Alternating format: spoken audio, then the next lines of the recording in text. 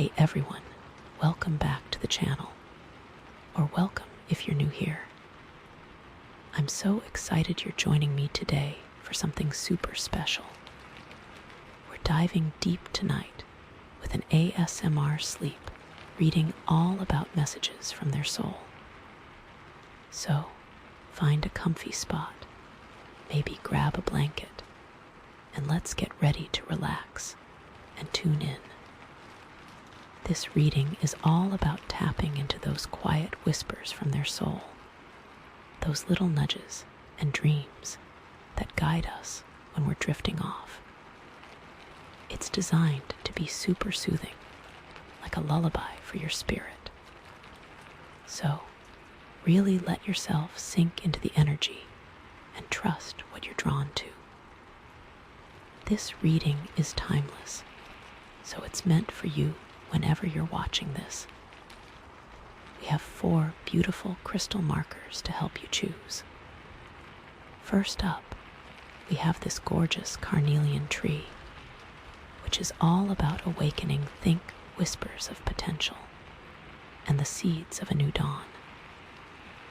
Then we have the Jasper dragon, which is transformative echoes of courage and shedding your skin to become who you're meant to be.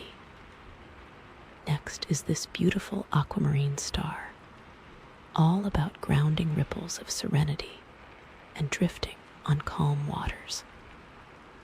And finally, this amethyst butterfly, also about grounding dreams of clarity and soaring beyond the veil into pure, peaceful understanding. Trust your intuition in choosing your pile or piles. There's absolutely no pressure. Feel free to take a moment, close your eyes, and maybe even make a little wish or set an intention. It's okay to check multiple piles too. See what resonates. Just take what feels right and leave the rest behind. All right, whenever you're ready, let's dive in.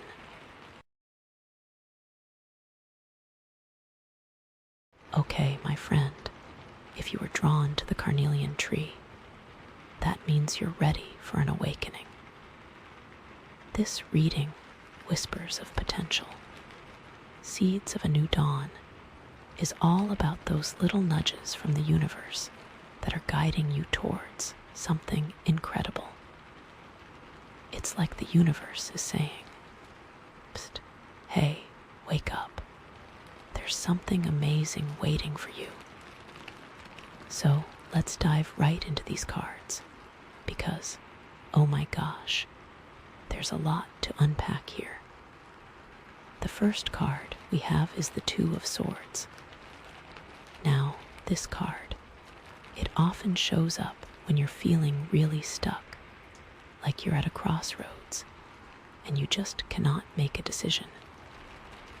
You're probably feeling pulled in 2 different directions, right? And it's like you're blindfolded. You can't see clearly. You don't know which path to take. It's that classic feeling of being totally paralyzed by indecision, you know. Like you're weighing your options, trying to be fair and balanced, but it's just leaving you feeling totally stuck and confused. I feel like, with this 2 of Swords, you've been trying so hard to see both sides of the situation, to be objective, to be fair, that you've actually lost touch with your own intuition. It's like you're so focused on being reasonable that you're ignoring your gut feeling. You know that little voice inside that's trying to guide you. Yeah, I think you're not listening to it. And because you're not listening to that inner voice, you're just going around in circles, constantly replaying the same scenarios in your head, and you're not getting anywhere. I'm also getting a sense that you're afraid of making the wrong decision. Like, You're so worried about the consequences of choosing one path over the other that you're just avoiding making a choice altogether. And that's totally understandable. I mean, nobody wants to mess things up, right? But the thing is, by not choosing, you're actually choosing to stay stuck. And that's not what you want, is it? Okay, so what are the two options here? What are the two paths that you're trying to decide between? It could be a relationship, right? Maybe you're trying to decide whether to stay in a relationship that's not really working for you anymore, or whether to move on. Or maybe you're trying to decide whether to give someone another chance, even though they've hurt you in the past. It could also be a career decision, right? Maybe you're trying to decide whether to stay in a job that's stable and secure, but doesn't really fulfill you, or whether to take a risk and pursue your passion, even though it's scary. Or maybe you're trying to decide whether to go back to school, or whether to start your own business. Or, maybe it's a personal decision, something about your own growth and development. Maybe you're trying to decide whether to let go of a limiting belief that's been holding you back, or whether to embrace a new identity that feels a little bit scary, but also really exciting. Or maybe you're trying to decide whether to forgive someone who's wronged you, or whether to hold on to the anger and resentment. Whatever it is, it's clear that this decision is weighing heavily on you, and it's preventing you from moving forward. You're feeling stuck, confused, and maybe even a little bit paralyzed. But here's the thing, my friend. The Two of Swords is not a permanent state. It's just a temporary pause, a moment of reflection before you make your choice. And the good news is, you have the power to break free from this indecision and move forward with confidence. So, how do you do that? Well, the first step is to take off the blindfold. What I mean by that is, you need to stop trying to be so objective and reasonable and start listening to your intuition. What is your gut telling you? What feels right in your heart? What path lights you up and excites you? Those are the questions you need to be asking yourself. And the other thing you need to do is to release the fear of making the wrong decision. There's no such thing as a perfect choice, you know. Every path has its challenges and its rewards. The important thing is to choose the path that feels most aligned with your values and your dreams, and then trust that you'll be able to handle whatever comes your way. I feel like the universe is trying to tell you that it's time to trust yourself, to trust your intuition, and to take a leap of faith. It's time to stop overthinking and start feeling. It's time to remove the blindfold and see the world with your own eyes, not through the lens of fear or doubt. This is your life, my friend, and you deserve to live it fully and authentically. Don't let indecision hold you back any longer. Think of it like this. Imagine you're standing at a fork in the road, and both paths look equally appealing, but you just can't decide which one to take. You could stand there forever, weighing the pros and cons of each path, but you'll never get anywhere. Or you could close your eyes, take a deep breath, and choose the path that feels most exciting most aligned with your soul. And even if that path turns out to be a little bit bumpy, you'll still be moving forward. You'll still be learning and growing, and you'll still be one step closer to your dreams. Does that make sense? Okay, so that's the Two of Swords. You're at a crossroads, feeling stuck and confused, but you have the power to break free from indecision and move forward with confidence. You just need to trust yourself, listen to your intuition, and release the fear of making the wrong decision. But oh my goodness, this is where things get really interesting, because the next card we have is the Seven of Swords. Uh-oh. Now, this card, it often shows up when there's some kind of deception or betrayal going on. It's like someone is trying to pull a fast one on you, or maybe you're even trying to pull a fast one on yourself. It's a card of sneakiness, trickery, and feeling like you can't really trust the people around you. It's not a fun card, let me tell you.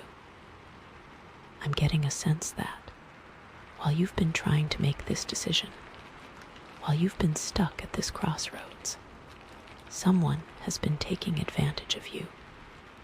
Or maybe you feel like you've been taken advantage of. It could be someone in your personal life, like a friend or a family member. Or it could be someone in your professional life, like a coworker or a boss. But whoever it is, they're not being honest with you, and they're not looking out for your best interests. Oh no. I feel like they're either actively trying to deceive you, or they're just being really manipulative and sneaky. They might be spreading rumors about you behind your back, or they might be taking credit for your ideas, or they might be trying to undermine your confidence. Whatever it is, it's not good, and it's definitely contributing to your feeling of being stuck and confused. It's like you're already trying to navigate this difficult decision, and then someone comes along and throws a wrench in the works, making everything even more complicated and confusing. And the worst part is, you might not even realize that they're doing it. You might be so caught up in your own thoughts and feelings that you're missing the signs. Oh no, no, no. Or, okay, here's another possibility. Maybe you're the one who's being sneaky.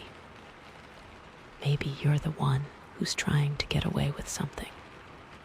Or maybe you're the one who's not being entirely honest with yourself or with others.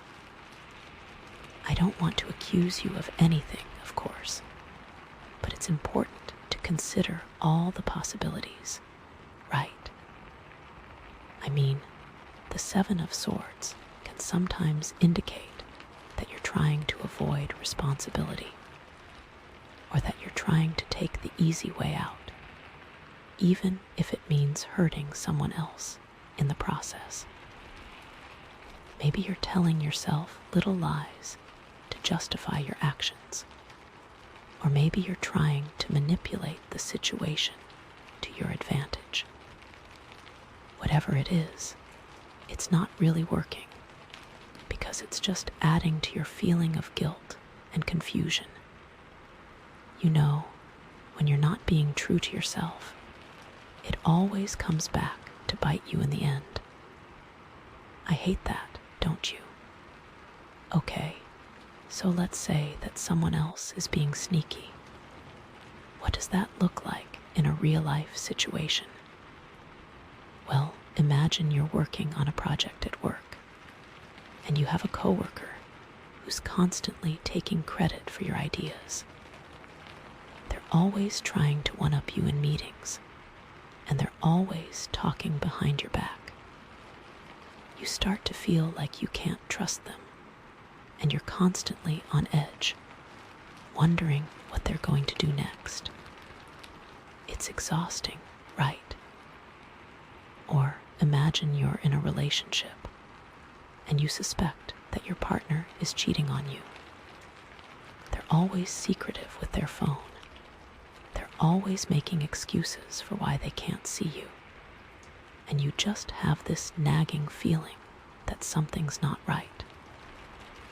You try to talk to them about it, but they deny everything, and they make you feel like you're crazy for even suggesting it.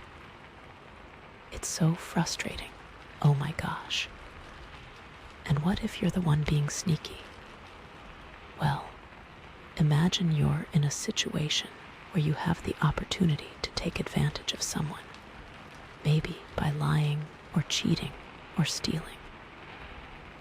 You know it's wrong, but you're tempted to do it anyway because it would make your life easier or more profitable. But then you start to feel guilty and ashamed, and you realize that it's not worth it. It's better to be honest and ethical, even if it means sacrificing something in the short term. So, the Seven of Swords is a warning to be aware of deception and trickery, both from yourself and from others. It's a reminder to be honest and ethical in all your dealings, and to trust your intuition when something feels off. If someone is trying to take advantage of you, stand up for yourself and don't let them get away with it. And if you're tempted to be sneaky yourself, resist the urge and choose the path of integrity. It's always the right choice in the long run. This card is also a reminder that sometimes you have to be willing to walk away from a situation, even if it means leaving something behind. The person in the card is sneaking away with swords, but they're leaving some behind, right? Maybe you need to cut your losses and move on. Maybe you need to let go of a relationship that's toxic, or a job that's draining, or a dream that's no longer serving you. It's okay to walk away. It's okay to say no. And it's okay to prioritize your own well-being. I think you need to hear that right now, friend. Okay, so we've got the Two of Swords, feeling stuck and confused, and the Seven of Swords, dealing with deception and trickery. It's not a pretty picture, is it? But don't worry, because here's where the magic happens. The next card we have is the Ace of Wands. Yes, this is like a burst of fresh energy, a brand new beginning, a spark of inspiration. It's the universe saying, okay, you've been through a tough time, but now it's time to rise from the ashes and create something amazing. This is so exciting. I love this card. This Ace of Wands is like a cosmic green light, telling you to go for your dreams, to pursue your passions, to embrace your creativity. It's a sign that the universe is supporting you, that you have the potential to achieve anything you set your mind to. It's like all the doors are opening up for you, and all you have to do is walk through them. Oh my gosh, are you feeling this energy? I am. I feel like, after all the indecision and deception, you're finally ready to step into your power and create the life you've always wanted. You're ready to let go of the past, to forgive those who have wronged you, and to move forward with a renewed sense of purpose and enthusiasm. You're ready to embrace the unknown, to take risks, and to trust that everything will work out for the best. I'm so excited for you. This is amazing. This Ace of Wands is also a sign that you're about to embark on a new adventure, a new journey that will be full of challenges and rewards. It could be a new relationship, a new job, a new creative project, or a new spiritual path. Whatever it is, it's going to be something that ignites your passion and brings you a lot of joy and fulfillment. Ooh, I'm getting goosebumps. I'm also getting a sense that this Ace of Wands is connected to your creativity. It's like the universe is saying, it's time to unleash your inner artist, to express yourself fully and authentically, to share your gifts with the world. Maybe you've been hiding your talents, or maybe you've been afraid to pursue your creative passions. But now is the time to let go of those fears and embrace your artistic side. You have something unique and valuable to offer the world, and it's time to share it. Yes, think about it.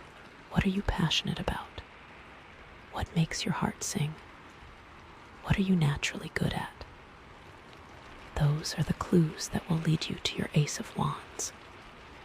Maybe you love to write, or paint, or sing, or dance, or cook, or build things. Whatever it is, find a way to incorporate it into your life, even if it's just for a few minutes each day. You'll be amazed at how much joy and energy it brings you. Okay, so let's say you're looking for a new job. The Ace of Wands is a sign that you're about to find the perfect opportunity, something that aligns with your passions and your values. It might not be the easiest job, but it will be something that challenges you and allows you to grow. Be open to new possibilities, and don't be afraid to take a risk. You never know what might be waiting for you around the corner. Or let's say you're looking for love. The Ace of Wands is a sign that you're about to meet someone who ignites your passion and makes you feel alive. This person will be someone who understands you on a deep level, who supports your dreams, and who encourages you to be your best self. Be open to new connections, and don't be afraid to put yourself out there. Love is waiting for you just around the corner. And what if you're not looking for anything specific? What if you're just feeling lost and confused? The Ace of Wands is still a sign of hope and optimism. It's a reminder that you have the power to create your own reality, to manifest your dreams, and to live a life that's full of joy and purpose. Trust the universe, trust yourself, and take a leap of faith. The best is yet to come. This card, the Ace of Wands, it's just pure potential, right? It's like holding a seed in your hand, knowing that it has the power to grow into something amazing. But you have to plant the seed, you have to nurture it, and you have to have faith that it will grow. You can't just sit there and wait for it to happen. You have to take action. You have to put in the work, and you have to believe in yourself. And with the energy of the Carnelian tree surrounding you, awakening that inner fire, I know you can do it. So, my friend, that's the story of your cards. You're at a crossroads, feeling stuck and confused, and you're dealing with deception and trickery. But you also have the Ace of Wands, a burst of fresh energy and a brand new beginning. It's time to trust yourself, to listen to your intuition, to let go of the past and to embrace the future with passion and enthusiasm. The universe is supporting you. You have the potential to achieve anything you set your mind to, and the best is yet to come. Wow, that was a lot, wasn't it? But I hope it resonated with you, and I hope it gave you some clarity and guidance. Remember, you're not alone, and the universe is always conspiring to help you achieve your dreams. Just trust yourself, take a leap of faith, and enjoy the ride. Okay, I think that's a good foundation for this reading.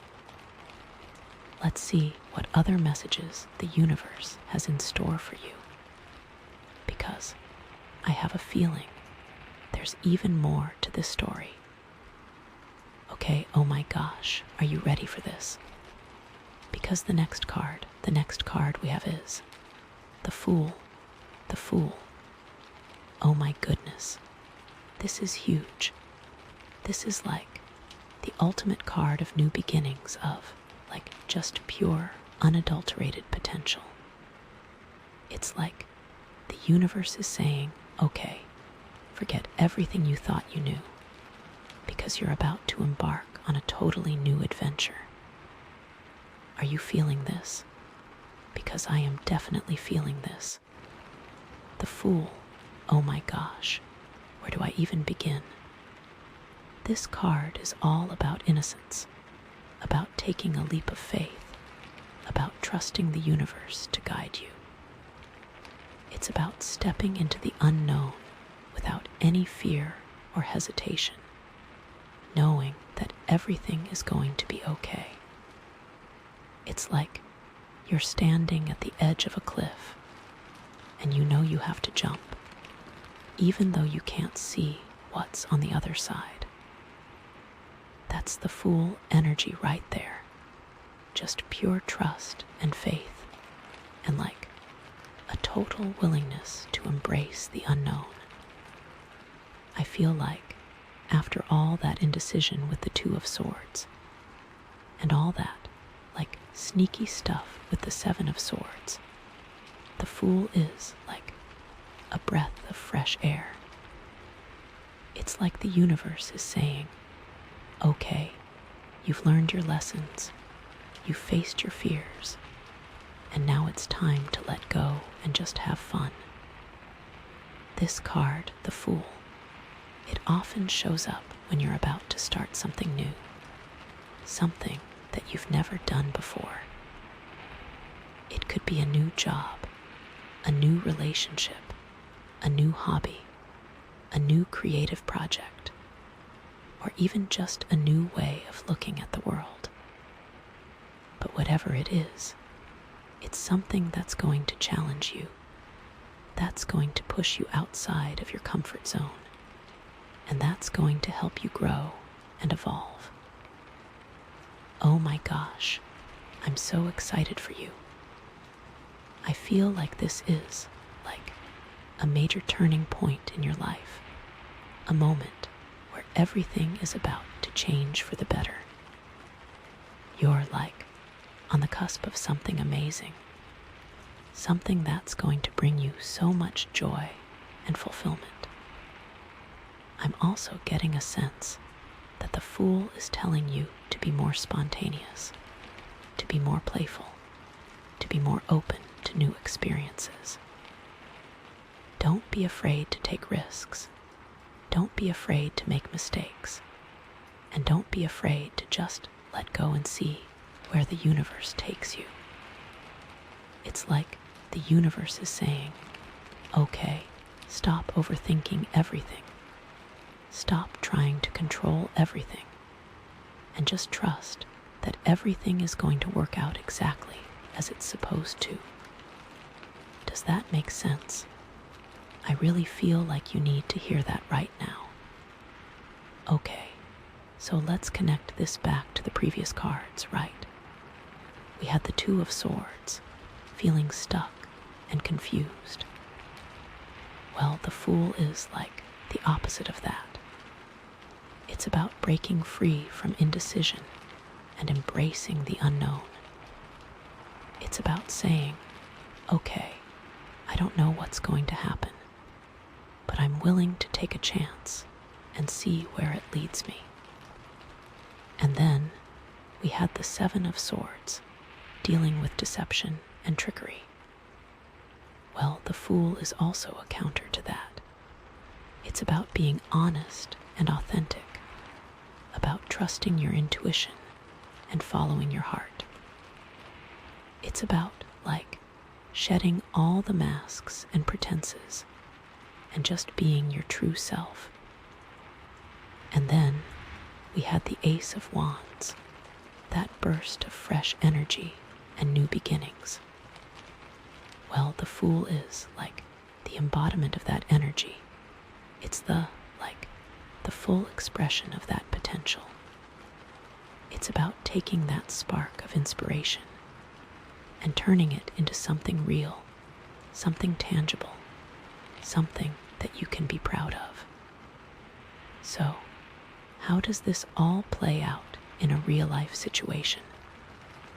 Let's say you're thinking about starting a new business, right? You've been dreaming about it for years, but you've always been too afraid to take the leap. You're worried about failing. You're worried about losing money. You're worried about what other people will think. But then the Fool shows up, and it's like a light bulb goes off in your head. You realize that you can't let fear hold you back any longer. You realize that you have to follow your passion, that you have to take a chance on yourself. So you quit your job, you invest your savings, and you start your business. It's scary, it's uncertain, but it's also incredibly exciting. You're finally doing what you love, and you're trusting that the universe will support you along the way.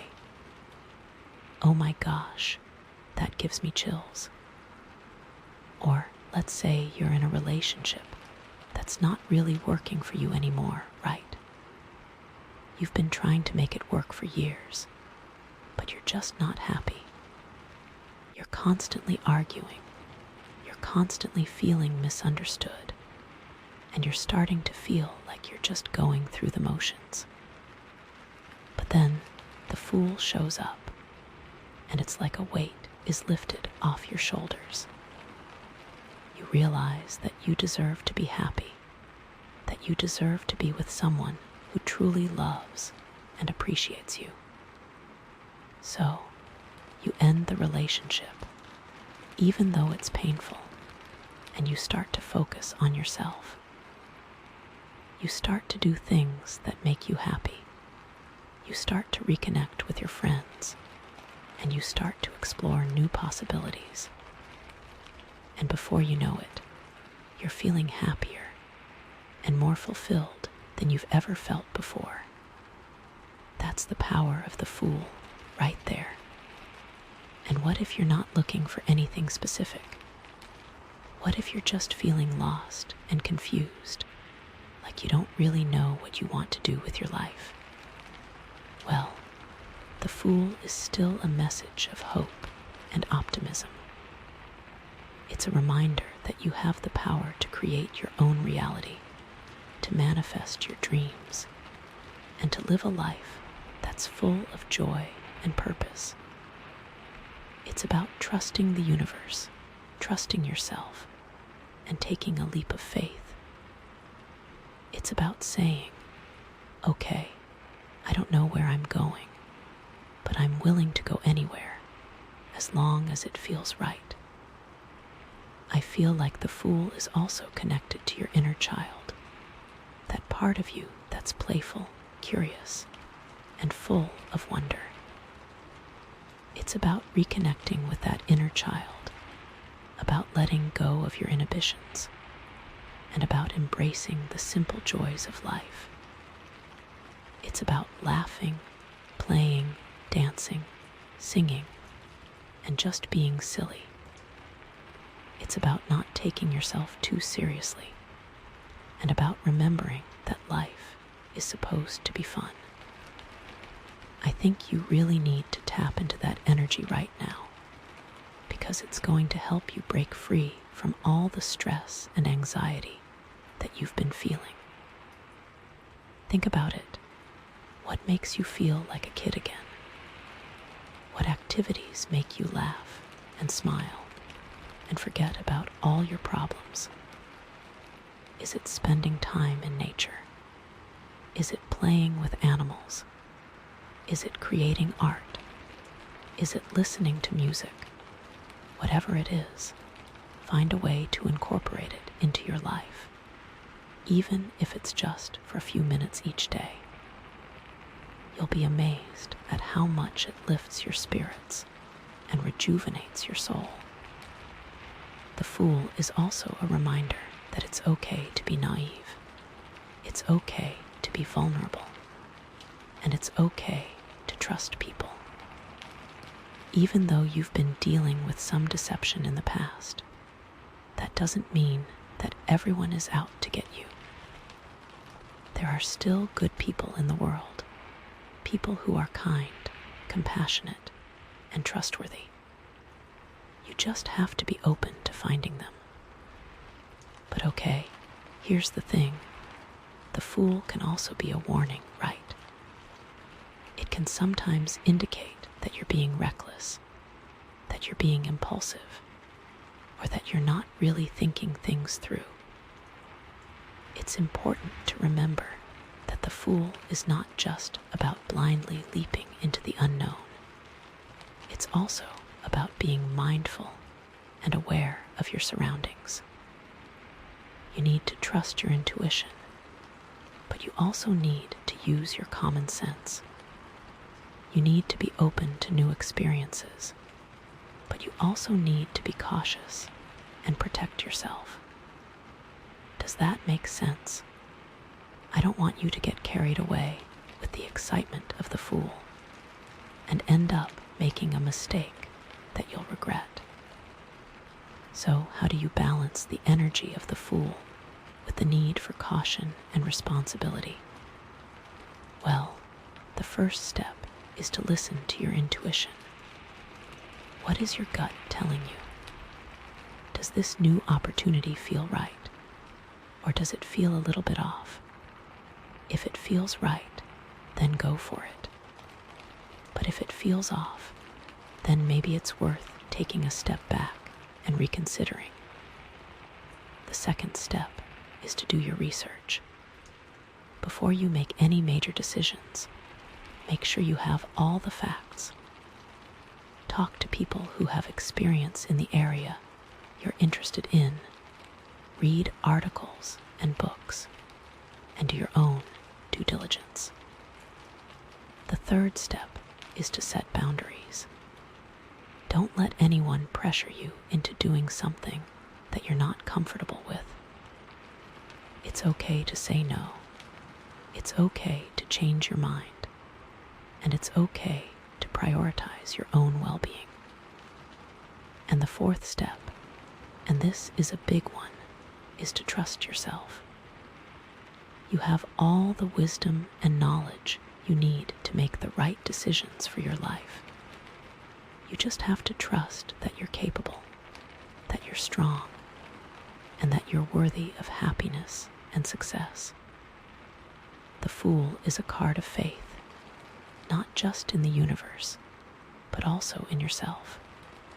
So, believe in yourself, my friend, and know that you can achieve anything you set your mind to.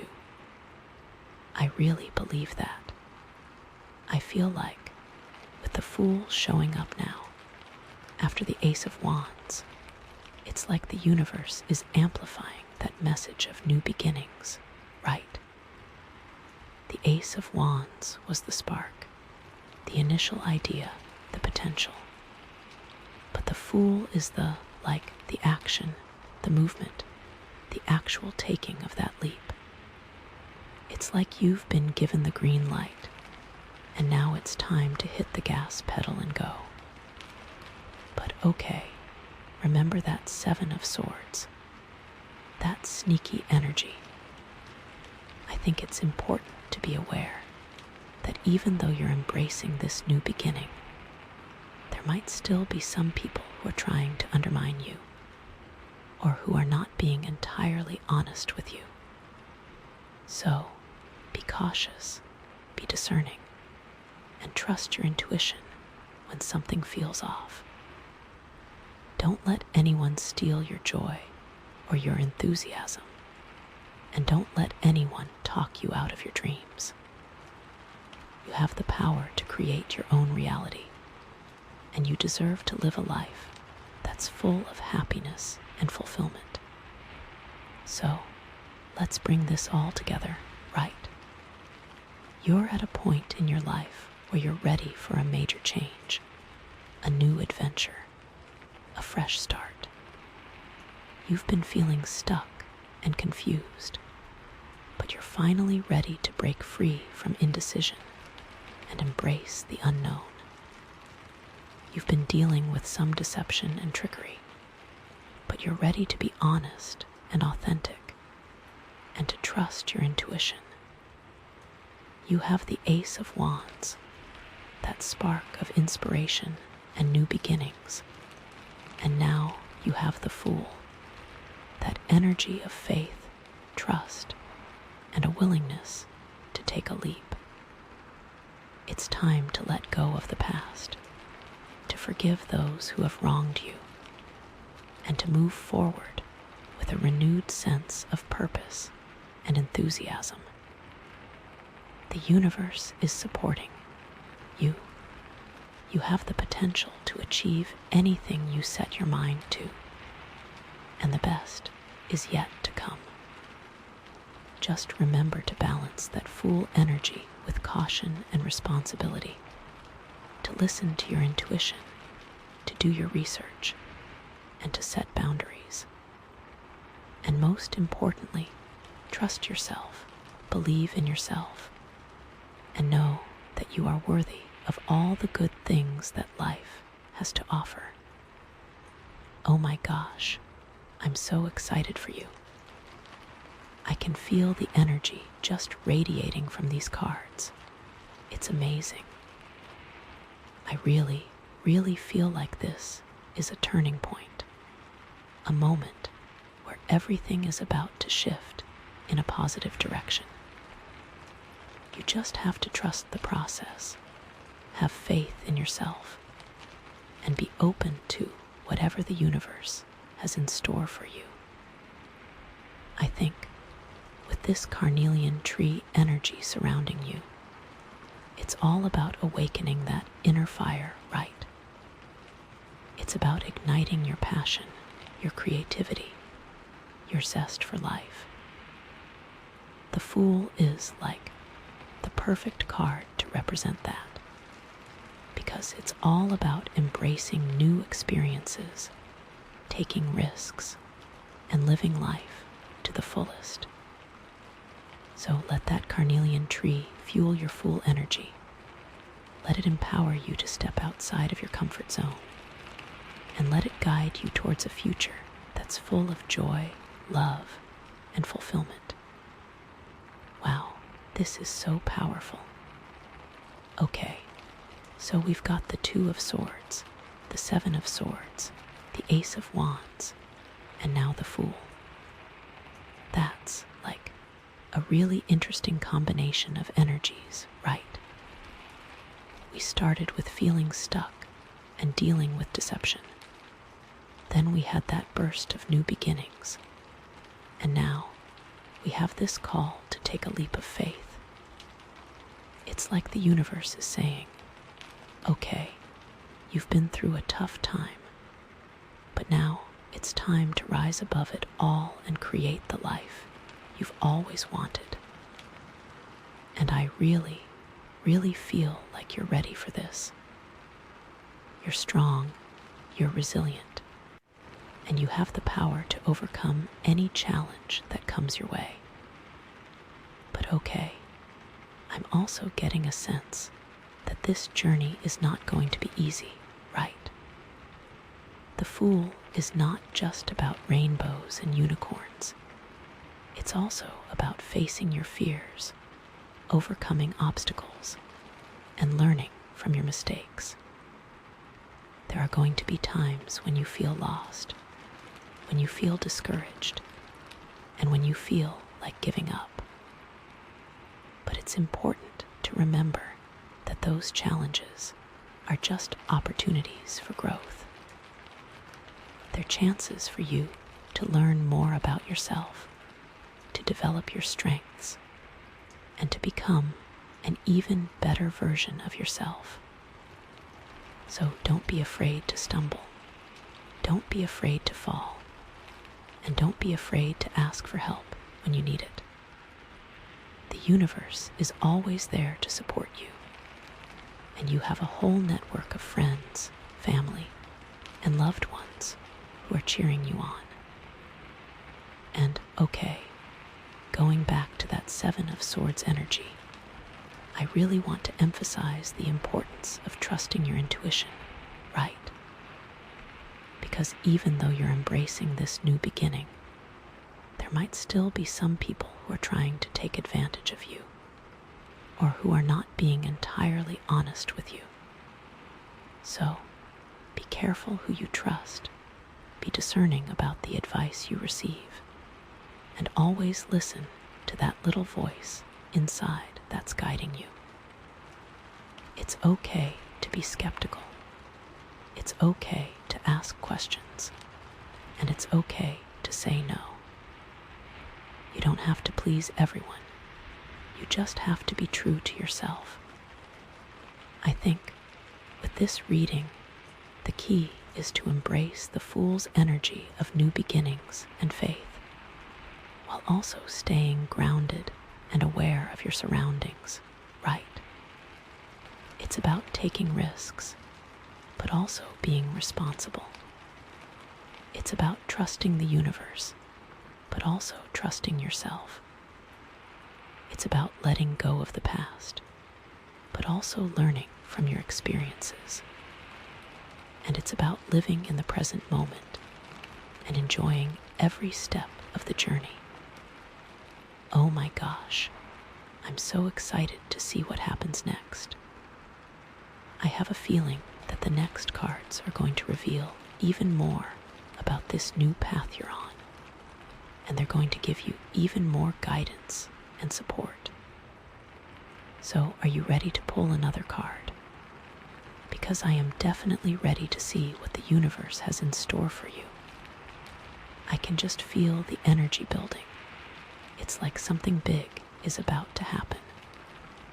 Oh my gosh, this is so exciting. Let's do it. Let's pull the next card. You must be just on the edge of your seat by now. I know I am. What could it possibly be? I think it's going to be something amazing. With the energy that is just bursting around you and this reading, I can only imagine what message is coming through next. It is going to be great. I just know it. Okay. The Ten of Cups. Yes. Oh my gosh, this is like such a beautiful card. After the Fool, after taking that leap of faith, we're landing in like total emotional bliss. Like picture a rainbow, a happy family, just pure, unadulterated joy.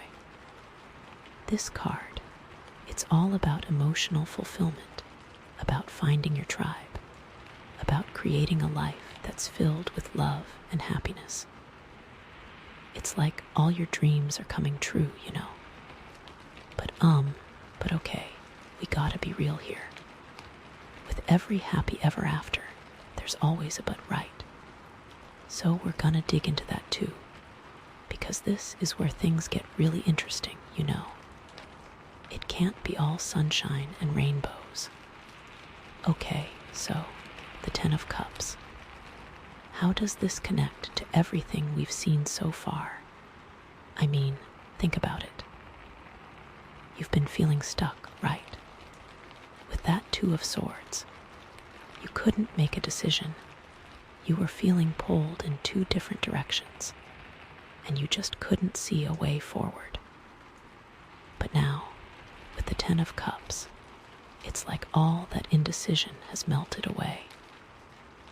You've found your path, you've made your choice, and you're finally feeling aligned with your true purpose. It's like the emotional fog has lifted, and you can finally see clearly where you're going and like what you want. All that confusion is gone. And remember that Seven of Swords. All that deception and trickery. Well, the Ten of Cups is like the antidote to that. It's about creating a life that's built on honesty, trust, and genuine connection. You're surrounding yourself with people who love and support you, people who have your best interests at heart. It's about healing from those past hurts and building a community that's based on mutual respect and understanding and shared values. Like, you're not operating from that space of mistrust anymore. You're letting people in. It's really awesome. And, the Ace of Wands. That spark of new beginnings. The Ten of Cups is like the emotional payoff of that. It's about taking that initial burst of energy and turning it into something lasting and meaningful. You've started something new. You've embraced your passions, and now you're reaping the rewards. It's like all that hard work is finally paying off, and you're feeling a deep sense of satisfaction and accomplishment. So amazing. And of course, the Fool, that leap of faith. The Ten of Cups is like the destination of that leap. It's about trusting the universe, taking a chance on yourself, and landing in a place of pure joy and abundance. You've stepped into the unknown, you've embraced the adventure, and now you're surrounded by love, happiness, and fulfillment. You took the leap, and you built a home. But okay, let's dig a little deeper into the Ten of Cups, because it's not just about surface level happiness, right? It's about something much more profound. It's about finding your true emotional center, about connecting with your soul, and about creating a life that's aligned with your highest self. It's about feeling content, like genuinely content on the inside, you know. This card often shows up when you're in a really good place in your life, when you're feeling loved, supported, and appreciated, and like you're feeling like you're exactly where you need to be. You're surrounded by family and friends who cherish you. You're pursuing your passions, and you're making a positive impact on the world. Everything just feels like it's flowing, you know. But it's not just about having all the things that you want. It's about feeling a deep sense of gratitude for what you already have, and a deep sense of connection to the people in your life. It's like you wake up, and instead of thinking about the things that are missing, you're grateful for the things you do have. But, there's always a but, right? Is it too good to be true? That's the question we have to ask ourselves. Is this Ten of Cups energy really authentic, or is it just a facade? Are you truly happy, or are you just pretending to be happy? Are you living your own truth, or are you just trying to please other people? Because sometimes the Ten of Cups can be a little bit complacent, you know. It can be easy to get caught up in the comfort and security of your life, and to lose sight of your own individual needs and desires and like to stop growing. You might be so focused on maintaining the status quo that you're afraid to rock the boat, even if it means sacrificing your own happiness. You might be afraid to express your true feelings, to stand up for what you believe in, or to pursue your own unique path. And that can lead to a feeling of emptiness and dissatisfaction, even in the midst of all that apparent happiness. So it's important to be honest with yourself about what you really want and need, and to be willing to make changes in your life if necessary, even if it means disrupting the peace. Because true happiness comes from living authentically, from being true to yourself, and from pursuing your own unique purpose, not from just trying to fit in or to please others. It can also be about, are you losing yourself in the we? You know, the Ten of Cups is all about relationships and family, but it's important to maintain your own sense of individuality within those connections. Are you still pursuing your own hobbies and interests? Are you still spending time alone, reflecting on your own thoughts and feelings? Are you still nurturing your own personal growth? Because if you're not, you might start to feel like you're losing your identity, like you're just a part of the group, not a unique individual. And that can be really stifling, you know. So, it's important to find a balance between connection and individuality, between being a part of the group and being true to yourself. Okay, so let's look at some practical examples, right? How does this Ten of Cups energy play out in real life? Well, let's start with relationships, because that's a big one. Imagine you're in a long-term relationship and you're both really happy. You have a beautiful home, you have kids, you have a good life together. But then, one day, you realize that you're not really connecting with your partner anymore. You're just going through the motions. You're not really communicating. And you're not really feeling that spark that you used to feel. You might be tempted to just ignore it, to just keep things as they are, because you don't want to rock the boat.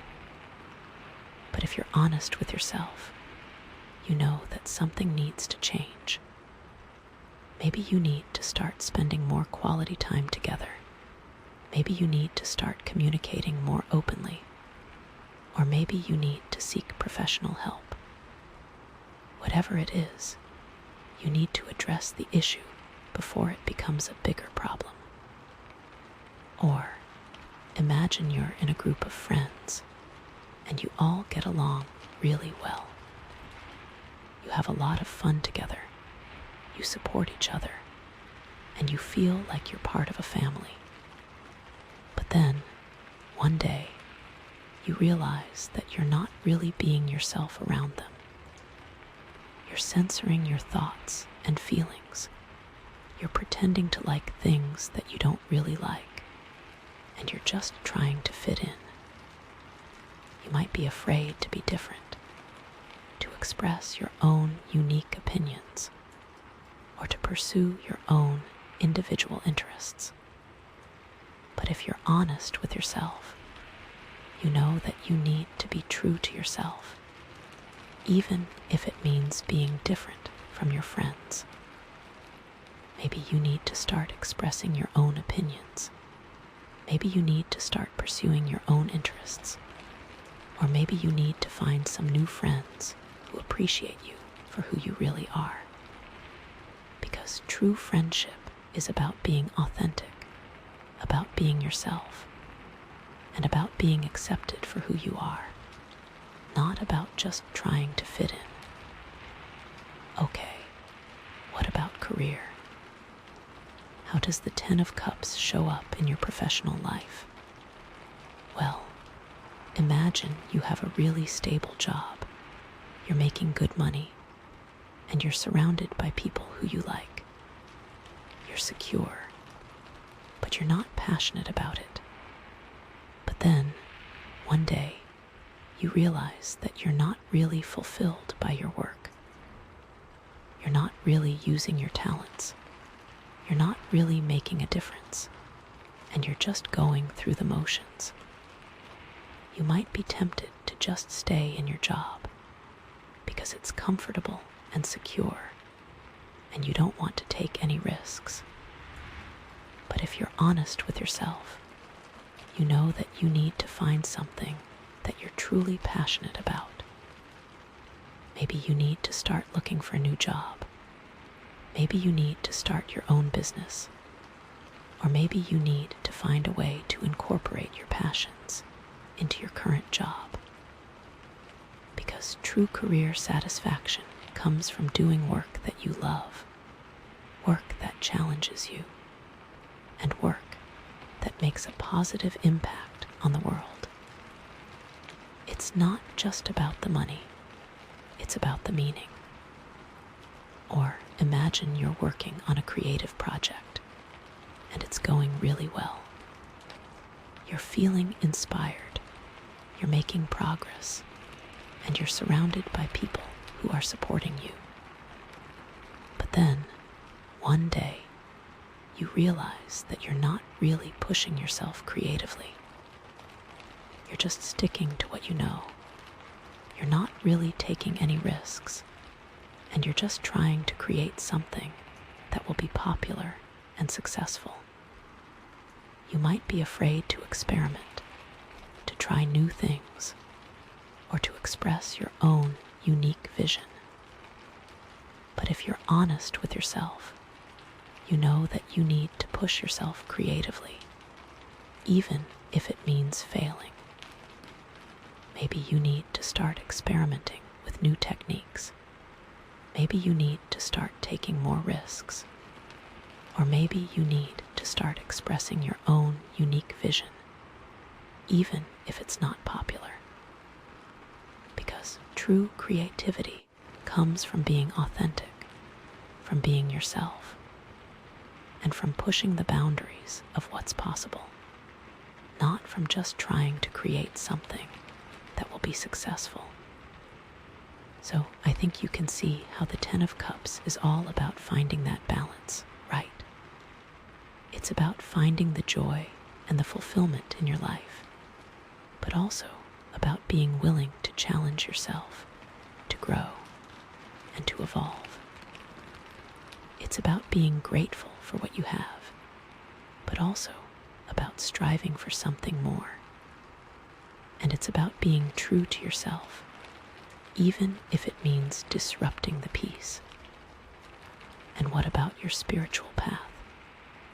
How does this card play out in your spiritual journey? The Ten of Cups, in this context, is about feeling connected to something bigger than yourself, feeling a sense of belonging in the universe, and recognizing the divine in all things. It's about finding joy and gratitude in your spiritual practice, and feeling supported by your spiritual community. But even here, there's a shadow side to be aware of. Sometimes, the Ten of Cups can indicate a spiritual complacency, a feeling that you've arrived and no longer need to grow or explore. It can also manifest as an attachment to specific spiritual beliefs or practices, making it difficult to be open to new perspectives or challenges to your faith. The key is to maintain a sense of humility and curiosity on your spiritual journey, even when you feel deeply connected and fulfilled. Remember that awakening that the Carnelian tree represents. That's not a one-time thing. It's an ongoing process. The Ten of Cups can be a beautiful milestone on that journey, but it's not the destination. So what questions should you be asking yourself right now? The biggest one is, what does emotional fulfillment really mean to you?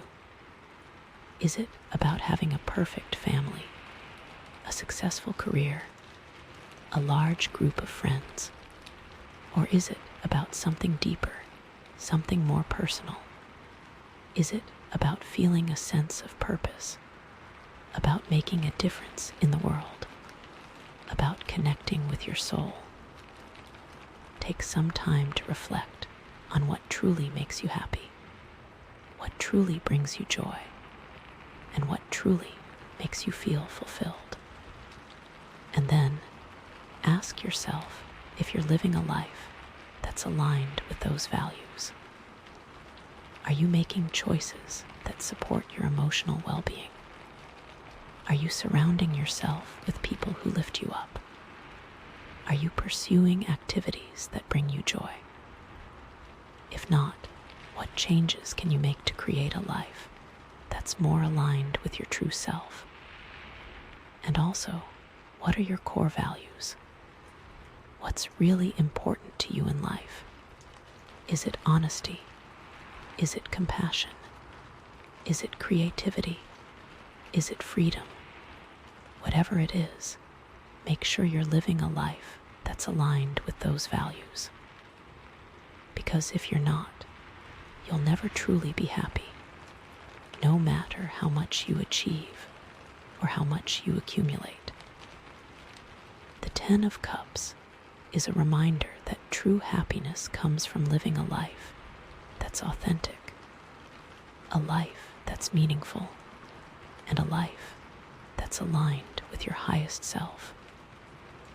And that requires constant self-reflection, constant growth, and a willingness to challenge yourself, even when it's uncomfortable.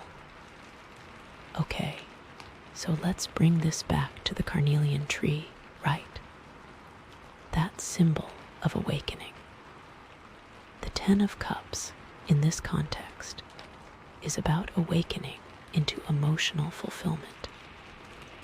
It's about realizing that you have the power to create a life that's filled with love, happiness, and joy.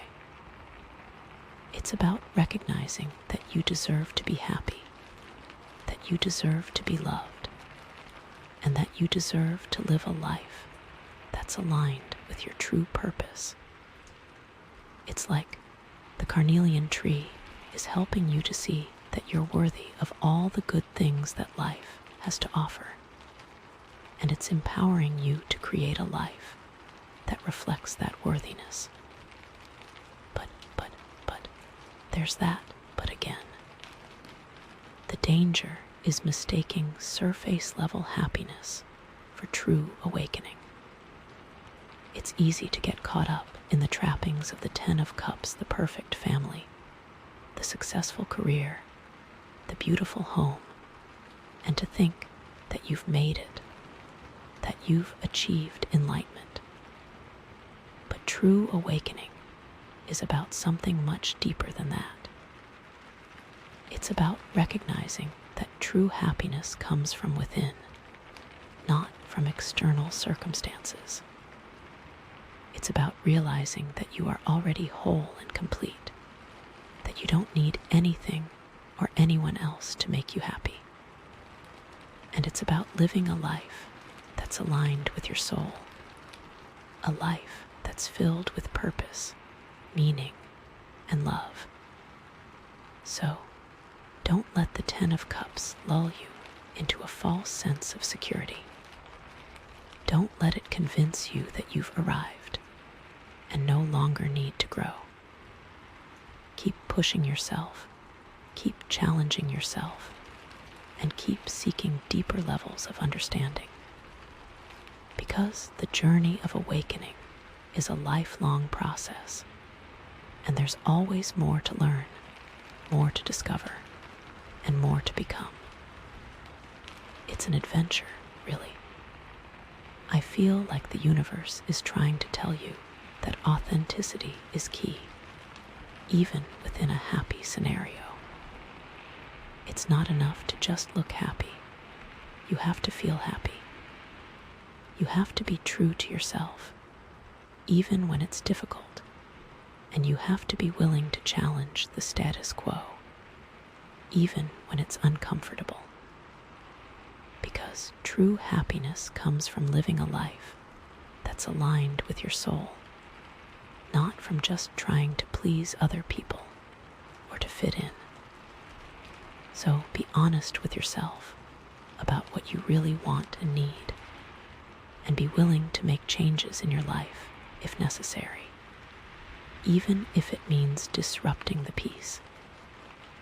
And okay, let's talk about the deeper spiritual meaning of the Ten of Cups, right? Because this card is not just about personal happiness, it's also about contributing to the collective good. It's about using your gifts and talents to make a positive impact on the world. And it's about creating a more just and compassionate society. It's about recognizing that we're all connected, that we're all part of something bigger than ourselves, and that we all have a responsibility to care for each other and for the planet. So, how can you use your Ten of Cups energy to make a difference in the world? How can you use your love, your happiness, and your fulfillment to inspire others and to create a more positive future? Maybe you can volunteer your time. Maybe you can donate to a cause that you believe in. Or maybe you can just be a kind and compassionate presence in the world. Whatever it is, find a way to use your gifts to make a difference, because that's what true spiritual fulfillment is all about. So, the Ten of Cups is a beautiful card, a card of joy, love, and fulfillment. But it's also a card of responsibility, a card of authenticity, and a card of ongoing growth. It's a reminder that true happiness comes from living a life that's aligned with your soul. And it's a call to use your gifts to make a positive impact on the world. It's like you were given all of the ingredients to make a truly happy life. Now you have to cook. Wow, okay. This is getting really deep, right? But we're not done yet. There's still one more card to pull, and I have a feeling it's going to reveal even more about this journey. Because, let's be real, this isn't the end of the story, right? This is just another chapter. The Ten of Cups is a beautiful destination, but it's not the final destination. There's always more to explore, more to learn, and more to become. So, what's next? That's the question that's on my mind right now. Is this happiness sustainable? That's one thing. What challenges might arise in the future? How can you maintain this sense of joy and fulfillment, even when things get tough? And what's the next level of growth? What's the next step on your spiritual journey? How can you continue to evolve and to become an even better version of yourself? These are the questions that I think the next card is going to answer. And I am so excited to find out. I feel like this next card is going to give us a glimpse into the future, a glimpse into the challenges and opportunities that lie ahead. It's going to show us how you can use your Ten of Cups energy to navigate those challenges and to create an even more fulfilling life. It's going to reveal the next step on your path, the next lesson you need to learn, and the next level of consciousness you need to achieve. And okay, I'm also wondering if this next card is going to address that shadow side of the Ten of Cups, that potential for complacency and loss of individuality. Is it going to warn you about the dangers of getting too comfortable? Or is it going to offer some guidance on how to maintain your authenticity and your sense of self, even within a happy and fulfilling relationship or community? I really don't know. Like, what does sustained happiness look like? And how can we be sure we are truly happy and not just comfortable in our surroundings?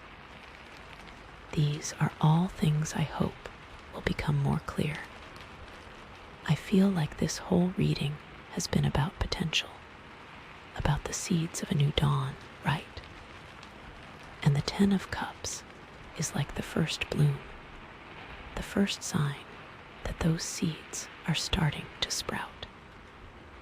But the garden is still growing, the journey is still unfolding, and there's so much more potential to be realized.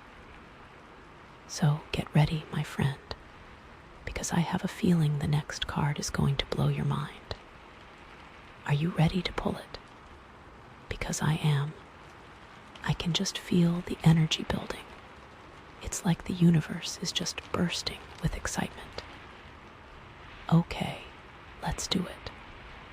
Let's see what the universe has in store for you next. Okay, deep breaths, deep breaths. After all that amazing Ten of Cups energy, are you ready for this? Because the next card we have is the Four of Pentacles.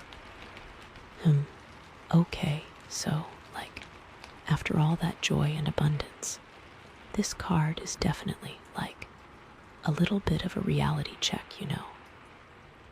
It's not a bad card, not necessarily, but it definitely brings up some issues around security, control, and maybe even a little bit of fear. So, okay, Four of Pentacles. Where do we even begin with this one? Well, this card, it often shows up when you're feeling really focused on your material possessions, on your financial security, on, holding on to what you have, you know. It's like you're building a fortress around yourself and your resources, and you're afraid to let anything go. Does that make sense? I feel like after that Ten of Cups, after feeling so emotionally fulfilled and abundant, the universe is kind of asking you, okay, but are you holding on too tight? Are you letting fear dictate your decisions? It's like a little tap on the shoulder, you know, a gentle reminder to check in with yourself and make sure you're not getting too caught up in the material world. I'm also getting a sense that this Four of Pentacles is connected to your sense of self-worth, right? It's like you might be feeling like your value is tied to your possessions, to your financial success, to what you own, you know. And that can be a really dangerous trap to fall into, because it means that your happiness is dependent on external factors, on things that can be taken away from you at any time. So it's important to remember that your worth comes from within, from your qualities, from your talents, from your kindness, from the love that you give and receive, not from what you own. Okay, so let's connect this back to the previous cards, right? We had that Two of Swords, feeling stuck and confused. Well, the Four of Pentacles can sometimes be a reflection of that, right? It's like you're so afraid of making the wrong decision, of losing what you have, that you're just holding on to everything too tightly. And that's preventing you from moving forward. You're paralyzed by fear. And then we had the Seven of Swords, dealing with deception and trickery. Well, the Four of Pentacles can sometimes indicate that you're being a little bit secretive or guarded about your resources, right? You're not really trusting people.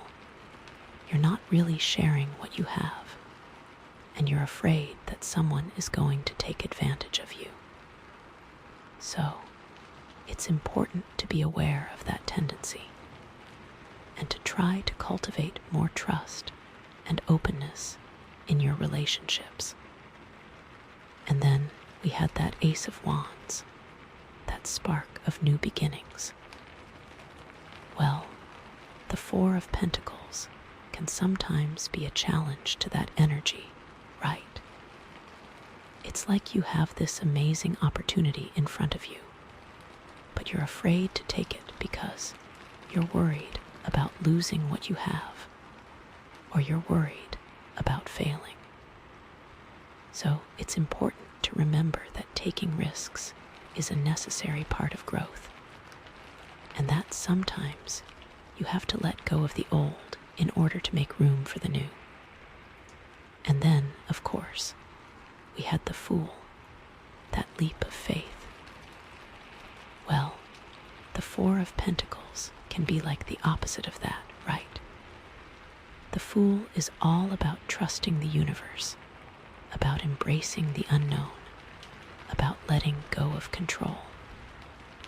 But the Four of Pentacles is about holding on tight, about controlling everything, about fearing the unknown. So, it's important to find a balance between those two energies, between trusting the universe and taking responsibility for your own life.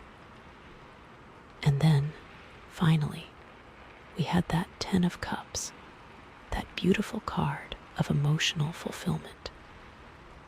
Well, the Four of Pentacles can sometimes be a warning sign that you're getting too attached to your relationships, right?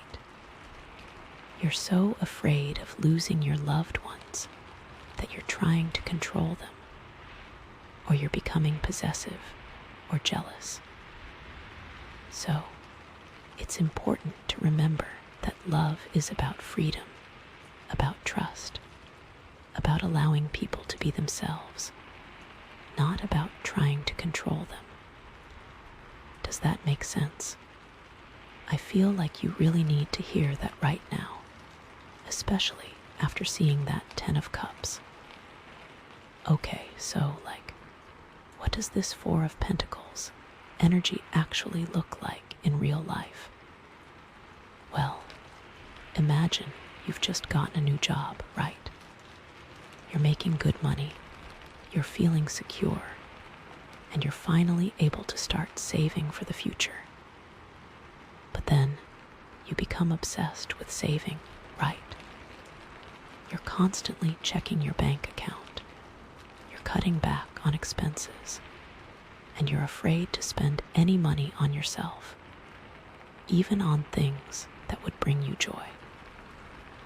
You're so focused on saving for the future that you're forgetting to live in the present, and that's making you miserable. Or imagine you're in a relationship and you're really in love. You feel like you finally found your soulmate, and you're terrified of losing them. So, you start trying to control them, right? You're constantly checking up on them.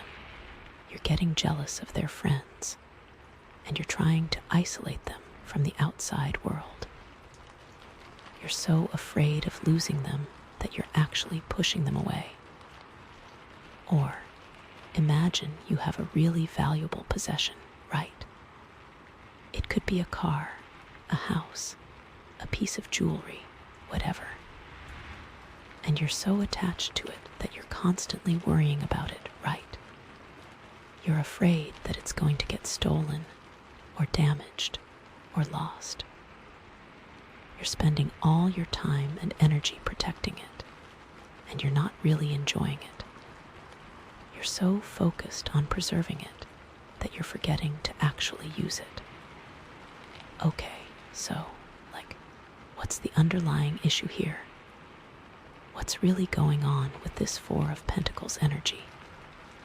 Well, I think it all comes down to fear, right? Fear of loss, fear of scarcity, fear of not being good enough.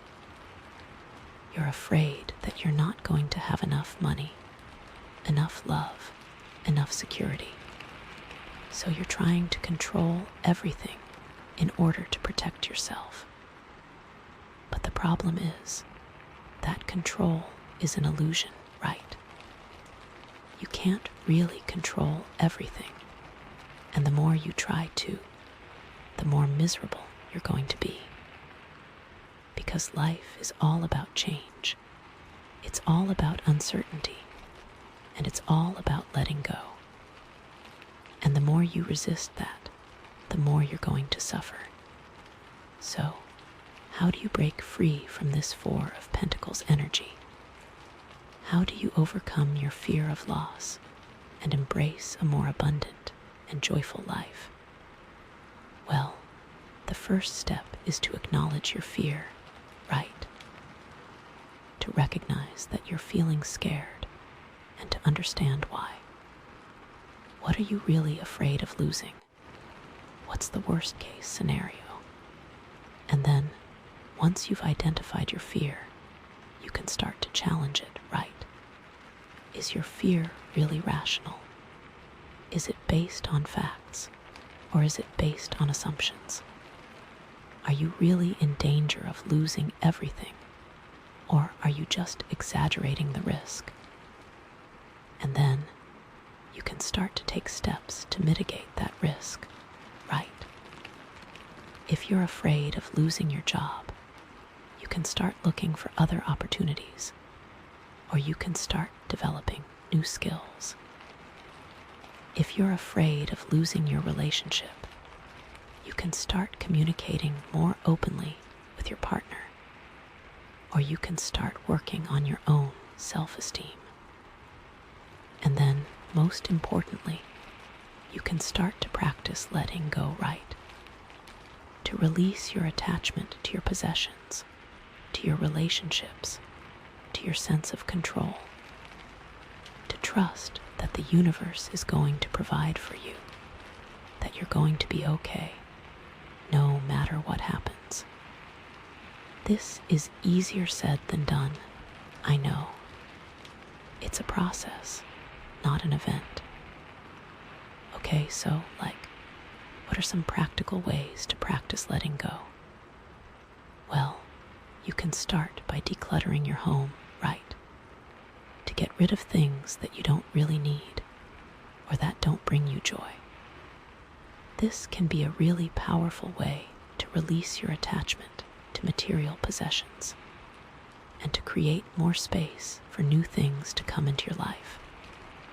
Or you can start practicing mindfulness, right?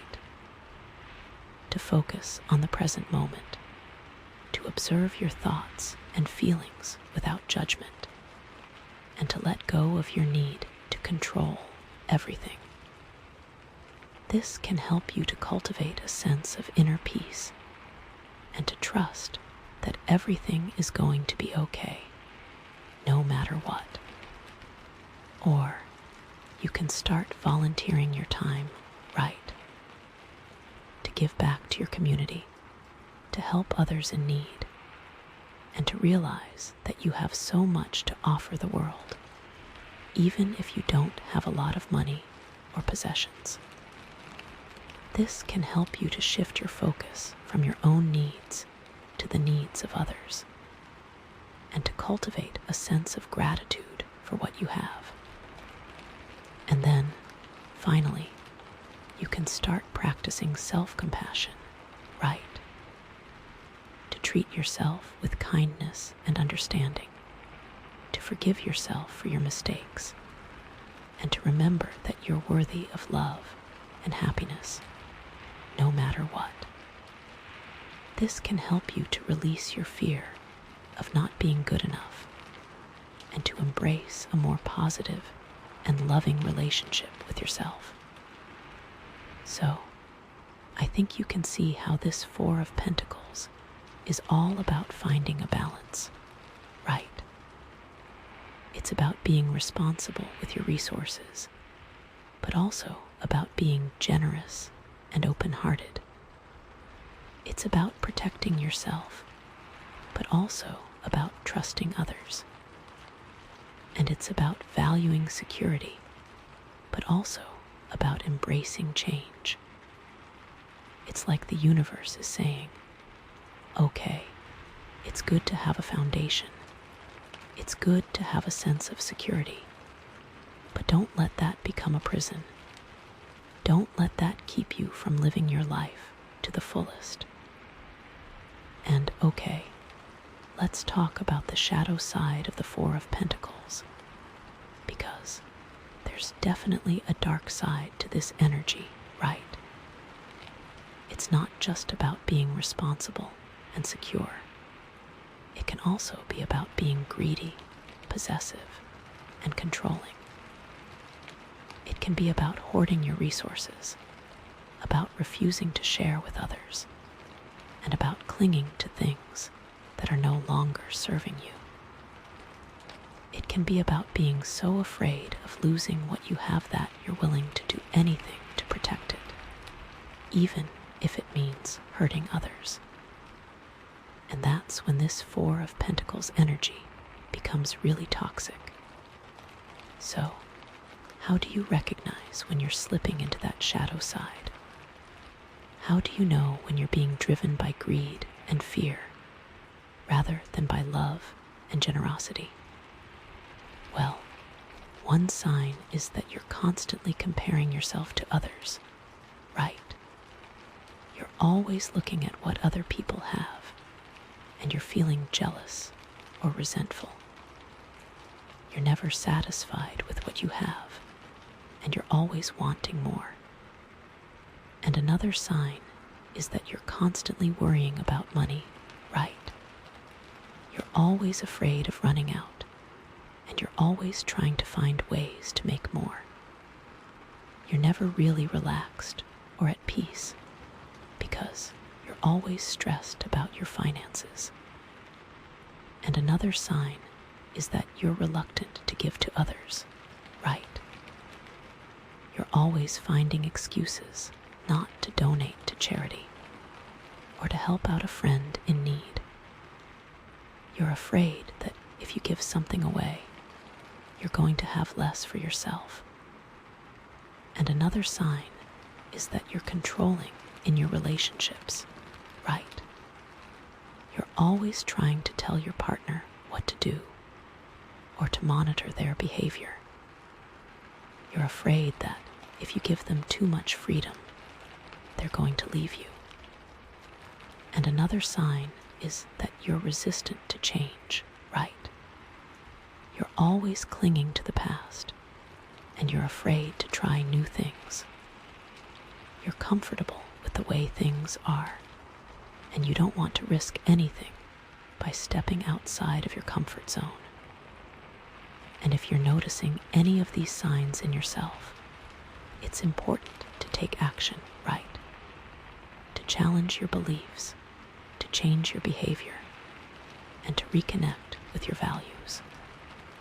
To remember that true happiness comes from within, not from external possessions, and that giving is always better than receiving. Okay, so, how do you break free from this shadow side of the Four of Pentacles? How do you transform your greed and fear into love and generosity? Well, one thing you can do is to practice gratitude, right? To focus on what you have rather than on what you lack. To appreciate the good things in your life and to recognize that you're already blessed with so much. This can help you to shift your perspective from scarcity to abundance and to cultivate a sense of contentment with what you have. And another thing you can do is to practice generosity, right? To give to others, even when you don't feel like you have enough to spare. To donate to charity, to volunteer your time, or to simply offer a kind word or a helping hand. This can help you to break free from your attachment to your possessions and to experience the joy of giving. And another thing you can do is to practice trust, right? To let go of your need to control everything and to trust that the universe is going to provide for you. To believe that you're capable of handling whatever challenges come your way, and to have faith that everything is going to work out for the best. This can help you to release your fear and to embrace a more open and trusting relationship with the world. And then, finally, you can practice self-love, right? To accept yourself for who you are, flaws and all, and to treat yourself with kindness and compassion. To recognize that you're worthy of love and happiness, just as you are, and to let go of your need to be perfect. This can help you to release your fear of not being good enough and to embrace a more loving and accepting relationship with yourself. So I think you can see how this Four of Pentacles is really a card of transformation, right? It's about taking your fear and greed and turning them into love and generosity. It's about taking your control and turning it into trust. And it's about taking your scarcity and turning it into abundance. And that's a really powerful and beautiful thing. Okay, so let's bring this back to the Carnelian tree, right? That symbol of awakening. The Four of Pentacles, in this context, is about awakening to your relationship with money and possessions, right? It's about becoming aware of how your beliefs and attitudes about money are affecting your life. And it's about making conscious choices to create a more healthy and balanced relationship with your resources. It's like the Carnelian tree is helping you to see that money is just a tool, right? It's not good or bad in itself. It's just a means to an end. And it's up to you to decide how you're going to use that tool. Whether you're going to use it to create a life of fear and scarcity, or whether you're going to use it to create a life of love and abundance. It's like the Carnelian tree is empowering you to take control of your finances, not to let your finances control you. Yep, there's always a but. The danger is getting so caught up in the practical aspects of money management that you forget about the spiritual dimension, right? It's easy to get so focused on saving, investing, and budgeting that you lose sight of the bigger picture, which is that money is ultimately just a symbol of energy, and that your relationship with money is a reflection of your relationship with the universe. So it's important to remember that money is not the source of your happiness. It's just a tool that can help you to create a more comfortable and fulfilling life. True happiness comes from within, from your connection to your soul, and from your ability to give and receive love. So don't let the Four of Pentacles distract you from what's really important, which is your spiritual growth and your connection to the divine. Remember that awakening we talked about. Don't get caught up in the material world and forget your journey.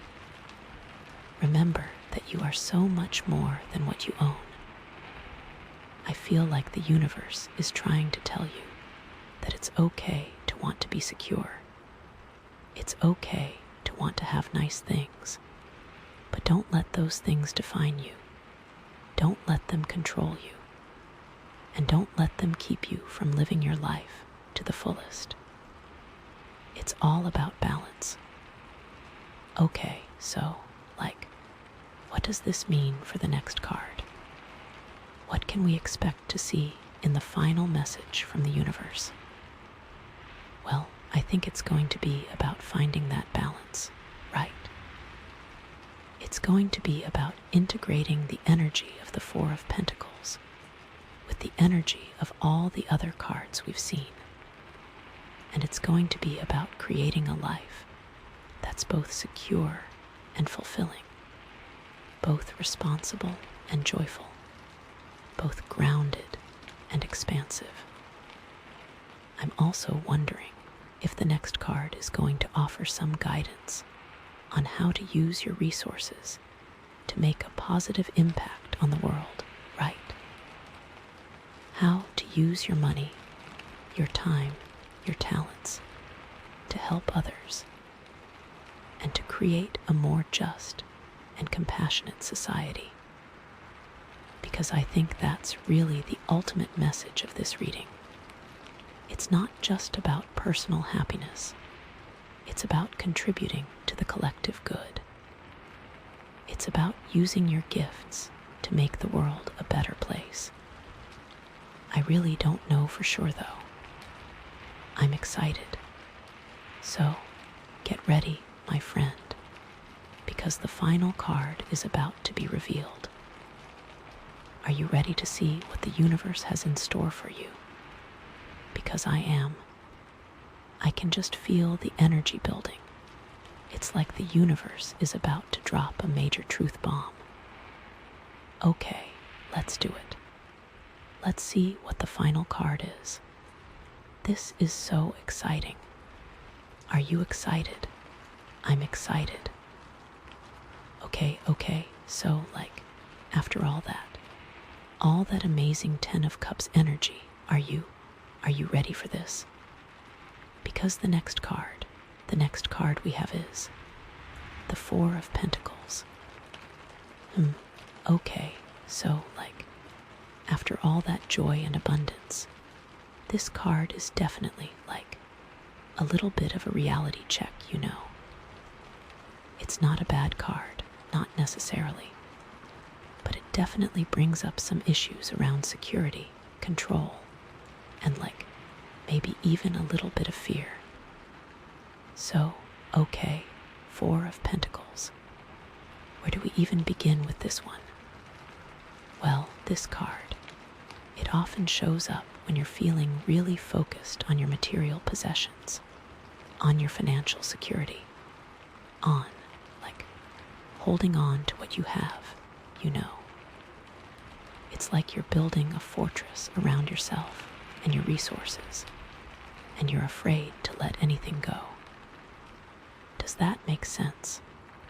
I feel like after that 10 of Cups, after feeling so emotionally fulfilled and abundant, the universe is kind of asking you, okay, but are you holding on too tight? Are you letting fear dictate your decisions? It's like a little tap on the shoulder, you know, a gentle reminder to check in with yourself and make sure you're not getting too caught up in the material world, you know. I'm also getting a sense that this Four of Pentacles is connected to your sense of self-worth, right? It's like you might be feeling like your value is tied to your possessions, to your financial success, to what you own, you know.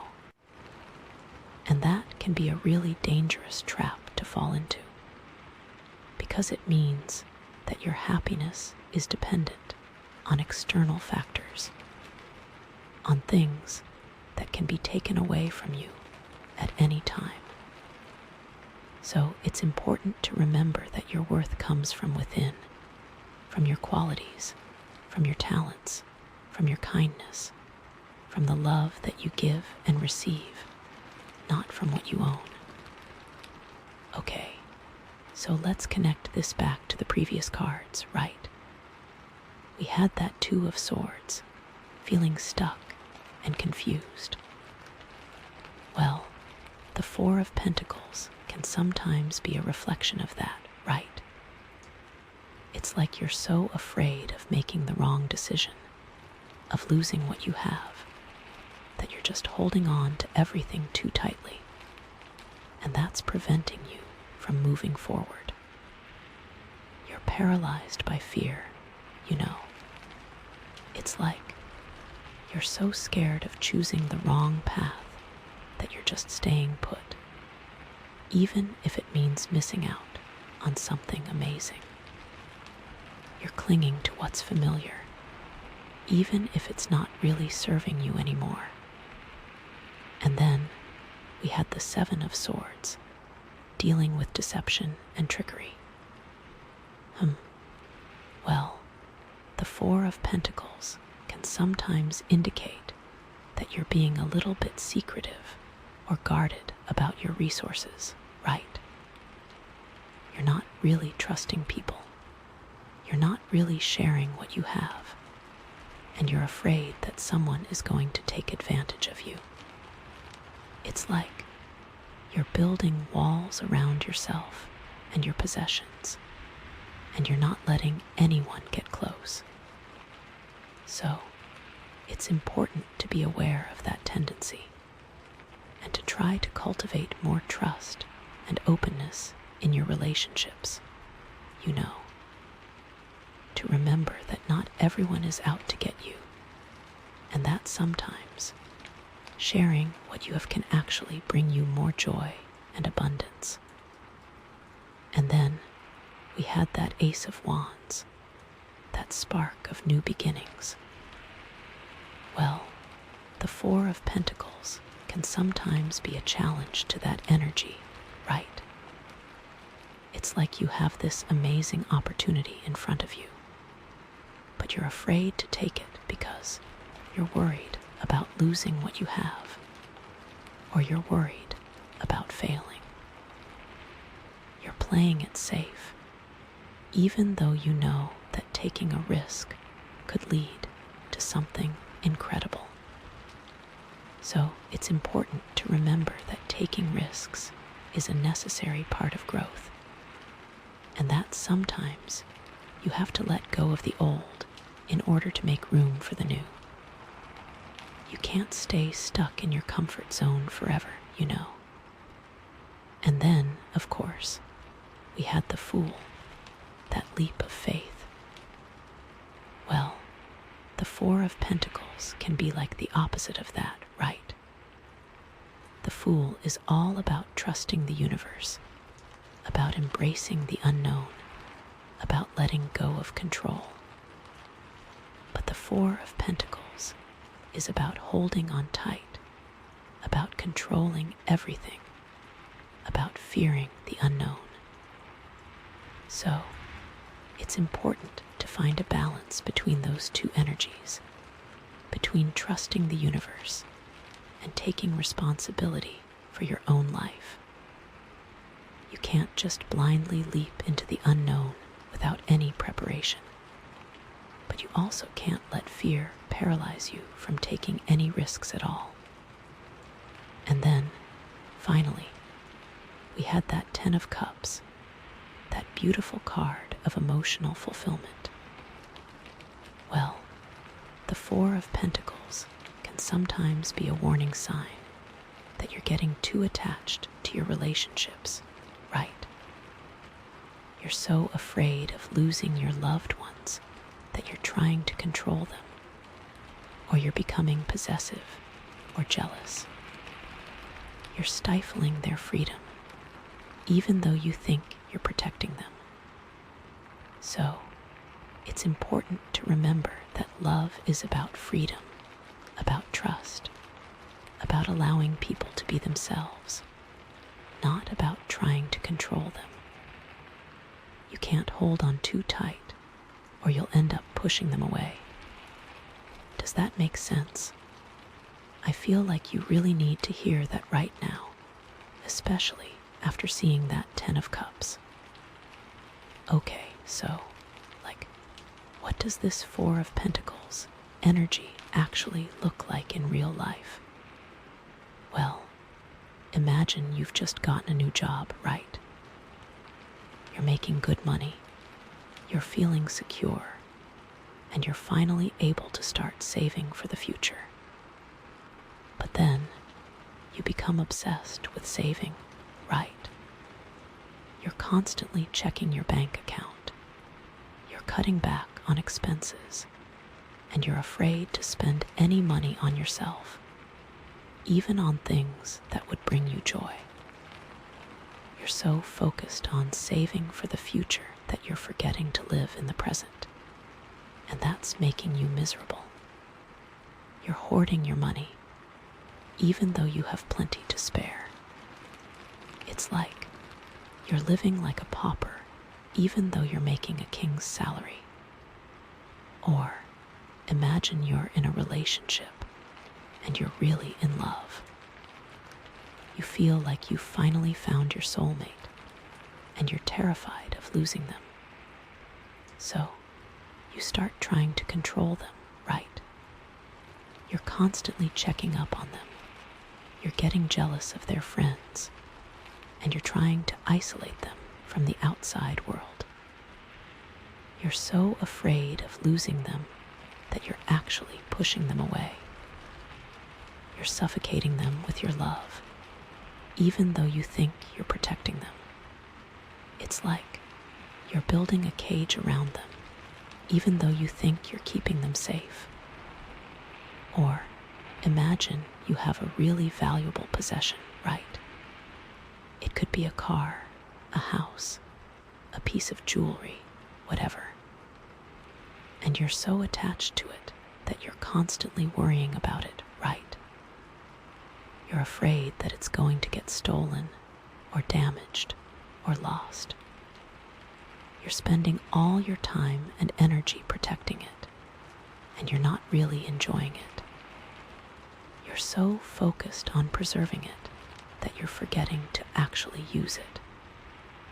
You're worshiping your possessions, even though they're just things, you know. It's like you're putting your faith in material objects instead of in yourself or in the universe. Like someone who buys a fancy car and then is too afraid to drive it anywhere. Okay, so, what's the underlying issue here? What's really going on with this 4 of Pentacles energy? Well, I think it all comes down to fear, right? Fear of loss, fear of scarcity, fear of not being good enough. You're afraid that you're not going to have enough money, enough love, enough security. So you're trying to control everything in order to protect yourself. But the problem is that control is an illusion, right? You can't really control everything, and the more you try to, the more miserable you're going to be. Because life is all about change. It's all about uncertainty, and it's all about letting go. And the more you resist that, the more you're going to suffer. It's like you're trying to hold back the tide, but it's just going to keep crashing against you.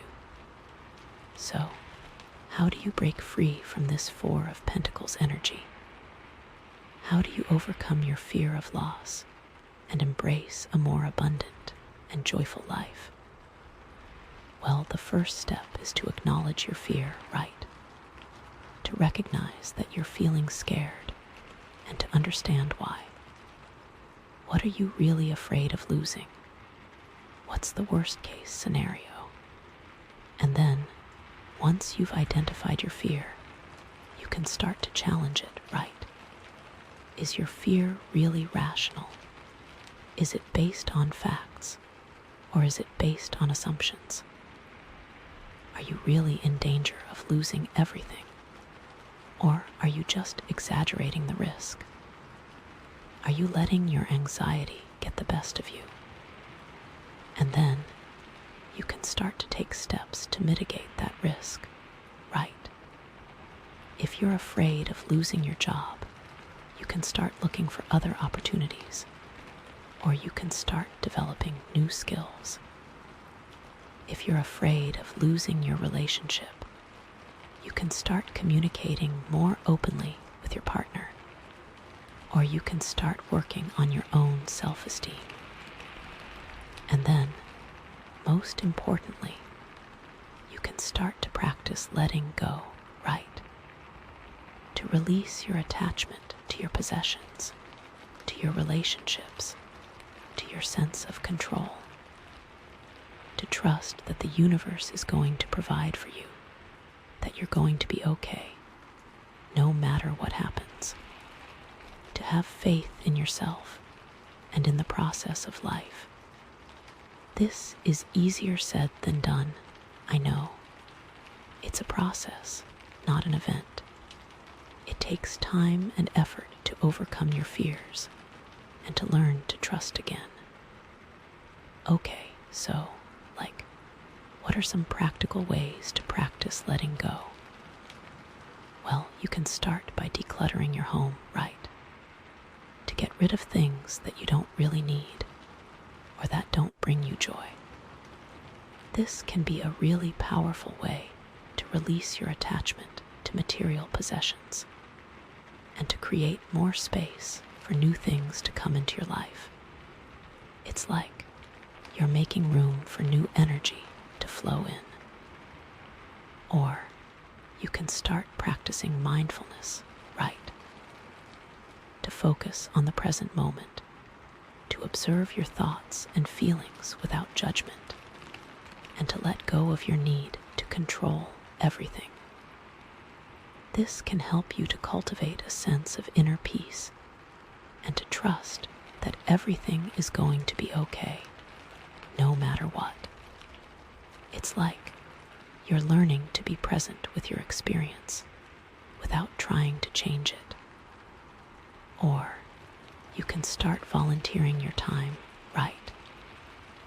To give back to your community, to help others in need, and to realize that you have so much to offer the world, even if you don't have a lot of money or possessions. This can help you to shift your focus from your own needs to the needs of others, and to cultivate a sense of gratitude for what you have. It's like you're recognizing that you're part of something bigger than yourself. And then, finally, you can start practicing self-compassion, right? To treat yourself with kindness and understanding, to forgive yourself for your mistakes, and to remember that you're worthy of love and happiness, no matter what. This can help you to release your fear of not being good enough and to embrace a more positive and loving relationship with yourself. It's like you're learning to be your own best friend.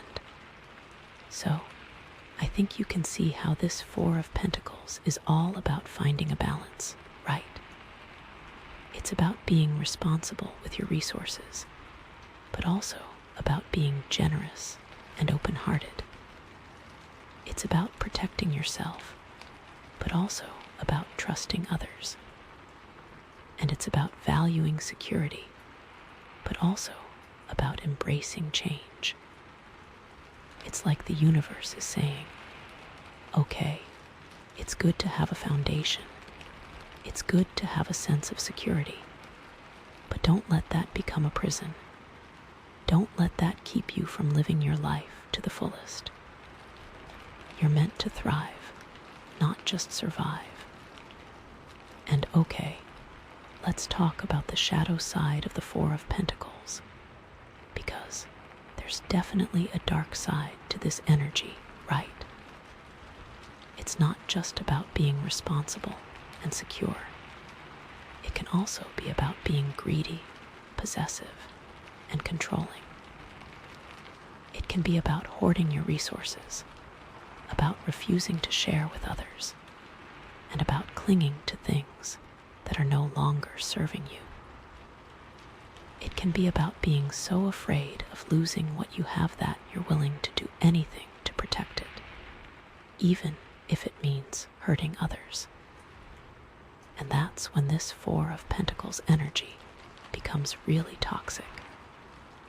It can manifest as being miserly, always trying to pinch pennies, even when it's unnecessary. It can lead to being manipulative, using your wealth or possessions to control others. And in extreme cases, it can even lead to being ruthless, willing to exploit or harm others to maintain your own security. So, how do you recognize when you're slipping into that shadow side? How do you know when you're being driven by greed and fear rather than by love and generosity? Well, one sign is that you're constantly comparing yourself to others, right? You're always looking at what other people have, and you're feeling jealous or resentful. You're never satisfied with what you have, and you're always wanting more. You're trapped in a cycle of envy and competition. And another sign is that you're constantly worrying about money, right? You're always afraid of running out, and you're always trying to find ways to make more. You're never really relaxed or at peace because you're always stressed about your finances. You're living in a state of perpetual anxiety. And another sign is that you're reluctant to give to others, right? You're always finding excuses not to donate to charity or to help out a friend in need. You're afraid that if you give something away, you're going to have less for yourself. You're operating from a mindset of scarcity, believing that there's not enough to go around. And another sign is that you're controlling in your relationships, right? You're always trying to tell your partner what to do or to monitor their behavior. You're afraid that if you give them too much freedom, they're going to leave you. You're acting out of insecurity and a lack of trust. And another sign is that you're resistant to change, right? You're always clinging to the past, and you're afraid to try new things.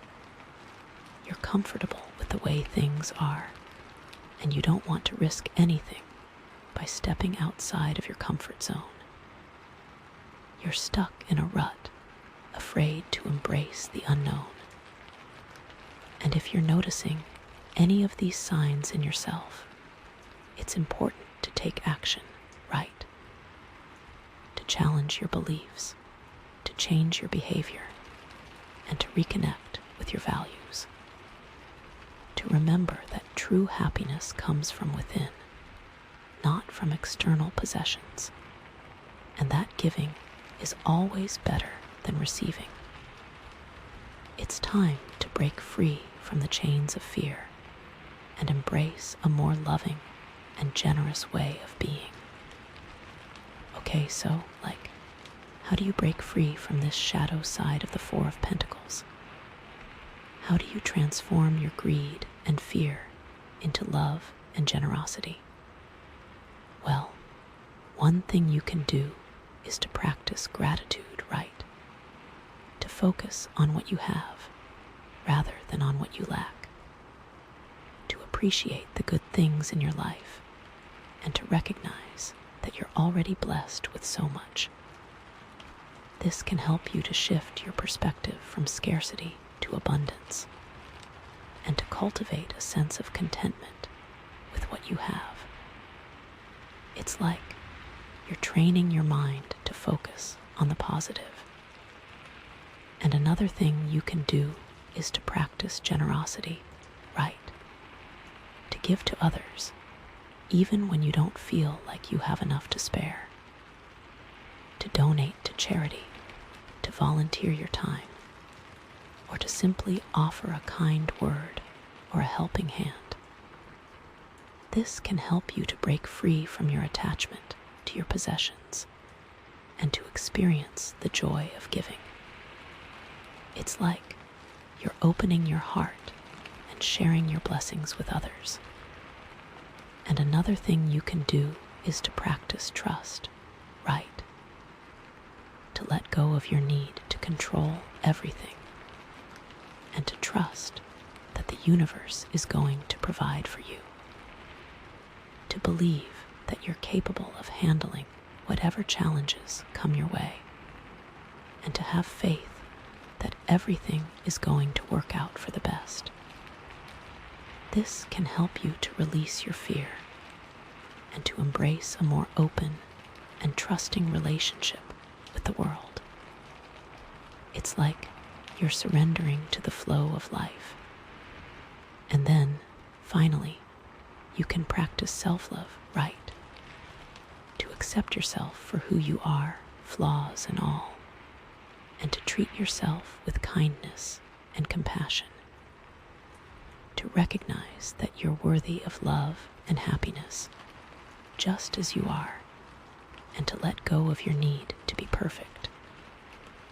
This can help you to release your fear of not being good enough and to embrace a more loving and accepting relationship with yourself.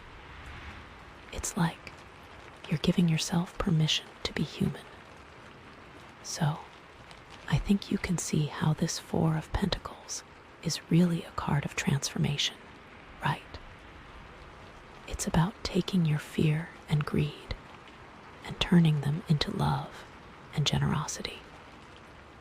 It's about taking your control and turning it into trust. And it's about taking your scarcity and turning it into abundance. And that's a really powerful and beautiful thing. It's about evolving into a more enlightened and compassionate version of yourself. Okay, so let's bring this back to the Carnelian tree, right? That symbol of awakening.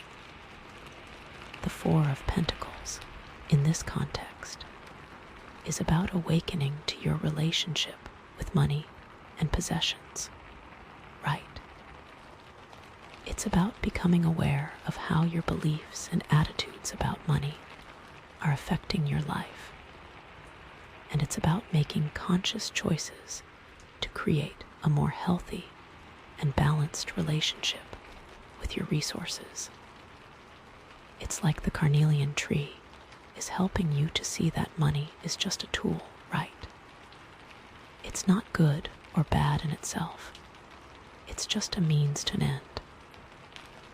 And it's up to you to decide how you're going to use that tool, whether you're going to use it to create a life of fear and scarcity, or whether you're going to use it to create a life of love and abundance.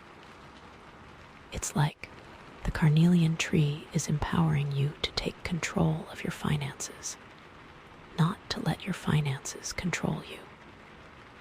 It's about using your resources wisely and responsibly, but also about being generous and using them to create good in the world. But, yep, there's always a but. The danger is getting so caught up in the practical aspects of money management that you forget about the spiritual dimension, right? It's easy to get so focused on saving, investing, and budgeting that you lose sight of the bigger picture, which is that money is ultimately just a symbol of energy. and that your relationship with money is a reflection of your relationship with the universe. You might start to believe that money is the most important thing in life and that everything else is secondary. So, it's important to remember that money is not the source of your happiness. It's just a tool that can help you to create a more comfortable and fulfilling life. True happiness comes from within, from your connection to your soul, and from your ability to give and receive love. You can have all the money in the world, but if you're not connected to your soul, you'll still be empty inside. So, don't let the Four of Pentacles distract you from what's really important, which is your spiritual growth and your connection to the divine. Remember that awakening we talked about. Don't get caught up in the material world and forget your journey. Remember that you are so much more than what you own. Remember the whispers of potential. I feel like the universe is trying to tell you that it's okay to want to be secure. It's okay to want to have nice things, but don't let those things define you. Don't let them control you. And don't let them keep you from living your life to the fullest. It's all about balance, you know. It's about finding a way to be both grounded and expansive, both responsible and joyful, both secure and free. It's about embracing the material world without losing sight of the spiritual realm. Okay, so what does this mean for the next card? What can we expect to see in the final message from the universe? Well, I think it's going to be about finding that balance, right? It's going to be about integrating the energy of the Four of Pentacles with the energy of all the other cards we've seen. And it's going to be about creating a life that's both secure and fulfilling, both responsible and joyful, both grounded and expansive. How do you take that sense of security and turn it into a springboard for even greater things? I'm also wondering if the next card is going to offer some guidance on how to use your resources to make a positive impact on the world, right? How to use your money, your time, your talents to help others and to create a more just and compassionate society. Because I think that's really the ultimate message of this reading. It's not just about personal happiness. It's about contributing to the collective good. It's about using your gifts to make the world a better place. How can you be a force for good? I really don't know for sure, though. I'm excited. I can feel the energy building up to something awesome. So get ready, my friend, because the final card is about to be revealed. Are you ready to see what the universe has in store for you? Because I am. I can just feel the energy building. It's like the universe is about to drop a major truth bomb. Okay, let's do it. Let's see what the final card is. This is so exciting. Are you excited? I'm excited. I can barely stand the anticipation. Let's do it. It's time. The whispers of potential. What will they reveal? What seeds of a new dawn are we about to uncover? Let's go. Okay. Are you ready for this? Because after all that Four of Pentacles energy, we're finally here at the last card, the big finale.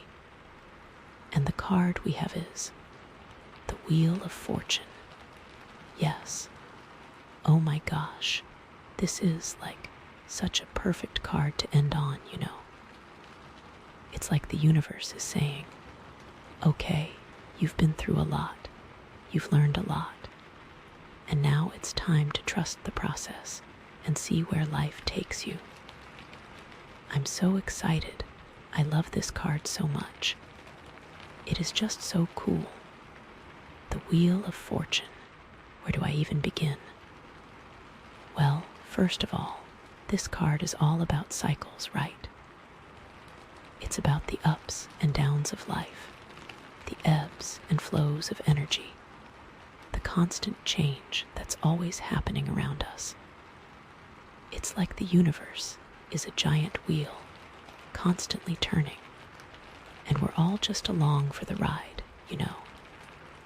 Sometimes we're on top, feeling like everything is going our way, and sometimes we're on the bottom, feeling like we're struggling, and things are tough. But the important thing to remember is that the wheel keeps turning, right? Nothing lasts forever, whether good or bad. So, even when you're going through a difficult time, you can always trust that things will eventually get better. And even when you're on top of the world, you can always be prepared for a change of fortune, you know. This is so cool. I feel like this card is also about fate and destiny, right? It's about the idea that there's a plan for your life, a path that you're meant to follow. But it's not just about passively accepting whatever comes your way. It's also about actively participating in your own destiny, you know. You have the power to make choices, to take action, to create your own reality. It's like the universe is giving you a map, but you're the one who has to decide which way to go. You have free will, but also some things are just meant to be. It's a balance. And like the Wheel of Fortune is also about luck, right? It's about the idea that sometimes things just happen by chance, that sometimes you get lucky breaks, and that sometimes you don't. But even when things don't go your way, you can always learn from your experiences and use them to grow and become stronger, you know. It's like the universe is testing you, seeing how you'll respond to challenges. So, it's important to stay positive, to stay resilient, and to never give up on your dreams, because you never know when your luck might change. You just have to trust it. Okay, so let's connect this back to all the previous cards, right? We had that Two of Swords, feeling stuck and confused. Well, the Wheel of Fortune is like the antidote to that, right? It's about realizing that you don't have to stay stuck forever, that things are always changing, and that you have the power to break free from your indecision and move forward, you know. It's about trusting that the universe is going to guide you in the right direction, even if you don't know where you're going. You just have to release the need to control everything and let go of your fear of the unknown, you know. Let the universe guide you. And then we had that Seven of Swords, dealing with deception and trickery. Well, the Wheel of Fortune can be a reminder that karma is real, right?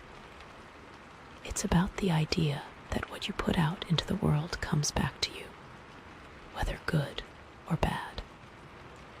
So, if you've been dealing with deception, it might be a sign that you need to examine your own actions and make sure you're being honest and ethical in all your dealings, you know. It's about taking responsibility for your own energy and making choices that align with your values. You reap what you sow. And then we had that Ace of Wands, that spark of new beginnings. Well, the Wheel of Fortune is like the amplifier of that energy, right? It's about realizing that you have the potential to create something amazing in your life, and that the universe is supporting you in your efforts. But it's also about being prepared for change, because the wheel keeps turning, and you never know where it's going to take you, you know. It's about embracing the adventure and trusting that everything is going to work out for the best. Ride that wave. And then, of course, we had the Fool, that leap of faith. Well, the Wheel of Fortune is like the validation of that leap, right? It's about realizing that you were right to trust the universe, that you were right to take a chance on yourself, and that you're on the right path, even if it's not always easy. It's about celebrating your courage and trusting that you have the strength and resilience to overcome any challenges that come your way. You did it. And then we had that Ten of Cups, that beautiful card of emotional fulfillment. Well, the Wheel of Fortune is a reminder that even the happiest times don't last forever, right? It's about cherishing those moments of joy and gratitude, but also being prepared for change, because the wheel keeps turning, and you never know when things might shift, you know. It's about staying grounded and grateful, even when life is good, and about remembering that true happiness comes from within, not from external circumstances. Enjoy it while it lasts. And then, finally, we had that Four of Pentacles, that card of security and control. Well, the Wheel of Fortune is like the challenge to that energy, right? It's about realizing that you can't control everything, that life is full of surprises, and that sometimes you just have to let go and trust the process, you know. It's about releasing your attachment to your possessions and your need to control everything, and about embracing the uncertainty of life with an open heart and an open mind. Let it go. Does that make sense? I feel like you really need to hear all of that right now, you know. Especially after seeing all those other cards. It's like the universe is giving you a complete picture, a full story, with a beginning, a middle, and an end. But the end is really just a new beginning. Okay, so, what does this Wheel of Fortune energy actually look like in real life? Well, imagine you've been working really hard on a project, right? You've put in a lot of time and effort, and you're finally seeing some results. Things are going well, you're feeling confident, and you're starting to get excited about the future. But then, out of nowhere, something happens, right? A setback, a challenge, a disappointment. Maybe you lose a key client, or maybe your project gets delayed, or maybe you just hit a creative block. Whatever it is, it throws you off course, and you start to feel discouraged. It's like the wheel has turned, and you're suddenly on the bottom. This happens. Or imagine you've been struggling for a long time, right? You've been dealing with health problems, or financial difficulties, or relationship issues. You're feeling down, you're feeling hopeless, and you're starting to wonder if things will ever get better. But then, one day, something shifts, right? A breakthrough, a miracle, a stroke of good luck. Maybe you get a diagnosis that leads to a cure, or maybe you win the lottery, or maybe you meet the love of your life. Whatever it is, it changes everything, and you suddenly feel like you're on top of the world. It's like the wheel has turned, and you're finally getting a break. This happens too. Or imagine you're just living your life, right? You're going through the motions, you're doing your thing, and you're not really expecting anything to change. But then, out of nowhere, something unexpected happens, right? A surprise opportunity, a chance encounter, a sudden inspiration. Maybe you get offered a new job, or maybe you meet someone who changes your life, or maybe you just have a brilliant idea that sets you on a new path. Whatever it is, it disrupts your routine, and you suddenly feel like you're being called to something bigger. It's like the wheel has turned, and you're being invited to step into your destiny. Yes. Okay, so, what's the underlying message here? What's the universe really trying to tell you with this Wheel of Fortune card? Well, I think it's all about trust, right? Trusting that the universe has a plan for you, even when you can't see it. Trusting that everything is happening for a reason, even when it doesn't make sense. Trusting that you have the strength and resilience to overcome any challenges that come your way. It's about letting go of your need to control everything and surrendering to the flow of life. It's like the universe is saying, I've got you, I'm guiding you, just trust me and enjoy the ride. You can do it. So, how do you cultivate that trust? How do you learn to surrender to the flow of life and embrace the uncertainty of the Wheel of Fortune? Well, one thing you can do is to practice gratitude, right? To focus on the good things in your life, to appreciate what you have, and to recognize that you're already blessed with so much. This can help you to shift your perspective from fear to faith, and to trust that the universe is always working in your favor, even when it doesn't feel like it. Focus on the good. Or you can start practicing mindfulness, right?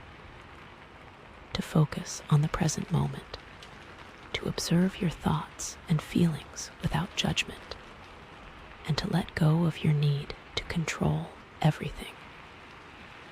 This can help you to cultivate a sense of inner peace and to trust that you can handle whatever comes your way. Be present. Or you can start practicing self-compassion, right?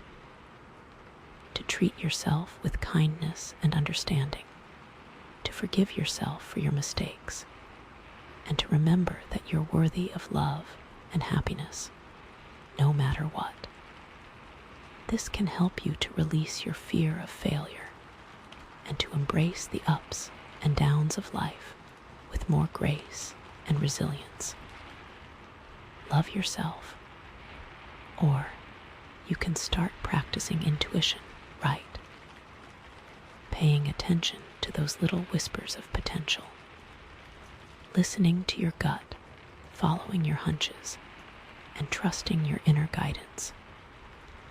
This can help you to make choices that align with your soul and to navigate the twists and turns of life with more confidence and clarity. Trust yourself. These are all powerful tools, you know, and they can really help you navigate this wild ride that we call life.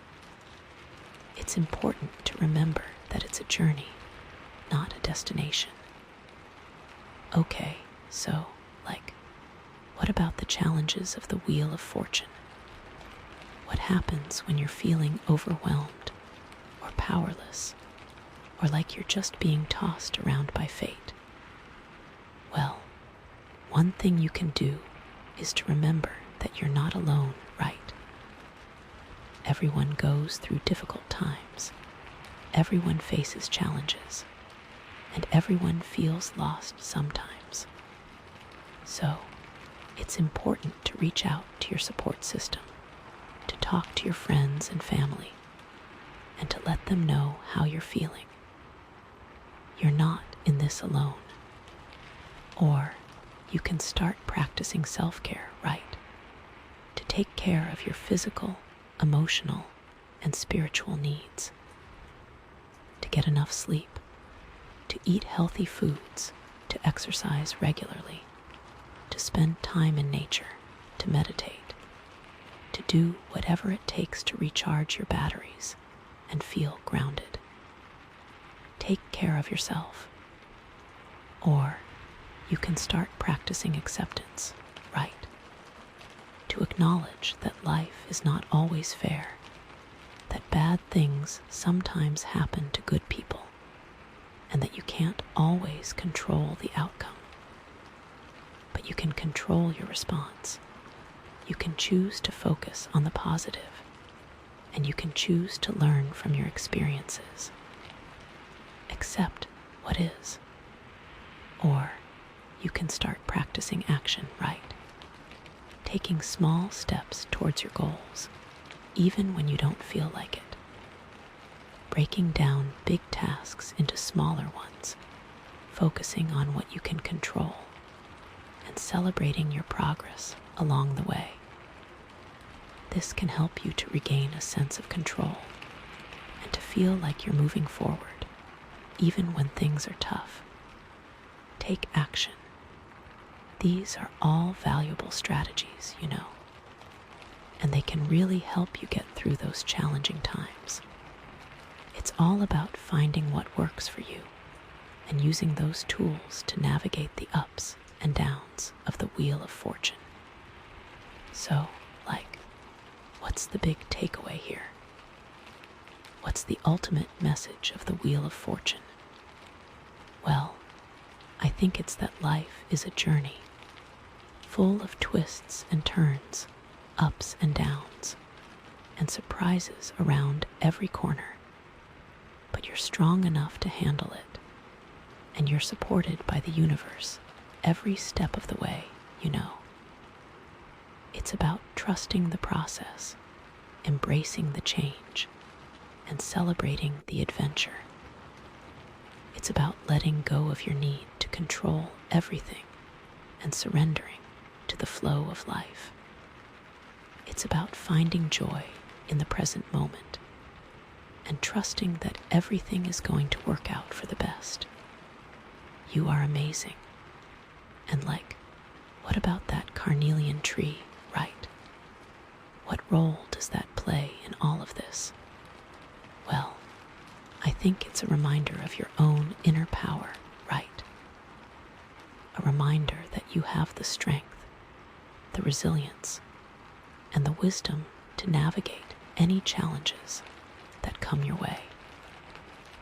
It's a reminder that you're connected to something bigger than yourself, that you're part of the universe, and that you have the potential to create something amazing in your life. It's like the carnelian tree is fueling your Wheel of Fortune, empowering you to embrace the adventure and trust the process, Awaken that inner fire. It's like it's saying, remember that you're a seed of potential. Remember that you have the power to grow and blossom. And remember that I'm here to support you every step of the way. It's all about embracing your own inner fire and letting it guide you on your journey. Awaken those seeds of potential, truly. So, what's the best way to work with this Wheel of Fortune energy? What are some practical things you can do to align yourself with its flow and manifest your dreams? Well, one thing you can do is to set clear intentions, right? To get really clear about what you want to create in your life, what you want to attract into your reality, and what you want to experience on your journey. This can help you to focus your energy and to align yourself with the positive outcomes you desire.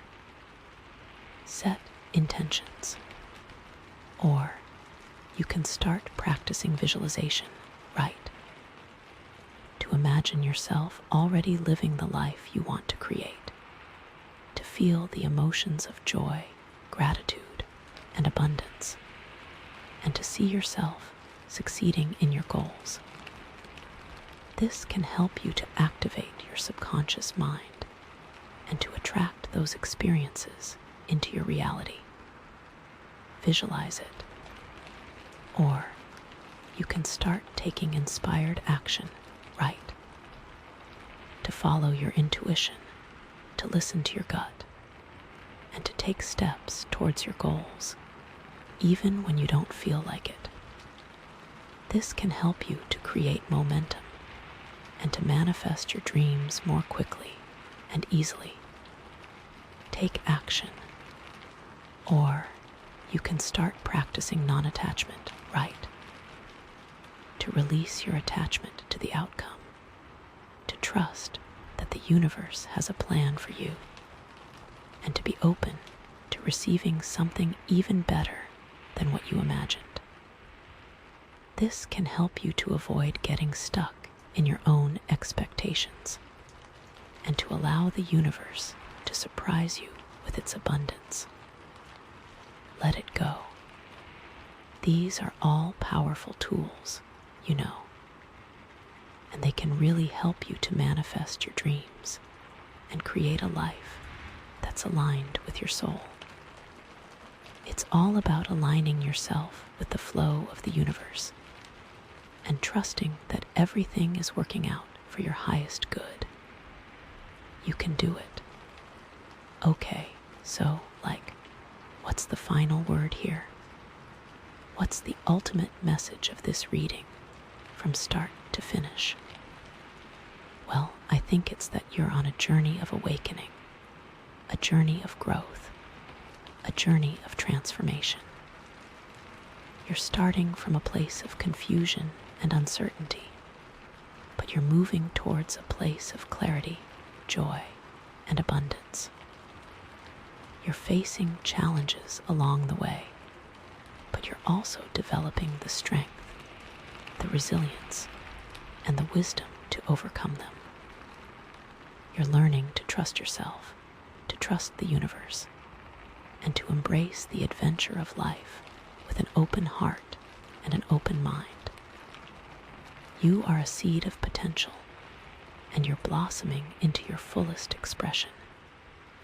It's like the universe is saying, I believe in you, I support you, and I'm here to guide you every step of the way. Just trust the process, embrace the change, and enjoy the ride. Remember those whispers. Remember that new dawn is upon us. It's about time. And what about you? What are you feeling right now? What's resonating with you the most? What are you taking away from this reading? I really want you to take a moment to reflect on all that we've discussed and to allow the messages to sink in deep into your soul. It's important to listen to your own inner guidance and to trust that you know what's best for you. This reading is just a tool, a guide, a perspective, but you're the one who has to make the choices and create your own reality. So, what's next for you? What's the next step on your journey? What are you going to do to create a life that's more aligned with your soul, more aligned with your dreams, and more aligned with the universe? I really encourage you to take some time to think about that and to commit to taking action, even if it's just a small step towards creating the life you want to live. It's time to step into your power and claim your destiny. And what about that carnelian tree? Are you feeling connected to its energy? Are you feeling that spark of awakening within you? I really hope so, because I truly believe that you have the power to create something amazing in your life, and that the carnelian tree is there to remind you of your own inner fire. It's time to unleash your potential and let your light shine brightly. Let it shine. So, what's my final message for you? What's the last thing I want you to take away from this reading? Well, it's this. You are loved, you are supported, and you are capable of anything you set your mind to. You have the strength, the wisdom, and the resilience to overcome any challenges that come your way. You have the potential to create a life that's full of joy, abundance, and purpose. So, trust yourself, trust the universe, and embrace the adventure of life with an open heart and an open mind. You got this. I believe in you. And with that, my friend, our reading comes to an end. I hope this has given you some clarity, some guidance, and some inspiration to move forward on your path. Just remember to trust yourself, to listen to your intuition, and to embrace the wheel of fortune with an open heart. The universe is always conspiring to help you achieve your dreams. So just keep believing, keep striving, and keep shining your light. And remember, this is not the end of the story. It's just the beginning of a new chapter.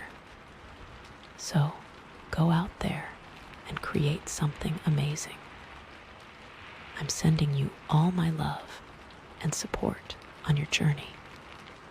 You are absolutely amazing. Hey there, you guys. Welcome to your reading, and thank you so much for being here. If you chose the Jasper Dragon Pile with its transformative energy, this reading is all about shedding your skin, letting go of old versions of yourself, and stepping into your power. This is about change, yeah. Big changes are on the horizon. Okay, so the first card we have is the Devil, then the Five of Wands, and finally the Hierophant. Okay, this is interesting. Let's start with the Devil, shall we? So, the Devil card, it's not always a bad card, okay? But it often points to feeling trapped, restricted, or bound by something. It's like you're chained to something, but the chains are loose enough that you could break free, but you're choosing not to, or maybe you don't even realize you can. Does that make sense? Sometimes it's about unhealthy attachments, addictions, or just feeling stuck in a rut. Think of it as being stuck in a toxic relationship or a job you hate, but you stay because it's comfortable or because you're afraid of the unknown. With the Jasper dragon energy and the theme of shedding your skin, this feels like you're being called to look at what's holding you back. What are those chains made of? Are they made of fear? Are they made of obligation? Are they made of something else entirely? I'm getting a sense of, almost like a feeling of guilt. Like you feel guilty for wanting something different, for wanting to break free. Like you should be happy with with what you have, even if it's not really making you happy. Does that resonate at all? It could also be about material possessions, too. Like maybe you're too attached to your stuff or to your image. Like you're defined by what you own or what you do instead of who you are. That can be a really heavy burden to carry, you know. It's like you're trying to keep up with the Joneses or something. Or it could be about a specific person.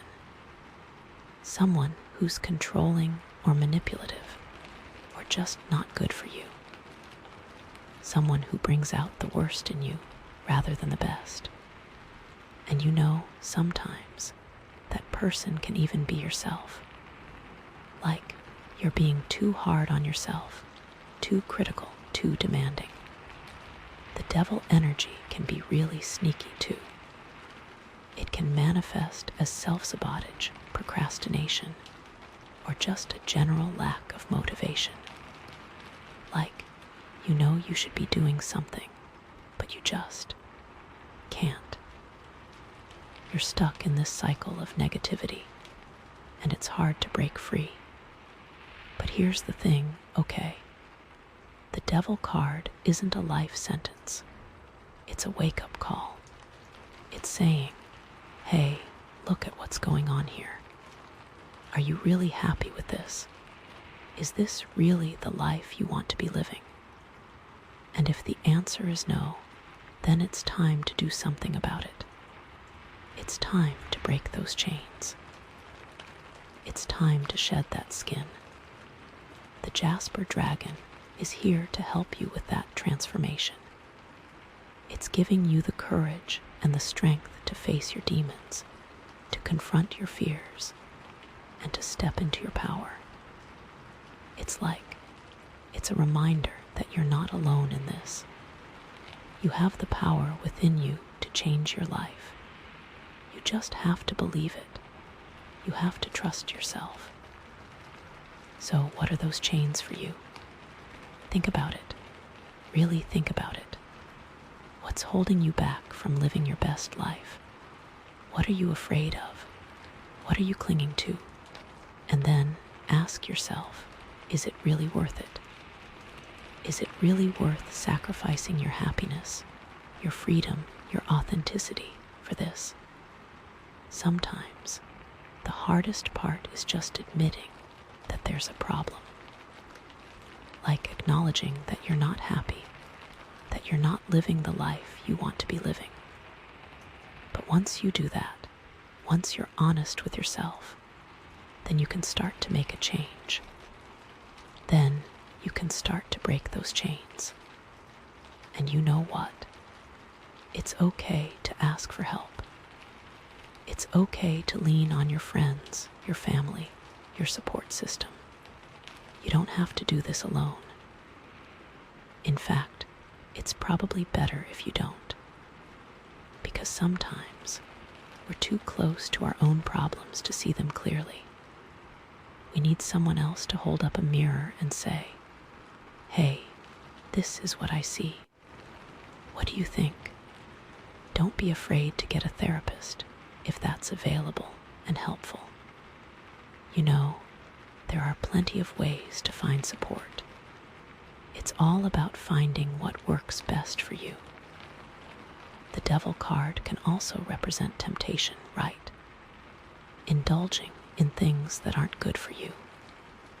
Maybe it's overeating, overspending, overdrinking, overworking. Anything that you're using to numb yourself, to escape from reality. And again, it's about recognizing that pattern and then choosing to break it. Choosing to do something different. It's not about being perfect, okay? It's not about never making mistakes. It's about being aware of your choices and then making conscious decisions about what you want to do. It's about taking responsibility for your own life. And that's where the Jasper dragon comes in again. It's reminding you that you have the power to choose. You have the power to create your own reality. You're not a victim of your circumstances. You're a creator. You're a powerful being. And you can do anything you set your mind to. So embrace that transformative energy. Embrace that courage. And start shedding that skin. Start breaking those chains. Start living your best life. You deserve it. Okay, so that's the devil. Now, let's move on to the Five of Wands. Oh boy. The Five of Wands is all about conflict, competition, and disagreement. It's like everyone's fighting for their own agenda, and nobody's listening to each other. It can be a really chaotic and frustrating energy. It can show up in your personal life, your work life, your family life, pretty much anywhere where there are multiple people involved. It's like everyone's trying to be the loudest, the smartest, the best. And it creates this sense of tension and unease. With the Devil card in the mix, this could be indicating that some of this conflict is stemming from those restrictions and attachments we were just talking about. Like, maybe you're fighting for something that's not even really worth fighting for. Or maybe you're fighting against something that you should be embracing. It could also be about internal conflict. Like, you're fighting with yourself. You have different parts of yourself that are pulling you in different directions. And it's hard to know which way to go. It's like your head is saying one thing and your heart is saying another. And you're stuck in the middle, trying to figure it all out. This can be especially true if you're going through a big transformation, like the Jasper dragon energy suggests. Because when you're shedding your skin, you're going to encounter resistance, both from within and from without. People aren't always going to understand your choices. They're not always going to support you. And that can be really tough. They may even actively try to sabotage you, out of jealousy or fear or just plain misunderstanding. It's like they're comfortable with the old you and they don't want you to change. They don't want you to outgrow them. So, how do you navigate this conflict? How do you deal with the competition and the disagreement? Well, first of all, it's important to remember that not every battle is worth fighting. Sometimes it's better to just walk away, to disengage from the drama, to conserve your energy for something more important. It's like pick your battles, Don't get caught up in petty arguments or power struggles. Focus on what really matters to you. Focus on your goals, your dreams, your values. And when you do choose to fight, do it with integrity. Do it with respect. Don't stoop to their level. Don't resort to name-calling or personal attacks. Stay true to yourself. Stay true to your values. It's so easy to get dragged down into the mud, especially when you're feeling attacked or threatened. But that's exactly what they want. They want you to lose your cool. They want you to lose your composure. They want you to become someone you're not. Don't give them the satisfaction. Take a deep breath, step back, and respond with kindness, with compassion, with understanding, even if they don't deserve it, because ultimately that's the only way to win, to rise above the conflict, to transcend the negativity, create a more harmonious and peaceful environment. The Five of Wands can also be about feeling overwhelmed, right? Like there's too much going on, too many demands on your time and energy, and it's hard to keep up. It's hard to stay focused. That's where the Jasper dragon energy can really help. It's reminding you to stay grounded, to stay connected to your center, to take things one step at a time. Don't try to do everything at once. Don't try to please everyone. Focus on the most important tasks. Delegate what you can. And don't be afraid to say no. It's okay to set boundaries. It's okay to protect your time and energy. It's okay to prioritize your own well-being. In fact, it's essential. Because if you don't take care of yourself, you're not going to be able to take care of anyone else. And you know what else? It's okay to ask for help. I know I said that before, but it's worth repeating. Don't try to be a superhero. Don't try to do it all on your own. Reach out to your support system. Ask for assistance. Delegate tasks. Share the burden, because that's what community is all about. It's about supporting each other. It's about lifting each other up. It's about working together to create a better world. The Five of Wands can also represent a lack of clarity, like you're not sure what you want or what you're supposed to be doing. You're feeling lost and confused. And that's okay too. It's okay to not have all the answers. It's okay to feel uncertain. It's part of the human experience. But don't let that uncertainty paralyze you. Don't let it stop you from taking action. Even if you're not sure what the right path is, just start moving. Start exploring. Start experimenting. Try new things. Talk to new people. Read new books. Watch new movies. Open yourself up to new possibilities. Because the more you explore, the more you learn, the more you grow, the clearer your path will become. The more confident you'll feel. The more aligned you'll be with your true purpose. And that's what the Jasper dragon is all about. It's about embracing the unknown. It's about taking risks. It's about stepping outside of your comfort zone. It's about trusting yourself to navigate the challenges and the opportunities that life throws your way.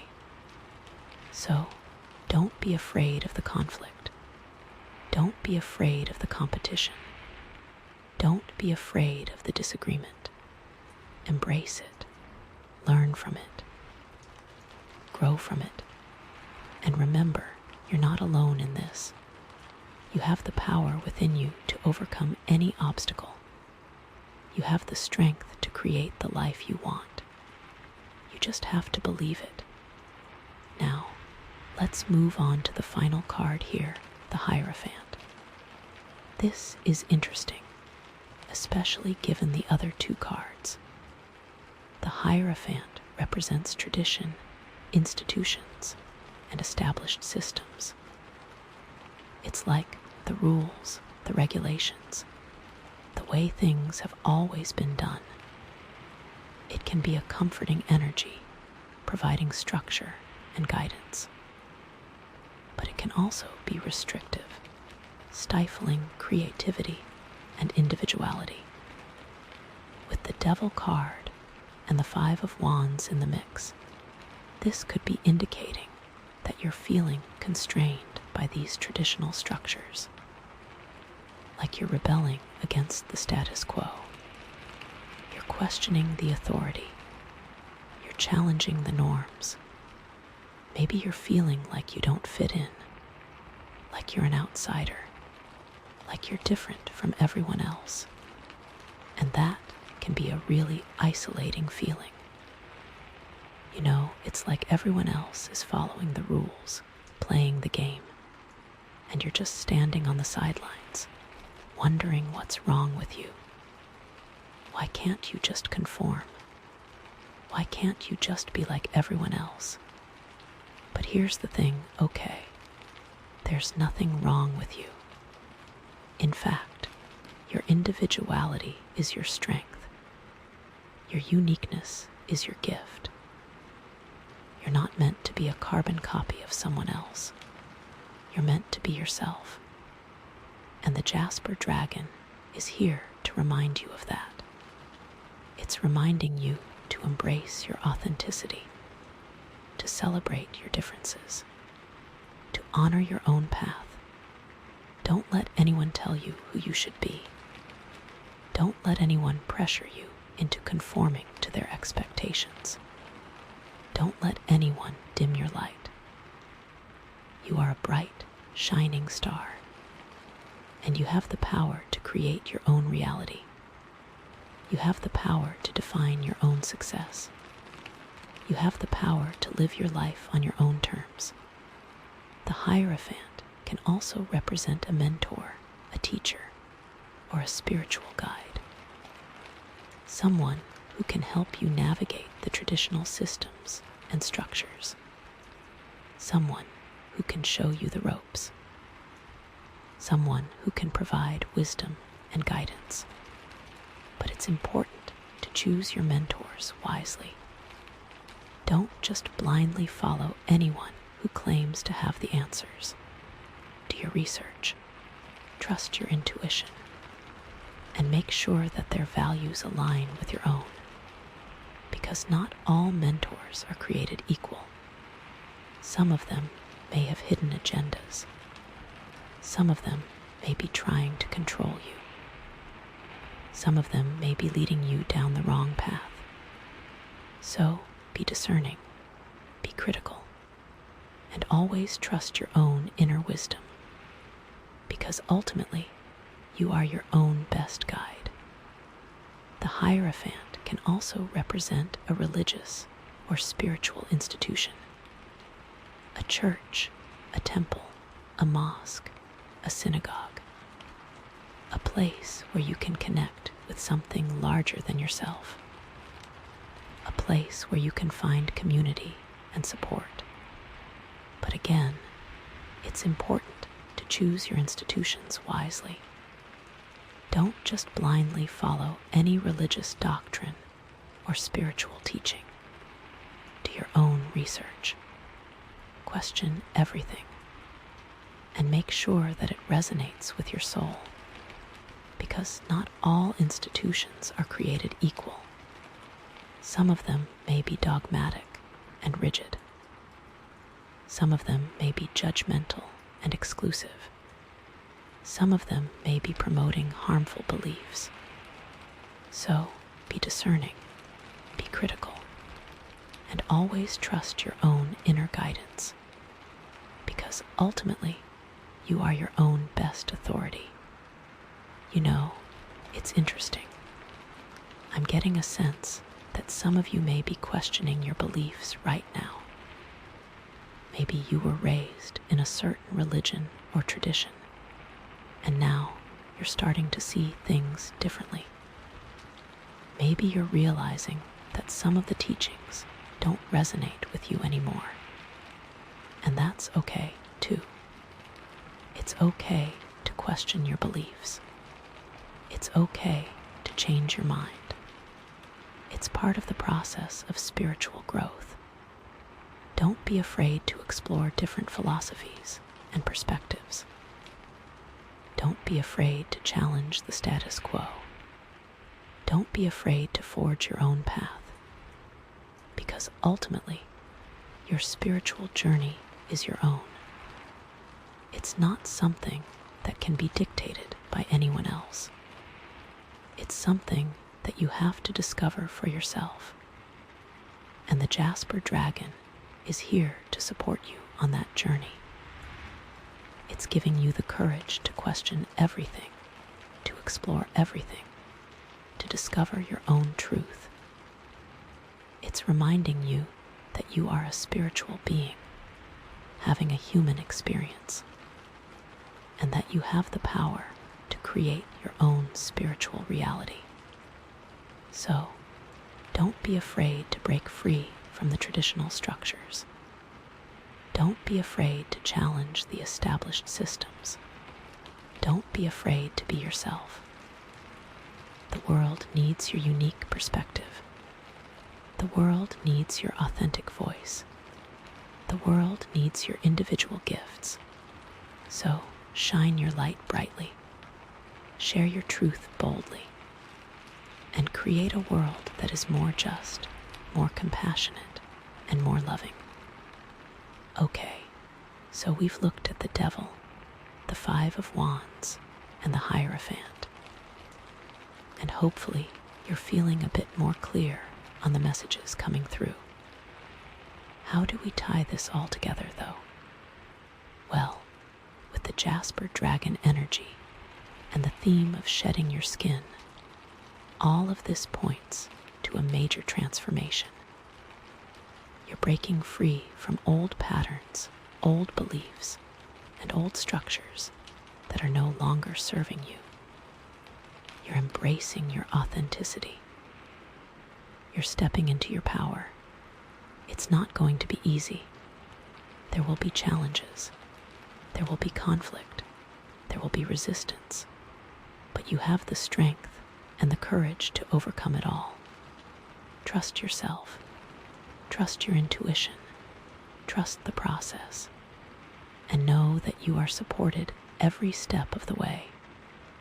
The universe is conspiring to help you create the life you want. So, embrace the change. Embrace the transformation. And embrace the new you. You are a powerful, beautiful, and amazing being. And you deserve to live a life that is full of joy, love, and purpose.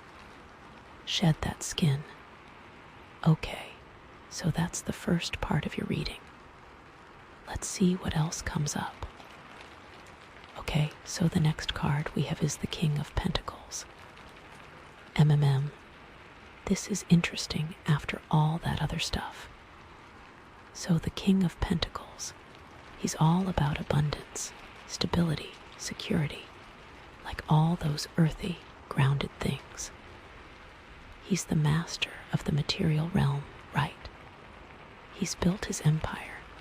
He's got his resources in order, and he's enjoying the fruits of his labor. He's not just lucky, you know.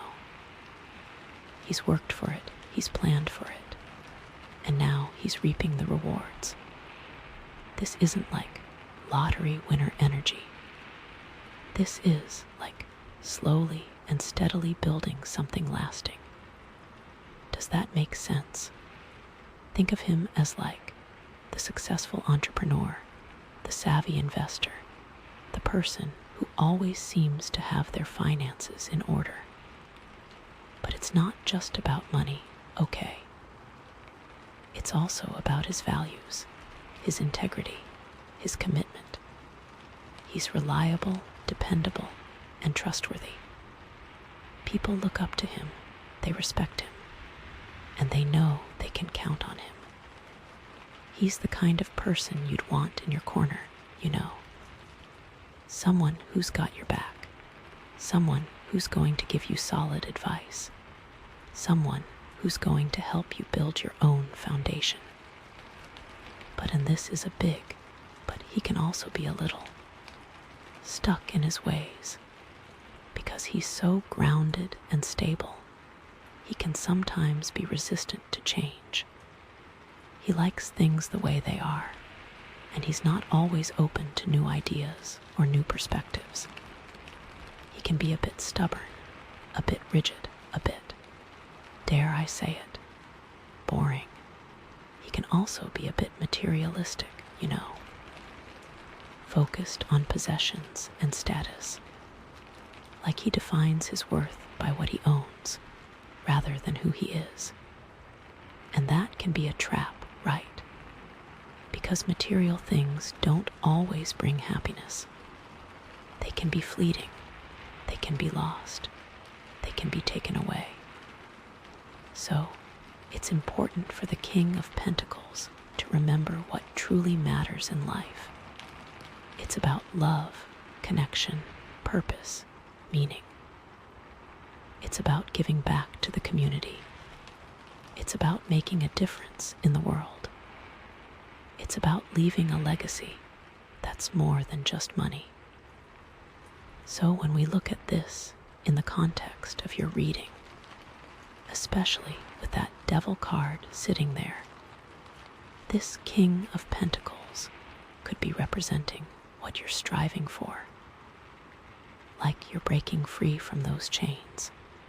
You're shedding that old skin, and you're stepping into this energy of abundance and stability. You're building your own empire. You're creating your own security, and you're enjoying the fruits of your labor.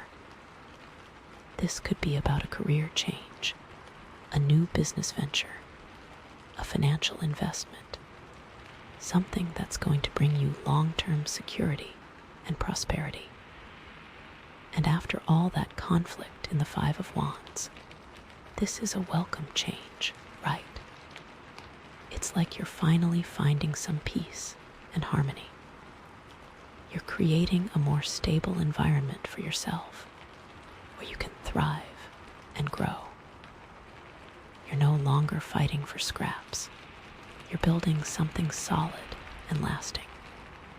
But remember that warning I gave you. Don't get too stuck in your ways. Don't become too rigid or materialistic.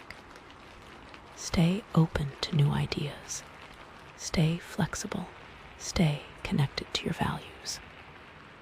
Because the world is constantly changing, and you need to be able to adapt and evolve. And with that Hierophant card, this King of Pentacles could be offering a new kind of structure, right? A new way of doing things. Maybe you're challenging those old traditions, those old institutions, and you're creating your own system, one that's more aligned with your values and your beliefs. You're becoming your own authority, your own leader, your own guide. You're no longer blindly following the rules. You're creating your own rules. You're building your own foundation based on your own principles. But be careful not to become too dogmatic yourself, you know. Don't become the very thing you're rebelling against. Stay open to other perspectives. Stay willing to learn and grow. Stay humble. With the Jasper dragon energy here, it's like this transformation you're going through is leading you towards this King of Pentacles energy.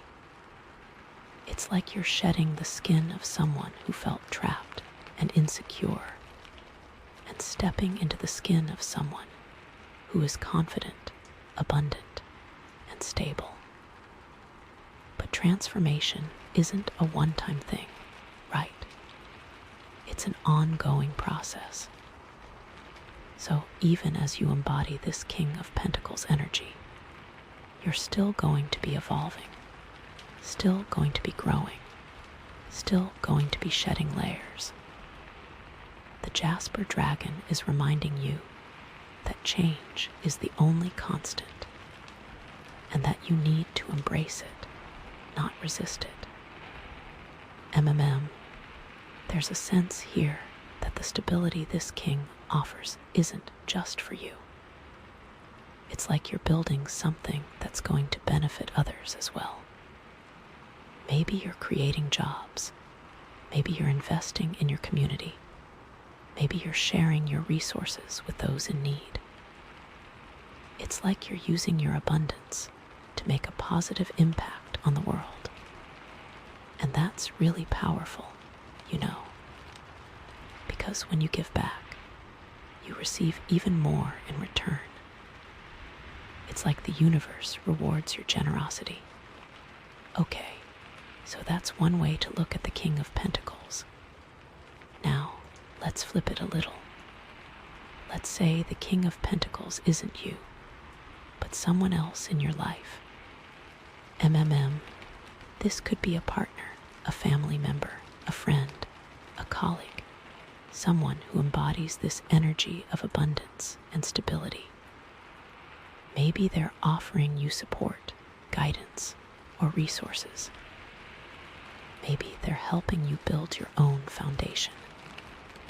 Maybe they're showing you how to create more security in your life. But again, be careful, okay? Make sure their values align with your own. Make sure they're not trying to control you or manipulate you. Make sure they're not too rigid or materialistic. Because sometimes, people who seem to have it all together on the outside are actually hiding a lot of pain and insecurity on the inside. They may be using their wealth or their status to compensate for something that's missing in their lives. They may be projecting their own fears and limitations onto you. So, be discerning. Trust your intuition. And don't be afraid to set boundaries. If this person is genuinely supportive and helpful, then great. Embrace their assistance. Learn from their experience. But if they're toxic or manipulative, then you need to distance yourself. You need to protect your own energy. You need to prioritize your own well-being. This could be someone who represents the old guard that is currently in place in your life. This is the person who is, perhaps, benefiting from the structures that the Hierophant represents. They are comfortable in their life of luxury and ease, and they are not looking to change things up anytime soon. The Devil card represents the chains that bind you, and this King of Pentacles may be one of those chains, as crazy as that may sound. This person could be holding you back without even realizing it. It may be time to cut ties with this person, or at least set some serious boundaries so that you can move forward on your path. And with that Five of Wands energy still hanging around, this King of Pentacles could be someone you're in conflict with.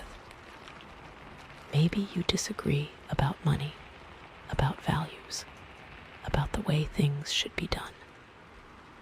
Maybe you're competing with them for resources or recognition.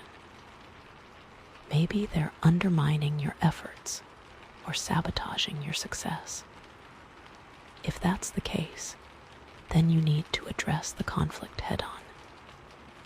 You need to communicate your needs and your boundaries clearly and assertively. You need to stand your ground.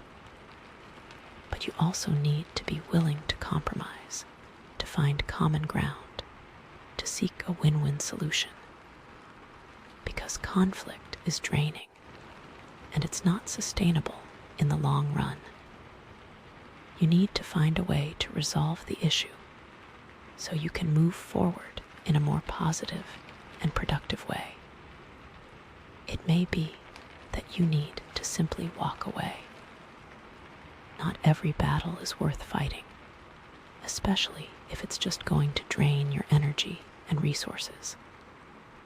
Sometimes, the best thing you can do is to disengage and focus on your own path.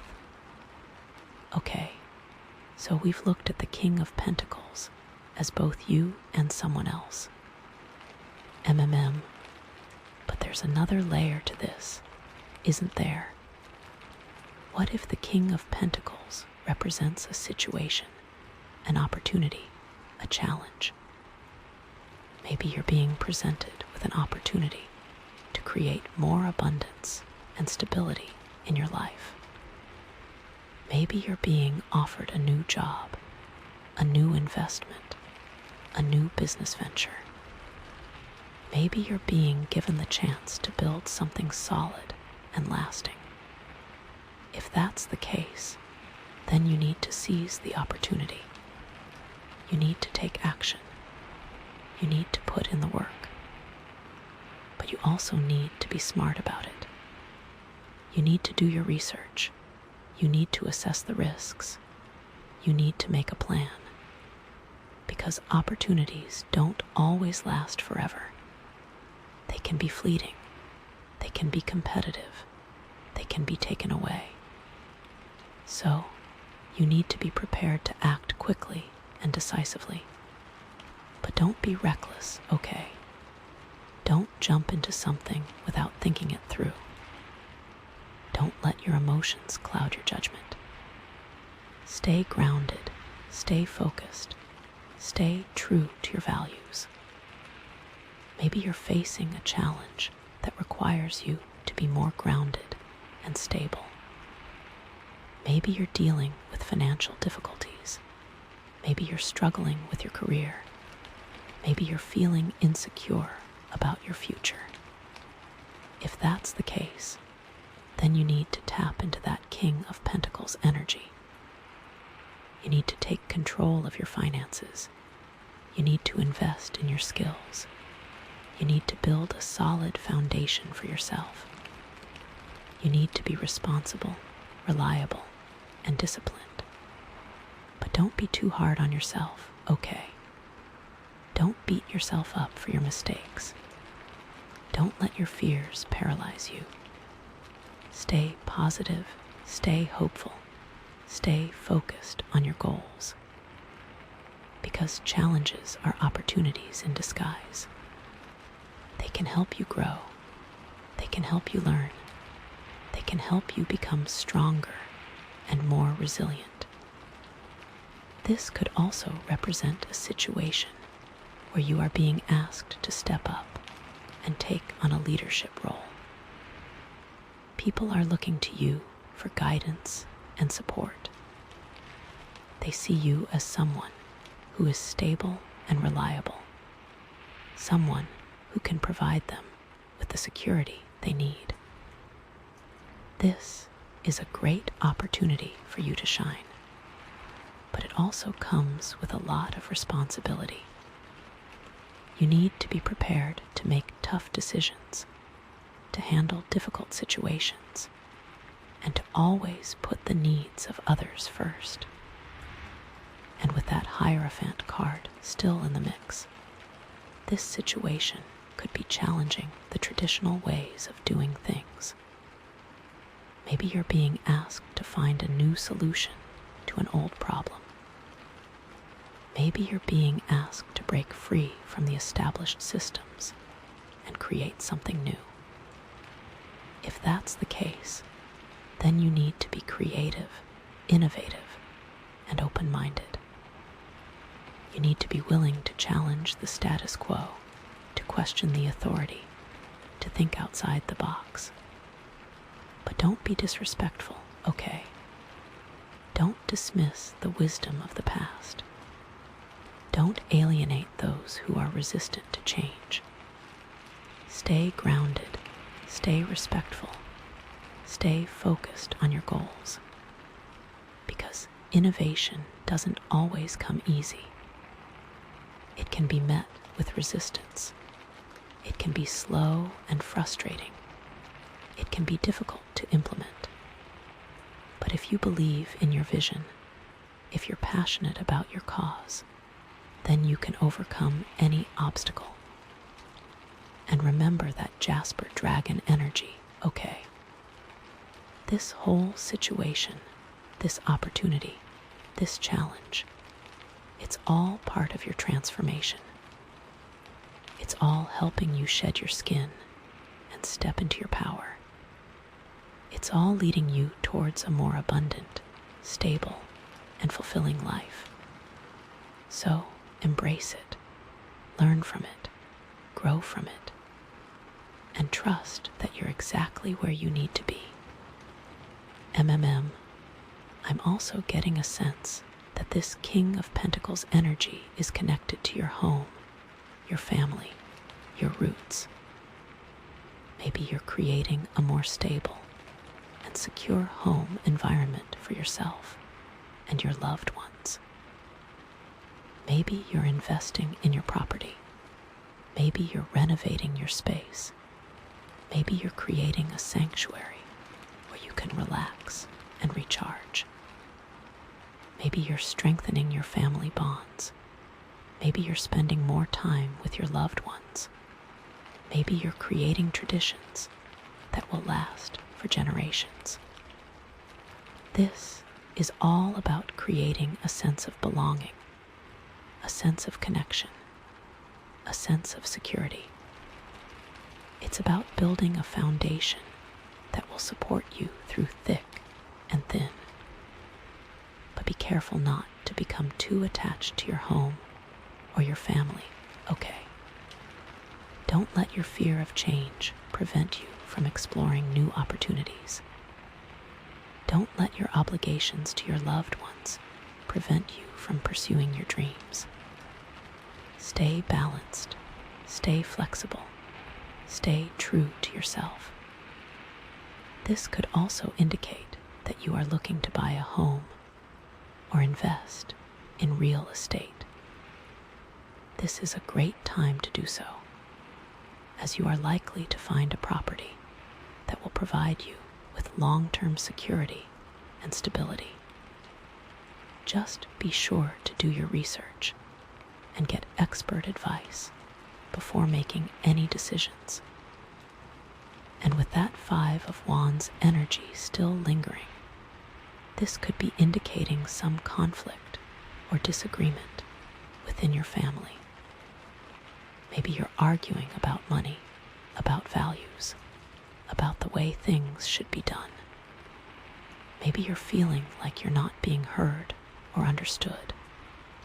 If that's the case, then you need to address the conflict head-on. You need to communicate your needs and your boundaries clearly and assertively. You need to listen to their perspectives, and you need to be willing to compromise. Because family is important. Family is a source of love, support, and connection. Don't let conflict destroy those bonds. Find a way to resolve the issue so you can move forward in a more positive and harmonious way. Okay, wow, this King of Pentacles is really bringing up a lot. But let's zoom out for a second and look at the bigger picture. We've got the Devil, the 5 of Wands, the Hierophant, and now the King of Pentacles. And we've got the Jasper dragon energy of transformation running through it all. What's the overall message here? It feels like you're breaking free from something that's been holding you back, something that's been restricting your growth. You're facing conflict and challenges along the way, but you're finding your own authority, your own stability, your own abundance. You're shedding your old skin and stepping into a new version of yourself. And it's not always easy. There are going to be moments of doubt, moments of fear, moments of frustration. But you're strong, you're resilient, and you're capable of overcoming anything. You have the power within you to create the life you want. You just have to believe it. With the Jasper dragon, there is a strong element of change here that needs to be discussed. The King of Pentacles typically likes to stay where he is. He enjoys the place that he has carved out for himself in the world and does not like things to change very much. But the presence of the Jasper dragon indicates that you are not meant to stay in one place forever. You are meant to grow and evolve, and that means embracing change. This may mean leaving behind some of the things that are familiar to you, but it will ultimately lead you to a better place. This King of Pentacles could be a lesson, too. Like maybe you're being called to embody some of his qualities, to be more grounded, more stable, more responsible, to take control of your finances, to invest in your future, to build a solid foundation for yourself. But it's not just about the material stuff, okay? It's also about the values. It's about integrity, about honesty, about generosity. It's about using your abundance to make a positive impact on the world. And that Hierophant card is still whispering in the background, isn't it? It's like you're learning to create your own structures, your own rules, your own traditions. You're finding a balance between honoring the past and embracing the future. You're creating a life that's both stable and meaningful. A life that's aligned with your values and your purpose. This feels good. This feels like progress. But we're not done yet, are we? There are still 3 cards to go. So, what could be coming next? What challenges or opportunities might still be ahead on this journey? I'm so excited to see what else comes up. This King of Pentacles has really set the stage for something big. I can feel it. Okay, wow, this is getting good. So the next card we have is the Sun. Oh my gosh, you guys, after all of that, the Sun is just like, yes. Okay, so the Sun card, it's pretty self-explanatory, right? It's like pure joy, pure positivity, pure abundance, pure everything good. It's warmth, it's light, it's vitality, it's success. It's like the universe is smiling down on you and saying, yes, you got this.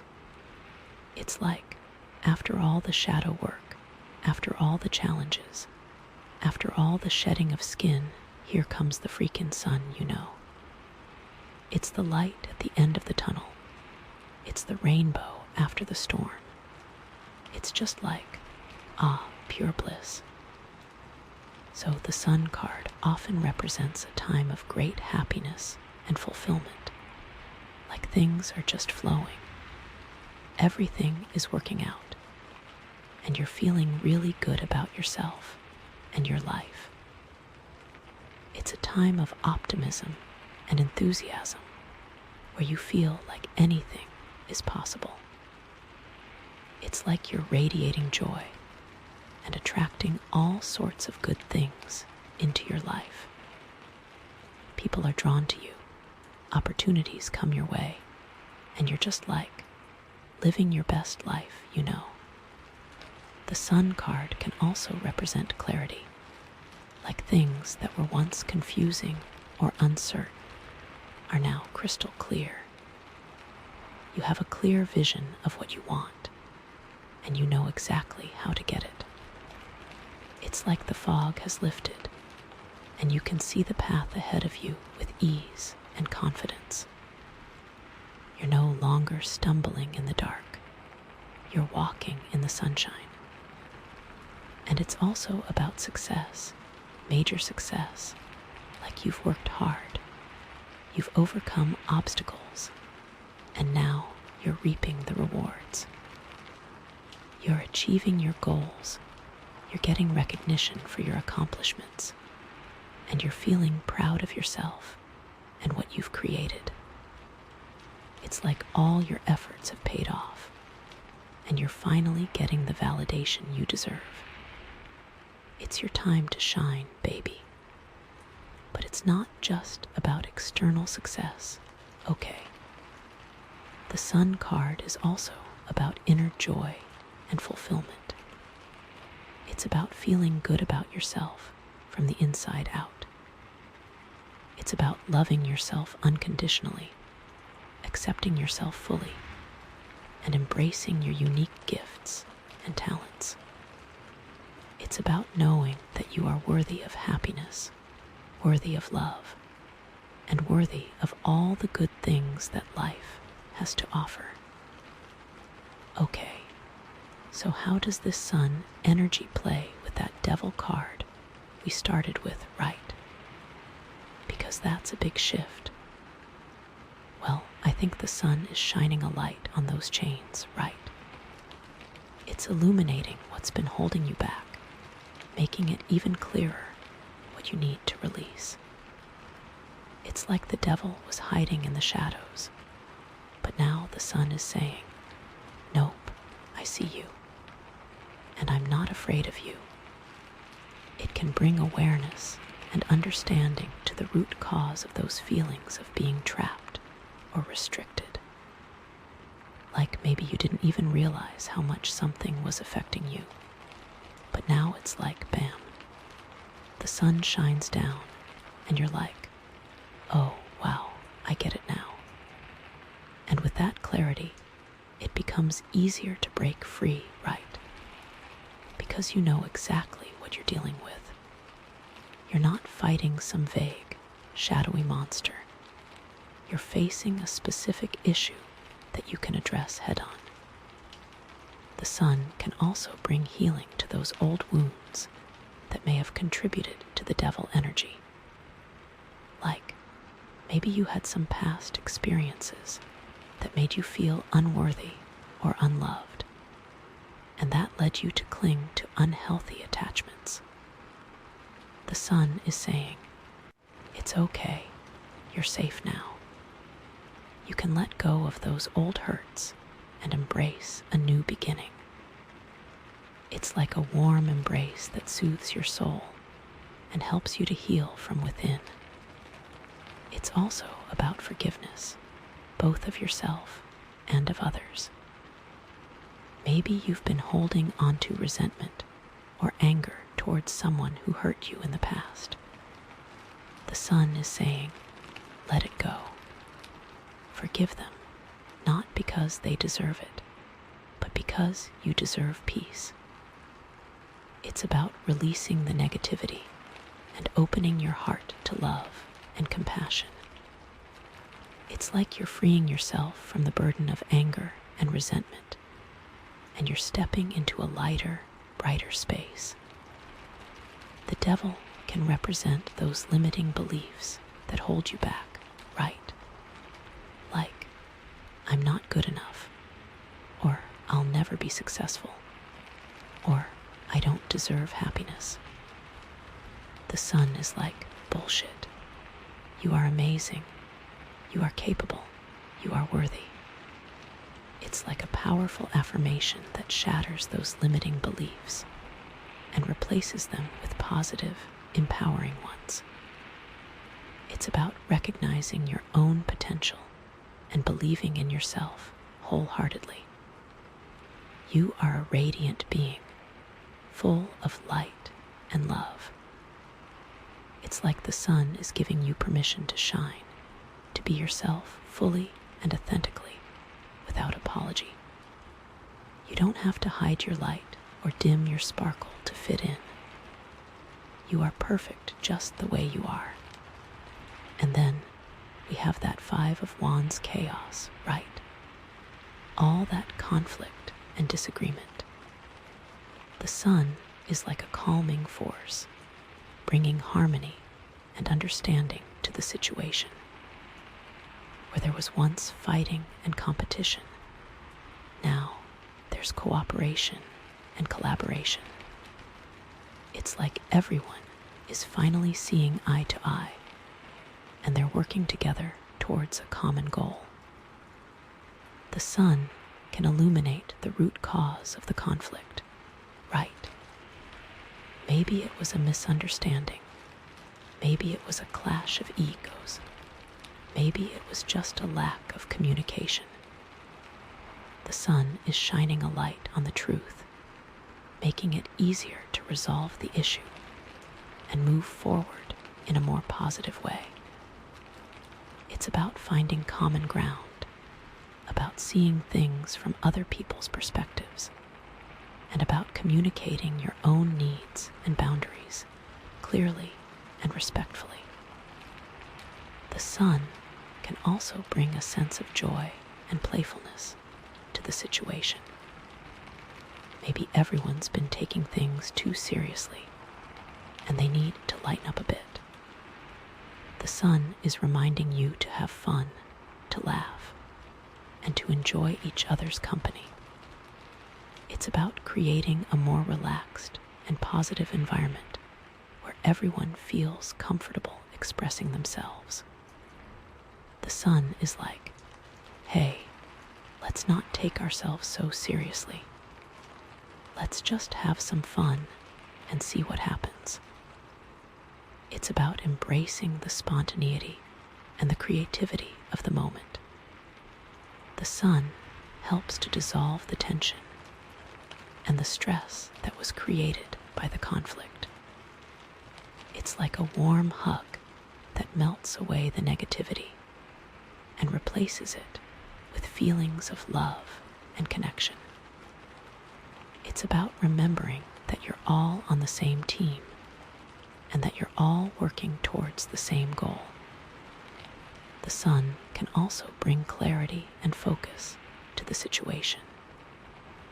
Maybe everyone's been scattered and unfocused, and they need to get clear on their priorities. The sun is shining a light on what's truly important, helping you to stay on track and achieve your goals. It's about setting clear intentions, about creating a plan of action, and about staying committed to your vision. The sun is saying, hey, let's get focused. Let's get organized. Let's make this happen. Now, let's bring in the Hierophant, right? All those traditions and institutions. The sun can bring a fresh perspective to those established systems. It's like, instead of blindly following the rules, you're questioning them, you're challenging them, and you're finding your own way. The sun can illuminate the areas where those traditions are still serving you and the areas where they're holding you back. It's about finding a balance between honoring the past and embracing the future. It's about creating your own system, one that's aligned with your values and your beliefs. The sun can also bring a sense of freedom and liberation from those restrictive structures. It's like you're breaking free from the mold and you're creating your own path. You're no longer confined by the expectations of others. You're living your life on your own terms. The sun is saying, hey, it's okay to be different. It's okay to challenge the status quo. It's okay to be yourself. The sun can help you to connect with your own inner authority, right? Instead of looking to external sources for guidance, you're trusting your own intuition. You're following your own inner compass. The sun is shining a light on your own wisdom and knowledge, empowering you to make your own decisions and create your own reality. The sun can also bring a sense of joy and playfulness to your spiritual practice.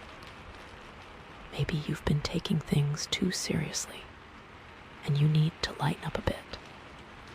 The sun is reminding you to have fun, to laugh, and to enjoy the journey. It's about connecting with the divine in a way that feels authentic and meaningful to you. The sun is like, hey, spirituality doesn't have to be a chore. It can be fun and exciting. Let's explore and discover and connect in a way that feels good. The sun says that you get to define your own relationship with the divine. And of course, the King of Pentacles how does the sun affect that grounded, stable energy? Well, it's like the sun is amplifying the abundance, right? It's bringing even more prosperity and success into your life. It's like you're not just comfortable, you're thriving. The sun can illuminate new opportunities for financial growth, right? Maybe there's a new business venture, a new investment, a new way to generate income. The sun is shining a light on those possibilities, helping you to see them clearly and take advantage of them. It's about being open to new ideas, about taking calculated risks, and about trusting your own instincts. The sun can also bring a sense of joy and fulfillment to your work, right? Maybe you're finally doing what you love, and you're getting paid well for it. The sun is reminding you to enjoy the process, to appreciate your accomplishments, and to celebrate your success. It's about finding meaning and purpose in your work, and about using your talents and skills to make a positive impact on the world. The sun can illuminate the importance of generosity and giving back. With all this abundance flowing in, you are encouraged to share the love with others. The King of Pentacles can sometimes be a bit stingy. The sun reminds you that abundance is meant to be shared. The sun is shining a light on the joy of giving and helping you to create a more equitable and just world. It's about recognizing that you're all connected and that when you help others, you're also helping yourself. The sun can also bring a sense of gratitude for all that you have, right? Instead of focusing on what you're lacking, you're appreciating all the blessings in your life. The sun is reminding you to be thankful for your health, your relationships, your home, your work, and all the other good things that you enjoy. It's about cultivating a mindset of abundance, where you're always grateful for what you have. Okay, so let's dig a little deeper into the sun itself. One of the key things about the sun card is that it often represents your inner child, right? That innocent, joyful, playful part of yourself that just wants to have fun and be happy. And with all those heavy cards we saw earlier, that inner child might have been feeling a little neglected, a little suppressed. The sun is like, hey, it's time to let that inner child out to play. It's time to reconnect with that sense of wonder and excitement that you had as a kid. It's time to do things that make you happy, just for the sake of it. It's time to stop taking yourself so seriously and just have some fun. The sun can illuminate old wounds from childhood, right? Maybe you had some difficult experiences that shaped your beliefs about yourself and the world. The sun is shining a light on those old wounds, helping you to heal them and release them. It's about forgiving your parents or caregivers for any mistakes they made, and about recognizing that you are now responsible for your own happiness. The sun can also bring a sense of self-acceptance and self-love, right? Maybe you've been critical of yourself. Maybe you've been trying to live up to other people's expectations. The sun is reminding you that you are perfect just the way you are, and that you deserve to be loved and accepted unconditionally. The sun is saying, hey, it's okay to be yourself. It's okay to make mistakes. It's okay to be imperfect. The sun can represent healing, like deep, profound healing on all levels. It's like you're finally letting go of the past and embracing a brighter future. You're releasing old patterns and habits that no longer serve you, and you're creating new ones that support your growth and well-being. The sun is saying, hey, you deserve to be healthy and happy. You deserve to live a life that's full of joy and purpose. The healing can also be a new sense of vitality and energy, right? After feeling drained or depleted, you're now feeling energized and alive. You're waking up in the morning feeling refreshed and excited about the day ahead. You're taking care of your body, you're nourishing your soul, and you're living a life that's full of passion and purpose. What about relationships, right? The sun is fantastic for relationships. It brings warmth, joy, and connection. If you're in a relationship, the sun can indicate a deepening of the bond, a renewed sense of love and appreciation. It's like you're seeing your partner in a new light, and you're falling in love all over again. The sun can also bring more fun and playfulness into the relationship, right? Maybe you're trying new things together. Maybe you're going on adventures.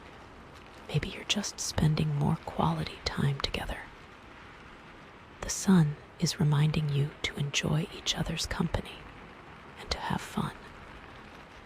It's like you're both feeling more relaxed and carefree, and you're able to let go of any tension or stress that may have been building up. If you're single, the sun can indicate a new relationship coming into your life, right? A relationship that's full of love, joy, and happiness.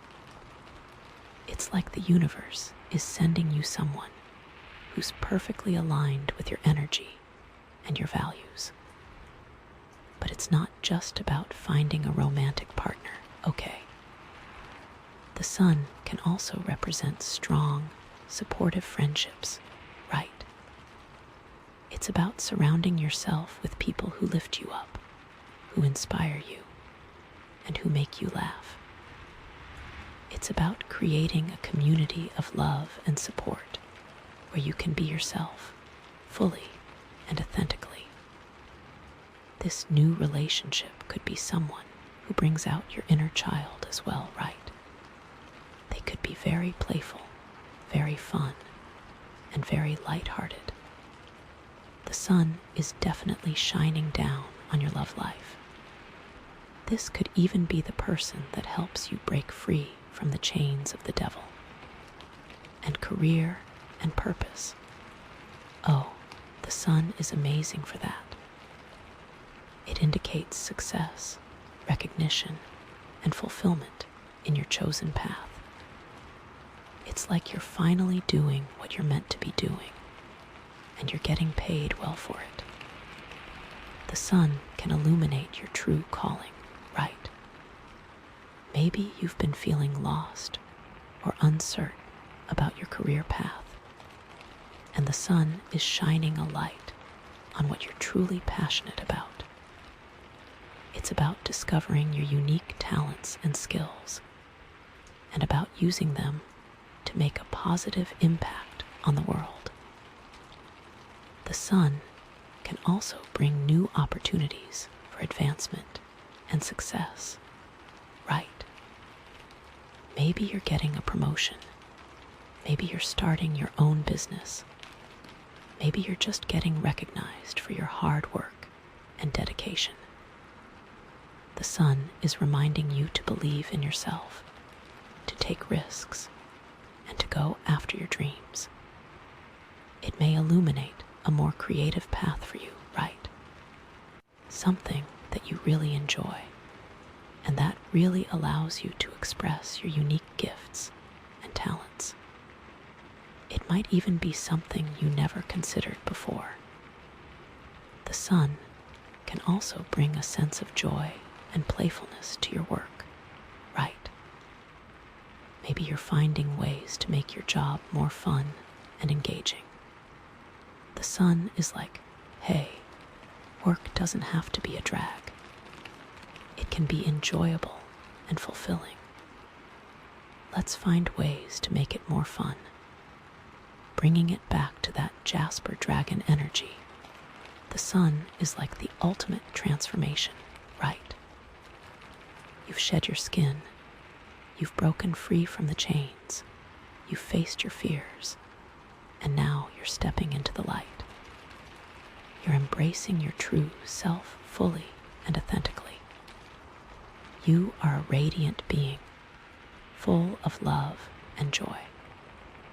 The sun is reminding you to celebrate your transformation, to acknowledge your strength and resilience, and to be proud of all that you've accomplished. The Jasper dragon is all about change, and the sun is showing you the beautiful results of that change. It's like you've gone through the fire, and now you're emerging stronger, wiser, and more radiant than ever before. This also means that you are now in a position to help others transform as well. The sun is shining through you so brightly. It can't help but illuminate the path for others who are struggling in the dark. This card is such a blessing to receive after all the shadow work that you have been doing. The sun also reminds you that you are never alone and that you are always supported by the universe. So we've got the Devil, the Five of Wands, the Hierophant, the King of Pentacles, and now the Sun. What a journey. It feels like you've gone through a major cycle of transformation, and you're now stepping into a new chapter of your life. A chapter that's full of joy, love, and purpose. And that Jasper dragon energy is just humming along, supporting you every step of the way. It's like the universe is conspiring to help you create the life you want. This is all so amazing, and I am so excited for you.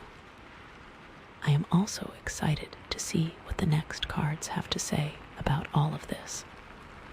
What challenges or opportunities might still be on the horizon? What other messages does the universe have for you? I can feel it. This reading is really building to something incredible. Okay, so we've got the Devil, the Five of Wands, the Hierophant, the King of Pentacles, the Sun, and now. Oh wow.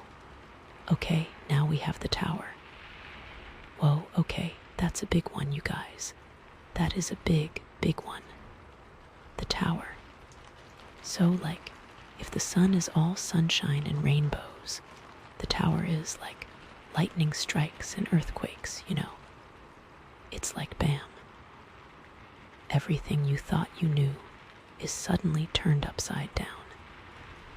It's all about sudden change, unexpected upheaval, and the destruction of old structures, right? Not always fun stuff to look at, you know. It's often a card that people are scared to see.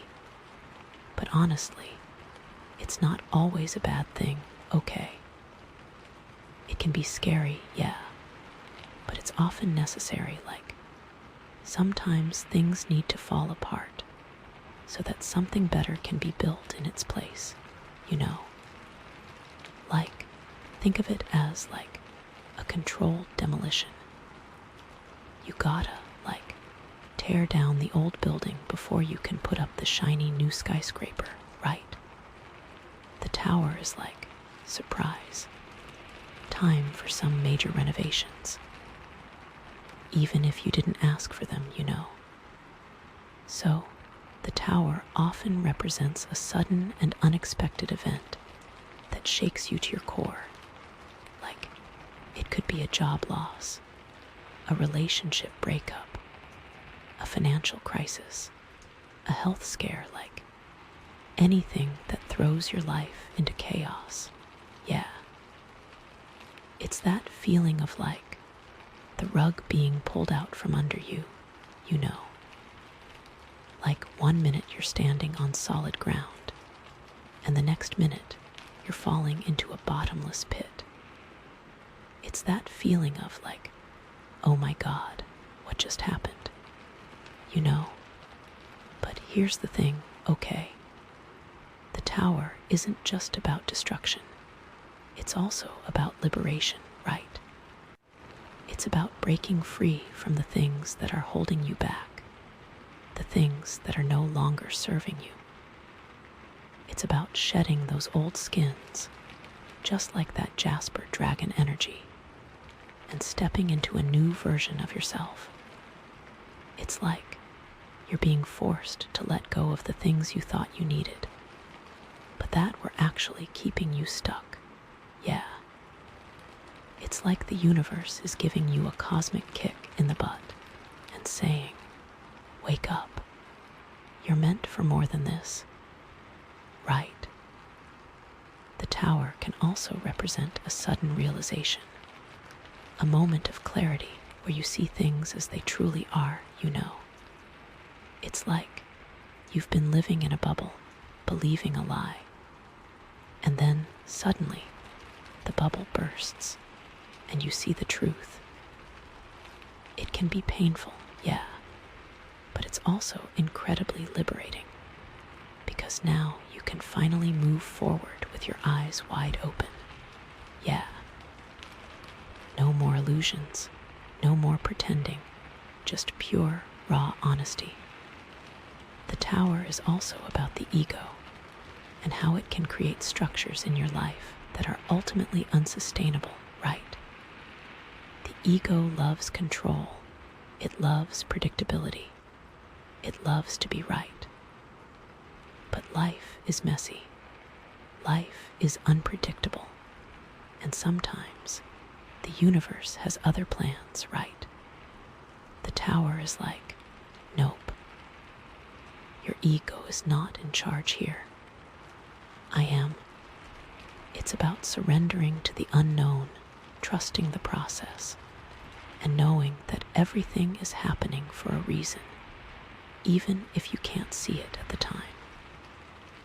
It's a reminder that you are not in control, and that's okay, because there's a higher power that's guiding you, even when you don't realize it. So when you see the tower, it's important to remember that it's not a punishment.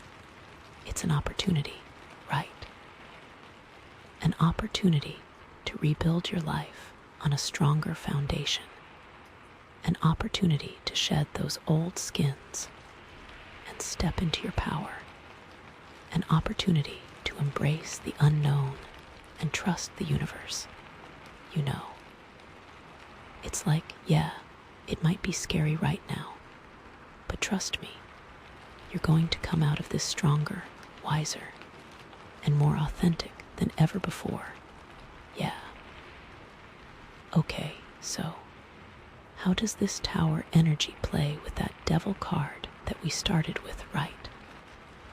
I mean, that's already a card about feeling trapped and restricted. So what happens when you throw the tower into the mix? Okay, this is interesting, because I feel like the tower is like the ultimate jailbreak from those devil chains, you know? Like, you might have been feeling stuck and bound by something, but the tower is coming in and saying, nope, not anymore. Time to blow this whole thing up and set you free. Yeah, it's like the universe is not messing around, you know. It's like, okay, you're not breaking free on your own. Fine, I'll do it for you.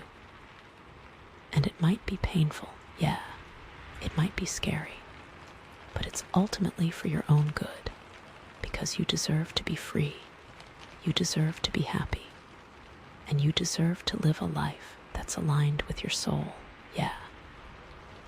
The tower can also reveal the truth about those devil chains, you know. Like maybe you thought you were trapped by external circumstances, but the tower is showing you that the chains were actually internal, like fear, limiting beliefs, or unhealthy attachments, you know. It's like you were the one holding yourself back, and the tower is coming in and shattering those illusions. Maybe that devil energy was a relationship, right? And you were feeling trapped. The tower comes in and boom, it's over. Even if you didn't initiate it, even if it's painful, it's like the universe is saying, this wasn't good for you. Move on. The tower energy is going to force you to confront those demons that the devil represents, right? It's like, no more hiding, no more running away. It's time to face your fears head on. And it might be uncomfortable, yeah, but it's also incredibly empowering. Because once you face those demons, you realize that they're not as scary as you thought they were, and that you have the strength and courage to overcome anything, yeah. Okay, so what about that Five of Wands, right? All that conflict and chaos. How does the tower affect that? Okay. I feel like the tower is like the ultimate reset button for that Five of Wands energy, you know. Like, all that fighting and disagreement was just getting you nowhere. And the tower is coming in and saying, okay, time out. Let's start over. It forces a stop to the petty bickering. It's like the universe is saying, you're wasting your energy on this nonsense. Focus on what truly matters. The tower can also reveal the futility of that conflict, you know. Like, maybe you were fighting for something that wasn't even worth fighting for. Or maybe you were fighting against something that you should have been embracing, you know. The tower is showing you that all that energy was misdirected, and that you need to redirect it towards something more meaningful. The tower could represent a complete collapse of a project or endeavor that had a lot of conflict surrounding it. All that infighting may have led to its ultimate demise. This means it wasn't meant to be, and something better is coming. It's like, it's okay to let go of the things that aren't working, and to focus on the things that are, yeah. I feel like, especially, a business partnership could be dissolving. The tower energy is going to force you to reevaluate your relationships with the people you're in conflict with, right? It's like, are these people truly supporting you? Or are they just draining your energy? The tower is showing you who your true friends are and who you need to distance yourself from, you know. The tower can also bring unexpected alliances, right? Maybe you were in conflict with someone, but the tower event brings you together, and you realize that you have more in common than you thought. It's like, sometimes it takes a crisis to bring people together. Okay, so what about the Hierophant, right? All those traditions and institutions. How does the tower shake things up there? Okay, I feel like the tower is like the ultimate rebellion against the Hierophant, you know.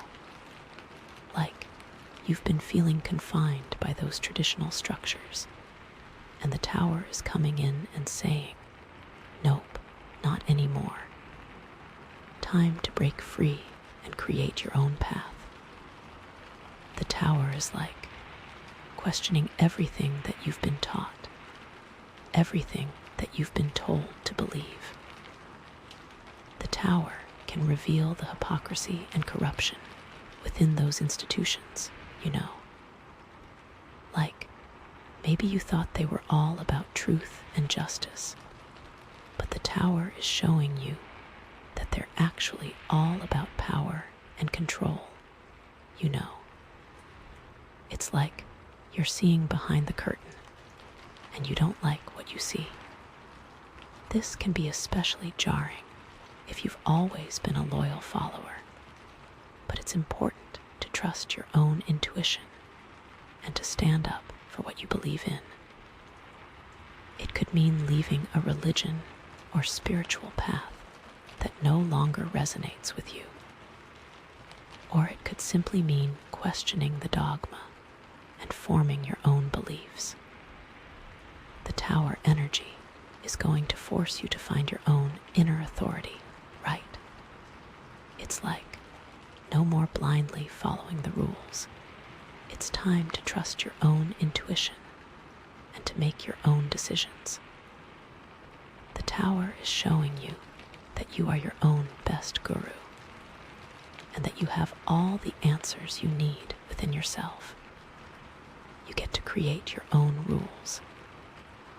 Okay, so let's talk about that King of Pentacles, right? All that stability and security. How does the Tower impact that? Okay, this is where things get really interesting, because the Tower is like the ultimate test of that King of Pentacles energy, you know. Like, you might have thought you had everything all figured out, but the Tower is coming in and saying, nope, think again.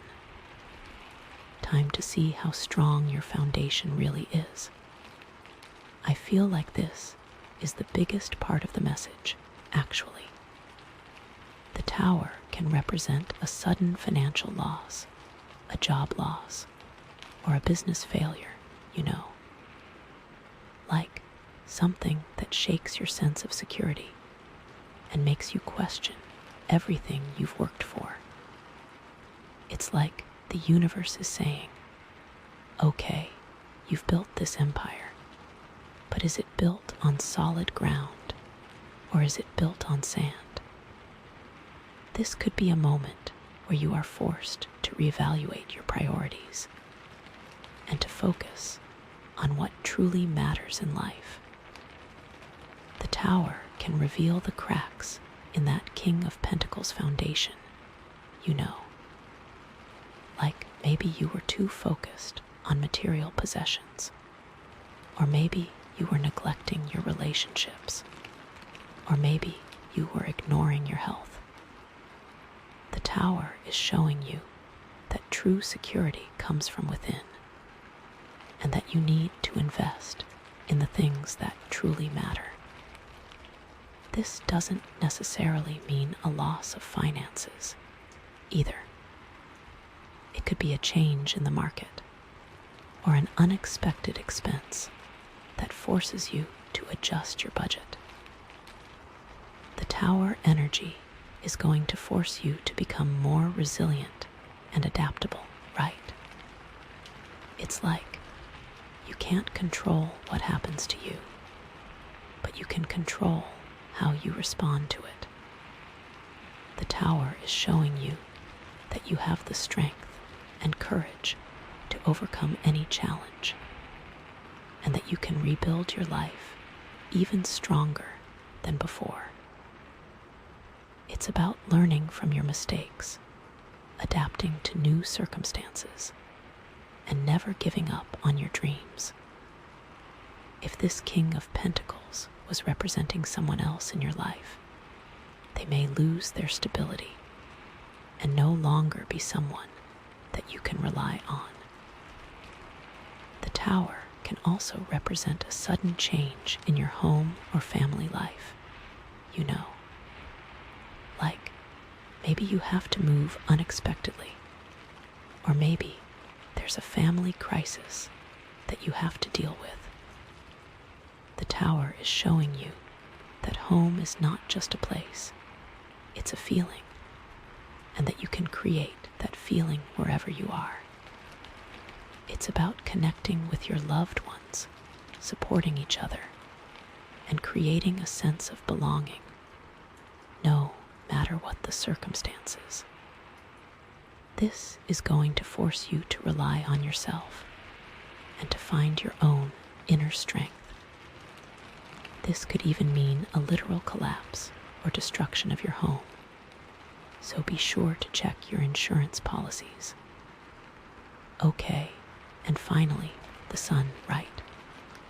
How does the tower affect all that joy and abundance? Okay, this is tricky, because the sun is all about positivity, and the tower is all about destruction. So it's like, how do you reconcile those two energies? Well, I think the tower is like a reality check for the sun, you know. Like, you might have been feeling all happy and optimistic, but the tower is coming in and saying, hey, don't get too comfortable. Life is full of ups and downs, and you need to be prepared for anything. The tower is never negating that previous joy, though. It just means it is time to build on that foundation and make it stronger. The tower can reveal the shadow side of the sun, you know. Like, maybe you were too focused on the positive and you were ignoring the negative. Or maybe you were being too naive or idealistic. The tower is showing you that life is not always sunshine and rainbows, and that you need to be aware of the potential for darkness. The tower is also going to test the strength of your inner joy, right? It's like, can you still find happiness even in the midst of chaos and destruction? The tower is showing you that true joy comes from within, and that it's not dependent on external circumstances. It's about cultivating a sense of gratitude, practicing mindfulness, and finding beauty in the everyday moments. The tower can represent a sudden loss of innocence, a moment where you realize that the world is not always a fair and just place, but that the sun will always rise again. The sun is a very powerful energy, and it's not easily extinguished. Even in the face of the tower, the sun's light can still shine through. It's about finding the silver lining in every situation, about learning from your mistakes, and about never giving up on hope. The universe may be testing you, but it also believes in you. You are strong, you are resilient, and you are capable of overcoming anything. The tower can actually amplify the joy of the sun, right? Because it's like you appreciate the good times even more after you've gone through the bad times. The tower is showing you that life is a precious gift, and that you need to cherish every moment, even the difficult ones. It's about living fully and authentically, embracing all your emotions, and never taking anything for granted. Okay, so overall, what does the tower mean in the context of this reading? Well, with that Jasper dragon energy, it feels like this is all part of your transformation, you know. Like you're being forced to let go of the old to make way for the new. It's going to force you to rebuild your life on a stronger foundation, to shed those old skins and step into your power, and to embrace the unknown and trust the universe. This could mean a complete change of direction in your life, but this may be exactly what you need. It's not going to be easy, yeah. There are going to be moments of doubt, moments of fear, moments of frustration. But remember that sun card, okay? Remember that joy and abundance is still possible, even in the midst of chaos. You are strong, you are resilient, and you are capable of overcoming anything. Yeah. Trust yourself, trust the process, and know that everything is happening for a reason. And I'm so excited to see what the next cards reveal about this whole situation. What's going to come out of this tower moment? What new opportunities are going to arise? What lessons are you going to learn? I can feel it. This is going to be a powerful and transformative journey. Okay, so we've got the Devil, the Five of Wands, the Hierophant, the King of Pentacles, the Sun, and now. Oh wow. Okay, now we have the Tower. Whoa, okay, that's a big one, you guys. That is a big, big one. The Tower. So, like, if the sun is all sunshine and rainbows, the Tower is like lightning strikes and earthquakes, you know. It's like bam. Everything you thought you knew is suddenly turned upside down. It's all about sudden change, unexpected upheaval, and the destruction of old structures, right? Not always fun stuff to look at, you know. It's often a card that people are scared to see. But honestly, it's not always a bad thing, okay? It can be scary, yeah, but it's often necessary, like, sometimes things need to fall apart so that something better can be built in its place, you know? Like, think of it as, like, a controlled demolition. You gotta, like, tear down the old building before you can put up the shiny new skyscraper, right? The Tower is like, surprise. Time for some major renovations. Even if you didn't ask for them, you know. So, the Tower often represents a sudden and unexpected event that shakes you to your core. Like, it could be a job loss, a relationship breakup, a financial crisis, a health scare, like anything that throws your life into chaos. Yeah. It's that feeling of like the rug being pulled out from under you, you know. Like 1 minute you're standing on solid ground, and the next minute you're falling into a bottomless pit.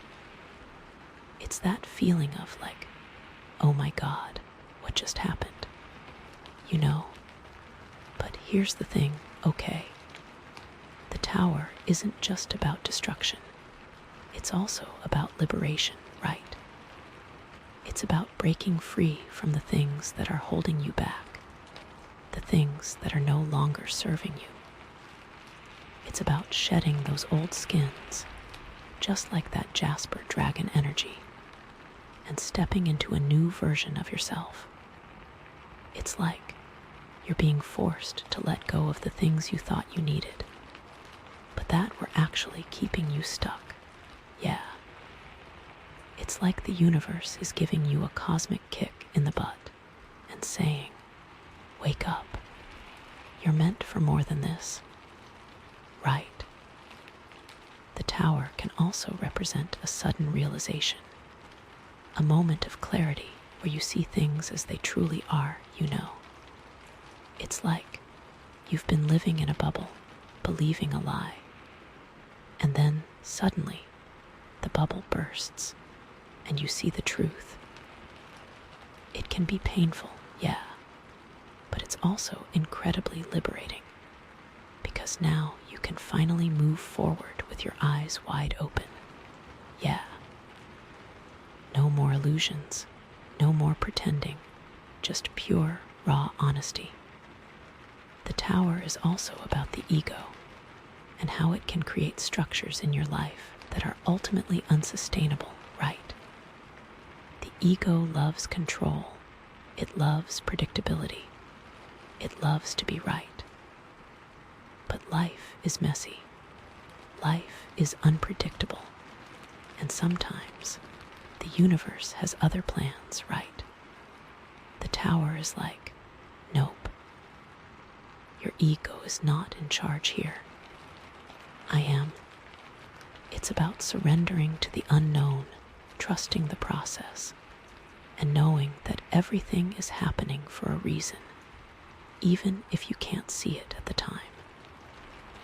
It's a reminder that you are not in control, and that's okay, because there's a higher power that's guiding you, even when you don't realize it. So when you see the tower, it's important to remember that it's not a punishment. It's an opportunity, right? An opportunity to rebuild your life on a stronger foundation. An opportunity to shed those old skins and step into your power. An opportunity to embrace the unknown and trust the universe. You know. It's like, yeah, it might be scary right now, but trust me, you're going to come out of this stronger, wiser, and more authentic than ever before. Yeah.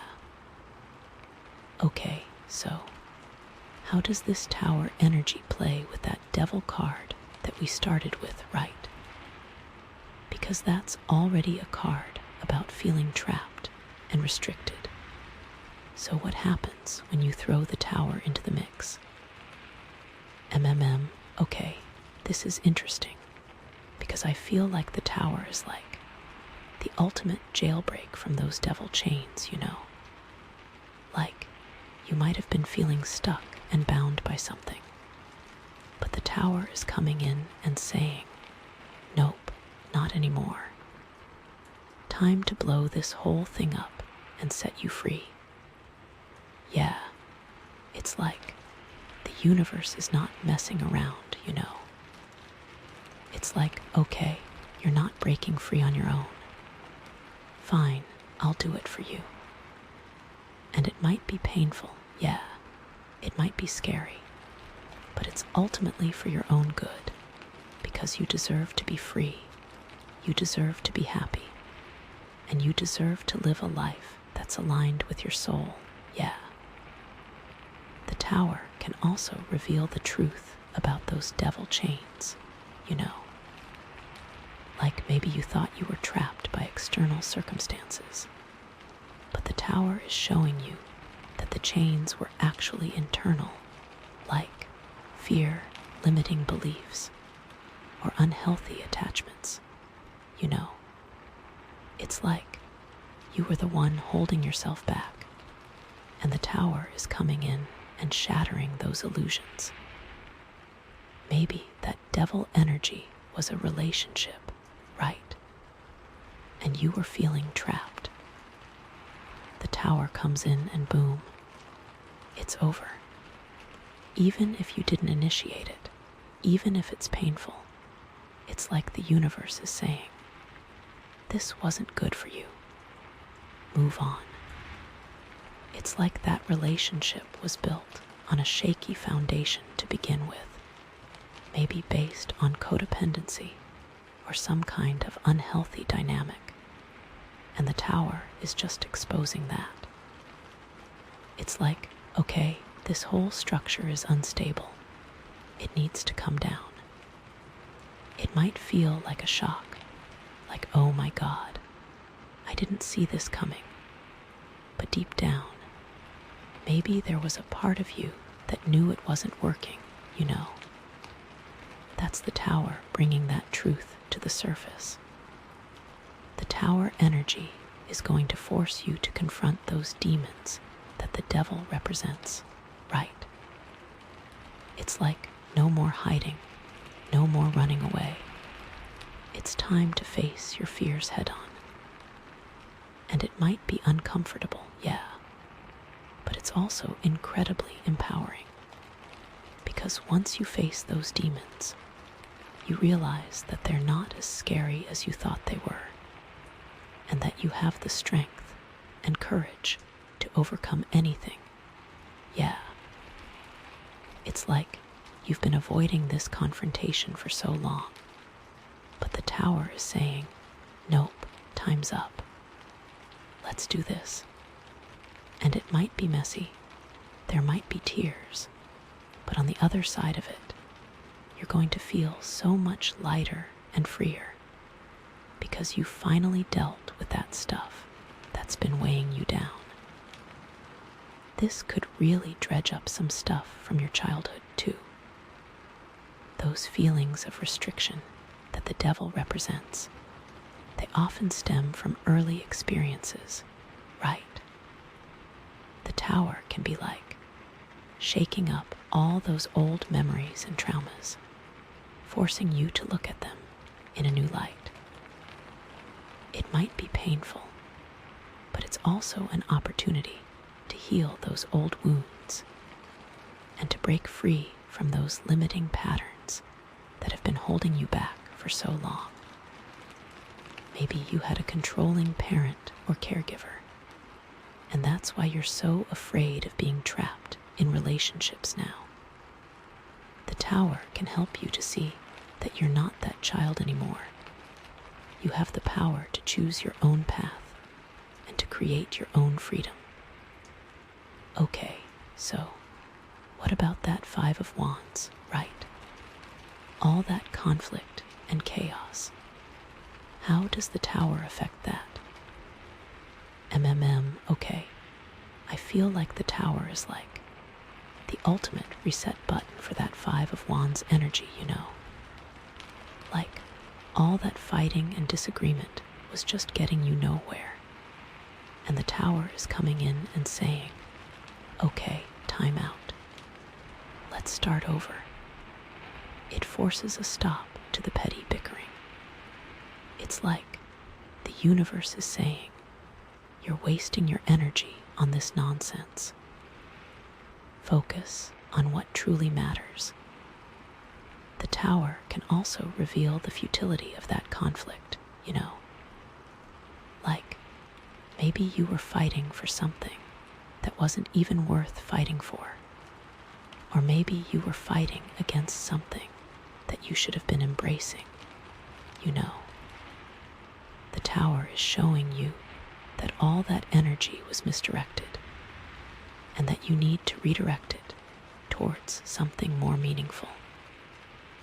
The tower could represent a complete collapse of a project or endeavor that had a lot of conflict surrounding it. All that infighting may have led to its ultimate demise.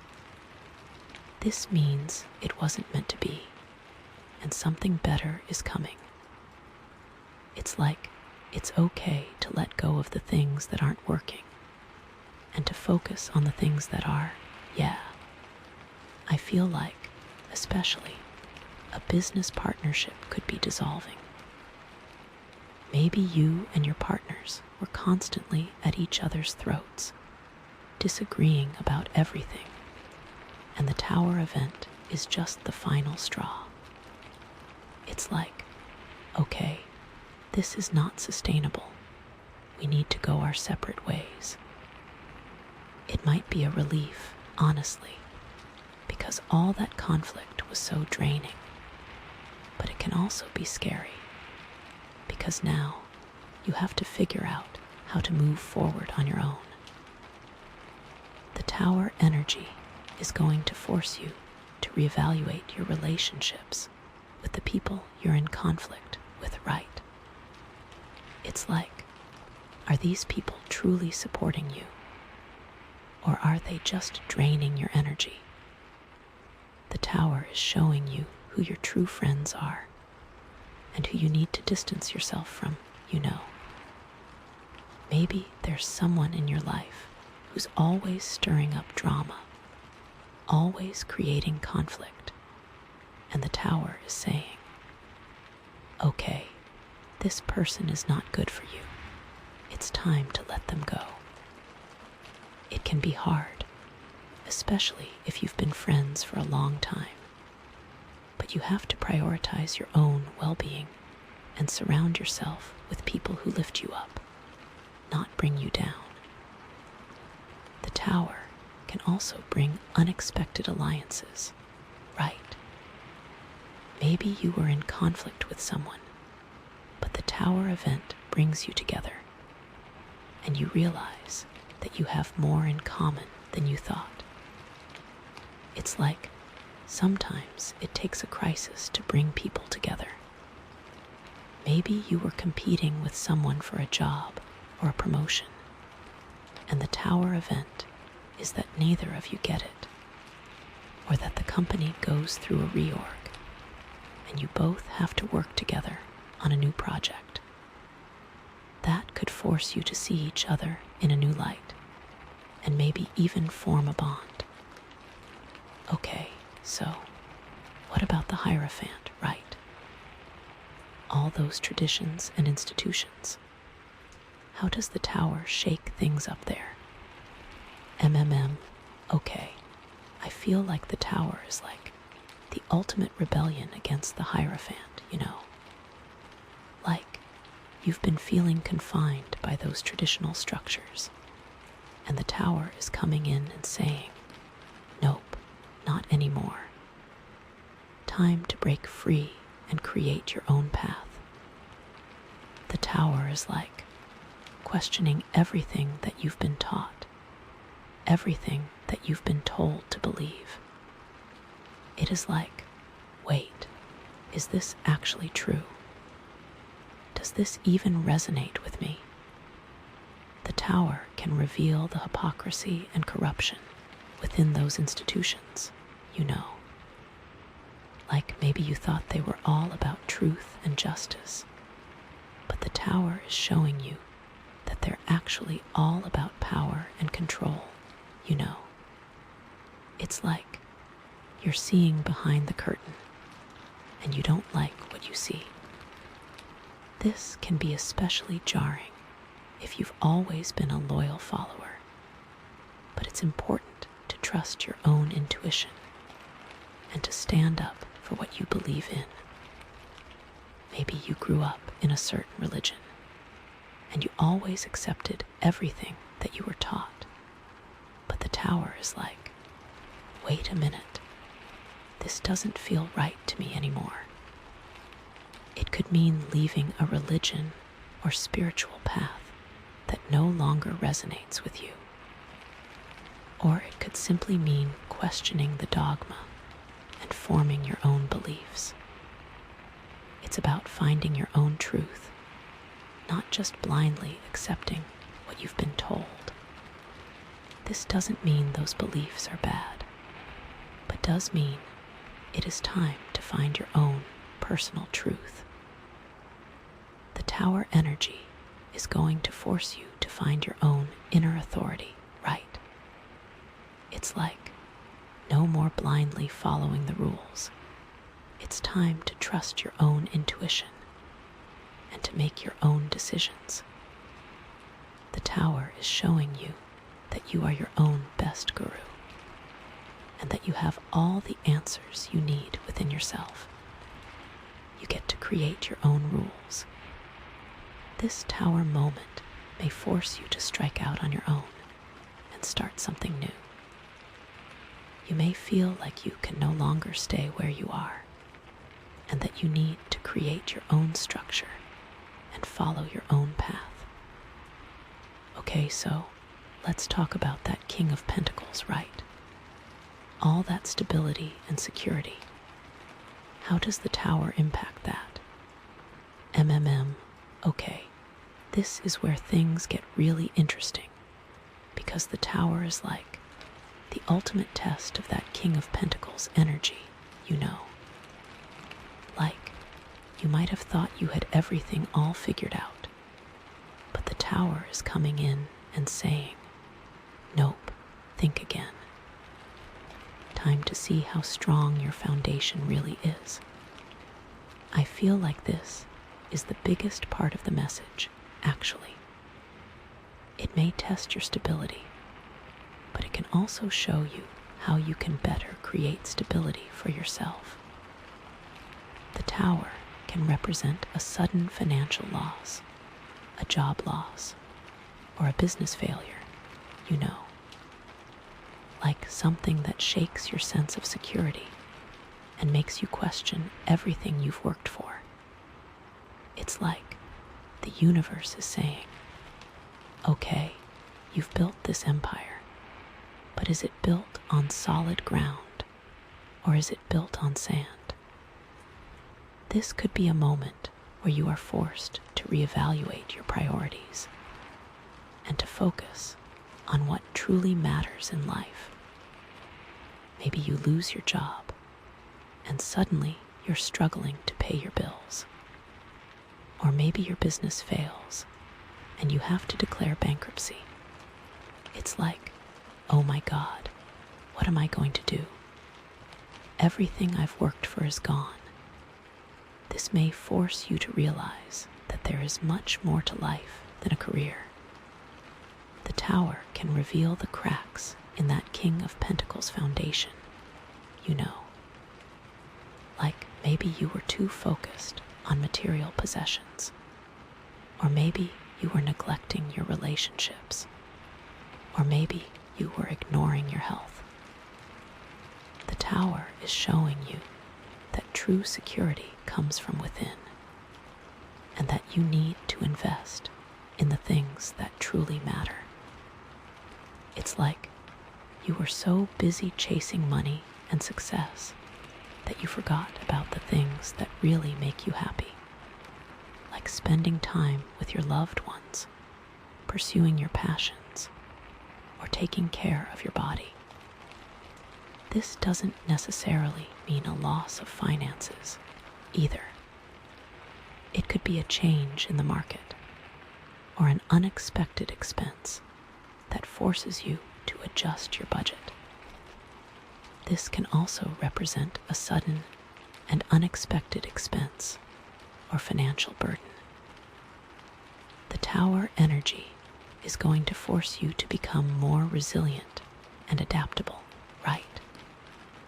It's like you can't control what happens to you, but you can control how you respond to it.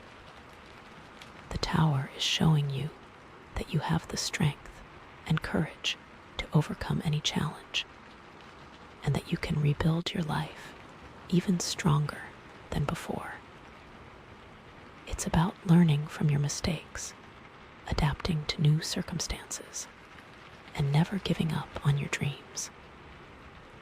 Maybe you lose your job, but you use that as an opportunity to start your own business, something you've always wanted to do. Or maybe you go back to school and learn a new skill that makes you even more valuable in the job market. If this King of Pentacles was representing someone else in your life, they may lose their stability and no longer be someone that you can rely on.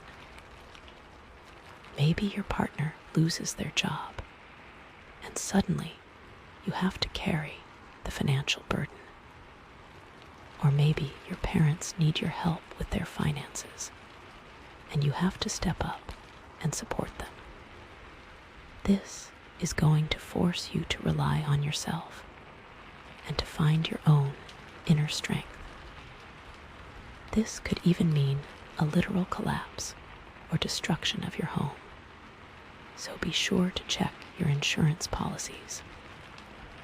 This event is something that is likely out of your control, but is something that will drastically change your life. Okay, and finally, the Sun, right? How does the Tower affect all that joy and abundance? Okay, this is tricky, because the Sun is all about positivity, and the Tower is all about destruction. So it's like, How do you reconcile those two energies? Well, I think the tower is like a reality check for the sun, you know. Like, you might have been feeling all happy and optimistic, but the tower is coming in and saying, hey, don't get too comfortable. Life is full of ups and downs, and you need to be prepared for anything. The tower is never negating that previous joy, though. It just means it is time to build on that foundation and make it stronger. The tower can reveal the shadow side of the sun, you know. Like, maybe you were too focused on the positive and you were ignoring the negative. Or maybe you were being too naive or idealistic. The tower is showing you that life is not always sunshine and rainbows, and that you need to be aware of the potential for darkness. This doesn't mean you need to become pessimistic, but it does mean you need to be realistic and prepared for challenges. You have been basking in the sunlight, and now it is time to go inside and deal with what is there. The tower is also going to test the strength of your inner joy, right? It's like, can you still find happiness even in the midst of chaos and destruction? The tower is showing you that true joy comes from within, and that it's not dependent on external circumstances. It's about cultivating a sense of gratitude, practicing mindfulness, and finding beauty in the everyday moments. This may mean taking some time to yourself to process what has happened and to reconnect with your inner peace. The sun helped you connect with your inner child, but now it is time to face some of that pain. The tower can represent a sudden loss of innocence, a moment where you realize that the world is not always a fair and just place, but that the sun will always rise again. The sun is a very powerful energy, and it's not easily extinguished. Even in the face of the tower, the sun's light can still shine through. It's about finding the silver lining in every situation, about learning from your mistakes, and about never giving up on hope. The universe may be testing you, but it also believes in you. You are strong, you are resilient, and you are capable of overcoming anything. Maybe the tower event is a painful breakup, but it allows you to realize that you deserve better and to find a relationship that's even more fulfilling. Or maybe the tower event is a health scare, but it motivates you to take better care of your body and to live a healthier lifestyle. The tower can actually amplify the joy of the sun, right? Because it's like you appreciate the good times even more after you've gone through the bad times. The tower is showing you that life is a precious gift and that you need to cherish every moment, even the difficult ones. It's about living fully and authentically, embracing all your emotions and never taking anything for granted. Okay, so overall, what does the tower mean in the context of this reading? Well, with that Jasper dragon energy, it feels like this is all part of your transformation, you know. Like you're being forced to let go of the old to make way for the new. It's going to force you to rebuild your life on a stronger foundation, to shed those old skins and step into your power, and to embrace the unknown and trust the universe. This could mean a complete change of direction in your life, but this may be exactly what you need. This transformation will not be easy. It's not going to be easy, yeah. There are going to be moments of doubt, moments of fear, moments of frustration. But remember that sun card, okay? Remember that joy and abundance is still possible, even in the midst of chaos. You are strong, you are resilient, and you are capable of overcoming anything, yeah. The Jasper dragon is here to help you navigate these turbulent waters and emerge stronger on the other side. The key is to surrender to the process, to trust that the universe has your best interests at heart, even when it doesn't feel like it. Trust yourself, trust the process, and know that everything is happening for a reason. Even though the tower seems scary, with those powerful lightning strikes, it is necessary for your own growth. And I'm so excited to see what the next cards reveal about this whole situation. What's going to come out of this tower moment? What new opportunities are going to arise? What lessons are you going to learn? I can feel it. This is going to be a powerful and transformative journey. Okay, so we've been through so much already, right? We've looked at the devil, the Five of Wands, the Hierophant, the King of Pentacles, the Sun, the Tower. It's been a wild ride, a real journey of transformation. And with that Jasper dragon energy humming in the background, it's clear that you're being called to shed your skin, to let go of the old and embrace the new. That tower moment, yeah, it was intense, but it was also necessary, right?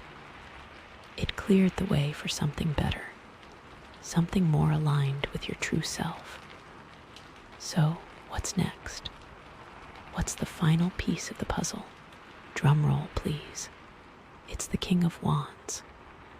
Oh my gosh, you guys, this is so perfect. The King of Wands is like the ultimate embodiment of leadership, passion, and vision. He's the kind of person who knows what he wants, and he's not afraid to go after it. He's confident, charismatic, and inspiring. He's a natural leader, and people are drawn to him. He's not afraid to take risks, to try new things, to step outside of his comfort zone. He's always looking for new challenges, new opportunities to grow and expand. He's passionate about his work, and he's driven by a strong sense of purpose. He's not just doing it for the money or the recognition. He's doing it because he believes in what he's doing, and he wants to make a difference in the world. He has a clear vision for the future, and he's able to inspire others to join him in his quest. He's not just a dreamer, he's a doer. He takes action, he makes things happen, and he doesn't let anything stand in his way. The King of Wands is all about taking charge, being a leader, and inspiring others with your vision. He's got that fire in his belly, that passion that drives him forward. He's not afraid to take risks, and he's always up for a challenge. This card is all about stepping into your power and owning your unique gifts. He's not afraid to be himself, and he encourages others to do the same. He's a visionary, and he's always looking for new ways to improve the world. He's a leader, and he inspires others to follow his example. He knows what he wants, and he's not afraid to go after it. He's confident, charismatic, and inspiring.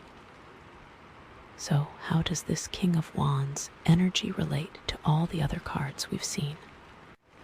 Let's start with the Devil, right? That feeling of being trapped and restricted. Well, the King of Wands is like the ultimate liberator from those devil chains.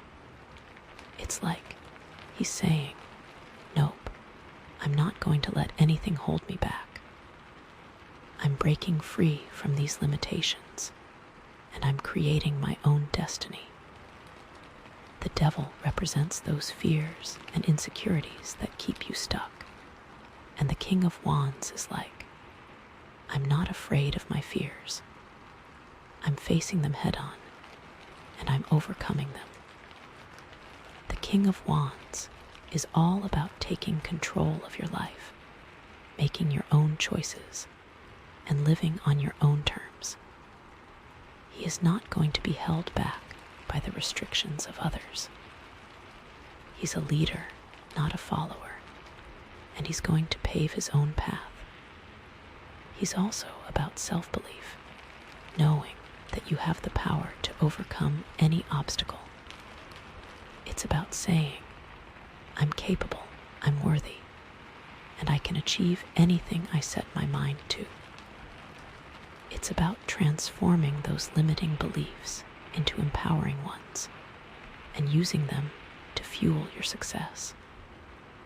The King of Wands is like setting fire to those chains and forging your own destiny.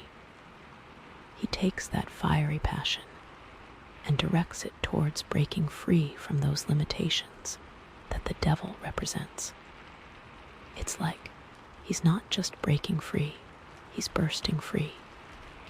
He's not just escaping, he's soaring. And what about that Five of Wands? All that conflict and chaos. How does the King of Wands navigate that? Okay. I feel like the King of Wands is like the ultimate peacemaker in that Five of Wands energy. It's like he's saying, I'm not going to let this conflict bring me down. I'm rising above it, and I'm creating harmony and collaboration. The King of Wands is a natural leader, and he's able to bring people together, even when they have different opinions or agendas. He's able to see the big picture, and he's able to inspire others to work together towards a common goal. The King of Wands knows how to navigate conflict, how to find common ground, and how to create win-win solutions. He's not afraid to stand up for what he believes in, but he also knows how to listen to other people's perspectives and to find a compromise that works for everyone. He's a master of diplomacy, and he's able to create a more harmonious and productive environment. The King of Wands isn't about avoiding conflict, it's about transforming it. He takes that chaotic energy and channels it into something constructive. It's like he's not just putting out the fire, he's harnessing its power. He's not just resolving the conflict, he's using it as an opportunity to grow and learn and become even stronger. The King of Wands doesn't shy away from confrontation, but he approaches it with a sense of fairness and understanding. He recognizes that everyone has their own perspective, and he tries to find a solution that benefits everyone involved. Now, let's bring in the Hierophant, right? All those traditions and institutions. How does the King of Wands interact with that? Okay. I feel like the King of Wands is like the ultimate innovator in that Hierophant energy. It's like he's saying, I respect tradition, but I'm not afraid to challenge the status quo. I'm creating my own path, and I'm breaking new ground.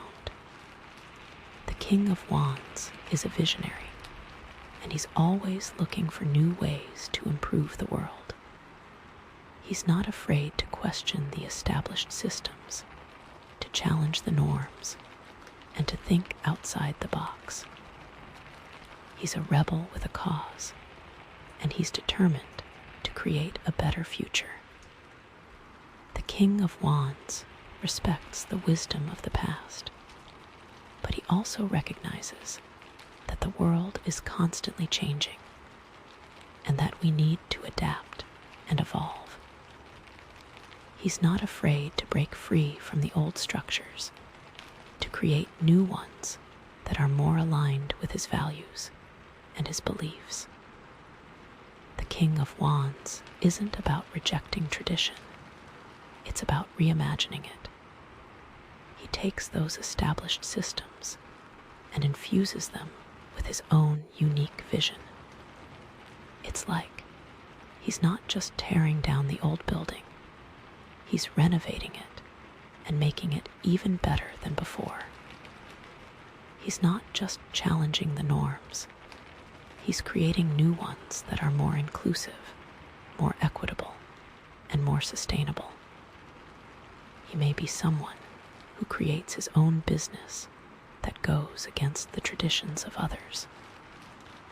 This king is saying that tradition doesn't have to be a limitation. And what about that King of Pentacles?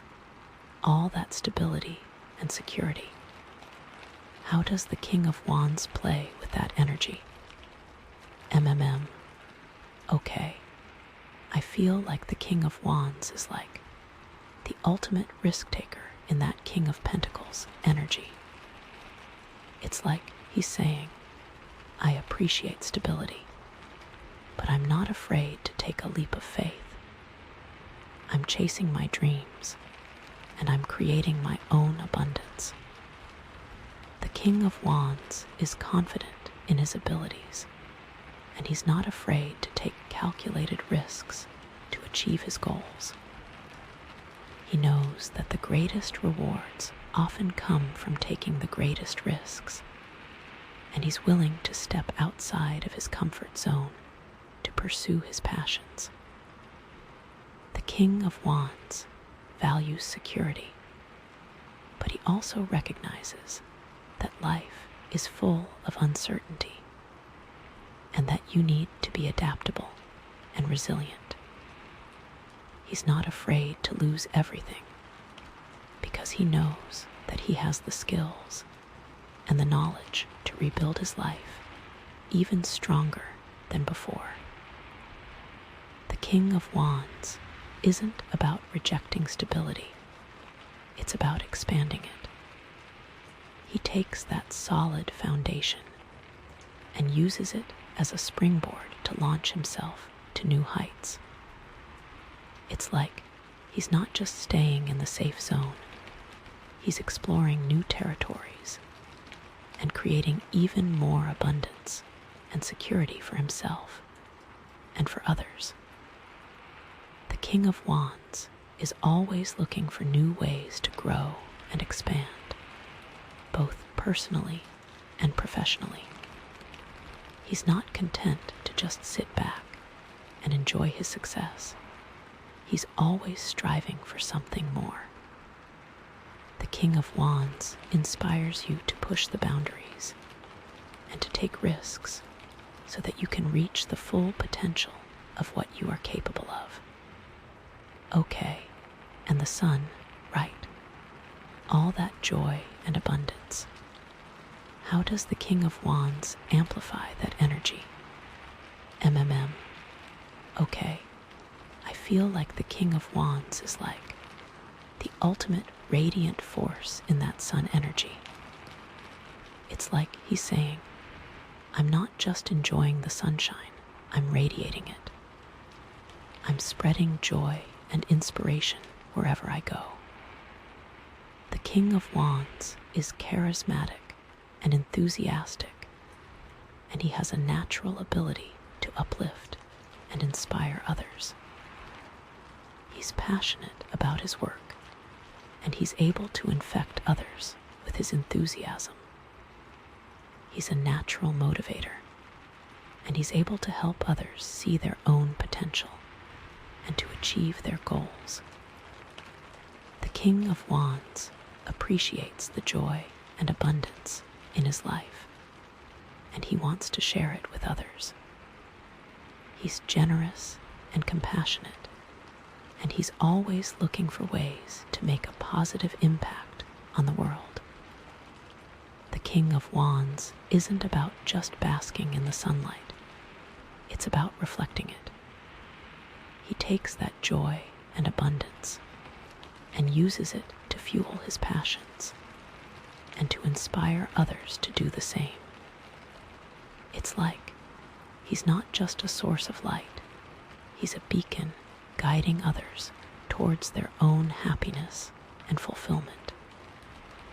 The King of Wands has a strong sense of purpose, and he's driven by a desire to make a difference in the world. The King of Wands is all about taking action, about turning your dreams into reality, and it's all about lighting your path to get there. And now, the Tower, right? That sudden upheaval and destruction. How does the King of Wands respond to that? Okay. I feel like the King of Wands is like the ultimate phoenix rising from the ashes in that tower energy. It's like he's saying, I'm not going to let this destruction defeat me. I'm rebuilding stronger than ever before. The King of Wands has the courage and resilience to face any challenge, and he's able to see opportunity even in the midst of chaos. He's not afraid to let go of the old to make way for the new. He trusts that everything happens for a reason, and that even the most difficult experiences can lead to growth and transformation. The King of Wands knows how to adapt to changing circumstances, how to learn from his mistakes, and how to rebuild his life even stronger than before. He's a survivor, and he's determined to create a better future, no matter what obstacles he faces. The King of Wands isn't about denying the destruction. It's about embracing it. He takes that chaos and uses it as an opportunity to rebuild his life on a stronger foundation. It's like he's not just surviving, he's thriving. He's not just coping, he's creating. He's taking control of his destiny and forging a new path forward. The Tower is often a moment of reckoning, where we're forced to confront the things that are no longer serving us. The King of Wands is all about embracing that reckoning and using it as an opportunity to grow. So, what does it all mean? What's the big picture here? Well, with that Jasper dragon energy, it's clear that you're in the midst of a major transformation. You're shedding your skin, letting go of the old, and stepping into a new version of yourself. And the King of Wands is like the ultimate destination on this journey. It's about embracing your inner leader, taking control of your life, and creating a future that's aligned with your values and your passions. It's about having the courage to break free from the things that are holding you back, the confidence to pursue your dreams, and the vision to inspire others along the way. This king is showing you that the Tower moment doesn't have to be the end. It can be a new beginning, and a very powerful one at that. He's showing that you are capable of incredible leadership and strength through difficult times. But here's the thing, okay? The King of Wands can represent different things, right? It could be you, it could be someone else, or it could be a situation.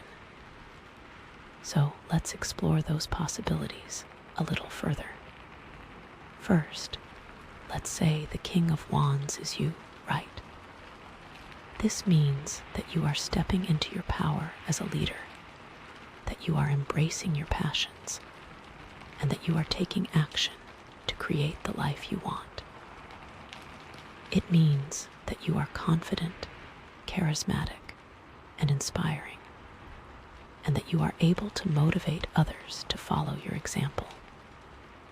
It means that you are not afraid to take risks, to challenge the status quo, and to create your own path. This also may mean that you are being called to be a leader in your community or in your workplace. People are seeing you as someone who can take charge and make a difference.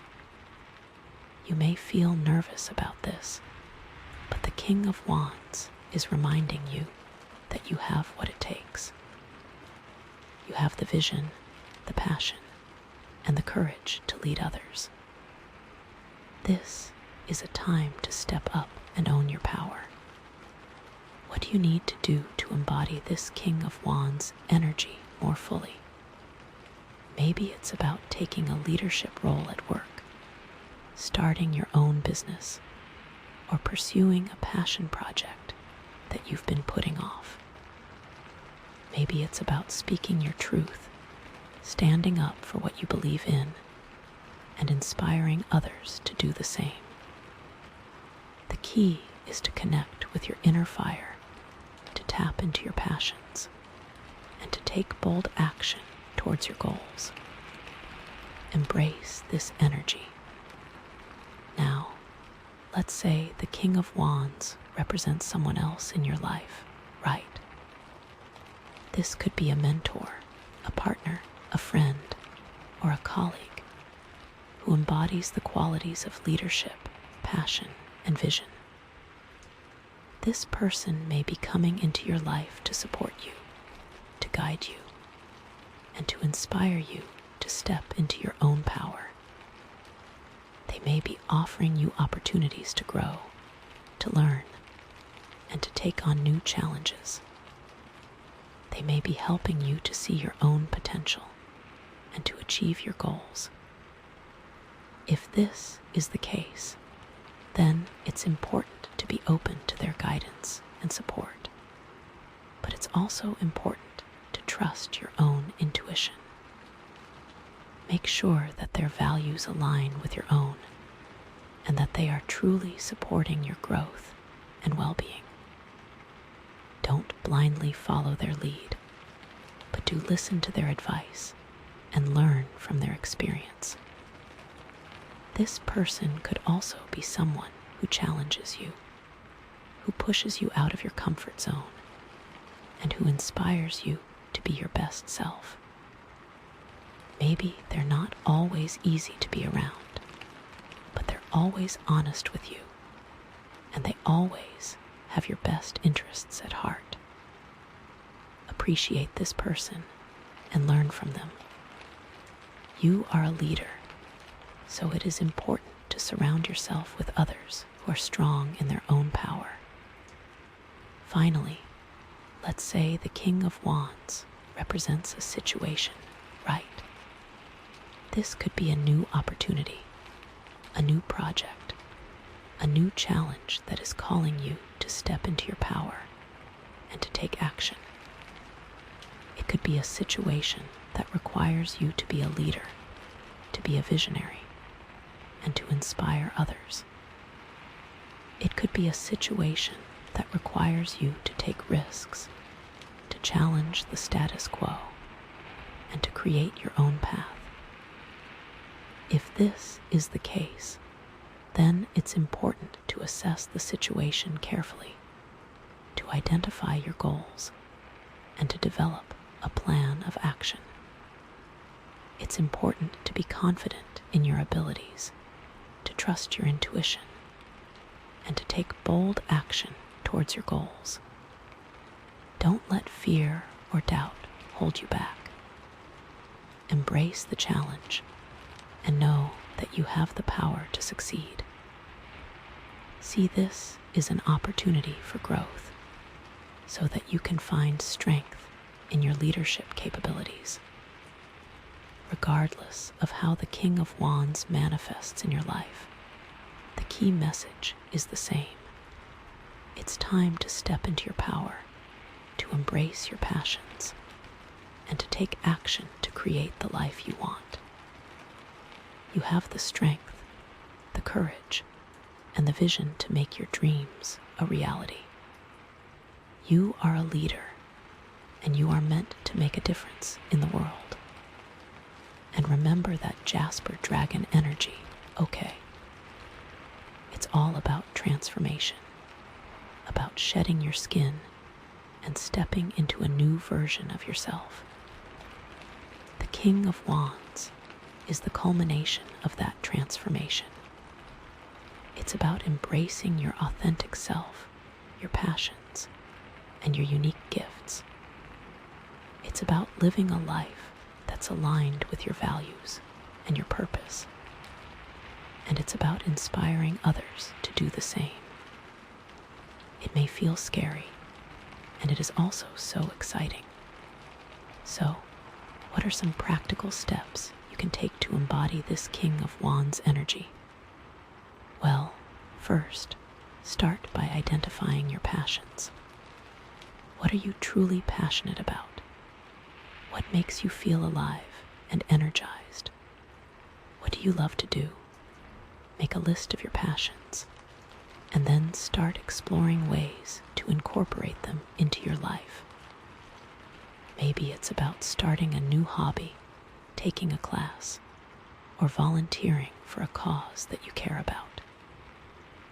Maybe it's about pursuing a new career path, starting your own business, or creating a passion project that you've been putting off. The key is to connect with your inner fire, to tap into your passions, and to let them guide you. It is time to explore and let yourself be guided by your passions. Next, start developing your leadership skills. What does leadership mean to you? What qualities do you admire in a leader? What skills do you need to develop to become a more effective leader? Start by practicing active listening, empathy, and clear communication. Learn how to motivate others, how to delegate tasks, and how to provide constructive feedback. Seek out opportunities to lead, whether it's at work, in your community, or in your personal life. Volunteer for a leadership role, take on a challenging project, or mentor someone who is just starting out. The key is to step up and take responsibility, to inspire others with your vision, and to create a positive impact. You are a leader, and you have what it takes to inspire others. Then, start taking action towards your goals. What are your dreams? What do you want to achieve in your life? What steps do you need to take to make your dreams a reality? Start by setting clear goals, developing a plan of action, and breaking your goals down into smaller, more manageable steps. Then, start taking consistent action towards your goals, even if it's just a small step each day. Don't let fear or doubt hold you back. Trust your intuition, believe in yourself, and know that you have the power to succeed. The King of Wands is all about action, about turning your dreams into reality. And finally, remember to celebrate your successes along the way. Acknowledge your accomplishments, big and small, and give yourself credit for your hard work and dedication. Share your successes with others and inspire them to pursue their own dreams. The King of Wands is all about spreading joy and inspiration, about making a positive impact on the world. So, that's it, you guys. We've reached the end of this incredible reading, and I hope you're feeling inspired, empowered, and ready to embrace the next chapter of your life.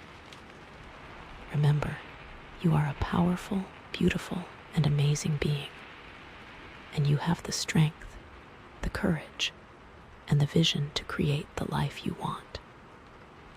Trust yourself, trust the process, and know that the universe is supporting you every step of the way. The Jasper dragon is with you. Go out there and shine your light.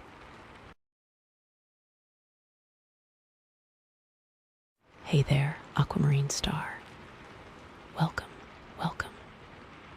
This beautiful aquamarine star is all about grounding you, bringing you back to center. And that totally vibes with our theme today.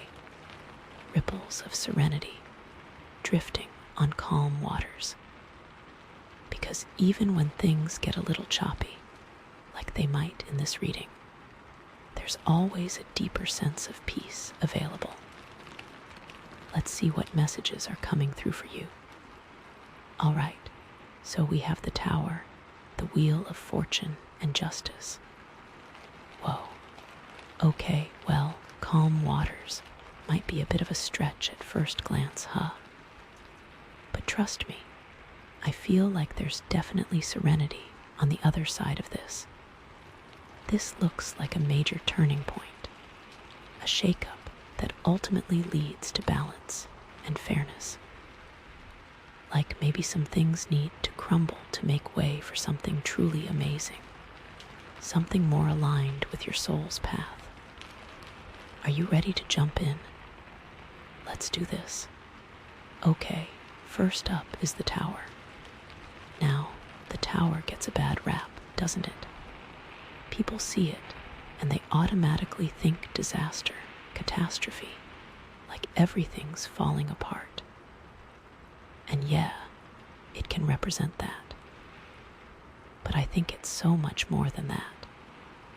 It's about sudden change, unexpected revelations, and the dismantling of structures that are no longer serving you. Think of it like a necessary demolition.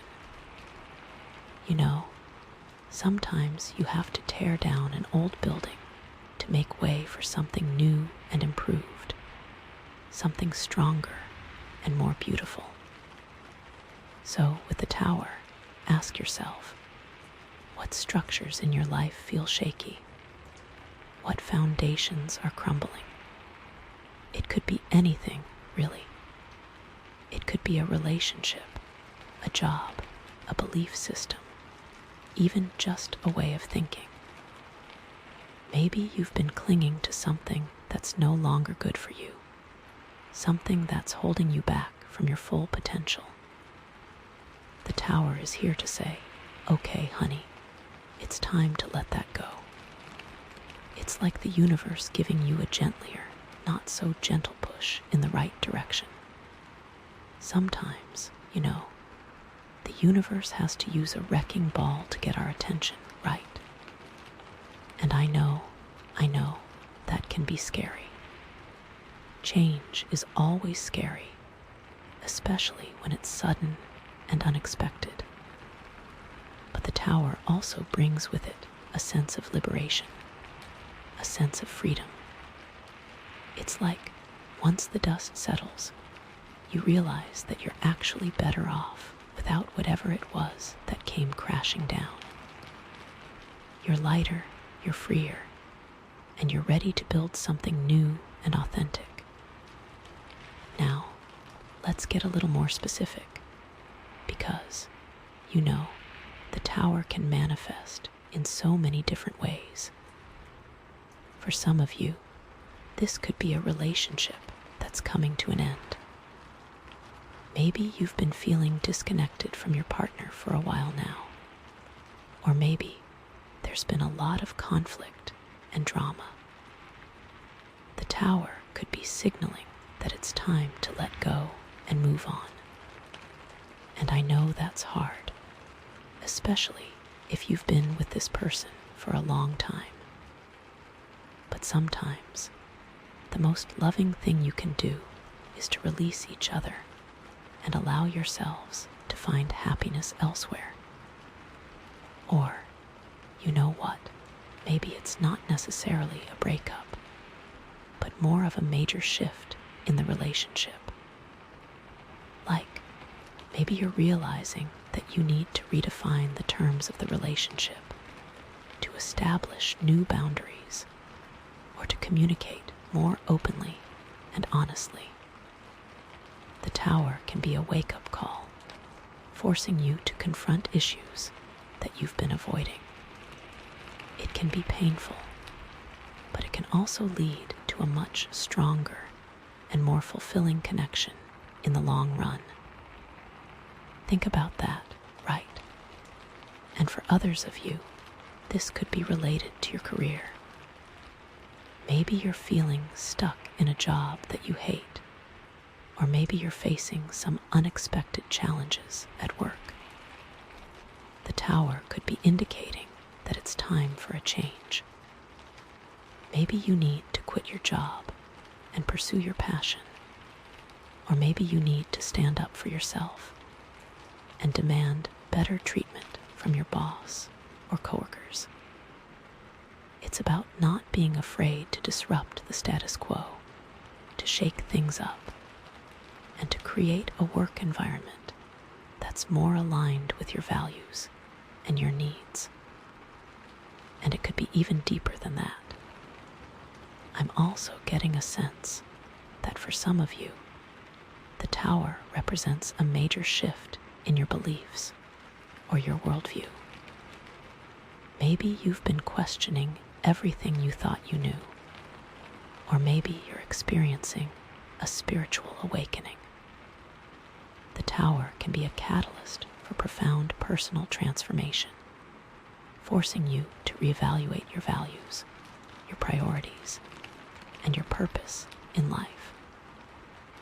Like, maybe you've been living your life according to someone else's expectations, or maybe you've been suppressing your true self in order to fit in. The tower is here to help you break free from those limitations and to embrace your authenticity. It's about shedding the old skin and emerging as a more empowered and self-aware version of yourself. So, this could even be something like, let's say you grew up in a certain religion, and now you're really questioning all of that. Or maybe you thought you were straight your whole life, and now you're like, wait a minute, maybe not. These kinds of big paradigm shifts, that's totally tower energy. And the key thing to remember with the tower is that it's not happening to you. It's happening for you. The universe isn't trying to punish you or make your life miserable. It's actually trying to help you grow and evolve. It's like sometimes we need to be shaken up in order to wake up. We need to be forced out of our comfort zones in order to discover our true potential. So, embrace the chaos, embrace the change, and trust that everything is happening for a reason. Even though it might not feel like it right now, you are being guided towards something better, something more aligned with your highest good. That's the promise of the tower. Yeah, I know, easier said than done, right? But really try to keep that in mind. And you know what? I think think it's important to add that because we're talking about the Aquamarine star and that grounding energy that even amidst all this potential chaos, you have the strength within you to remain centered. The Aquamarine is there to help you navigate these turbulent waters with grace and resilience. So even if it feels like everything is falling apart, remember to breathe, connect with your inner peace, and trust that you have the inner resources to weather any storm. This isn't about being swept away, but about finding your footing amidst the rubble. All right, so yeah, the tower is definitely a lot to process, but it sets the stage for what comes next. And what comes next is the Wheel of Fortune. Ooh, okay, so after all that upheaval, we've got the wheel turning, which is so exciting. The Wheel of Fortune is all about cycles, destiny, and the ever-changing nature of life. It represents the ups and downs, the twists and turns, the unexpected opportunities that come our way. It's a reminder that nothing stays the same forever. What goes up must come down, and what goes down must eventually come up. It's kind of comforting, right? Especially after the intensity of the tower. Like, things will change. So with the Wheel of Fortune, the key is to embrace the flow of life. To not get too attached to the good times, because they won't last forever. And to not get too discouraged by the bad times, because they won't last forever either.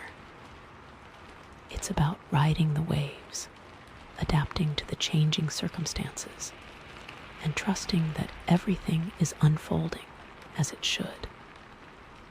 Now, in the context of the tower, the Wheel of Fortune suggests that the changes that are happening in your life are not random or arbitrary. They're part of a larger plan, a karmic cycle that's playing out. The universe is bringing you exactly what you need, even if it doesn't feel like it at the time.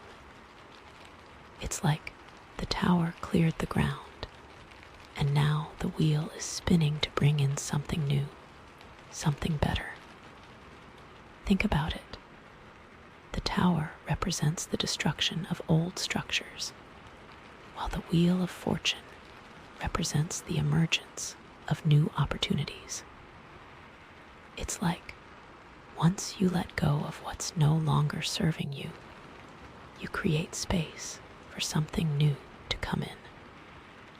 The universe abhors a vacuum, right?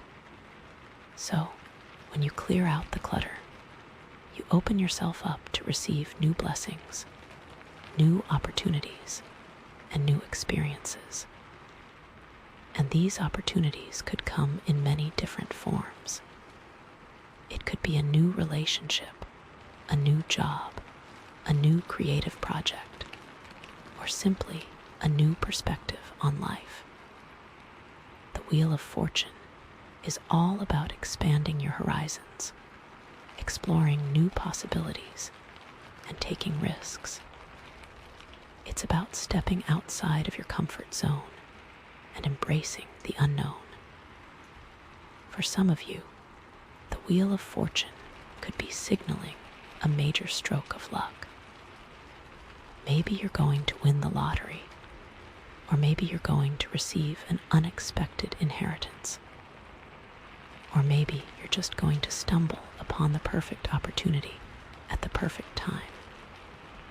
The universe is full of surprises, and the Wheel of Fortune reminds us to be open to receiving them.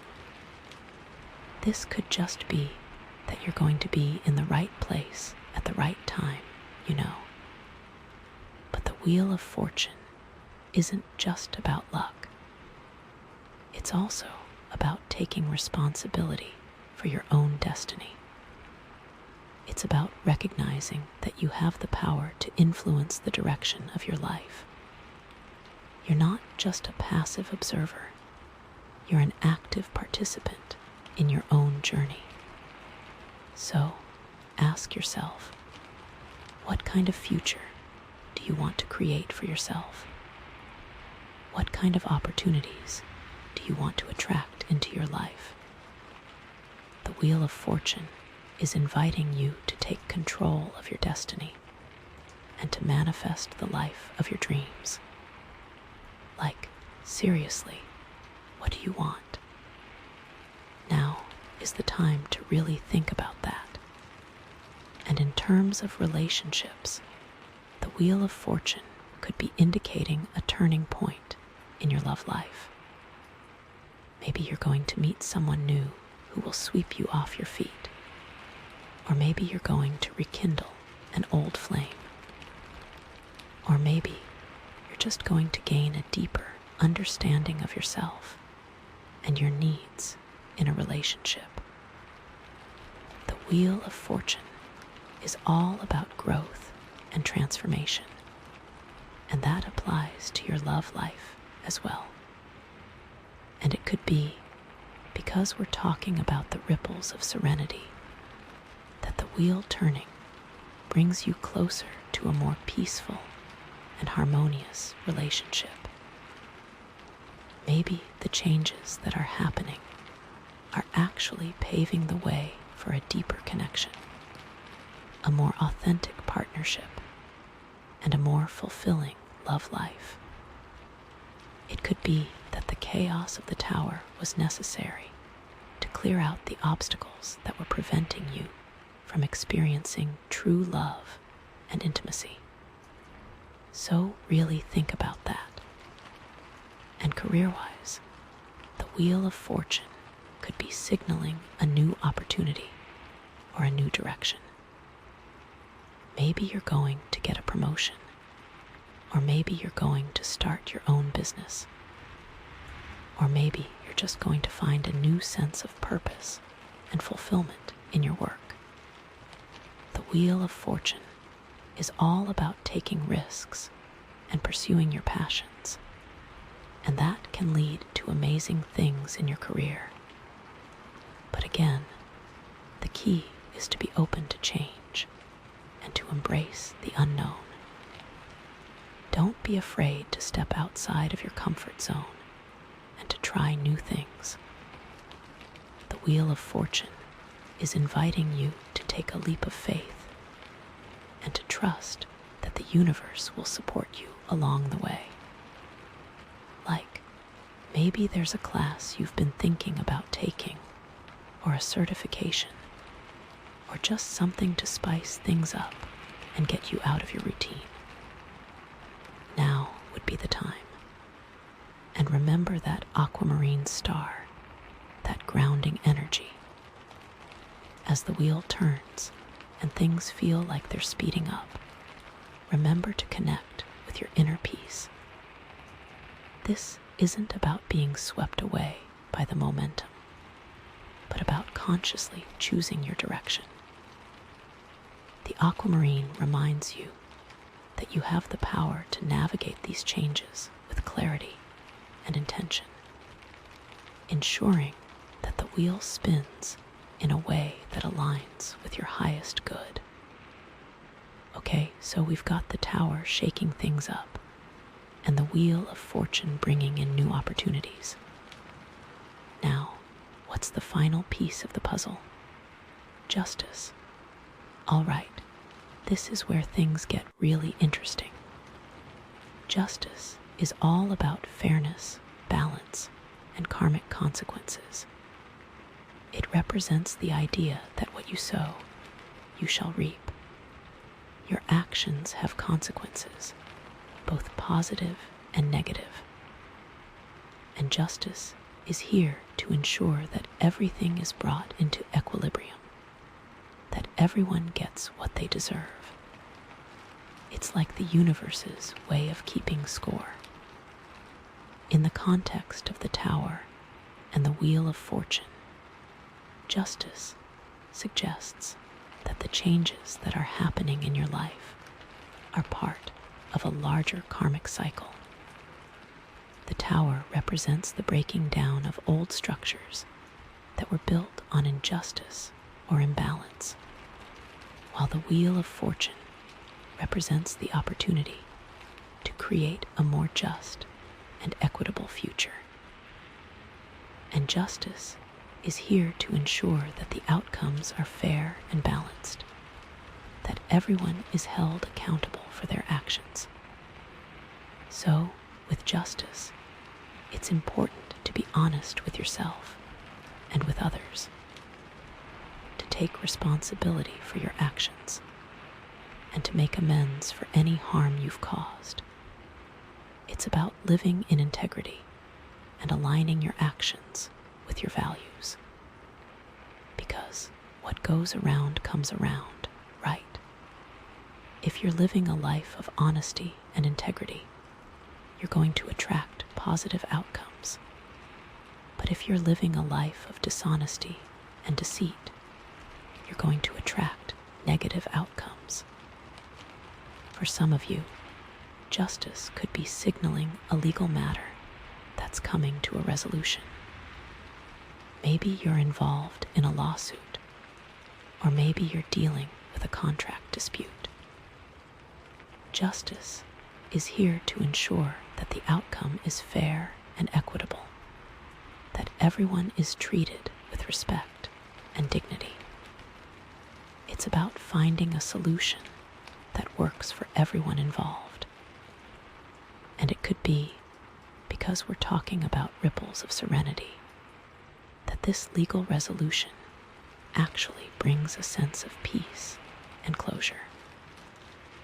Maybe it's been hanging over your head for a long time, and finally resolving it allows you to move forward with a clear conscience and a renewed sense of hope. It's like the scales are finally balanced, and you can breathe a sigh of relief. But justice isn't just about legal matters. It's also about personal accountability. It's about taking responsibility for your actions in your relationships, in your career, and in your life in general. It's about treating others with respect and fairness, and about standing up for what's right, even when it's difficult. Like, maybe you've been treating someone unfairly in your life. Maybe you've been gossiping about them behind their back. Or maybe you've been taking them for granted. Justice is here to remind you that your actions have consequences, and that you need to make amends for any harm you've caused. It's about being honest with yourself and with the other person, and about finding a way to repair the relationship. And in terms of career, justice could be signaling a time to evaluate your ethics and your integrity. Are you being honest in your work? Are you treating your coworkers with respect? Are you standing up for what's right, even when it's unpopular? Justice is here to remind you that your actions have consequences, and that you need to align your work with your values. Like maybe you've been tempted to cut corners or to engage in unethical behavior in order to get ahead. Justice is warning you that those actions will eventually catch up with you, and that you need to choose a more ethical path.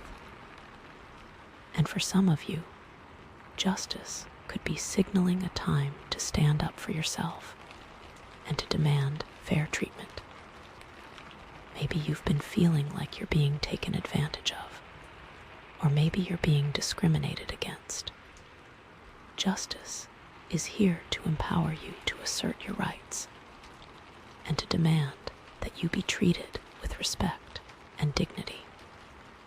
It's about knowing your worth and not being afraid to stand up for yourself.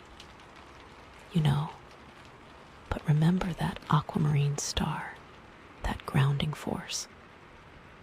As you navigate these issues of fairness and justice, remember to remain centered and balanced. The aquamarine reminds you that true justice comes from a place of inner peace and clarity. This isn't about seeking revenge or retribution, but about creating a more harmonious and equitable world for yourself and for others. It's about aligning your actions with your highest values and trusting that the universe will support you in your quest for justice. Okay, so to recap, we have the tower shaking things up, the wheel of fortune bringing in new opportunities, and justice ensuring that everything is fair and balanced. It's a powerful combination of cards that suggests a time of major transformation and karmic reckoning. But remember, even amidst the chaos and change, there is always the potential for serenity. The aquamarine star is there to guide you, to ground you, and to remind you that you have the strength and resilience to weather any storm. Just breathe, trust the process, and know that you are being guided towards something better. So, what's coming next?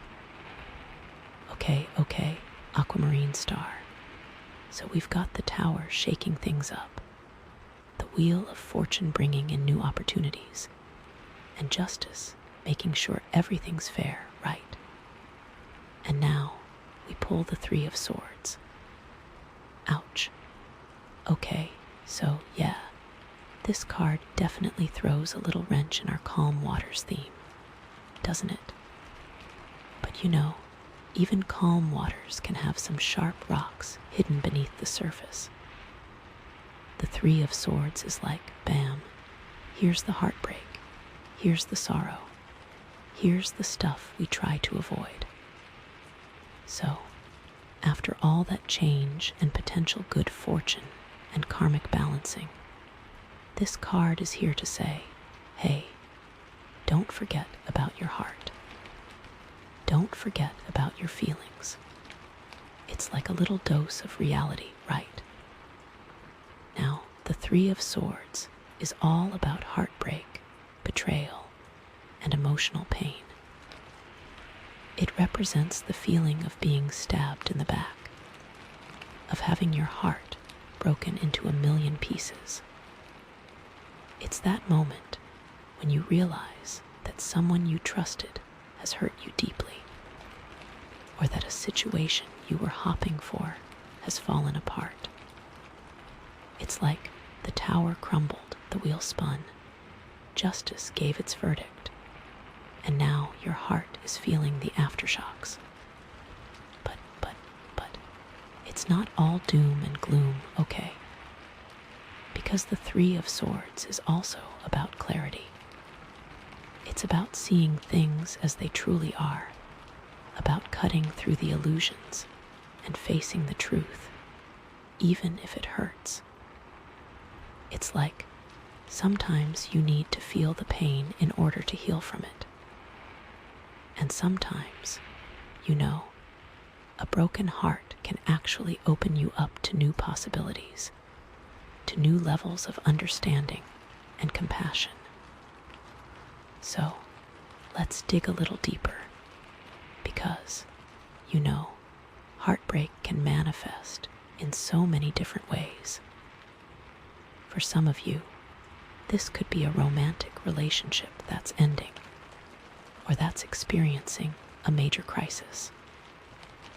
Maybe you've discovered that your partner has been unfaithful, or maybe you've realized that you're just not compatible anymore.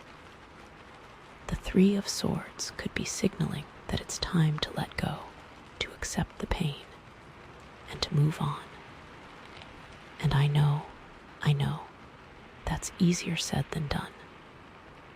Breakups are never easy, especially when you've invested a lot of time and energy into a relationship. But sometimes, the most loving thing you can do for yourself is to walk away from a situation that's no longer serving you. Or, you know what? Maybe it's not necessarily a full-blown breakup, but more of a painful realization about the relationship.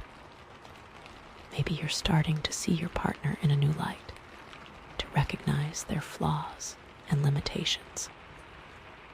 Or maybe you're realizing that your needs are not being met, and that you need to make some changes in order to feel fulfilled. The Three of Swords can be a wake-up call, forcing you to confront the difficult truths about your relationship. And for others of you, this could be related to a friendship that's gone sour. Maybe you've had a falling out with a close friend, or maybe you've discovered that someone you thought you could trust has betrayed you. Friendships can be just as painful as romantic relationships when they end, especially when you've shared a lot of history and vulnerability with someone. The Three of Swords could be signaling that it's time to reevaluate your friendships, to let go of the ones that are toxic or unfulfilling, and to focus on the ones that bring you joy and support. You know, sometimes we outgrow friendships, and that's okay.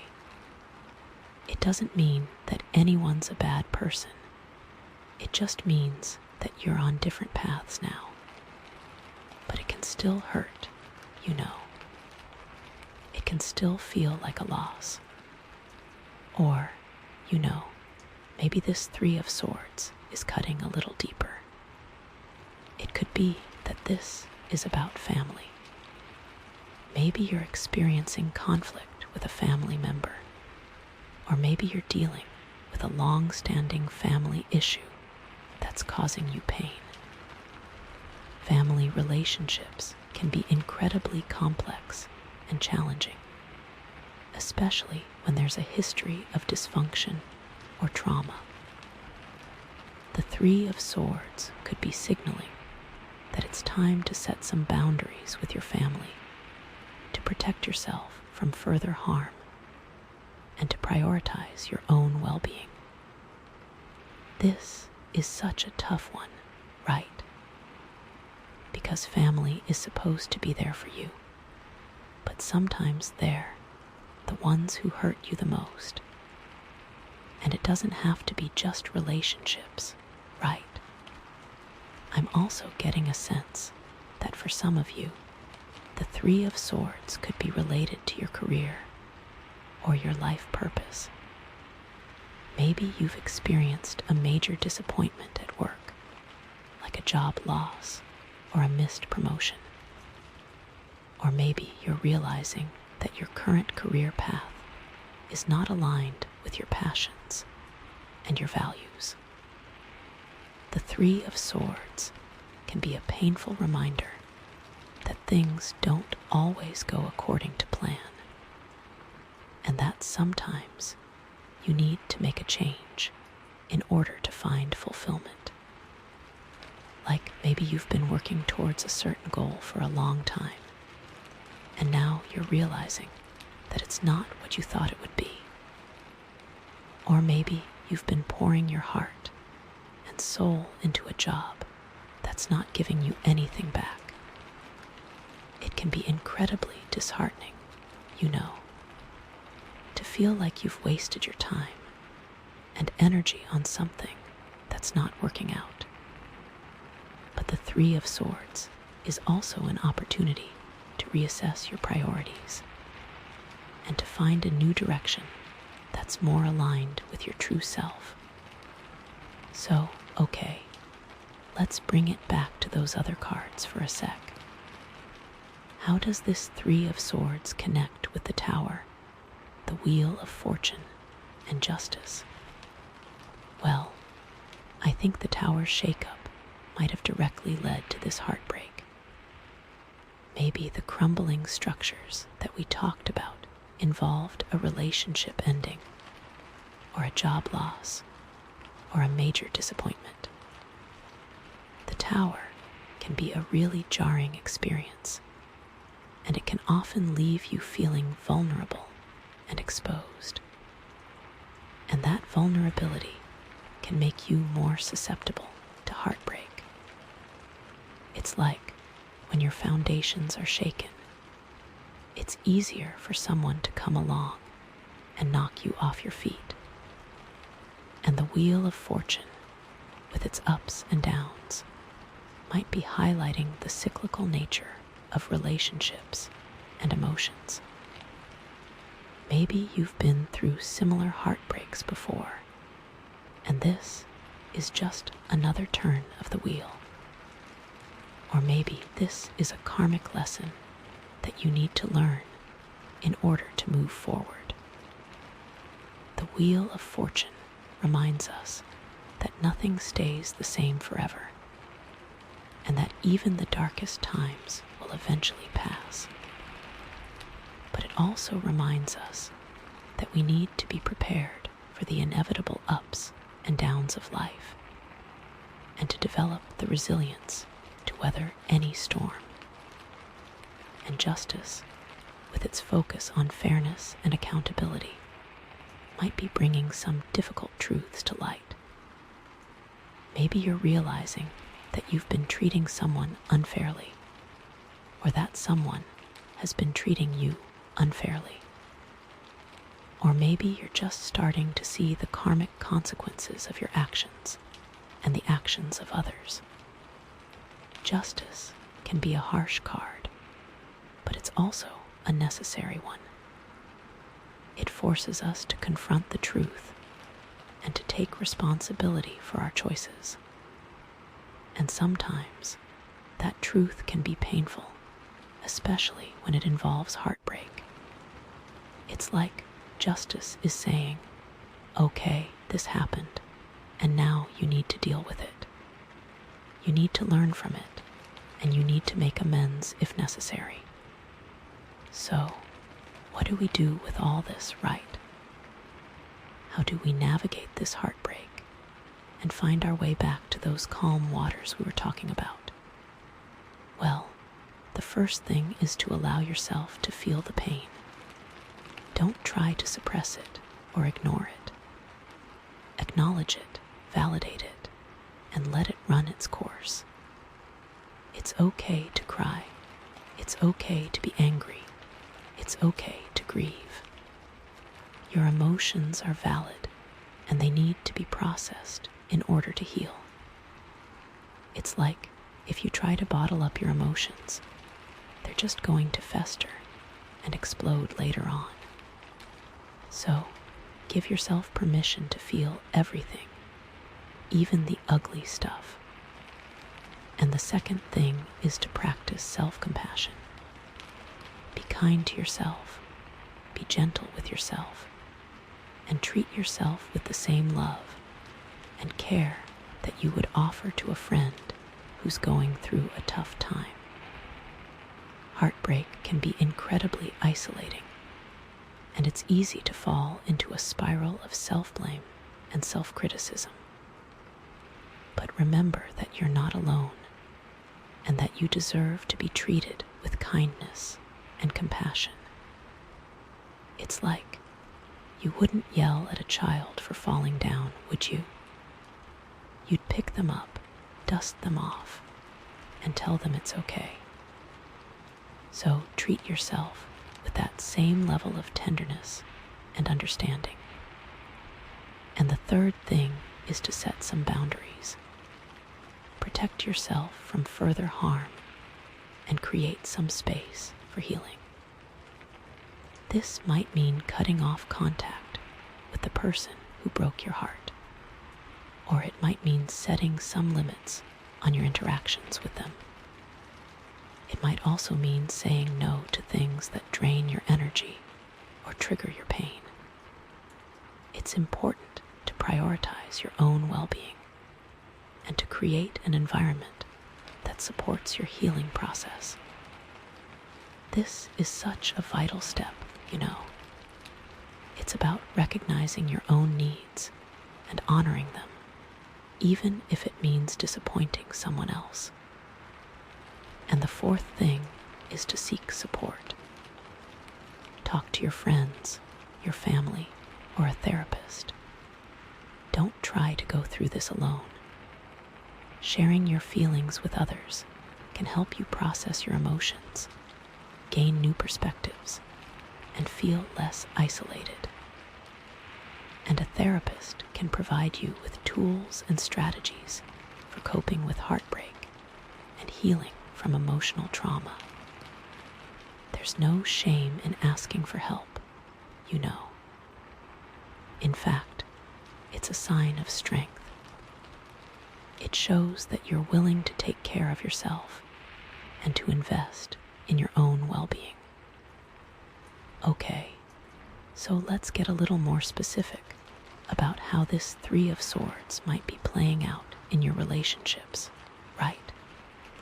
Because we talked about breakups, but maybe it's not that extreme.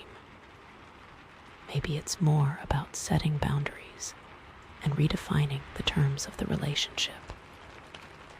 Like, maybe you're realizing that you need to communicate your needs more clearly, or that you need to stand up for yourself more often. The Three of Swords can be a catalyst for healthier relationships, even if it's painful in the short term. It's like sometimes you need to have a tough conversation in order to clear the air and create a stronger connection. But it takes courage, you know. It takes vulnerability. It means being willing to be honest with yourself and with the other person, even when it's uncomfortable. And maybe this Three of Swords is about recognizing patterns in your relationships. Are you always attracted to the same type of person, even though they're not good for you? Are you repeating the same mistakes over and over again? The Three of Swords can be an opportunity to break free from those patterns and to create healthier relationships in the future. It's like if you keep dating the same kind of person and getting the same result, maybe it's time to try something different. Maybe it's time to look inward and figure out why you're attracted to those people in the first place. And maybe this Three of Swords is about learning to love yourself more fully. So often, we look to others to fill a void within ourselves, to make us feel complete. But true love comes from within. It's about accepting yourself, flaws and all, and recognizing your own inherent worth. The Three of Swords can be a painful reminder that you can't rely on others to make you happy, and that you need to cultivate a strong sense of self-love in order to navigate the challenges of life. This is such a crucial lesson, you know. It's about realizing that you are enough, just as you are. You don't need anyone else to validate you or to make you feel worthy. And in terms of your career or your life purpose, this Three of Swords could be signaling a time to reevaluate your goals and your priorities. Are you pursuing a path that's truly aligned with your passions and your values? Or are you just doing what you think you should be doing? The Three of Swords can be a wake-up call, forcing you to confront the fact that you're not living your life to the fullest. It's like if you're feeling unfulfilled in your work, maybe it's time to make a change. Maybe it's time to pursue a new career, or to start your own business, or to volunteer for a cause that you care about. And maybe this Three of Swords is about letting go of expectations. We often have these ideas about what our lives should look like, about what we should be achieving. But life rarely goes according to plan. The Three of Swords can be a reminder that it's okay to let go of those expectations and to embrace the unexpected. It's like if you're constantly comparing yourself to others, you're never going to be happy. Everyone's on their own journey, and everyone has their own unique challenges and triumphs. And maybe this Three of Swords is about finding meaning in your pain. Pain can be a powerful teacher, and it can often lead to growth and transformation. The Three of Swords can be an opportunity to turn your pain into purpose, to use your experiences to help others, and to create something beautiful out of something broken. It's like if you've been through a tough time, you can use that experience to connect with others who are going through something similar. You can offer them support, guidance, and hope. You can show them that they're not alone and that they can get through it. So, how do we bring in that Aquamarine star energy into all of this? How do we find that grounding and that serenity amidst the heartbreak? Well, I think the Aquamarine is here to remind you that even though your heart is hurting, you are still strong. You are still resilient. You are still capable of finding peace and joy in your life. It's like, even when the waves are crashing around you, you can still find an anchor within yourself. You can still connect with your inner peace and trust that you will weather the storm. The Aquamarine is also about communication, about expressing your truth and connecting with others in an authentic way. The Three of Swords can be a time of isolation, but the Aquamarine is here to encourage you to reach out to others, to share your feelings, and to seek support. It's like talking about your pain can help you heal from it. It can help you gain new perspectives and feel less alone. But it's important to be discerning about who you share your feelings with. Choose people who are supportive, compassionate, and trustworthy. And the Aquamarine is about finding balance, about creating harmony between your mind, body, and spirit. The Three of Swords can throw you off balance, leaving you feeling anxious, depressed, or overwhelmed.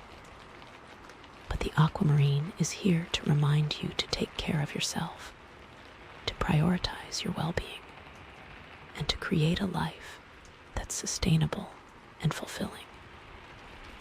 It's like practicing self-care can help you cope with stress, boost your mood, and improve your overall health. So, remember that Aquamarine star, and remember that grounding energy. As you navigate this heartbreak, remember to connect with your inner peace. This isn't about pretending that the pain doesn't exist, but about finding a way to move through it with grace and resilience.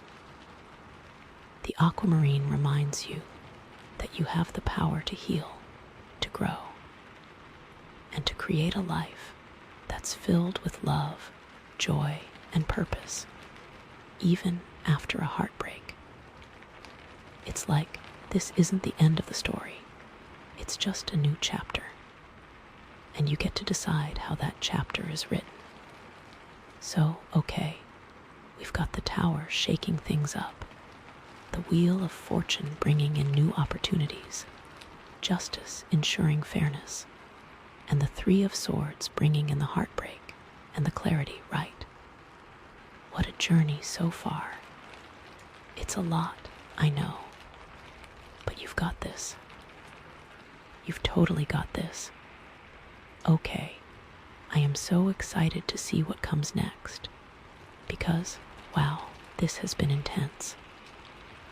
All right, so after all of that, we pull the Five of Swords, oh boy.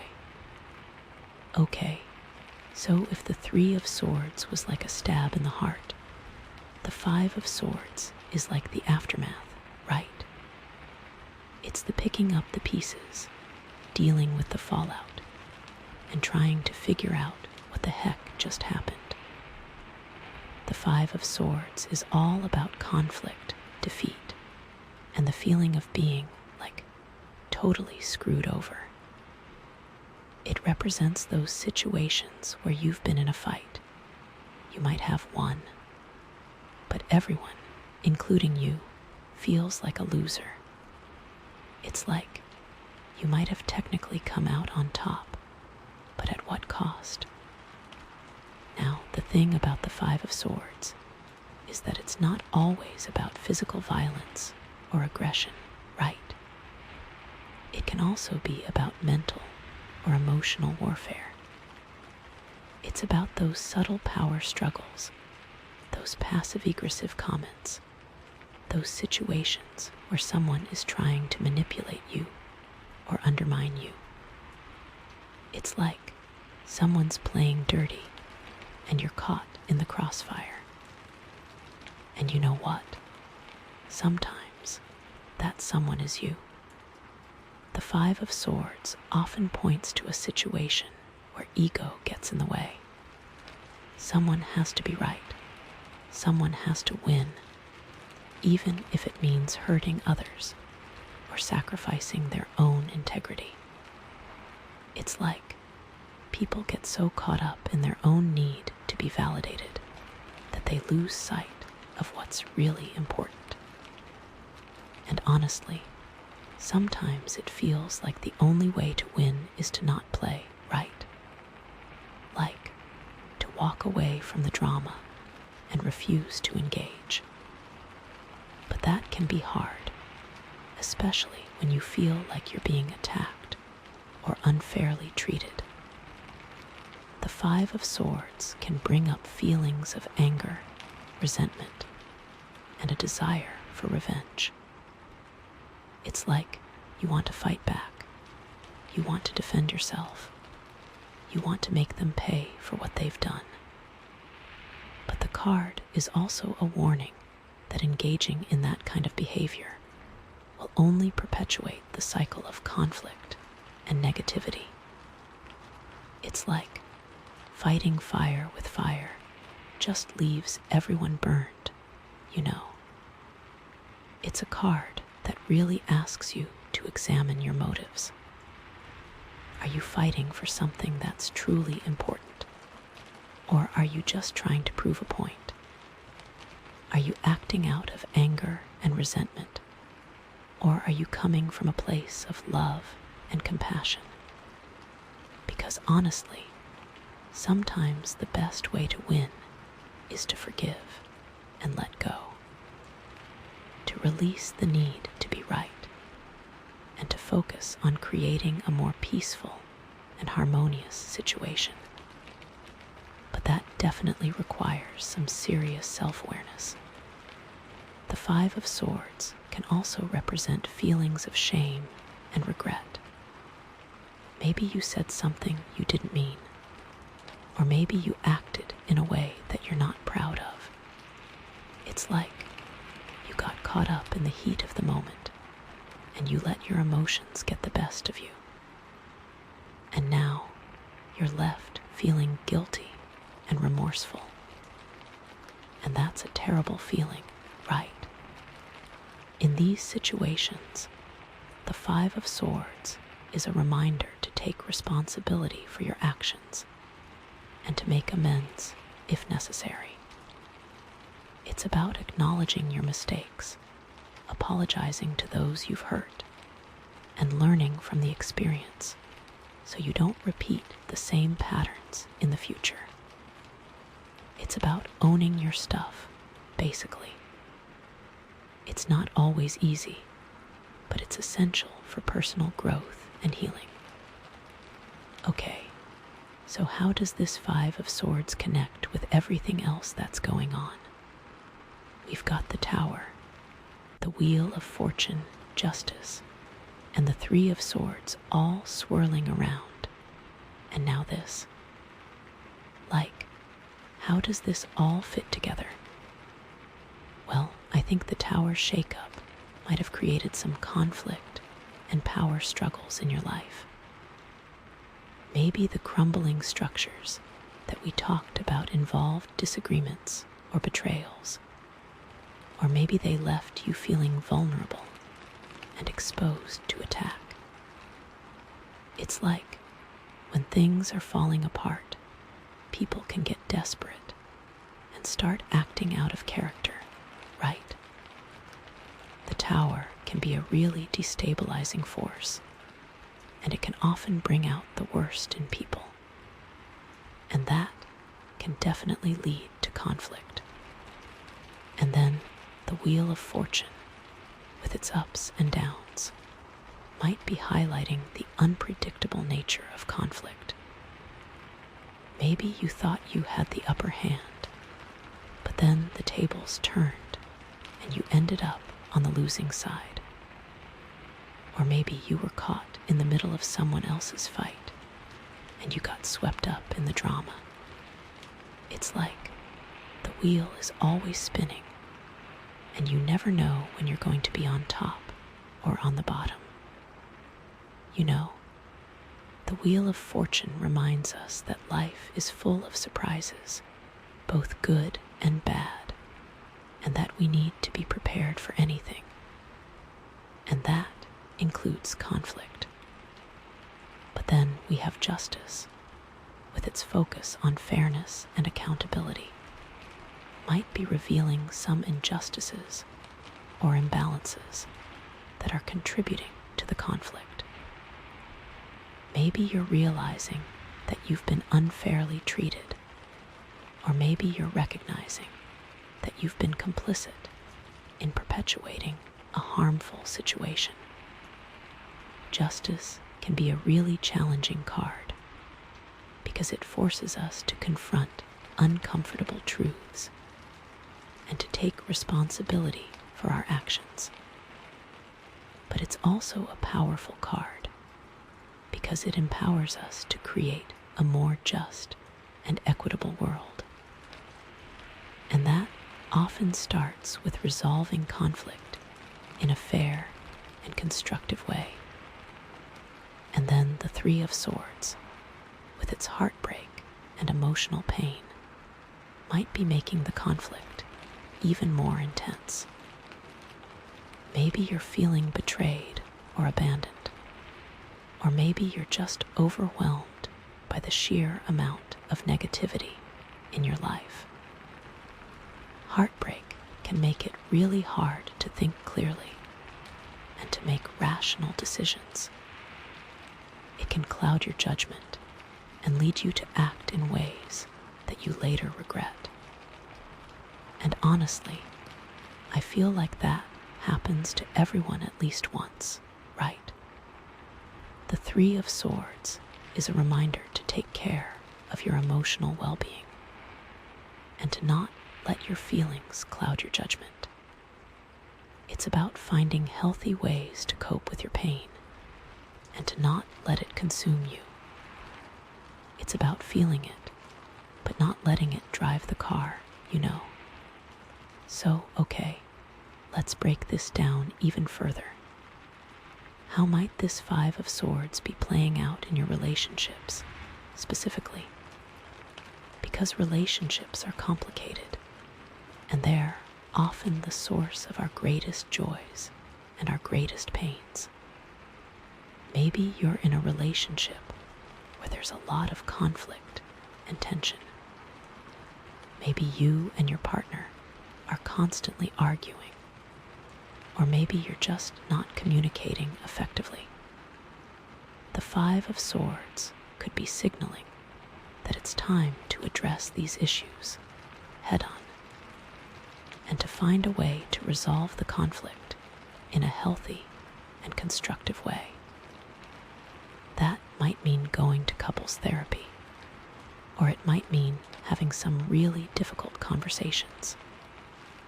But it's important to remember that conflict is a normal part of any relationship, and that it can actually be an opportunity for growth and connection. You know, it's about learning how to fight fair and how to come out of the conflict stronger and more united. Or maybe you're in a relationship where you feel like you're constantly being undermined or manipulated. Maybe your partner is always putting you down, or maybe they're trying to control you. The Five of Swords could be a warning that this relationship is not healthy and that you need to set some boundaries and protect yourself from further harm. It might even mean ending the relationship if that's what's necessary for your well-being, because you deserve to be in a relationship where you feel loved, respected, and supported. And I really want to emphasize that, because sometimes we stay in bad relationships way longer than we should, right? And maybe this Five of Swords is about a power struggle with a family member. Family dynamics can be incredibly complex, especially when there's a history of conflict or dysfunction. Maybe you and your sibling are always competing with each other, or maybe you're constantly arguing with your parents. The Five of Swords could be signaling that it's time to reevaluate these relationships and to find a way to create more peace and harmony. That might mean setting some boundaries, or it might mean accepting that you can't change other people. You can only change yourself. It's about choosing your battles and deciding what's really worth fighting for. And maybe you're dealing with a toxic friend. Friendships can be incredibly important, but they can also be a source of pain and conflict. Maybe you have a friend who's always negative or dramatic, or maybe you have a friend who's constantly gossiping about you behind your back. The Five of Swords could be a sign that it's time to distance yourself from this person and to focus on cultivating healthier friendships. You deserve to be surrounded by people who lift you up, not drag you down. And honestly, cutting ties with toxic people is one of the best things you can do for your mental health. Okay, so that's relationships. What about career? How might this Five of Swords be showing up in your professional life? Well, maybe you're in a job where there's a lot of competition and backstabbing. Maybe your coworkers are constantly trying to undermine you. Or maybe your boss is creating a hostile work environment. The Five of Swords could be a warning that this job is not good for your mental health, and that you need to start looking for something better. Because your work environment should be supportive and respectful, not toxic and stressful. It's about finding a place where you can thrive, not just survive.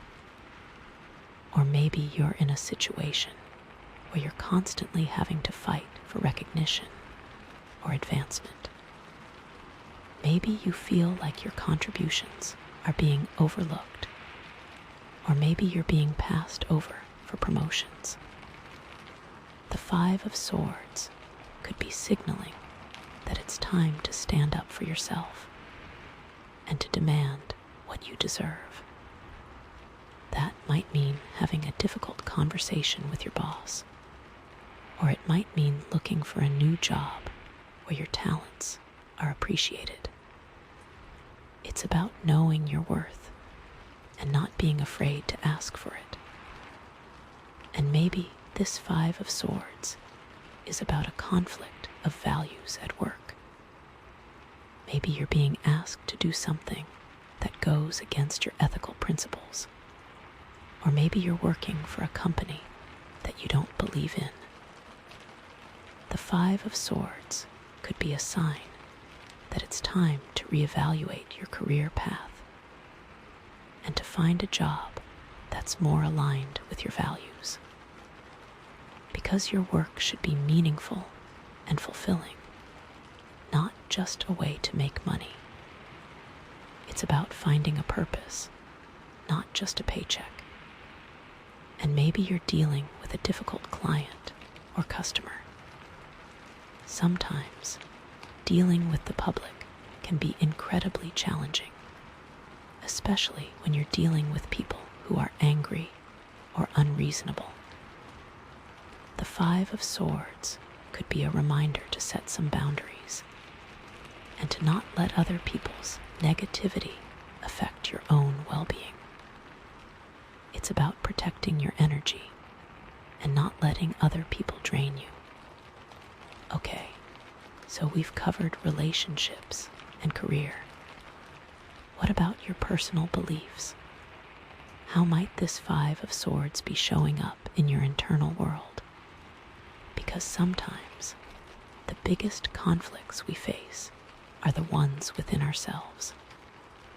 Maybe you're struggling with conflicting beliefs or values. Maybe you're torn between what you think you should do and what you actually want to do. The Five of Swords could be signaling that it's time to examine your beliefs and to align them with your authentic self. It's about living in integrity and being true to yourself. Or maybe you're in a constant battle with your inner critic. Maybe you're always putting yourself down, or maybe you're constantly comparing yourself to others. The Five of Swords could be a reminder to be kinder to yourself and to practice self-compassion. It's about recognizing your own worth and accepting yourself, flaws and all, because you are enough, just as you are. And I mean that, really. And maybe this Five of Swords is about a conflict between your head and your heart. Maybe you're trying to make a decision, but your head and your heart are telling you different things. The Five of Swords could be a sign that it's time to listen to your intuition and to follow your heart, even if it doesn't make logical sense. Because sometimes the best decisions are the ones that feel right, even if they don't seem right on paper. It's about trusting your gut and not overthinking things. And maybe you're struggling with feelings of guilt or shame. Maybe you did something in the past that you're not proud of, or maybe you're holding onto a secret that's weighing you down. The Five of Swords could be a reminder to forgive yourself and to let go of the past. It's about accepting that you're human and that everyone makes mistakes. It's about learning from your mistakes and moving on. Okay, so we've explored how the Five of Swords might be playing out in different areas of your life. Now, let's bring in that Aquamarine star energy and see how you can navigate this conflict with grace and resilience. Because remember, even amidst all the chaos and negativity, there's still that grounding force, that sense of serenity that's available to you. So, how do we tap into that? Well, I think the Aquamarine is here to remind you to communicate your needs and boundaries clearly and assertively. Don't be afraid to speak your truth, even if it's difficult or uncomfortable. The Five of Swords often arises when we're not being honest with ourselves or with others. So, the Aquamarine is encouraging you to be open and transparent in your communication. It's about expressing yourself authentically and not holding back, but do it kindly, right? The Aquamarine is also about finding peaceful solutions to conflict. Don't resort to aggression or manipulation. Instead, focus on finding common ground and working towards a resolution that benefits everyone involved. The Five of Swords often stems from a win-lose mentality. So the Aquamarine is encouraging you to adopt a win-win approach where everyone feels heard and respected. It's about finding a compromise and not trying to dominate the situation. And the Aquamarine is about staying calm and centered amidst the chaos. Don't let the conflict consume you or throw you off balance. Practice mindfulness and meditation to stay grounded in the present moment. The Five of Swords can be incredibly draining, so the Aquamarine is reminding you to take care of your mental and emotional well-being. It's about creating space for yourself and not getting caught up in the drama. And the Aquamarine is about choosing your battles wisely. Not every conflict is worth fighting. Sometimes, the best thing you can do is to walk away and let it go. The Five of Swords often arises when we're getting caught up in petty arguments or power struggles. So, the Aquamarine is encouraging you to prioritize your energy and to focus on the things that truly matter. It's about knowing when to fight and when to fold. And remember, the Aquamarine star is all about grounding. So even when you're in the midst of conflict, remember to connect with your inner peace. This isn't about pretending that the conflict doesn't exist, but about finding a way to move through it with grace and resilience. The Aquamarine reminds you that you have the power to navigate these challenges and to create a more peaceful and harmonious life for yourself. It's about finding your center, even when things are chaotic.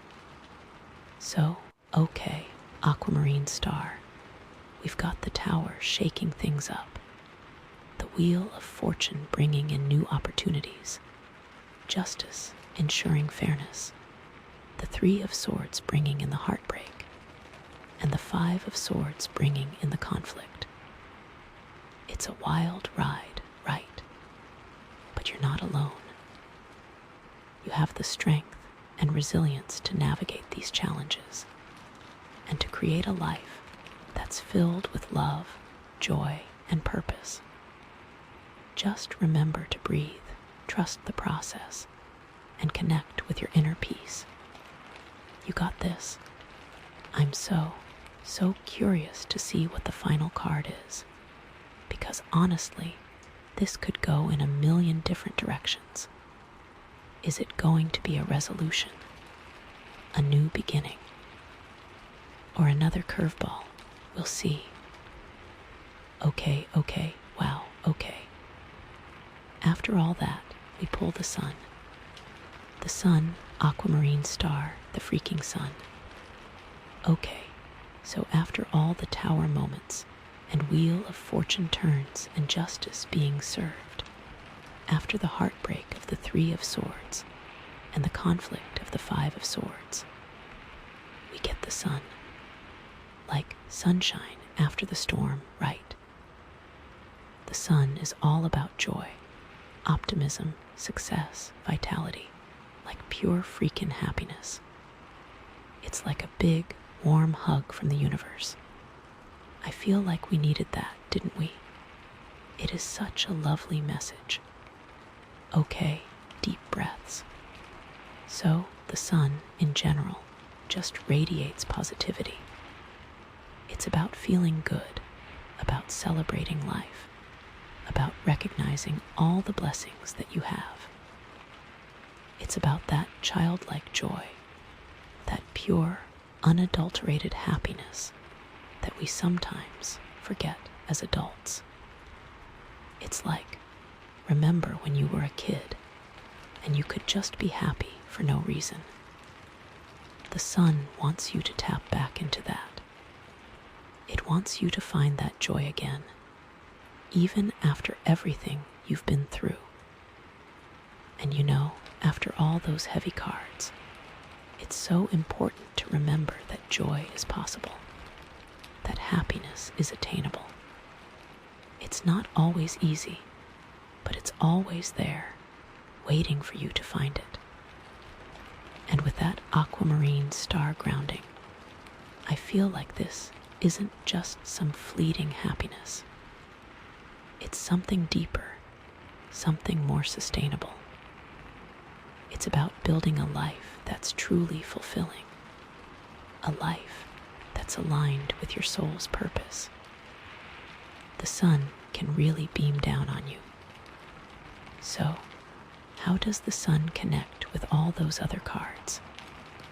Well, I think after the tower crumbled, the sun is here to help you rebuild. It's like the old structures are gone, but now you have the opportunity to create something new, something even better than before. The sun is shining a light on all the possibilities, all the potential, all the amazing things that are waiting for you.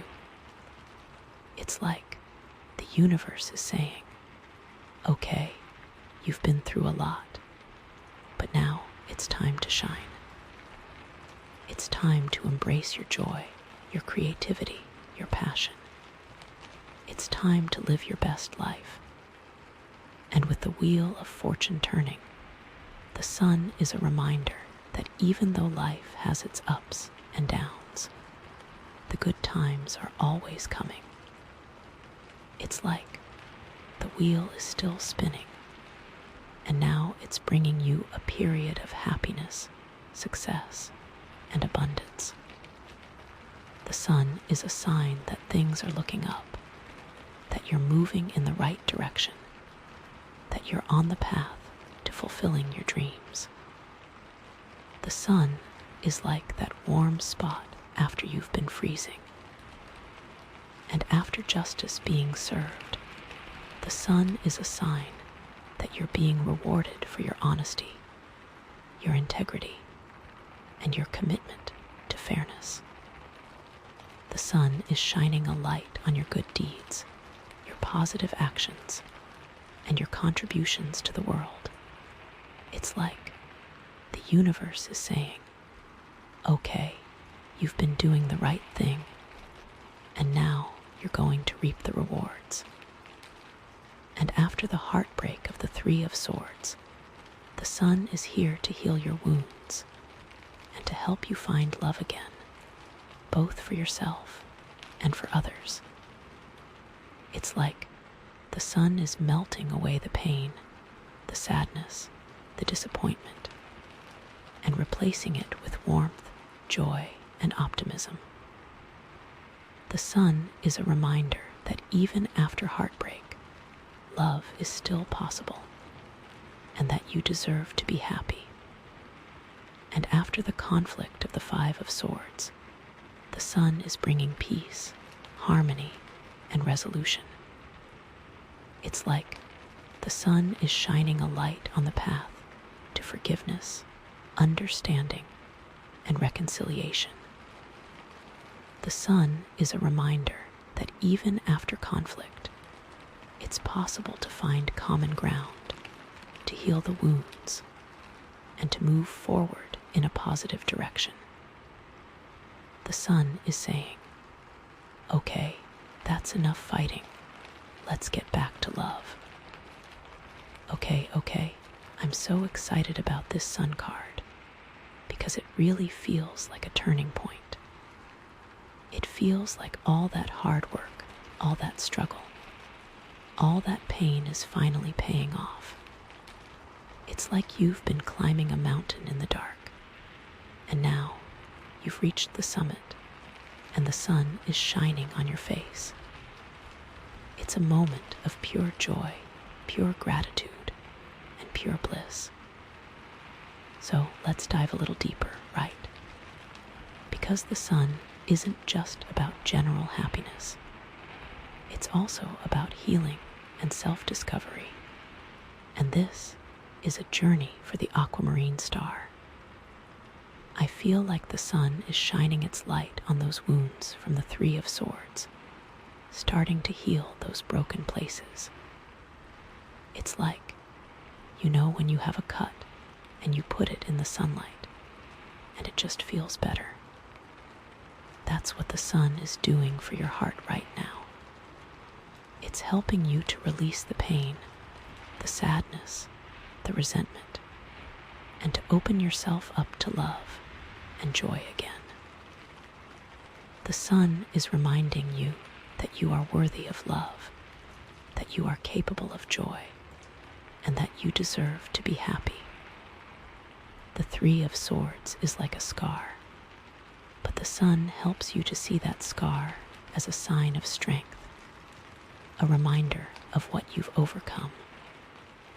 And honestly, scars can be beautiful, right? They show that you've lived, that you've loved, that you've been hurt, but you've survived. The sun is helping you to embrace your scars and to see them as a part of your story, a part of what makes you unique and beautiful. And with the Aquamarine star grounding, I feel like this isn't just a superficial healing. It's a deep, profound healing that's reaching into your soul. It's like you're not just patching up the wounds, you're actually transforming them, turning them into something positive and empowering. The sun is helping you to see that your pain has a purpose, that it can be used to help others, to inspire others, and to create a better world. It is a potent message, and the sun is also helping you to find your inner child again. Remember that pure, unadulterated joy that we talked about earlier. The sun is reminding you that it's still there, inside of you, waiting to be awakened. The sun is encouraging you to play, to laugh, to be silly, to do the things that make you happy, just like you did when you were a kid. It's like forget about all the responsibilities, all the worries, all the stress, and just let yourself be free. Dance, sing, draw, paint, whatever makes you feel good. The sun is reminding you that life is supposed to be fun and that you deserve to enjoy it. And I think it's especially important after all that intensity we saw in the previous cards. It's like you need to give yourself permission to have fun again, to let go of the heaviness, and to embrace the lightness. And with the Aquamarine star grounding, I feel like this isn't just about being childish. It's about being childlike. There's a difference, right? Being childish is about being immature, irresponsible, and selfish. But being childlike is about being open, curious, and full of wonder. The sun is helping you to tap into that childlike energy, to see the world with fresh eyes, and to find joy in the simple things. And it can be so healing to get back in touch with that part of yourself. And the sun is also helping you to boost your confidence and to express yourself more fully. It's like the sun is shining a light on your talents, your gifts, your unique qualities, and encouraging you to share them with the world. The sun is reminding you that you have something special to offer and that you shouldn't be afraid to shine. It's like, stop hiding, stop playing small, stop doubting yourself, and just be you.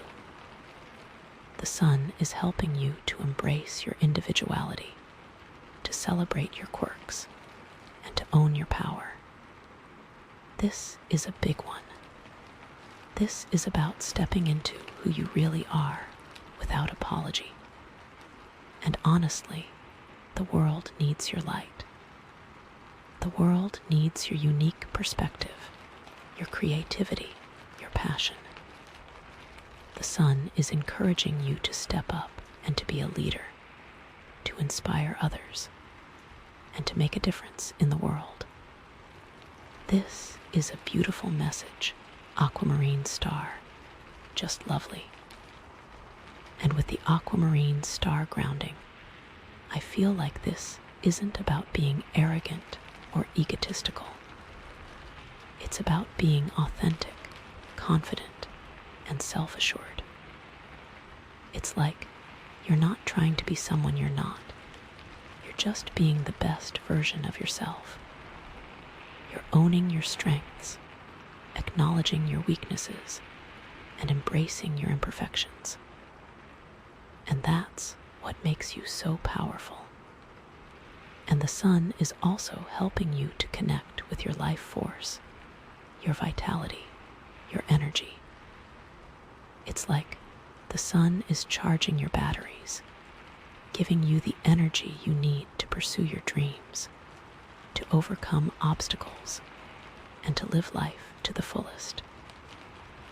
The sun is reminding you that you are a powerful being, full of potential, full of passion, and full of life. It's like, get up, get moving, get excited, and go out there and make something happen. The sun is helping you to tap into your inner fire, to ignite your passion, and to live with purpose.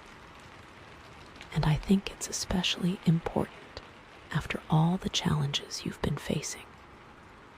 It's like you need to recharge your batteries, to replenish your energy, and to remind yourself of how amazing you are. And with the Aquamarine star grounding, I feel like this isn't just about physical energy.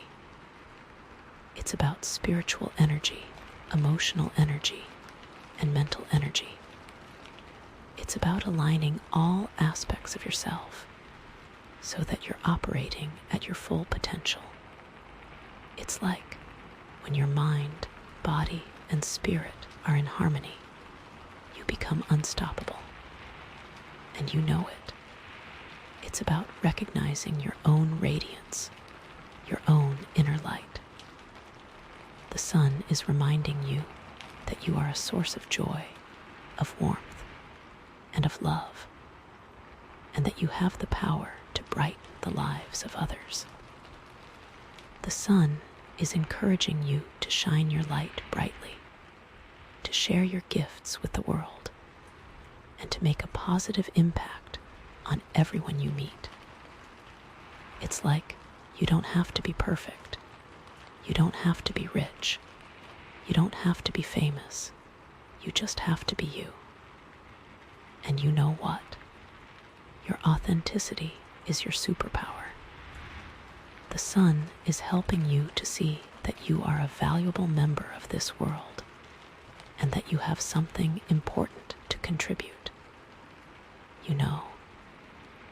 And with the Aquamarine star grounding, I feel like this isn't about being narcissistic or self-centered. It's about recognizing your own worth, valuing your own contributions, and appreciating your own unique qualities. It's like you're not trying to be better than anyone else. You're just trying to be the best version of yourself. And that's what makes you so radiant.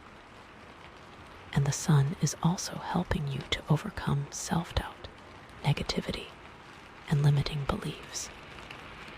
It's like the sun is melting away the shadows, the fears, and the insecurities that have been holding you back. The sun is reminding you that you are capable of anything you set your mind to, and that you shouldn't let anything stop you from pursuing your dreams. The sun is saying, okay, those old stories are over. It's time to write a new chapter.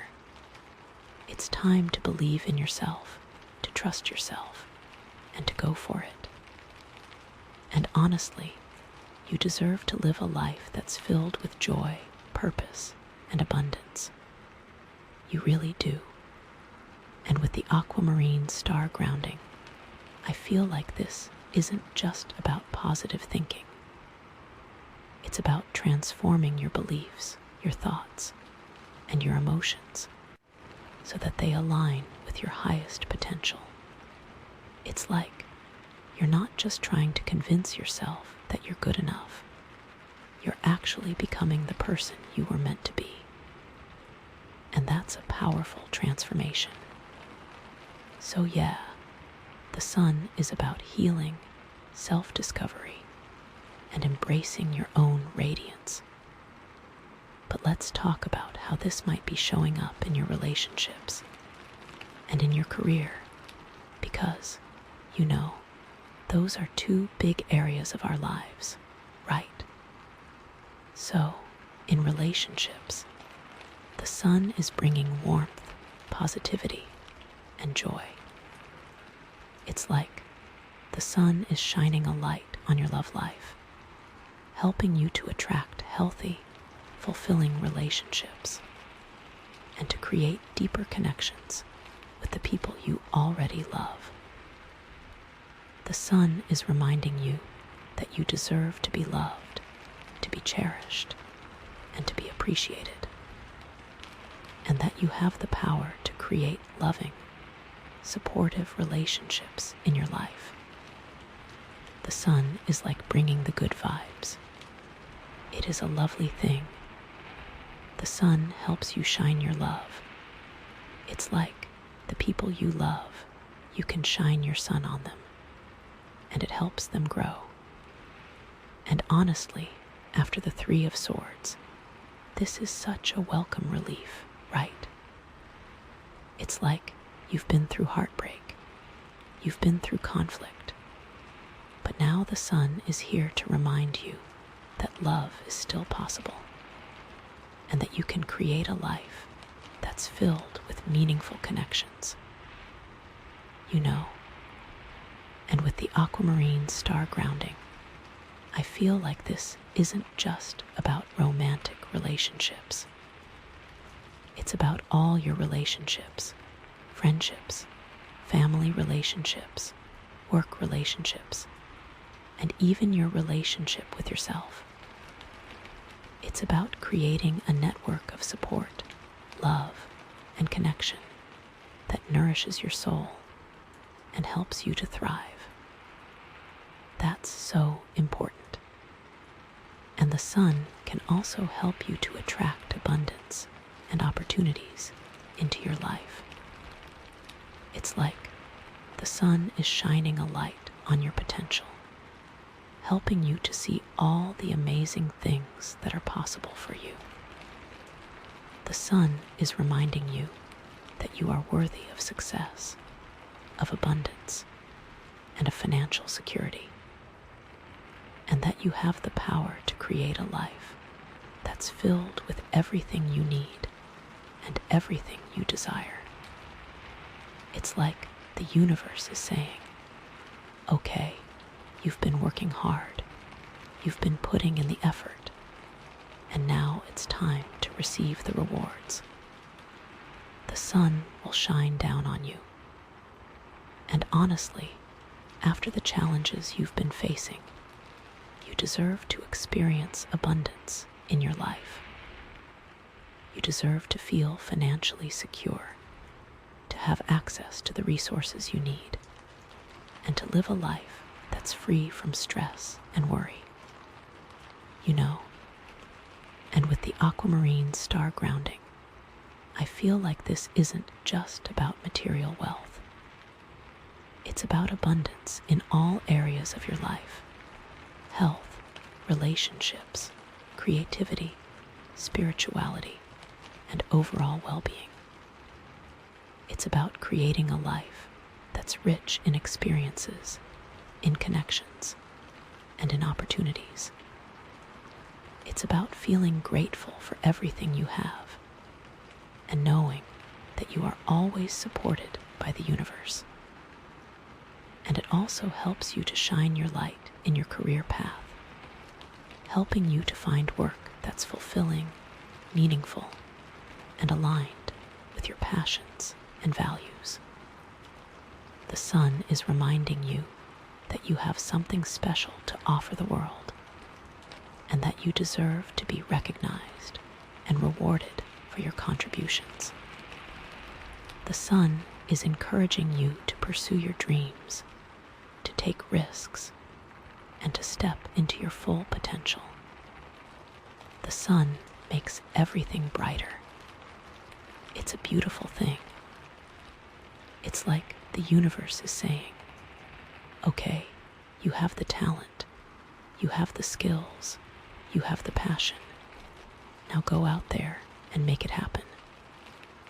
You know, and with the Aquamarine star grounding, I feel like this isn't just about finding a job that pays well. It's about finding a career that's truly aligned with your soul's purpose.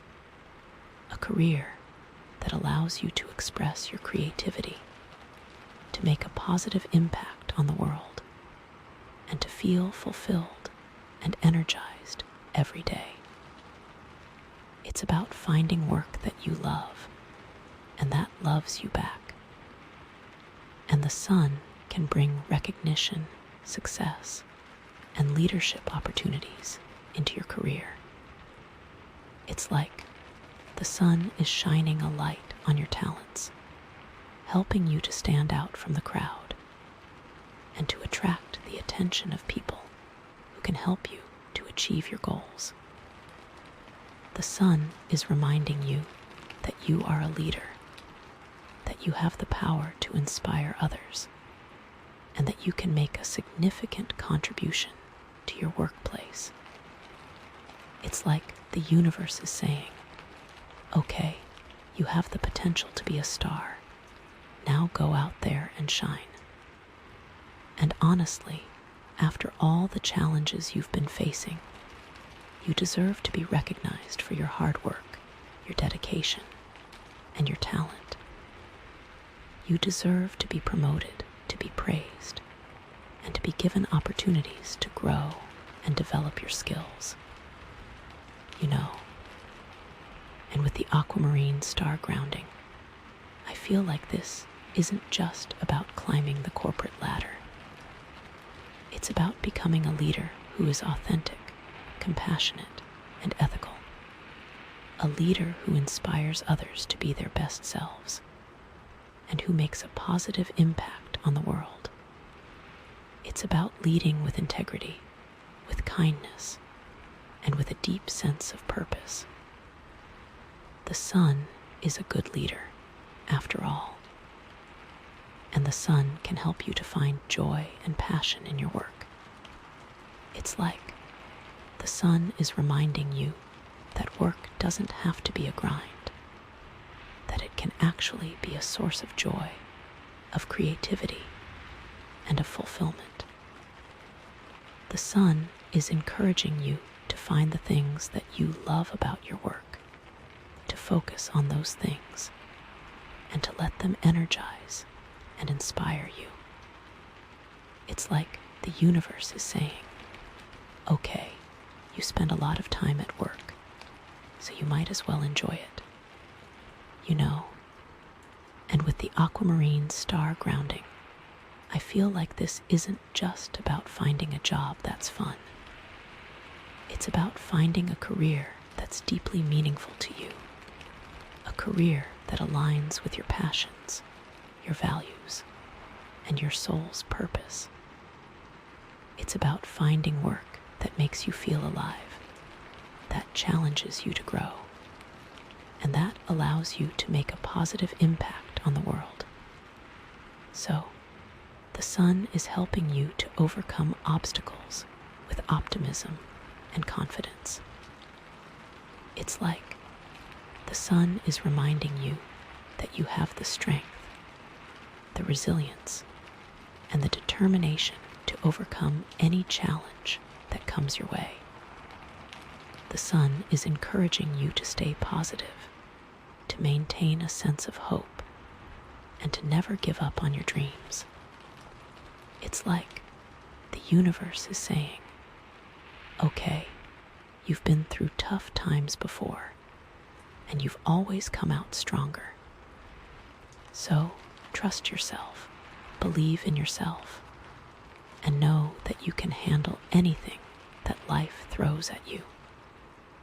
And honestly, after all the challenges you've been facing, you deserve to feel confident in your abilities, to trust your intuition, and to know that you are capable of achieving anything you set your mind to. But, you know, even the sun has a shadow side, right? It's not all sunshine and rainbows. It's important to be aware of the potential pitfalls of the sun's energy so that you can integrate it in a healthy and balanced way. Because too much of anything can be a bad thing. It's true. One thing to watch out for is arrogance or overconfidence. The sun can sometimes make you feel like you're invincible, like you can do anything, like you're better than everyone else. And that can lead to some serious problems, right?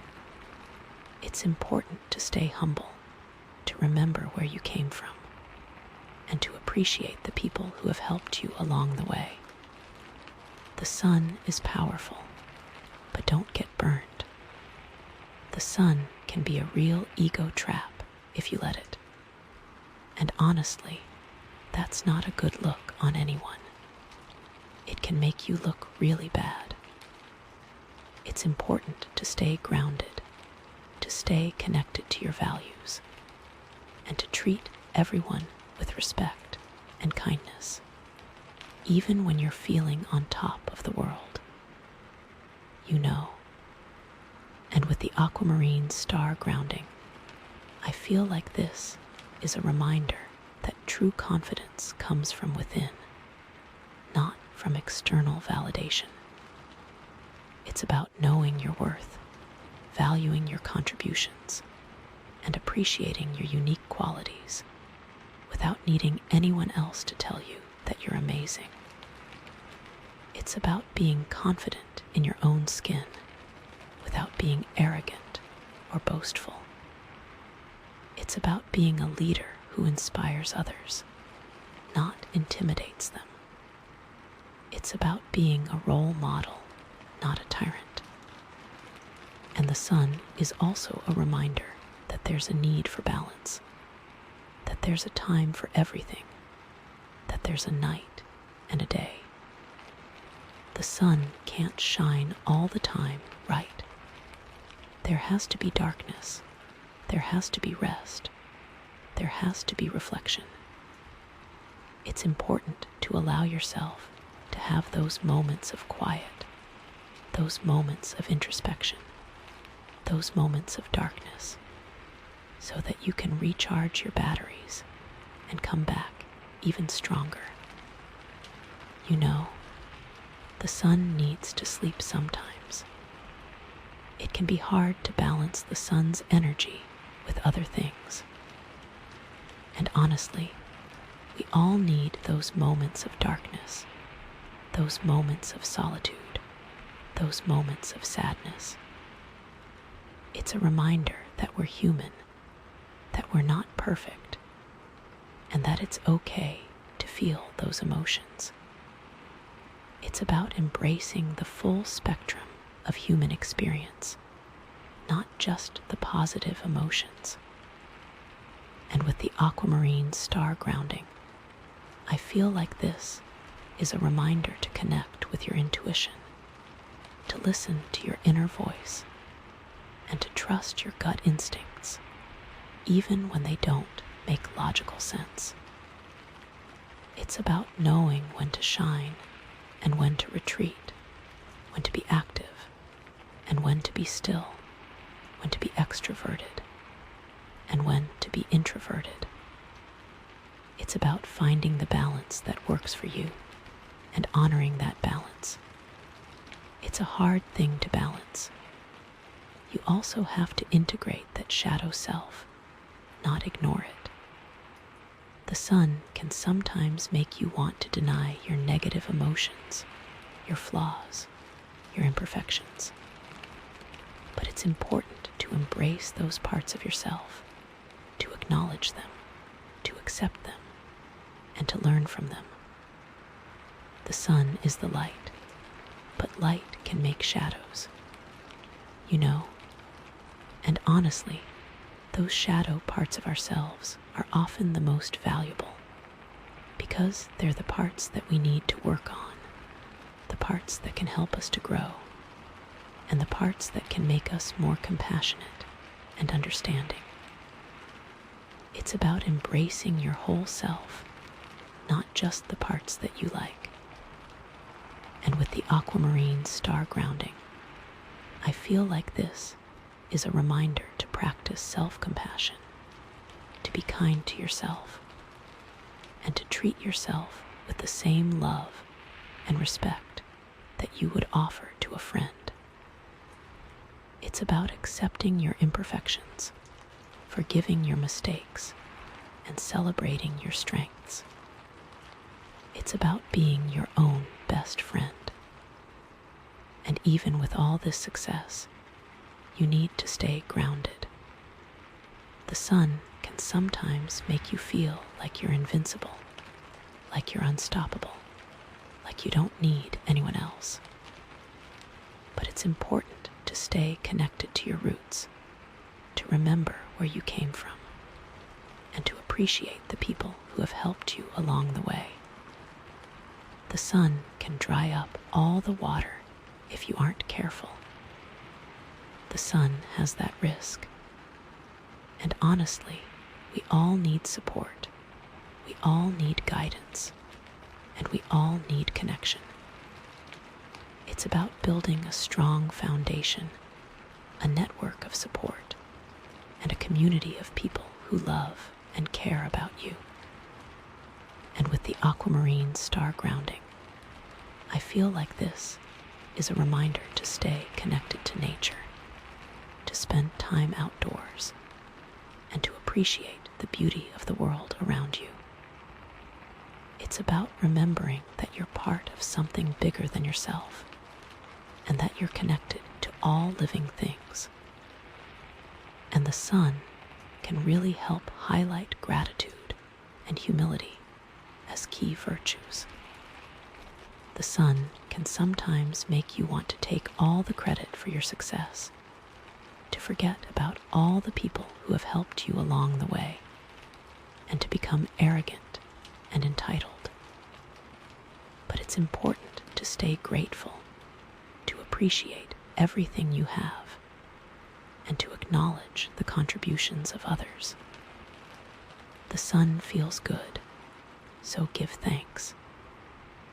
Okay, Aquamarine star, so the sun is shining, bringing joy and success. But remember that aquamarine grounding. It's about staying balanced, staying humble, and staying connected to your values.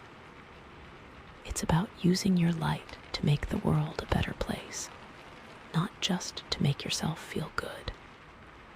And remember, too, that your joy has a ripple effect. The sun's energy isn't just for you. It's meant to be shared with others, to brighten their lives, to inspire them, and to help them find their own inner light. It is such a good card. So, yeah, what an amazing card to pull after all of that intensity. It's like a beautiful reward for all your hard work. I am so excited for you. I'm so curious to see what the final card brings, because wow, this has been such a journey already. Does it give us a glimpse into the future? Does it offer a warning? Does it give us a way to integrate all of this? I can't wait to find out. Okay, Aquamarine star. So after all that, after the sun shining so brightly, we pull the Page of Pentacles. All right, so the sun is amazing, right? It's pure joy, success, all that good stuff.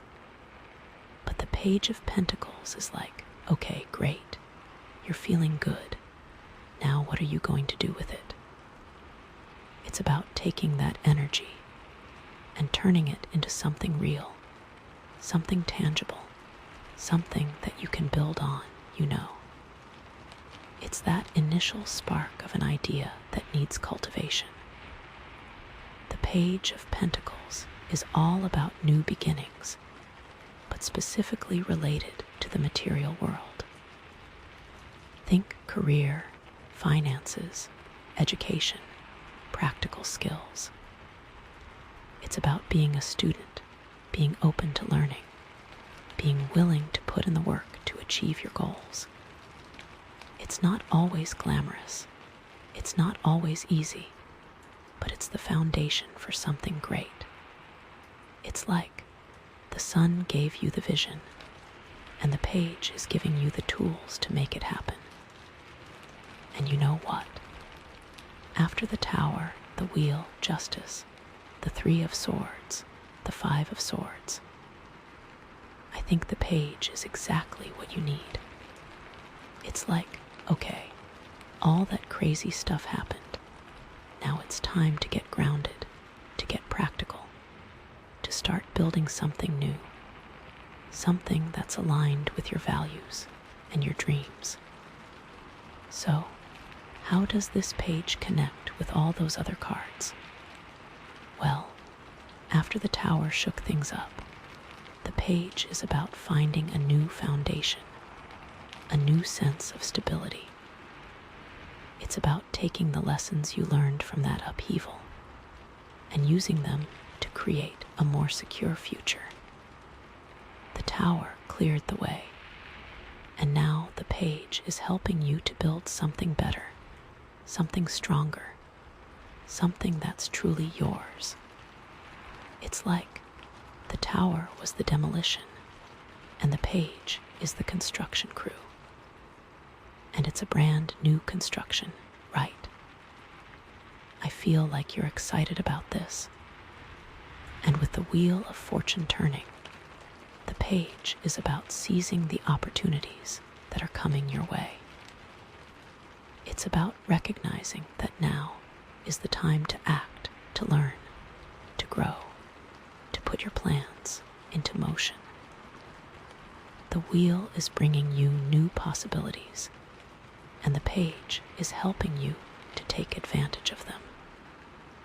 It's like the wheel is spinning, and the page is grabbing onto the spokes, riding it to success. It's about being active, not passive. And after justice being served, the page is about aligning your actions with your values. It's about making sure that you're building something that's not only successful, but also ethical and meaningful. Justice is about fairness and accountability, and the page is about creating a future that reflects those principles. It's like justice set the standard, and the page is living up to it. It's important to do things the right way. And after the heartbreak of the Three of Swords, the page is about healing and self-discovery. It's about finding new passions, new interests, new ways to express yourself. The Three of Swords left you feeling vulnerable, but the page is helping you to build your confidence, to explore your potential, and to create a life that's filled with joy and purpose. It's like the Three of Swords broke your heart, but the page is helping you to put the pieces back together, stronger and more beautiful than before. So many pieces to find again and make even better. And after the conflict of the Five of Swords, the page is about finding a new path, a new way to navigate the world. It's about learning to communicate effectively, to resolve conflicts peacefully, and to create harmonious relationships. The Five of Swords left you feeling defeated, but the page is helping you to rise above the negativity, to find your inner strength, and to create a life that's filled with peace and understanding. It's like the Five of Swords was the battle, and the page is the peace treaty. So, time to move on. It is important to take those lessons and really move forward. And finally, after the sun shining so brightly, the page is about grounding that joy, that success, that optimism into something real. It's about taking that energy and turning it into a tangible result, something that you can build on for the future. The sun gave you the vision, and the page is giving you the tools to make it happen. It's like the sun was the inspiration, and the page is the perspiration. It's about putting in the work to achieve your goals. And it's so easy to get lost in the sunshine, right? This is helping make that vision a reality. So, what does this Page of Pentacles look like in real life? How can you actually use this energy to create something amazing? Well, there are so many possibilities. It really just depends on where you are in your journey and what your goals are. For some of you, this could be about starting a new career path. Maybe you've been feeling unfulfilled in your current job, or maybe you're just looking for something more challenging and rewarding. The Page of Pentacles is encouraging you to explore your options, to take some classes, to network with people in your field, and to start building the skills you need to succeed. It's like you're a blank slate, ready to learn and grow.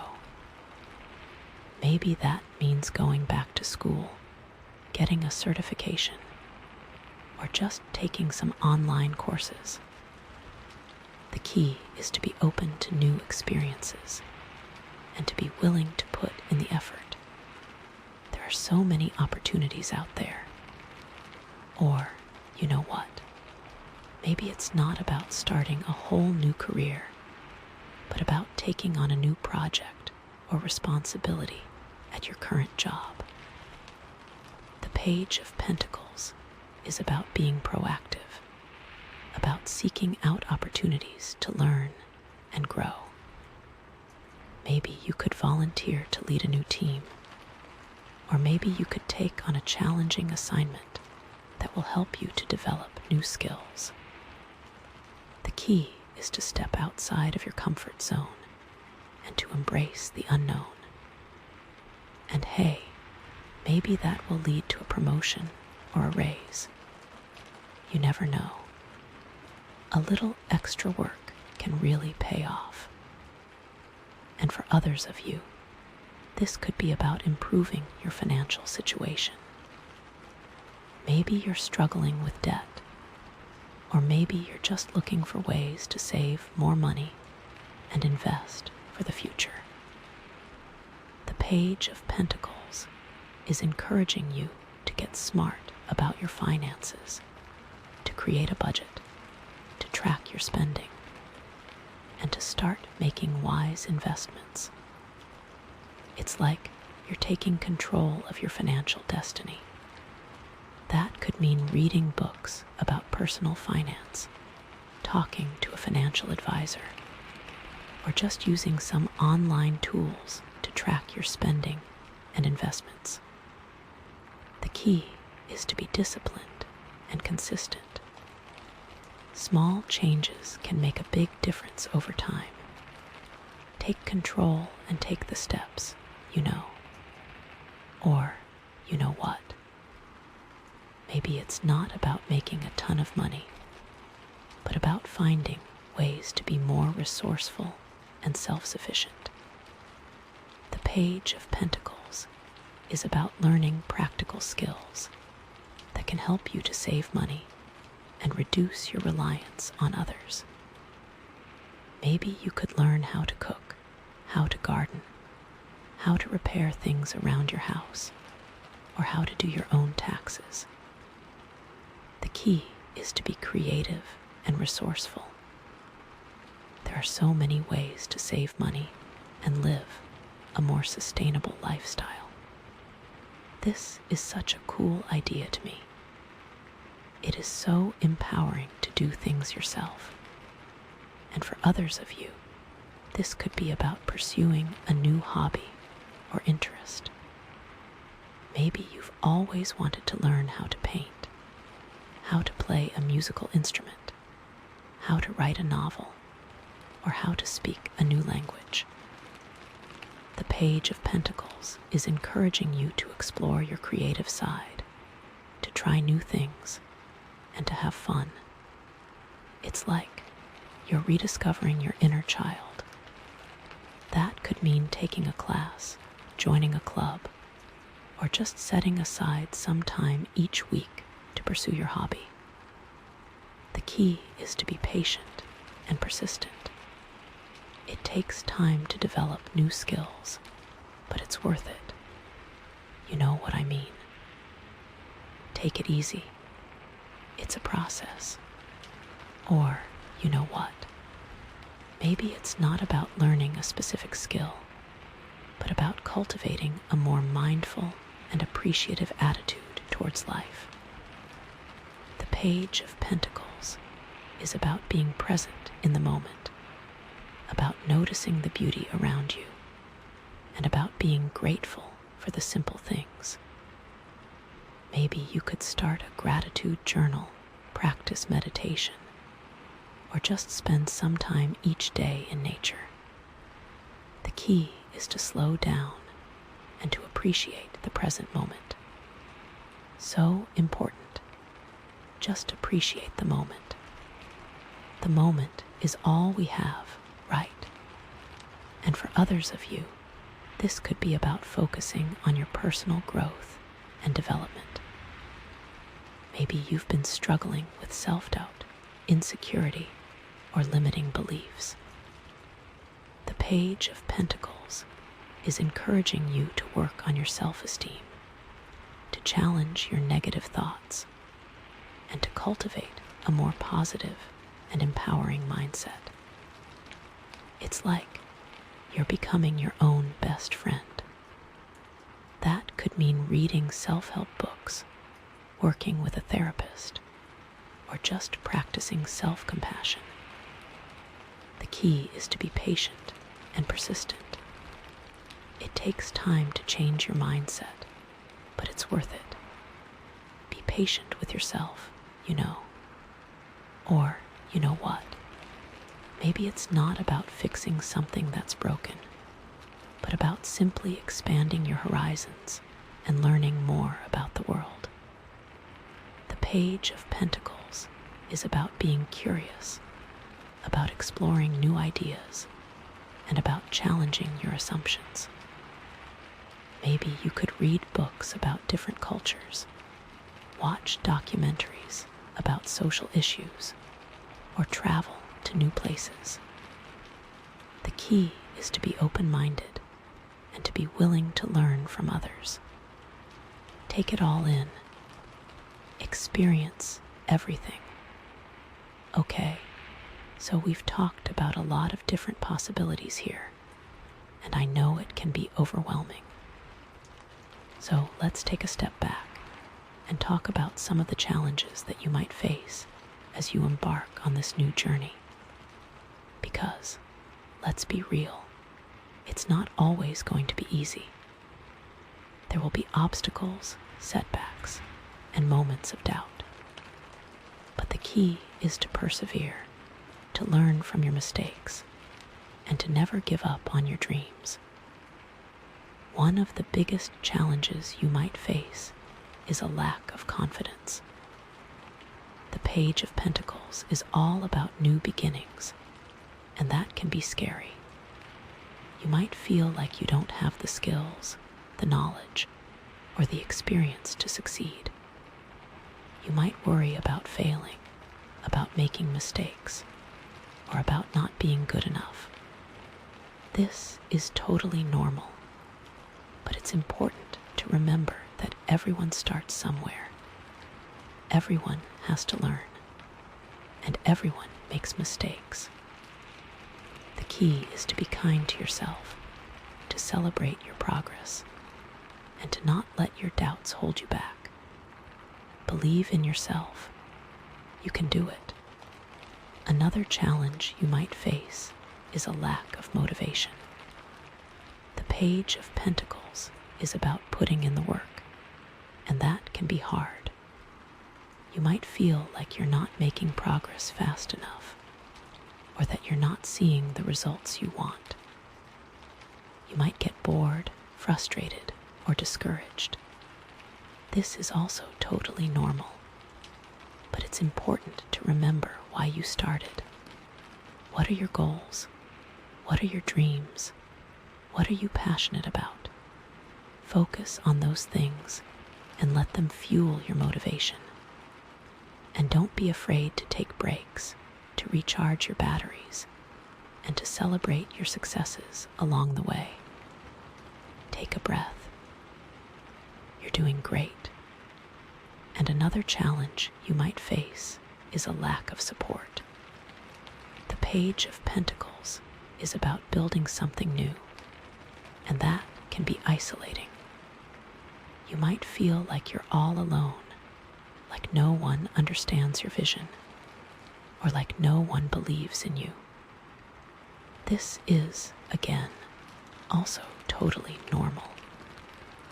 But it's important to reach out to others, to find people who share your passions, who support your goals, and who believe in your potential. Join a club, attend a workshop, or just connect with people online. The key is to build a community of support that can help you to stay motivated and on track. Reach out to those people you know. Community is so important. And finally, another challenge you might face is a lack of resources. The Page of Pentacles is about the material world, and that can be expensive. You might not have the money, the time, or the space to pursue your goals. This can be frustrating, but it's important to be resourceful. Look for free classes, borrow books from the library, or use online resources. The key is to be creative and to make the most of what you have. There are always ways to make things work, even when you're on a tight budget. Okay, so we've talked about the challenges. Now let's talk about how to overcome them. Because, let's be real, you're not going to let these obstacles stop you, right? You're strong, you're resilient, and you're determined to achieve your goals. One way to overcome these challenges is to break your goals down into smaller, more manageable steps. Instead of trying to do everything at once, focus on one small task at a time. This will make your goals feel less overwhelming and more achievable. It's like, instead of climbing a mountain, you're just climbing one step at a time. Every little bit counts. Another way to overcome these challenges is to celebrate your progress along the way. Acknowledge your successes, no matter how small they may seem. This will help you to stay motivated and to build your confidence. It's like you're giving yourself a pat on the back for every step you take, and you deserve it. Remember that you are doing an amazing job. And another way to overcome these challenges is to ask for help when you need it. Don't be afraid to reach out to others, to ask for advice, or to ask for support. There are people who care about you and who want to help you succeed. Let them. It's like you're not alone on this journey. You have a team of people who are cheering you on. Let them cheer. And finally, another way to overcome these challenges is to stay positive and to maintain a sense of hope. Believe in yourself, believe in your goals, and believe in the power of the universe to help you achieve your dreams. The Page of Pentacles is all about potential, and you have unlimited potential within you. You really, really do. So let's bring in that Aquamarine star energy and see how it can help you to ground this Page of Pentacles energy. Because remember, the Aquamarine is all about grounding, about finding your center, about connecting with your inner peace. The Aquamarine can help you to stay calm and focused as you pursue your goals. It can help you to manage your stress, to overcome your anxieties, and to stay grounded in the present moment. It's like the Aquamarine is your anchor, keeping you steady as you navigate the ups and downs of life. Take a deep breath, you know. The Aquamarine can help you to communicate your needs and boundaries clearly and effectively. It can help you to express yourself authentically, to resolve conflicts peacefully, and to build strong, healthy relationships. It's like the Aquamarine is your voice, helping you to speak your truth with confidence and compassion. Speak that truth. It's what you're here to do. The Aquamarine can help you to connect with your intuition and to trust your gut instincts. It can help you to make wise decisions, to avoid pitfalls, and to stay on the right path. It's like the Aquamarine is your inner compass, guiding you towards your true north. Trust what you're feeling. You know more than you think you do. And the Aquamarine can help you to stay positive and to maintain a sense of hope, even when things get tough. It can help you to see the beauty in the world, to appreciate the simple things, and to stay grateful for all the blessings in your life. It's like the Aquamarine is your light, shining brightly even in the darkest of times. Don't give up that hope, you know. Okay, Aquamarine star. So we've got the Page of Pentacles, bringing new beginnings, and the Aquamarine star, bringing grounding and clarity. It's a powerful combination. It's like you have everything you need to create an amazing future for yourself. So, What's the next step? What are you going to do with this energy? What are you going to create? I'm so excited to see what happens next. Because honestly, this reading has been such a journey. We've seen so much, we've learned so much, and we've come so far. But remember, this isn't the end of the story. This is just the beginning. The Page of Pentacles is about potential, and your potential is unlimited. You have the power to create a life that's filled with joy, purpose, and abundance.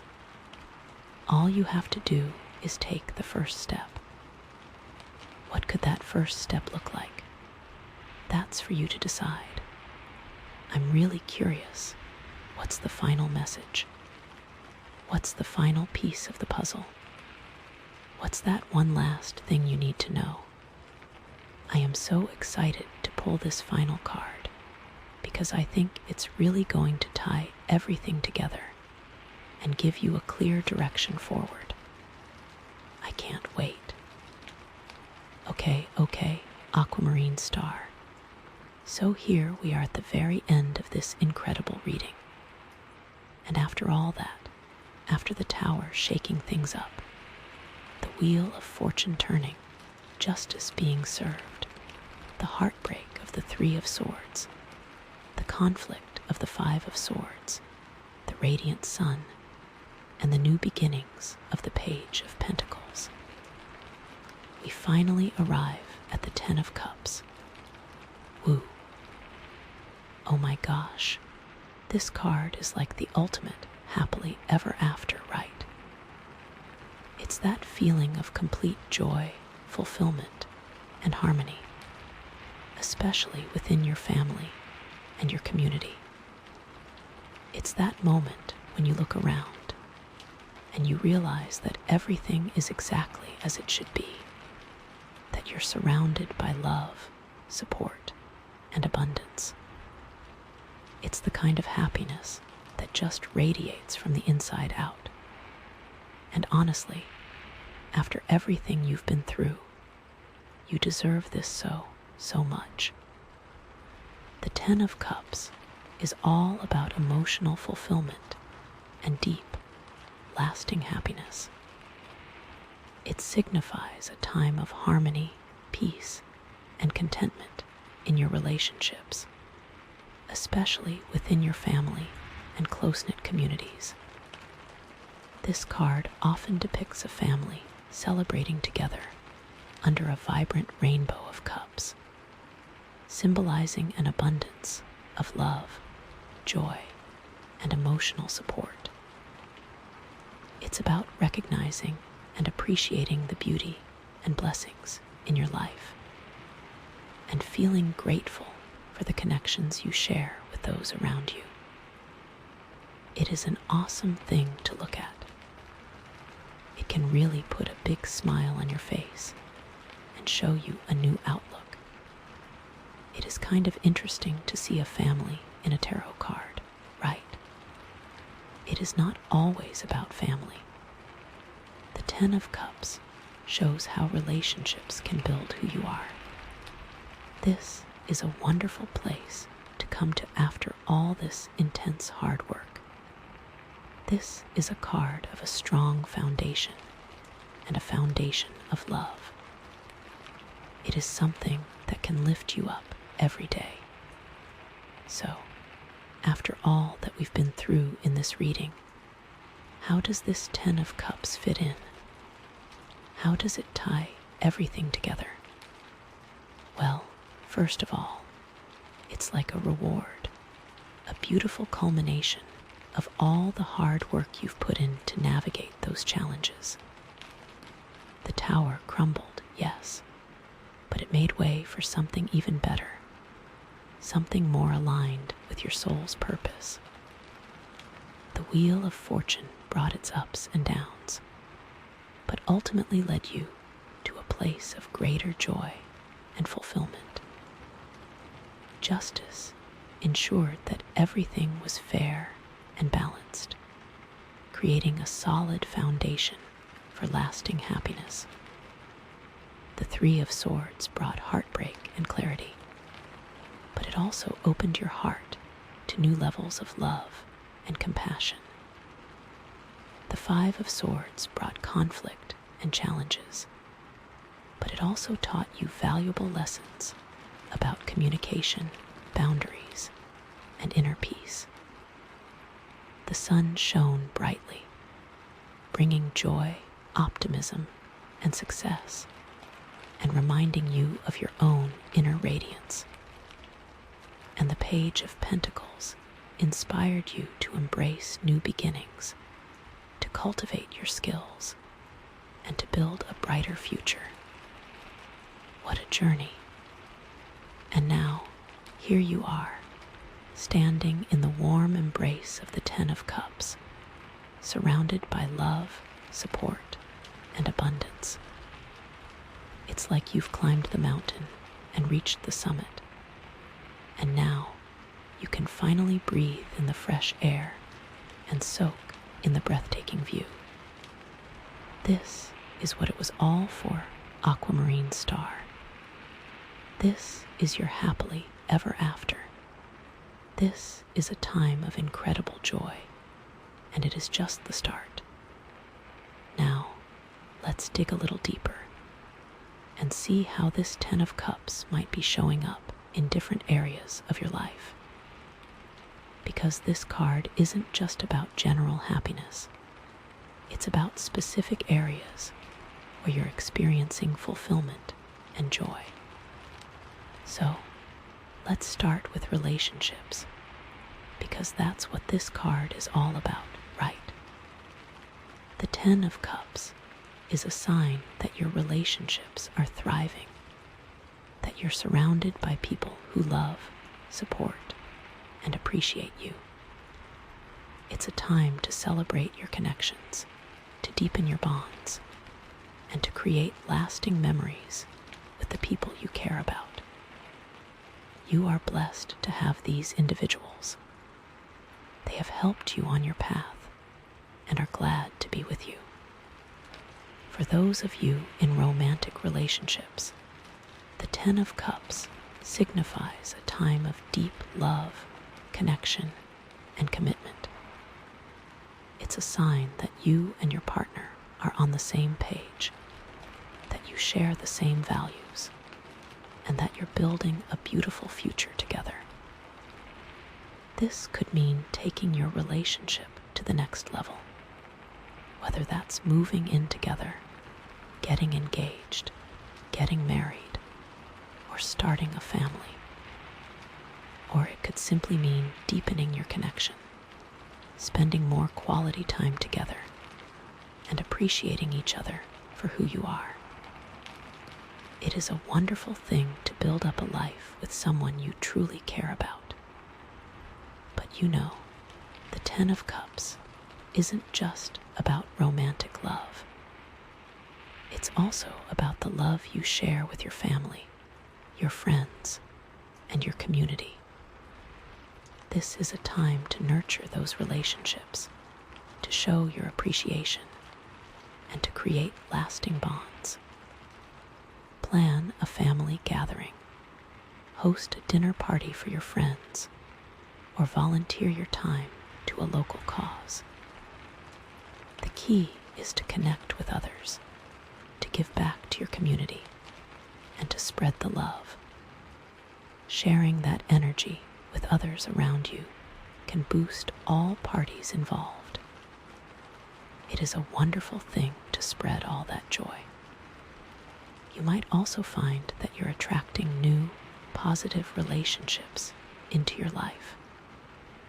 The Ten of Cups is a sign that you're radiating love and positivity, and that people are drawn to your energy. Be open to meeting new people, to forming new connections, and to expanding your circle of friends. You never know who might come into your life and bring you even more joy and fulfillment. New individuals can bring a special light to your life. Do not shut yourself away from them. but it's also about your relationship with yourself. Because you can't truly love others until you love yourself right. This is a time to practice self-compassion, to forgive yourself for your mistakes, and to celebrate your strengths. Treat yourself with the same kindness, love, and respect that you would offer to a friend. This can mean setting boundaries, prioritizing your needs, and engaging in activities that bring you joy and fulfillment.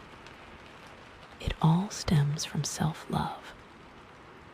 Now, let's talk about your career and your goals, because the Ten of Cups can also signify success and fulfillment in your professional life. This is a time when your hard work is paying off, when you're recognized for your contributions, and when you're feeling a deep sense of purpose and satisfaction in your work. The world has noticed your hard work, Aquamarine star. You might find that you're attracting new opportunities into your career. The Ten of Cups is a sign that you're radiating success and confidence, and that people are drawn to your talent and expertise. Be open to new possibilities, to taking on new challenges, and to expanding your professional network. You never know what doors might open for you. Those doors can lead to incredible destinations. You are collaborating with like-minded individuals, and they will help you on your path. These individuals can bring a new sense of joy to you as you navigate the terrain ahead. It is a wonderful blessing to have that type of joy in your life. Hold onto that light and that partnership as you move forward to accomplish all the goals you have set for yourself. There is so much hope out there for you, Aquamarine star. Perhaps this is a moment of recognition for you. It is time to be appreciated for all the toil you have contributed to. This is a big part of finding fulfillment. And in terms of your personal goals and aspirations, the Ten of Cups is a sign that you're on the right track, that you're moving closer to achieving your dreams. It's a time to celebrate your progress, to appreciate your accomplishments, and to stay focused on your vision. You have a vision. This may be a message to reflect on your achievements so far.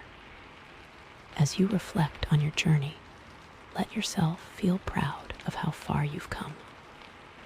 Acknowledge the obstacles you've overcome, the challenges you've faced, and the lessons you've learned. Give yourself credit for your resilience, your strength, and your determination. And use this reflection to refine your vision. Is there anything you want to change? Do you need to readjust your course? Are you being pulled in a different direction? Use this time to clarify your goals and ensure that they align with your truest desires. You are getting ready to grow further. It is exciting. But like all cards, the Ten of Cups has a shadow side, a potential for imbalance or negativity. And it's important to be aware of these potential pitfalls so that you can avoid them and stay on the path of joy and fulfillment. It's good to understand those concerns, just in case. One potential challenge is complacency. The Ten of Cups can sometimes make you feel like you've reached the finish line, like you've achieved everything you've ever wanted, and that there's nothing left to strive for. And that can lead to stagnation, boredom, and a lack of motivation. Don't let this joy be ruined. It is here to bring light, It's important to remember that life is a journey, not a destination. There's always more to learn, more to experience, and more to achieve. Don't let yourself get stuck in a rut. Keep challenging yourself, keep setting new goals, and keep striving for growth and improvement. Because it is all about the journey, not the destination. A path with highs and lows will always be a stronger foundation than one that is always smooth. Another potential challenge is neglecting your own needs. The Ten of Cups is all about relationships, and it's easy to get so caught up in the needs of others that you forget about your own. You want to take care of everyone. Another challenge is unrealistic expectations. The Ten of Cups can sometimes create an idealized vision of family and relationships, a picture-perfect image that's not always realistic. And that can lead to disappointment, frustration, and a feeling that you're not measuring up. It's good to have a sense of realism. It is hard to stay in the world when you get stuck in a fantasy, but you're going to stay grounded. It is going to be okay, Aquamarine star. And to stay grounded, let's incorporate the power of the Aquamarine star. How can the crystal support you here? Well, first, let's remember what the Aquamarine represents. This is all about staying grounded, calm, and centered. The Aquamarine can help you to stay connected to your inner peace, to navigate challenges with grace, and to maintain a sense of balance in your life. And that's exactly what you need to avoid those potential pitfalls of the Ten of Cups.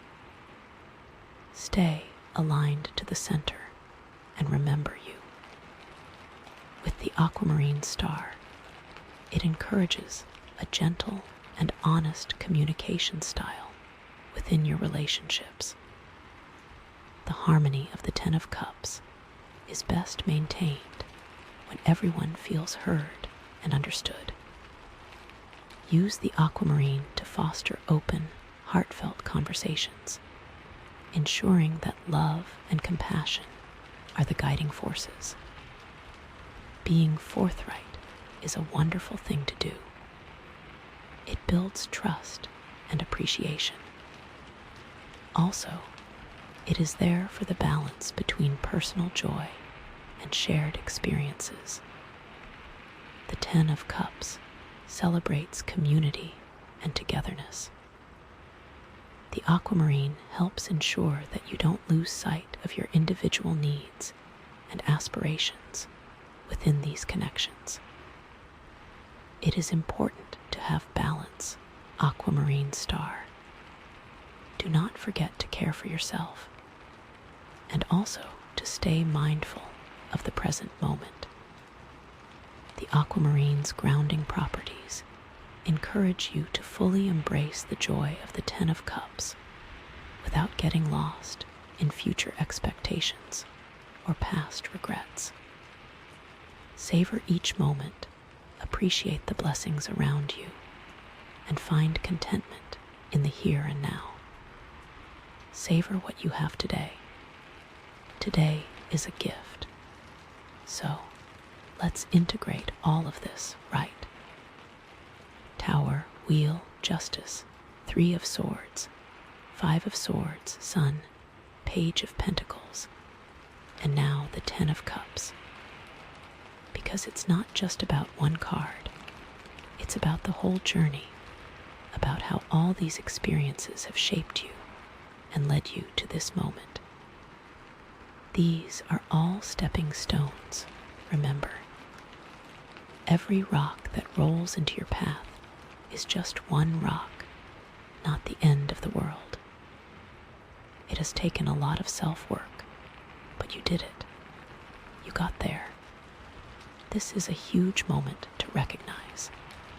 The journey here has not been easy, but you've put in the effort to be here. You've pushed past and come out stronger. The journey reminds you that lasting happiness comes from within. The tower taught you to release what no longer serves you, creating space for new blessings to enter. The wheel of fortune showed you that life is cyclical, that ups and downs are inevitable, but that even the darkest times will eventually pass. Justice reminded you to live with integrity and to treat others with fairness and respect, knowing that what you put out into the world will eventually come back to you. The Three of Swords taught you to embrace your emotions, to heal your wounds, and to open your heart to new levels of love and compassion. The Five of Swords reminded you to communicate effectively, to resolve conflicts peacefully, and to prioritize harmony over ego. The sun illuminated your path with joy, optimism, and self-discovery, reminding you of your own inner radiance and your capacity for happiness.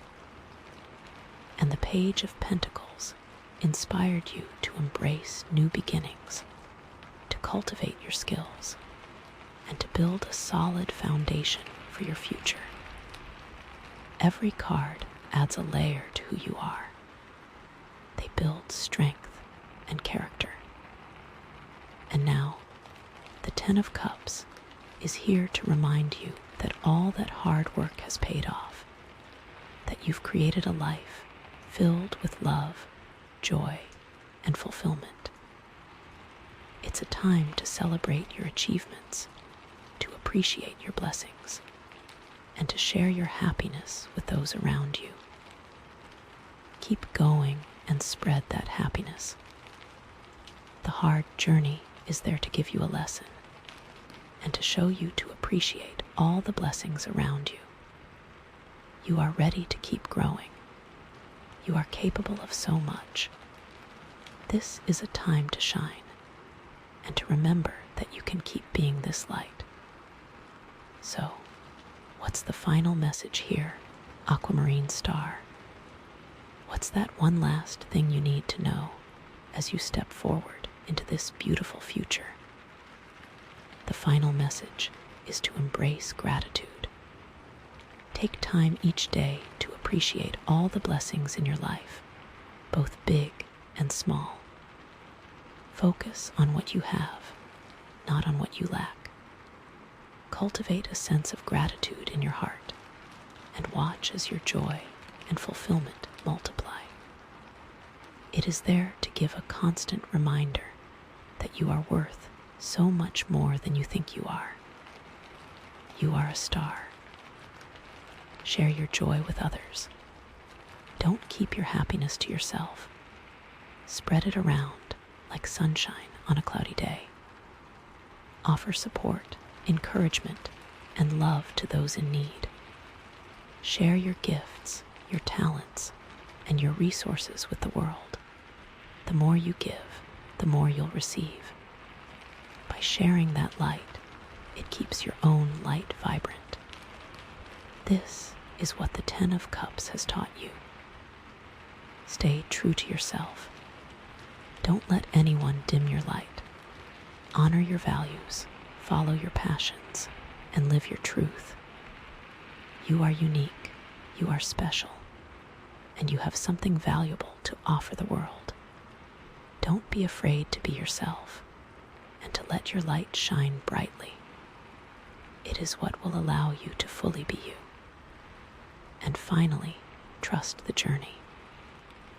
Life is a winding road, full of unexpected twists and turns. There will be challenges, there will be setbacks, and there will be times when you feel lost or discouraged. But trust that everything is happening for a reason. you're being guided towards your highest good, and that you have the strength and resilience to overcome any obstacle. You have survived so much and have pushed through the darkness.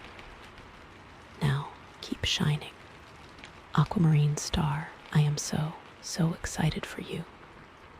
This is such a beautiful reading, and I truly believe that you have the power to create an amazing future for yourself.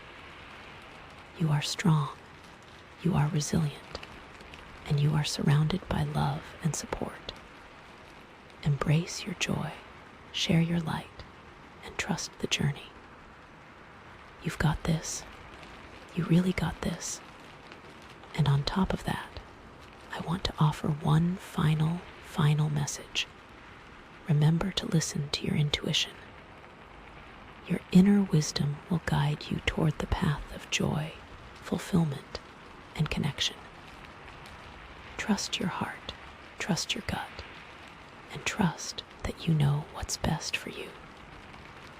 As the Ten of Cups unfolds in your life, stay attuned to your inner guidance and let it lead you towards a life that's overflowing with love, laughter, and beautiful memories. So, pile 4, that is where I'm going to leave this reading. Thank you guys so much for watching. Thank you for being yourself. And thank you for letting me read for you. I hope you all have a wonderful day or night, whenever it is that you're watching this video. I hope you all have a wonderful everything.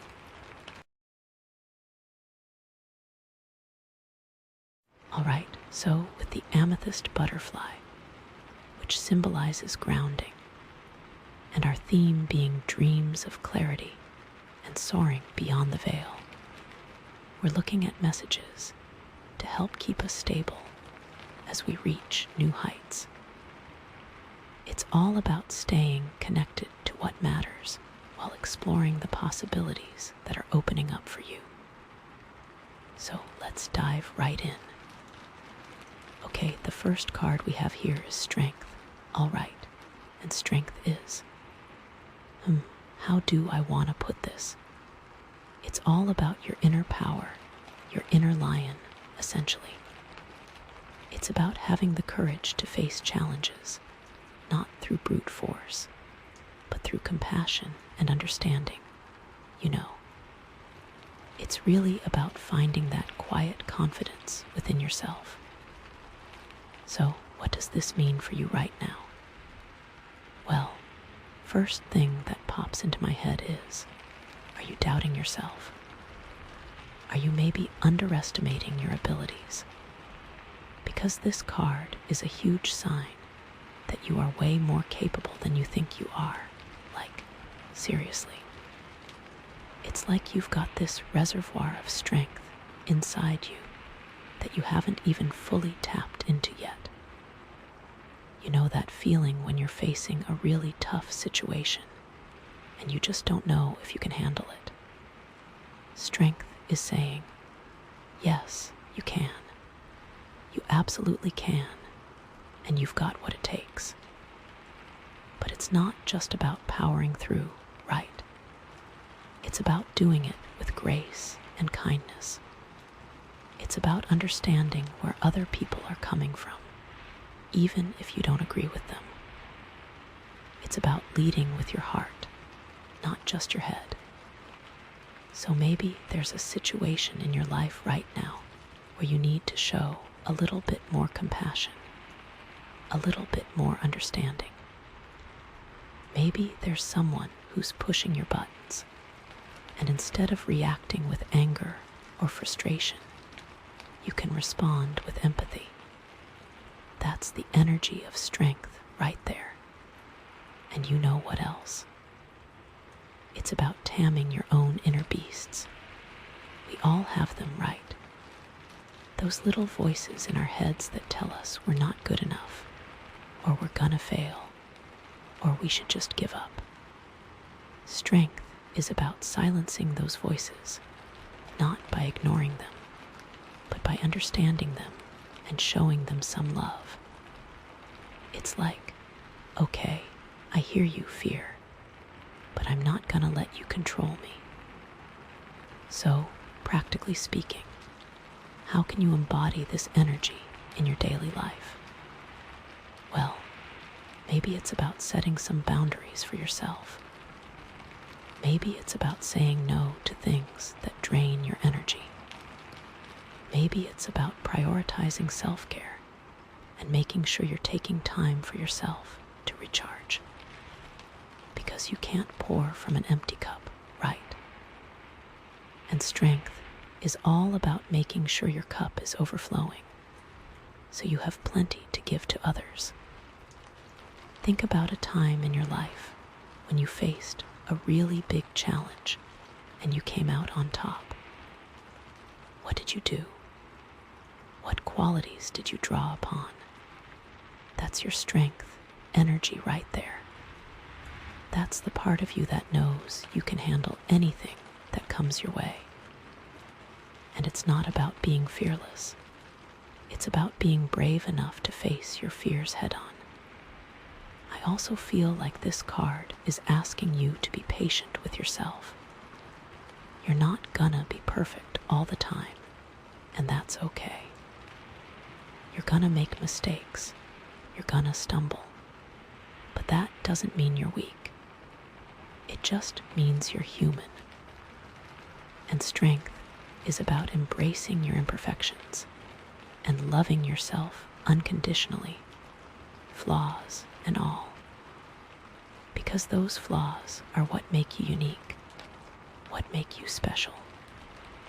And you know, sometimes strength shows up when we least expect it. It's that moment when you're feeling completely overwhelmed and you just want to give up. But then something inside you rises up and says, no, I'm not going down without a fight. That's your inner lion roaring. That's your strength, energy kicking in. So, I really want you to connect with that feeling right now.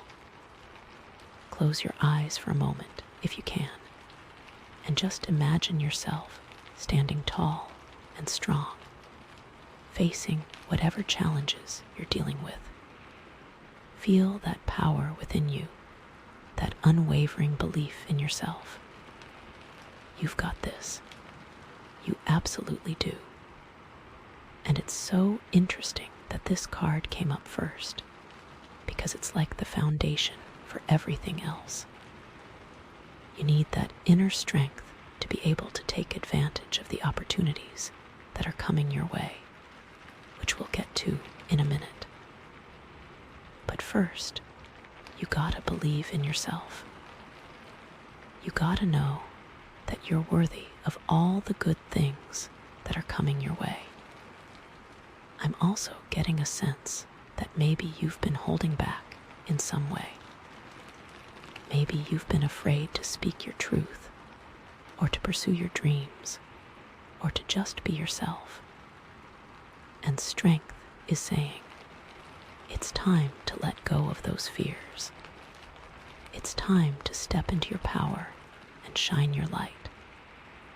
The world needs what you have to offer, and you're doing yourself a disservice by hiding it away. Think about the things that make you feel alive, the things that make you feel passionate. What are you good at? What do you love to do? Those are clues to your strength. Those are the areas where you can really make a difference in the world. And it doesn't have to be something big or dramatic. It can be something as simple as being a good friend, or volunteering your time, or creating art that inspires others. The key is to find something that resonates with you, something that makes you feel like you're making a positive impact. And then, just do it. Don't overthink it. Don't worry about what other people will think. Just do it. Because when you're living in alignment with your values, when you're using your gifts to serve others, that's when you truly feel strong. And it's not always easy, right? There are going to be times when you feel discouraged, when you feel like you're not making any progress. But that's when you need to remember the strength card. That's when you need to remind yourself that you're capable of overcoming anything. And it's okay to ask for help along the way. You don't have to do it all alone. Surround yourself with people who believe in you, who support you, who lift you up. And be that person for others as well. Because we're all in this together, and we all need a little bit of strength from time to time. So lean on your friends, lean on your family, lean on your mentors, and don't be afraid to ask for guidance when you need it. I'm also seeing that maybe you've been dealing with some health issues, either physical or emotional. And strength is a reminder that you have the power to heal yourself. It's not about ignoring medical advice or anything like that, but it's about taking an active role in your own well-being. It's about nourishing your body with healthy food, getting enough sleep, exercising regularly, and managing your stress levels. It's also about taking care of your emotional health. Are you holding onto any unresolved emotions? Are you dealing with any trauma from the past? Strength is encouraging you to address those issues and to seek help if you need it. There's no shame in talking to a therapist or counselor. In fact, it's a sign of strength to be able to admit that you need help. And you know, sometimes the strongest thing you can do is to simply surrender, to let go of control, and to trust that everything is happening for a reason. It's not about giving up. It's about accepting what is and finding peace in the present moment. Because when you're fighting against reality, you're just wasting your energy. But when you surrender to it, you can find a sense of calm and clarity. I feel like this card is also asking you to be more assertive in your relationships. Are you letting other people walk all over you? Are you afraid to speak up for yourself? Strength is saying, it's time to stand your ground. It's time to set some boundaries and to let people know what you will and will not tolerate. And it's not about being aggressive or confrontational. It's about being clear and direct in your communication. It's about expressing your needs and your desires in a way that is respectful, but also firm. And it's okay if some people don't like it. You can't please everyone, and you shouldn't try to. The most important thing is to be true to yourself and to honor your own values. Because when you're living in alignment with your authentic self, that's when you truly feel strong. I'm also getting a message that you need to be more forgiving, both of yourself and of others. Are you holding onto any grudges? Are you still beating yourself up for mistakes you made in the past? Strength is saying, it's time to let go of the past and to move forward with a clean slate. Forgiveness is not about condoning bad behavior. It's about freeing yourself from the burden of resentment. It's about recognizing that everyone makes mistakes and that we all deserve a second chance. And that includes you. So be kind to yourself, be compassionate to others, and let go of anything that is holding you back from living your best life. because you deserve to be happy, you deserve to be loved, and you deserve to be free. And you know, sometimes strength comes in the form of vulnerability. It takes a lot of courage to show your true self to the world, to let people see your flaws and your imperfections. But that's also what makes you beautiful. That's what makes you relatable. And that's what allows you to connect with others on a deeper level. So, don't be afraid to be vulnerable. Don't be afraid to share your story. Don't be afraid to let people see who you really are. Because the world needs your authenticity. The world needs your vulnerability. And the world needs your strength. And remember, you're not alone. We're all on this journey together, and we're all here to support each other. So, take a deep breath, connect with your inner strength, and know that you are capable of anything you set your mind to. You've got this. I believe in you. And the universe believes in you too. So, go out there and shine your light. Go out there and make a difference. Go out there and be the best version of yourself that you can be. Okay, wow, that was a lot. But I feel like it was really important to really dig deep into that strength card because it's such a powerful energy and it's so relevant to what's going on in your life right now. So let's move on to the next card, which is the Eight of Wands.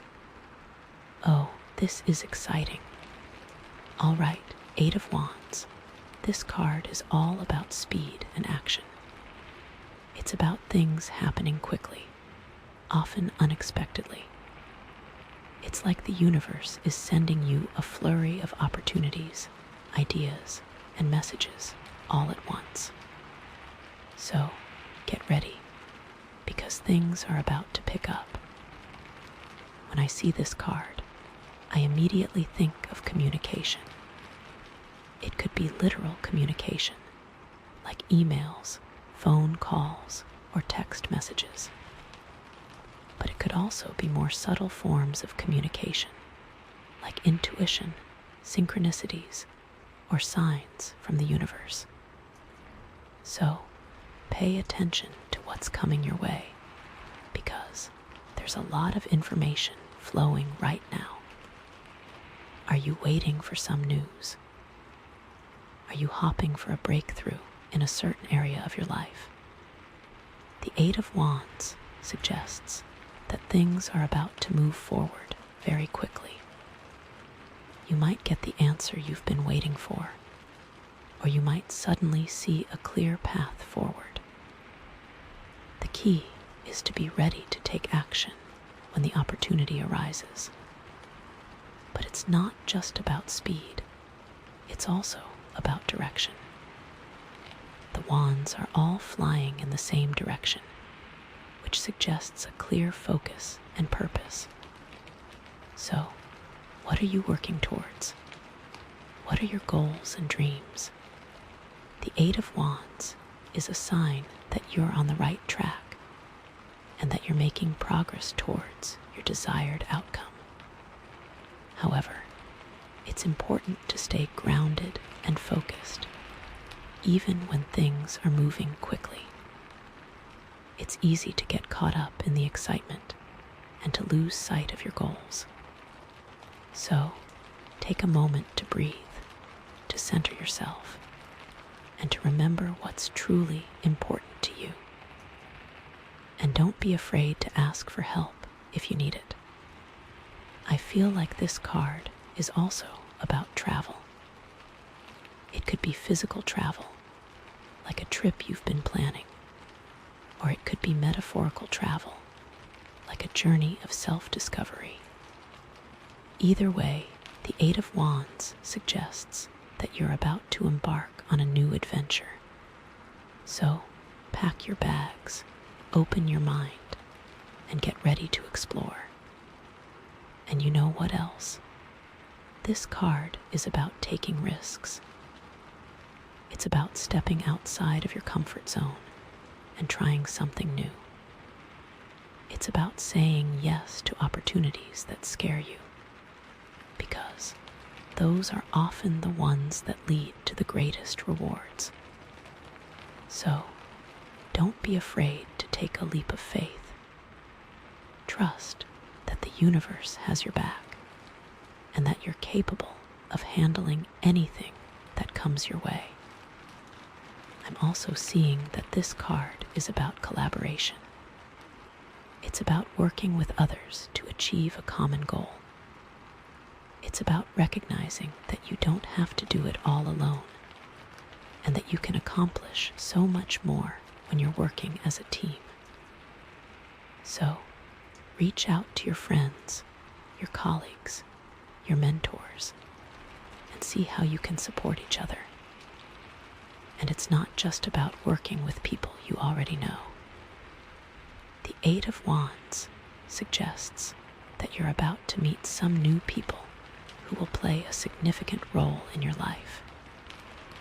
These people might be mentors, collaborators, or even romantic partners.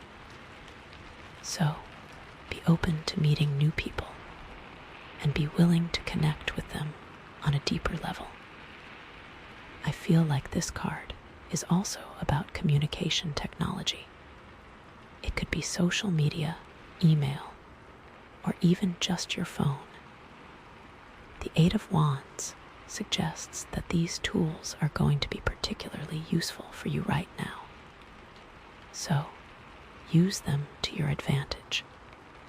Connect with people, share your ideas, and promote your work. But be mindful of how you're using these tools. Are you spending too much time on social media? Are you getting caught up in online drama? The Eight of Wands is a reminder to use technology wisely and to set boundaries for yourself. Don't let it consume your life. I'm also getting a sense that this card is about creativity.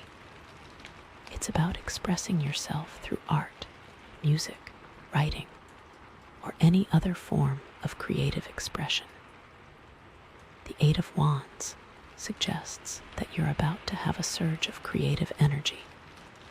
So, take advantage of it. Start that project you've been putting off. Write that song you've been humming, or paint that picture you've been dreaming of.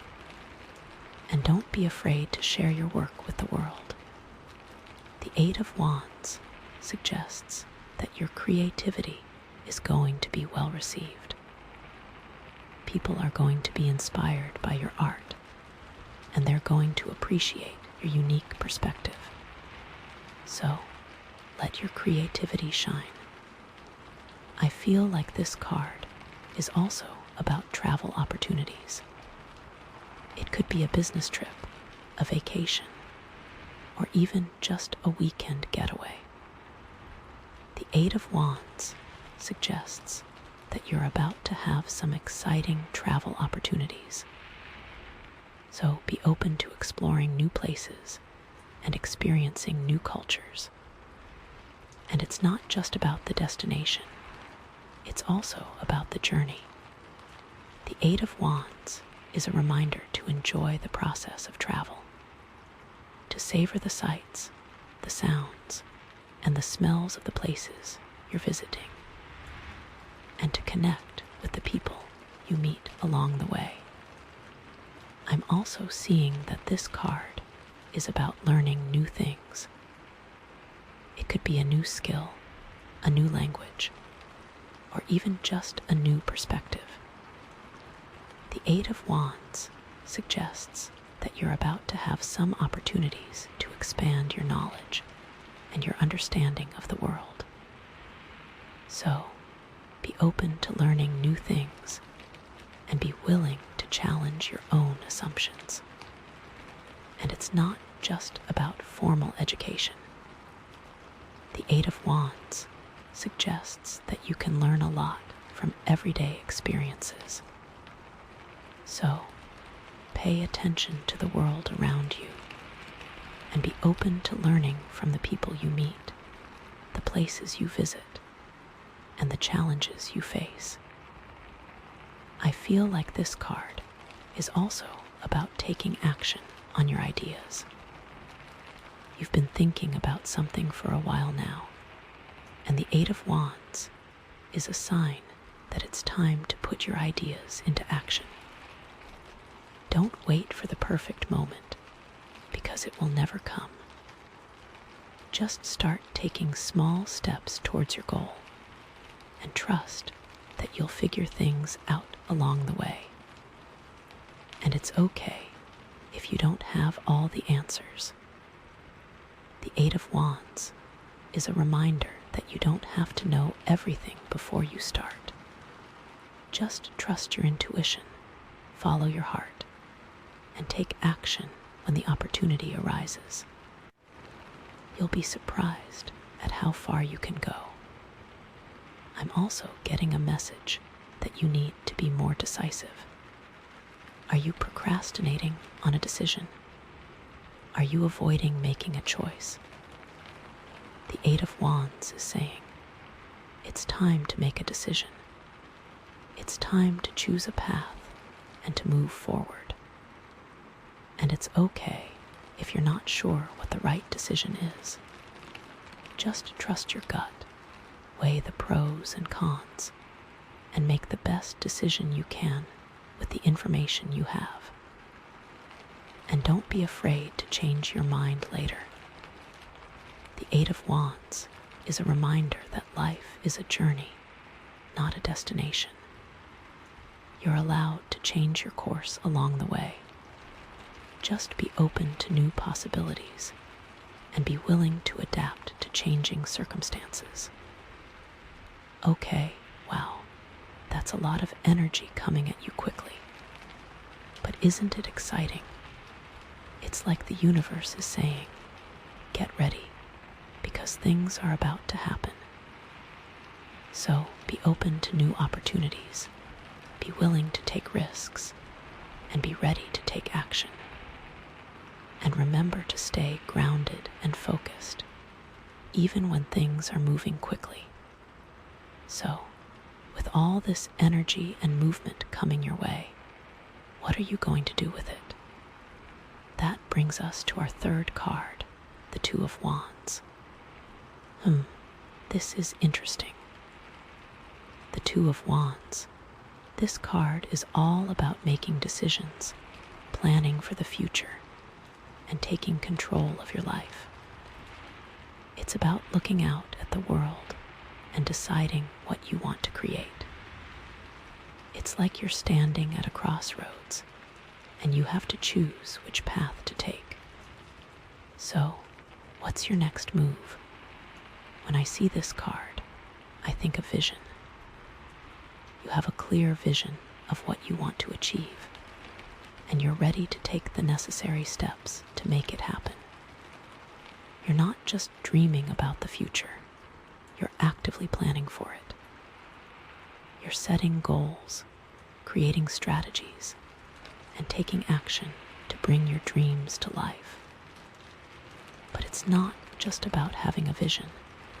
It's also about having the courage to pursue it. The Two of Wands suggests that you might be facing some challenges or obstacles along the way. You might be feeling uncertain or afraid, but you have the strength and the resilience to overcome those challenges and to achieve your goals. So, don't let fear hold you back. Don't let doubt cloud your vision. Trust in yourself, believe in your abilities, and take that first step towards your dreams. And remember that you don't have to do it all alone. You can ask for help from your friends, your family, or your mentors. You can collaborate with others who share your vision. I feel like this card is also about partnership. It's about finding someone who can complement your skills and who can help you achieve your goals. It could be a business partner, a romantic partner, or even just a close friend. The key is to find someone who shares your values and who is committed to your success. But it's not just about finding a partner. It's also about being a good partner. It's about being supportive, communicative, and trustworthy. It's about working together as a team to achieve a common goal. And it's about celebrating each other's successes and supporting each other through the challenges. I'm also seeing that this card is about expansion. It's about growing your business, your career, or your personal life. It's about reaching beyond your comfort zone and exploring new possibilities. It's about taking risks and trying new things. But it's not just about expansion for the sake of expansion. It's about expanding in a way that is aligned with your values and your purpose. It's about creating something that is meaningful, and that makes a positive impact on the world. And it's about doing it in a way that is sustainable, and that doesn't compromise your well-being. I feel like this card is also about authority. It's about taking control of your life and making your own decisions. It's about being responsible for your own actions and taking ownership of your own destiny. It's about stepping into your power and being the leader of your own life. But it's not just about having authority. It's also about using your authority wisely. It's about being a responsible leader and making decisions that are in the best interest of everyone involved. It's about being fair, just, and compassionate. And it's about using your power to empower others. I'm also getting a sense that this card is about travel. It could be a business trip, a vacation, or even just a weekend getaway. The Two of Wands suggests that you're about to have some opportunities to explore new places and to experience new cultures. So, be open to travel and be willing to step outside of your comfort zone. And it's not just about the destination. It's also about the journey. The Two of Wands is a reminder to enjoy the process of travel, to savor the sights, the sounds, and the smells of the places you're visiting, and to connect with the people you meet along the way. I feel like this card is also about long-term planning. It's about thinking about the future and making decisions that will benefit you in the long run. It's about investing in your education, your career, or your personal relationships. And it's about creating a solid foundation for your future success. But it's not just about planning for the future. It's also about living in the present. The Two of Wands is a reminder to enjoy the moment and to appreciate the blessings in your life. It's about finding a balance between planning for the future and living in the present. And it's about being grateful for what you have while working towards what you want. I'm also seeing that this card is about taking risks. It's about stepping outside of your comfort zone and trying new things.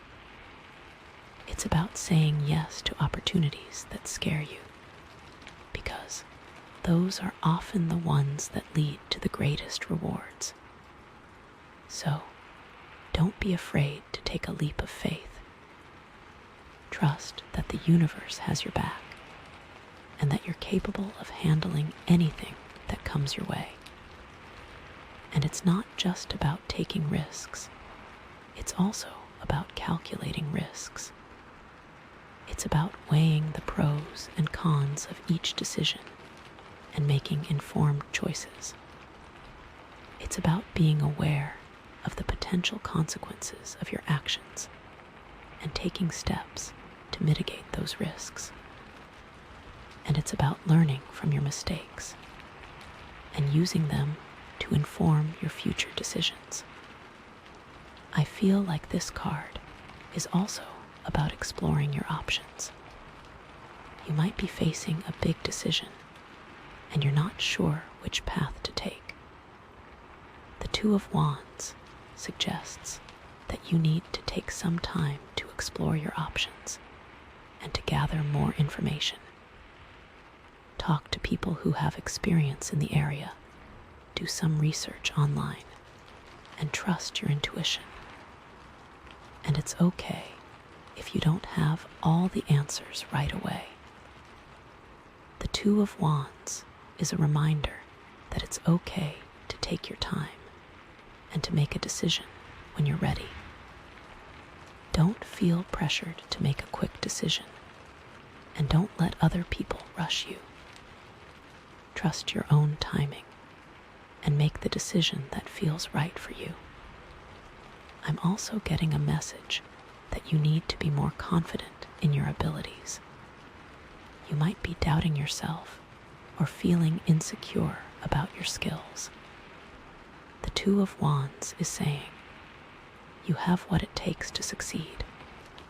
You have the talent, the knowledge, and the experience to achieve your goals. So believe in yourself and don't let anyone tell you that you can't do something. And it's not just about believing in yourself. It's also about showing confidence to others. It's about projecting an image of strength and competence. It's about speaking with authority and making decisions with conviction. And it's about inspiring others to believe in you and to support your vision. I feel like this card is also about taking control of your finances. You might be facing some financial challenges, or you might just want to improve your financial situation. The Two of Wands suggests that you need to take a close look at your finances and make a plan for the future. Set some financial goals, create a budget, and start saving money. And it's not just about saving money, it's also about investing money. The Two of Wands is a reminder to invest in your future, whether it's through stocks, real estate, or other investments. Talk to a financial advisor and get some guidance on how to invest your money wisely. And don't be afraid to take some risks, but be sure to do your research first. Okay, so the Two of Wands is really about taking all that energy from the Eight of Wands and directing it towards a clear goal, planning, and making confident decisions. It's about stepping into your power and creating the future you want. And with the Strength card as your foundation, you have the inner resources to make it happen. So to sum it all up, these three cards together are telling you that you have the inner strength to overcome any challenges, that you're about to receive a flurry of opportunities and information, and that you need to use that energy to make clear decisions and plan for your future. It's an exciting combination, and it's a sign that you're on the right track. So trust yourself, believe in your abilities, and take action towards your dreams. You've got this. Now, let's see what other messages the universe has for you. Okay, so our next card is the Ten of Pentacles. And oh my gosh, this is such a beautiful card. Like, it's all about abundance, security, family, and legacy.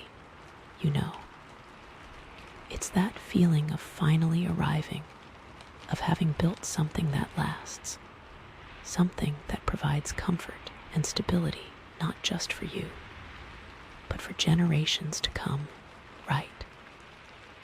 I always see it as like the picture of a happy, multi-generational family, all gathered together, feeling safe and loved and provided for. It's like you've created this amazing foundation. There's a sense of deep-rootedness, of belonging, of having truly found your place in the world, you know. It's like all that hard work, all those challenges you've overcome, have finally paid off, and you can just relax and enjoy the fruits of your labor, surrounded by the people you love. But it's not just about material wealth, although that's definitely part of it, right? It's also about the richness of your relationships, the strength of your family bonds, the values you've instilled in your children, and the positive impact you've had on your community. It's about creating a legacy that goes beyond just money, you know. It's about leaving the world a better place than you found it.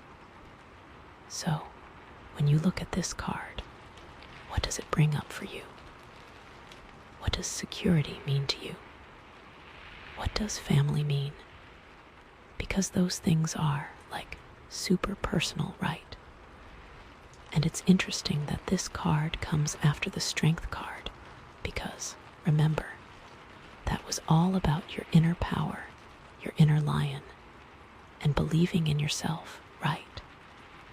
So, do you feel worthy of this kind of abundance? Do you feel like you deserve this level of security and happiness?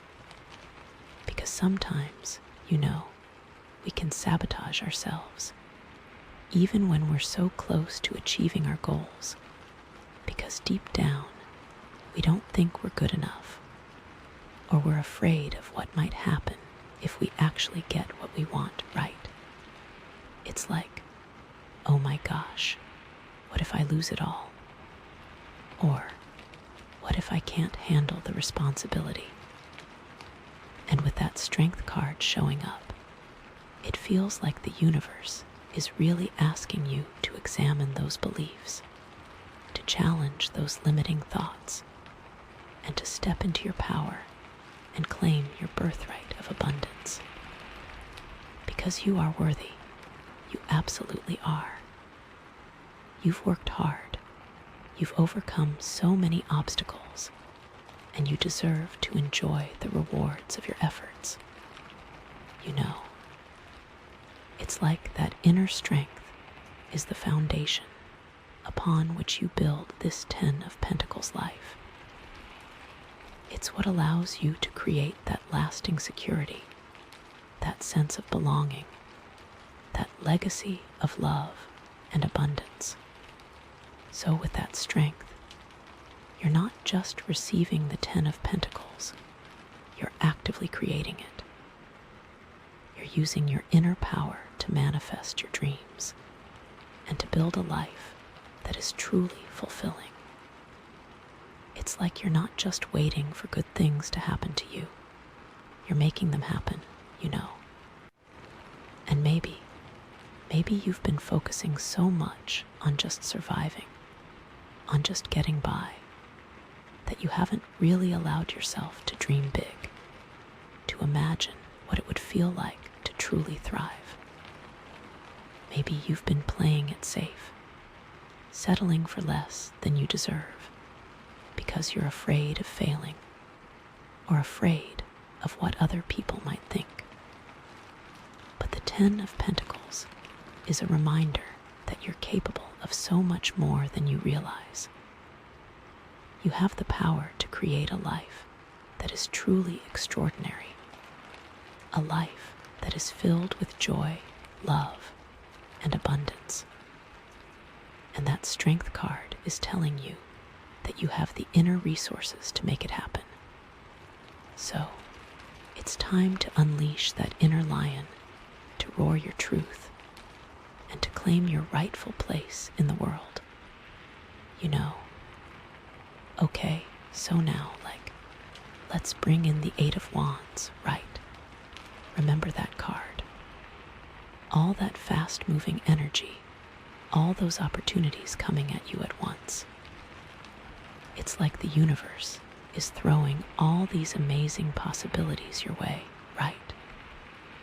But with the Ten of Pentacles, it's like, how do you take all that energy, all those opportunities, and turn them into something lasting, something sustainable, something that builds towards that long-term security, right? It's not just about grabbing every opportunity that comes your way. It's about being discerning, about choosing the opportunities that align with your values, that support your long-term goals, and that contribute to that overall sense of abundance and well-being that the Ten of Pentacles represents. You know, it's like you might have a bunch of different options for how to make money, but which ones will actually bring you joy and fulfillment, and which ones will just leave you feeling stressed and drained. Or you might have a lot of people vying for your attention, but which ones will actually support your growth and happiness, and which ones will just bring drama and negativity into your life. You know, it's like the Eight of Wands is giving you all these ingredients, but the Ten of Pentacles is about using them to create a delicious, nourishing, and lasting meal.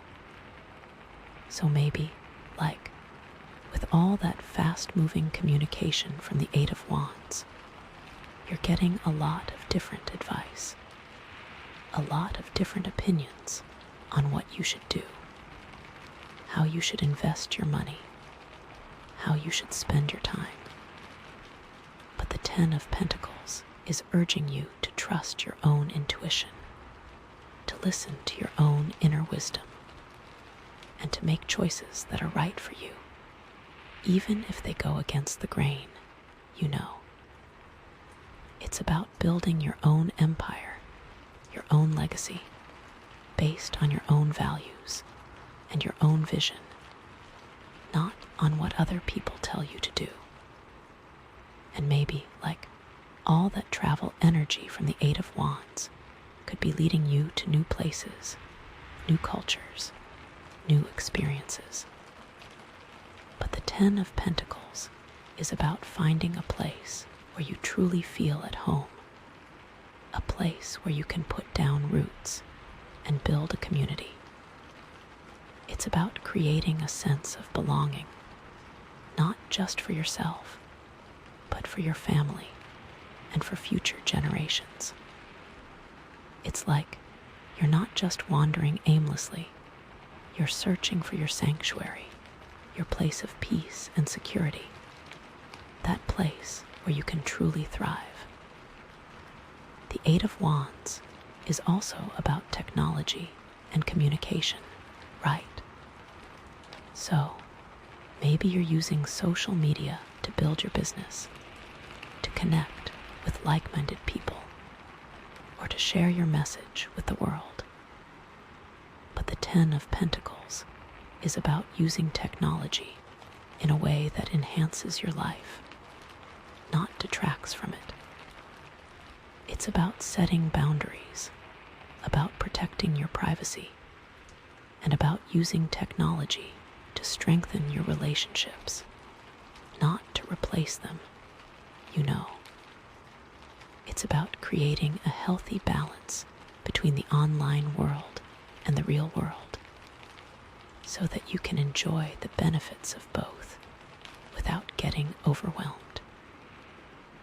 And maybe all those new connections from the Eight of Wands are leading you to potential partners, collaborators, or mentors.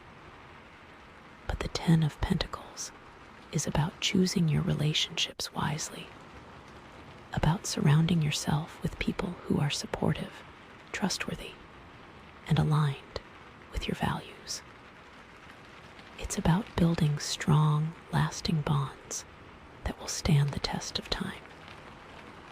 It's like you're not just collecting contacts. You're building a tribe, a family of choice that will be there for you through thick and thin. It's also like you're getting all these new ideas, these creative impulses from the Eight of Wands. But the Ten of Pentacles is about turning those ideas into something tangible, something that creates real value in the world. It's about taking those creative sparks and building them into a lasting legacy, a work of art, a business, a movement that will inspire and uplift others for generations to come. So, the key is to be mindful, to be intentional, and to use all that fast-moving energy from the Eight of Wands to build something that truly matters, something that brings you a sense of lasting security, abundance, and joy. Because otherwise, you could just get swept away by the whirlwind and end up feeling scattered, overwhelmed, and unfulfilled, And that's definitely not the Ten of Pentacles vibe. Okay, so now, let's bring in the Two of Wands, right? The card about making decisions, planning for the future, and taking control of your life. This card is about you choosing what to do with everything that is coming at you.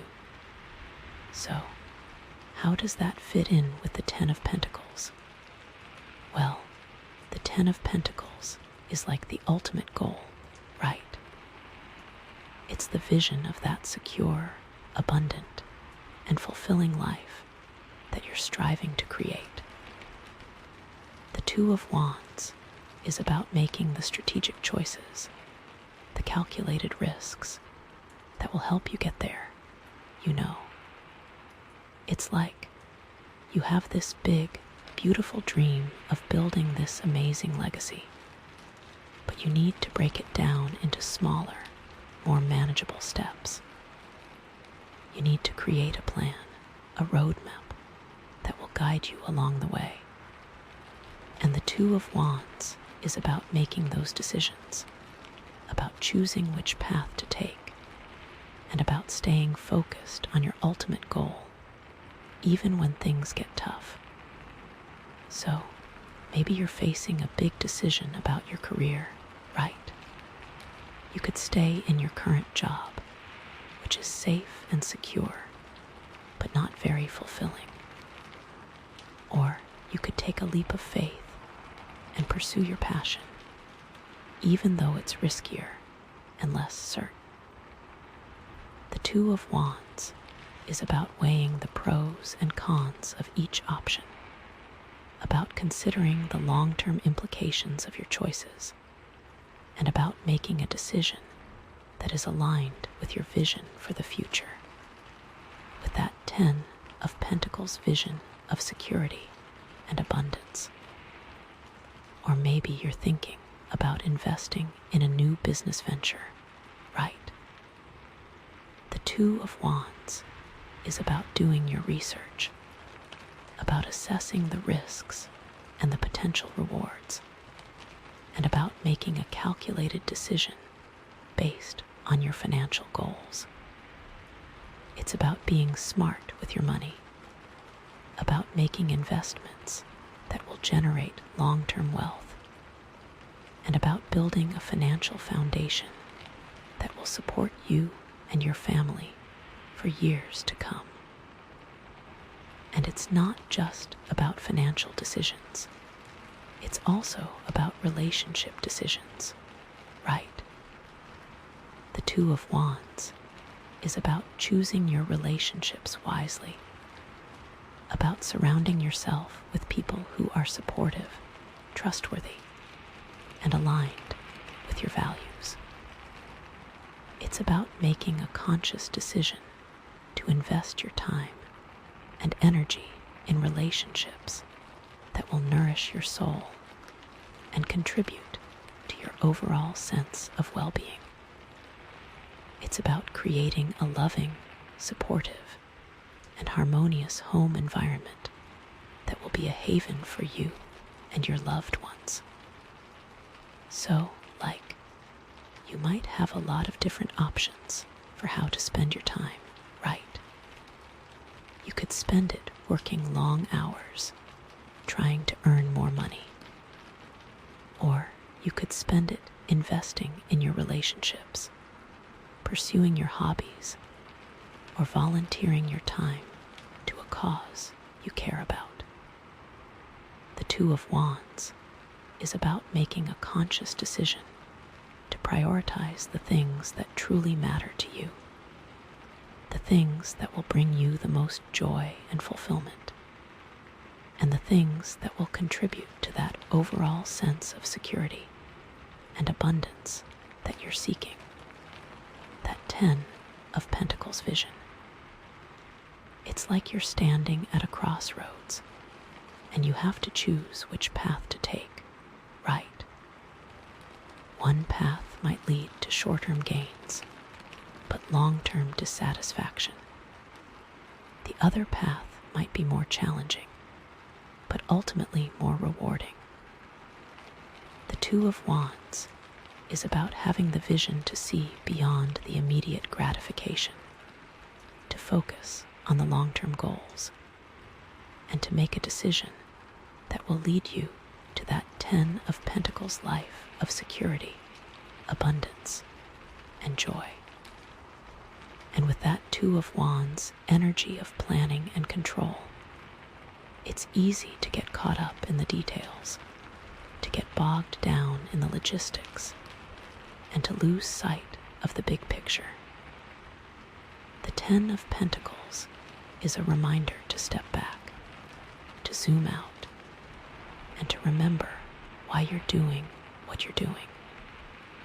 It's about connecting with your values, about aligning your actions with your purpose, and about creating a life that is truly meaningful and fulfilling. It's about building a legacy that you can be proud of, a legacy that will inspire and uplift others for generations to come. It's almost like the Two of Wands is the architect, drawing up the blueprints for your dream home, while the 10 of Pentacles is the finished product, the beautiful, secure, and welcoming home that you've always longed for.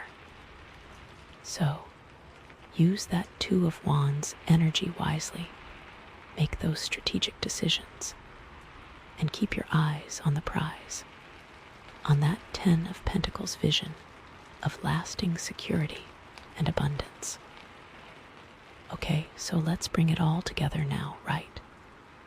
We've got the Strength, the 8 of Wands, the 2 of Wands, and the 10 of Pentacles. It's all about inner power, a flurry of opportunities, making decisions, and building lasting security. It sounds like an intense period of growth, doesn't it? And how does all of this tie into legacy and family, which are so central to the 10 of Pentacles, right? Because it's not just about accumulating wealth for yourself.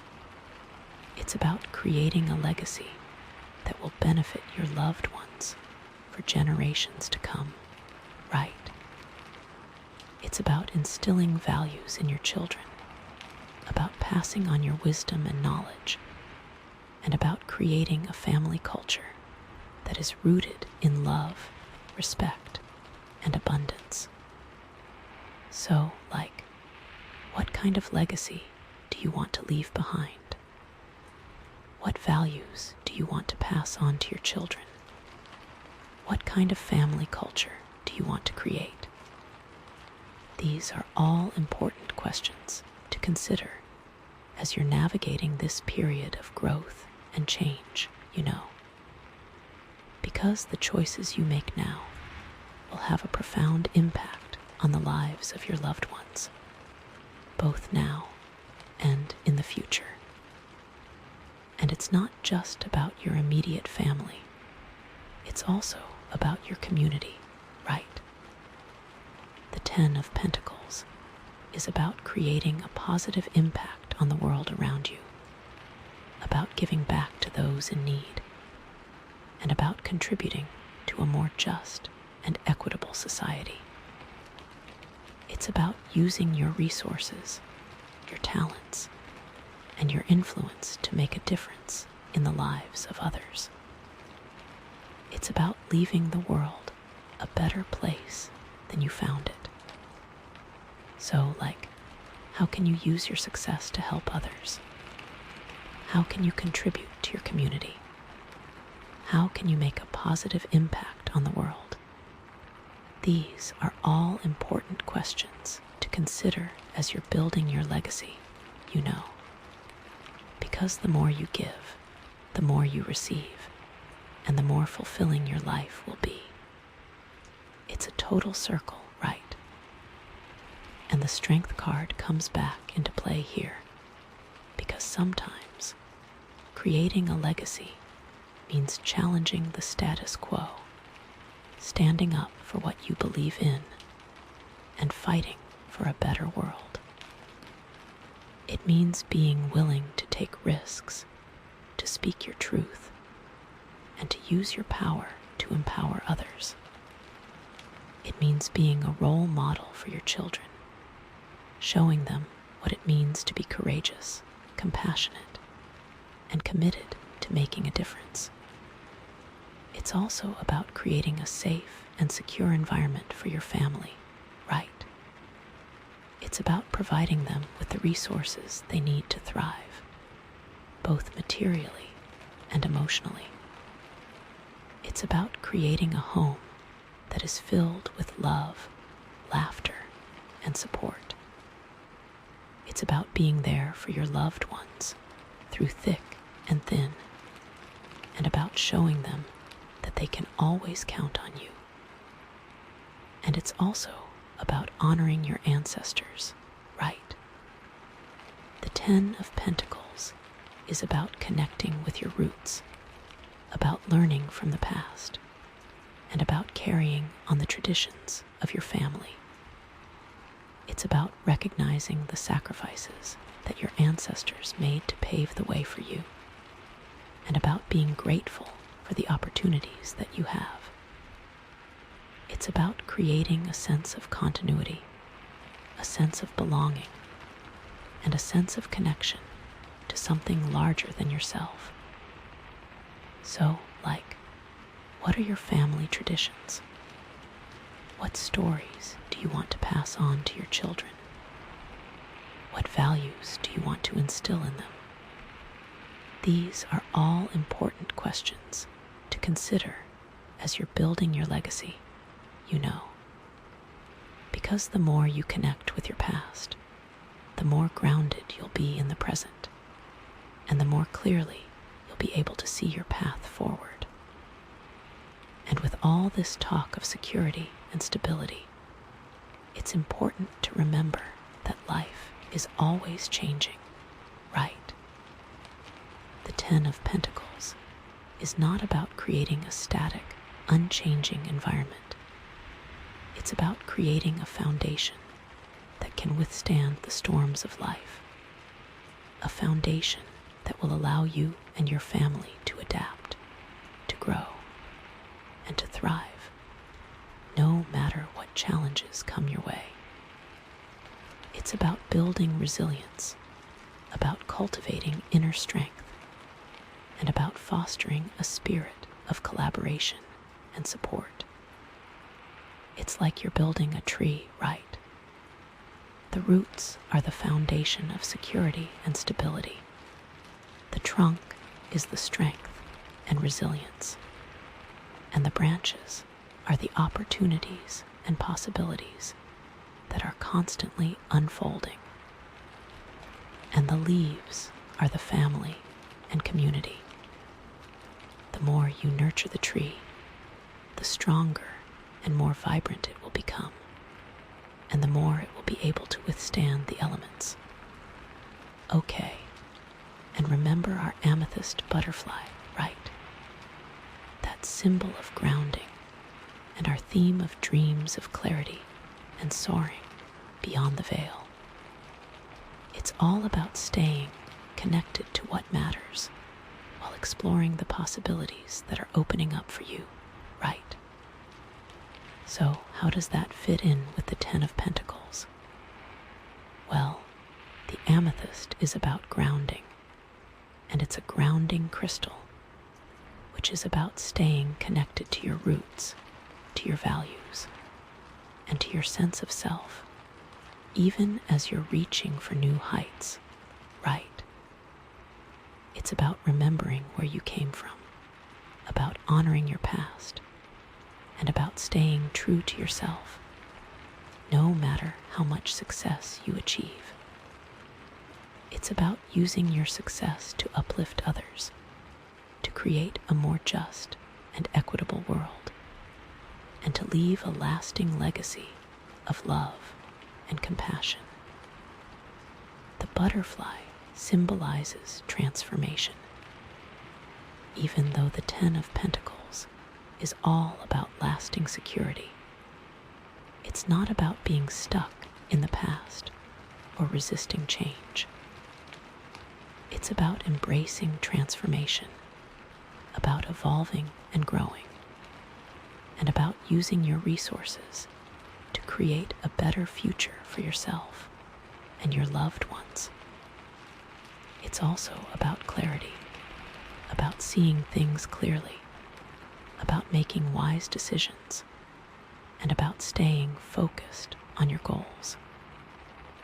It's about using your intuition to guide you, about trusting your inner wisdom, and about staying aligned with your purpose, which is to live your best life and to create a lasting legacy of love and abundance. So it's like, even as you're soaring beyond the veil, exploring new possibilities, and reaching for your dreams, you need to stay grounded, connected, and clear, so that you can make the best choices for yourself and for your family, and so that you can create a legacy that is truly aligned with your values. It's like you're navigating a maze, right? The Ten of Pentacles is the treasure at the end of the maze, but the amethyst butterfly is your guide, helping you to stay grounded, to see clearly, and to find your way through all the twists and turns. And that theme of dreams of clarity, it's like, what is your dream for your family? What is your dream for your legacy? What is your dream for your community?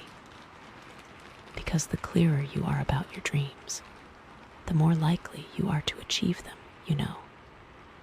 And the amethyst butterfly is there to help you clarify your dreams, to connect with your intuition, and to stay focused on your goals. So, with all these amazing cards, it's like you have the power to create a truly extraordinary life. A life that is filled with love, abundance, and joy. You have the inner strength, the opportunities, the decision-making skills, and the grounding energy to make it happen.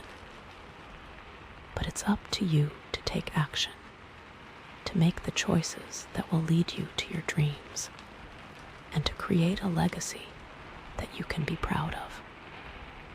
But you know, I'm also wondering, with all this talk of security and abundance, is there anything that's blocking you from fully embracing this energy? Is there anything that's preventing you from creating that lasting legacy that you desire?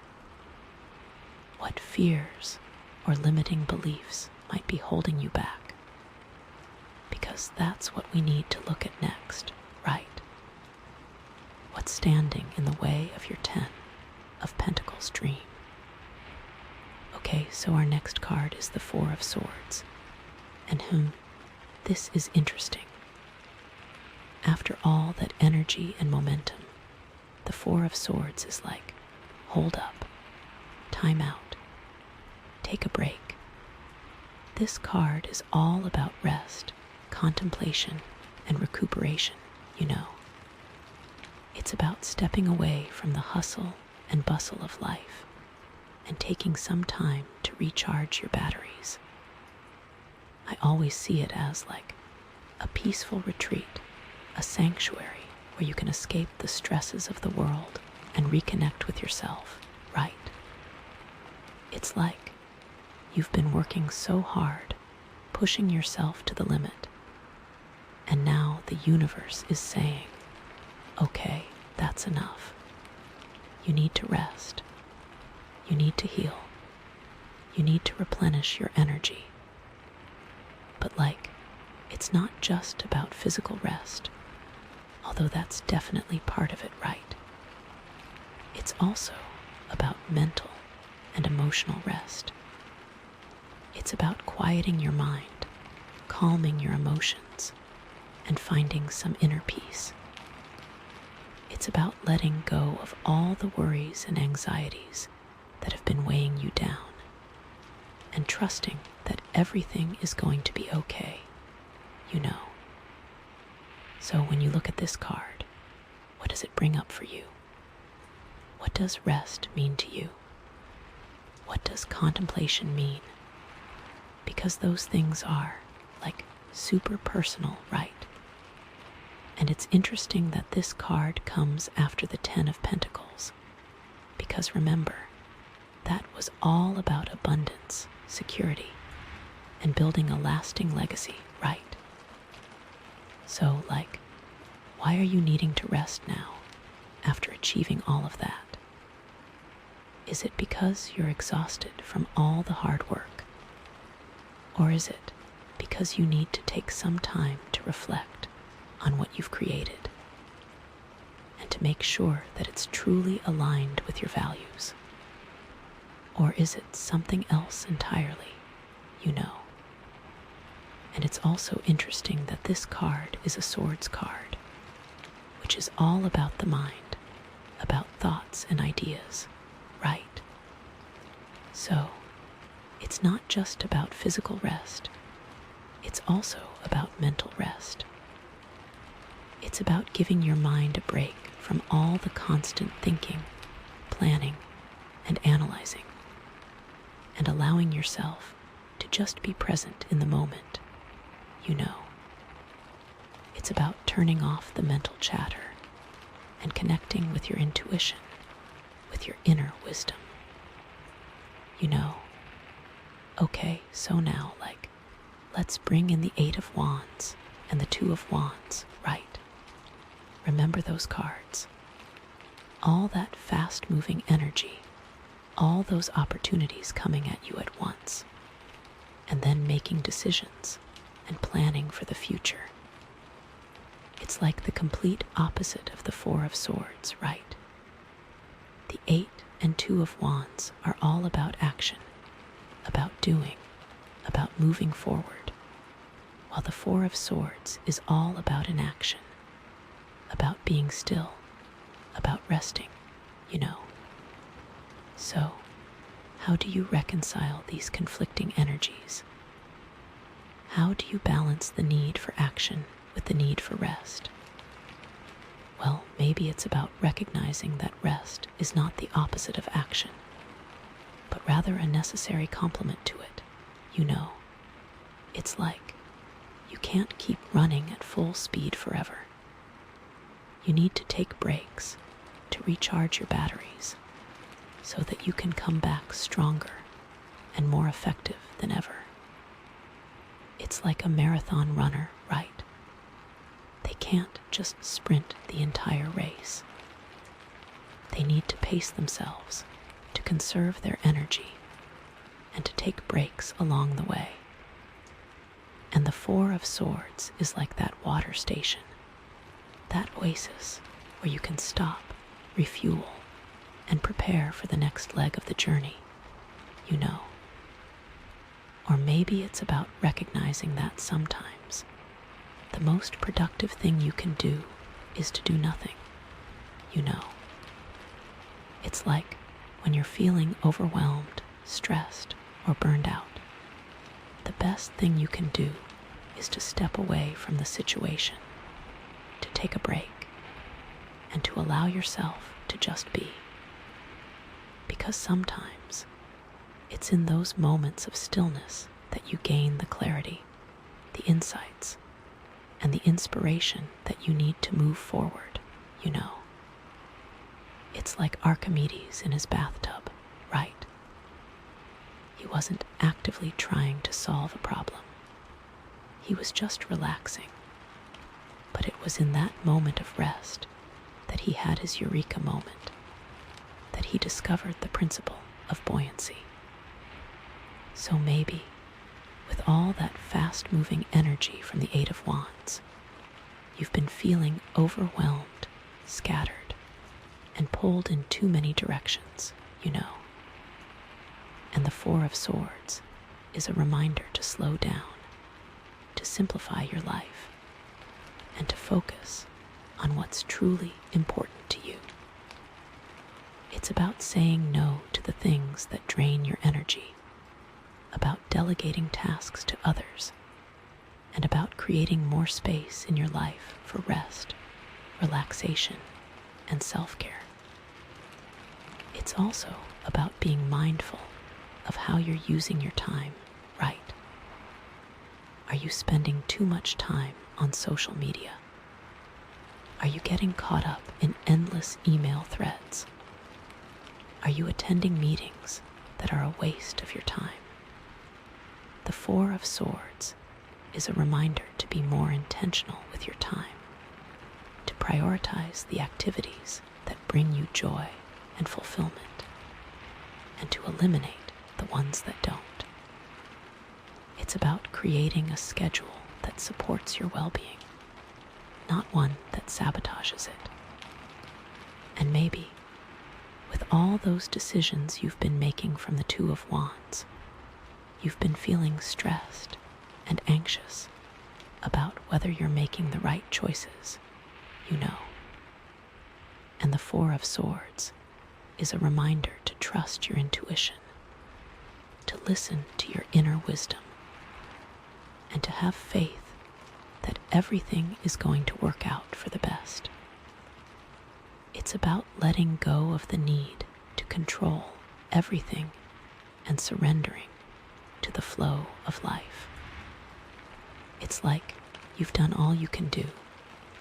You've made the best decisions you could with the information you had. And now it's time to let go and trust that the universe will guide you to where you need to be, you know.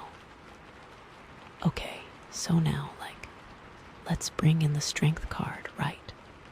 Remember that card. All about inner power, courage, and compassion. So, how does that fit in with the Four of Swords? Well, maybe the Four of Swords is about resting and recuperating after a period of intense inner work, you know. It's like you've been facing some big challenges. You've been confronting your fears, and you've been working hard to tame your inner beasts. And now, you need to take some time to recover from all that emotional labor. It's like a warrior returning home from battle, right? They need to rest, to heal their wounds, and to replenish their strength before they can go back into the fray, you know.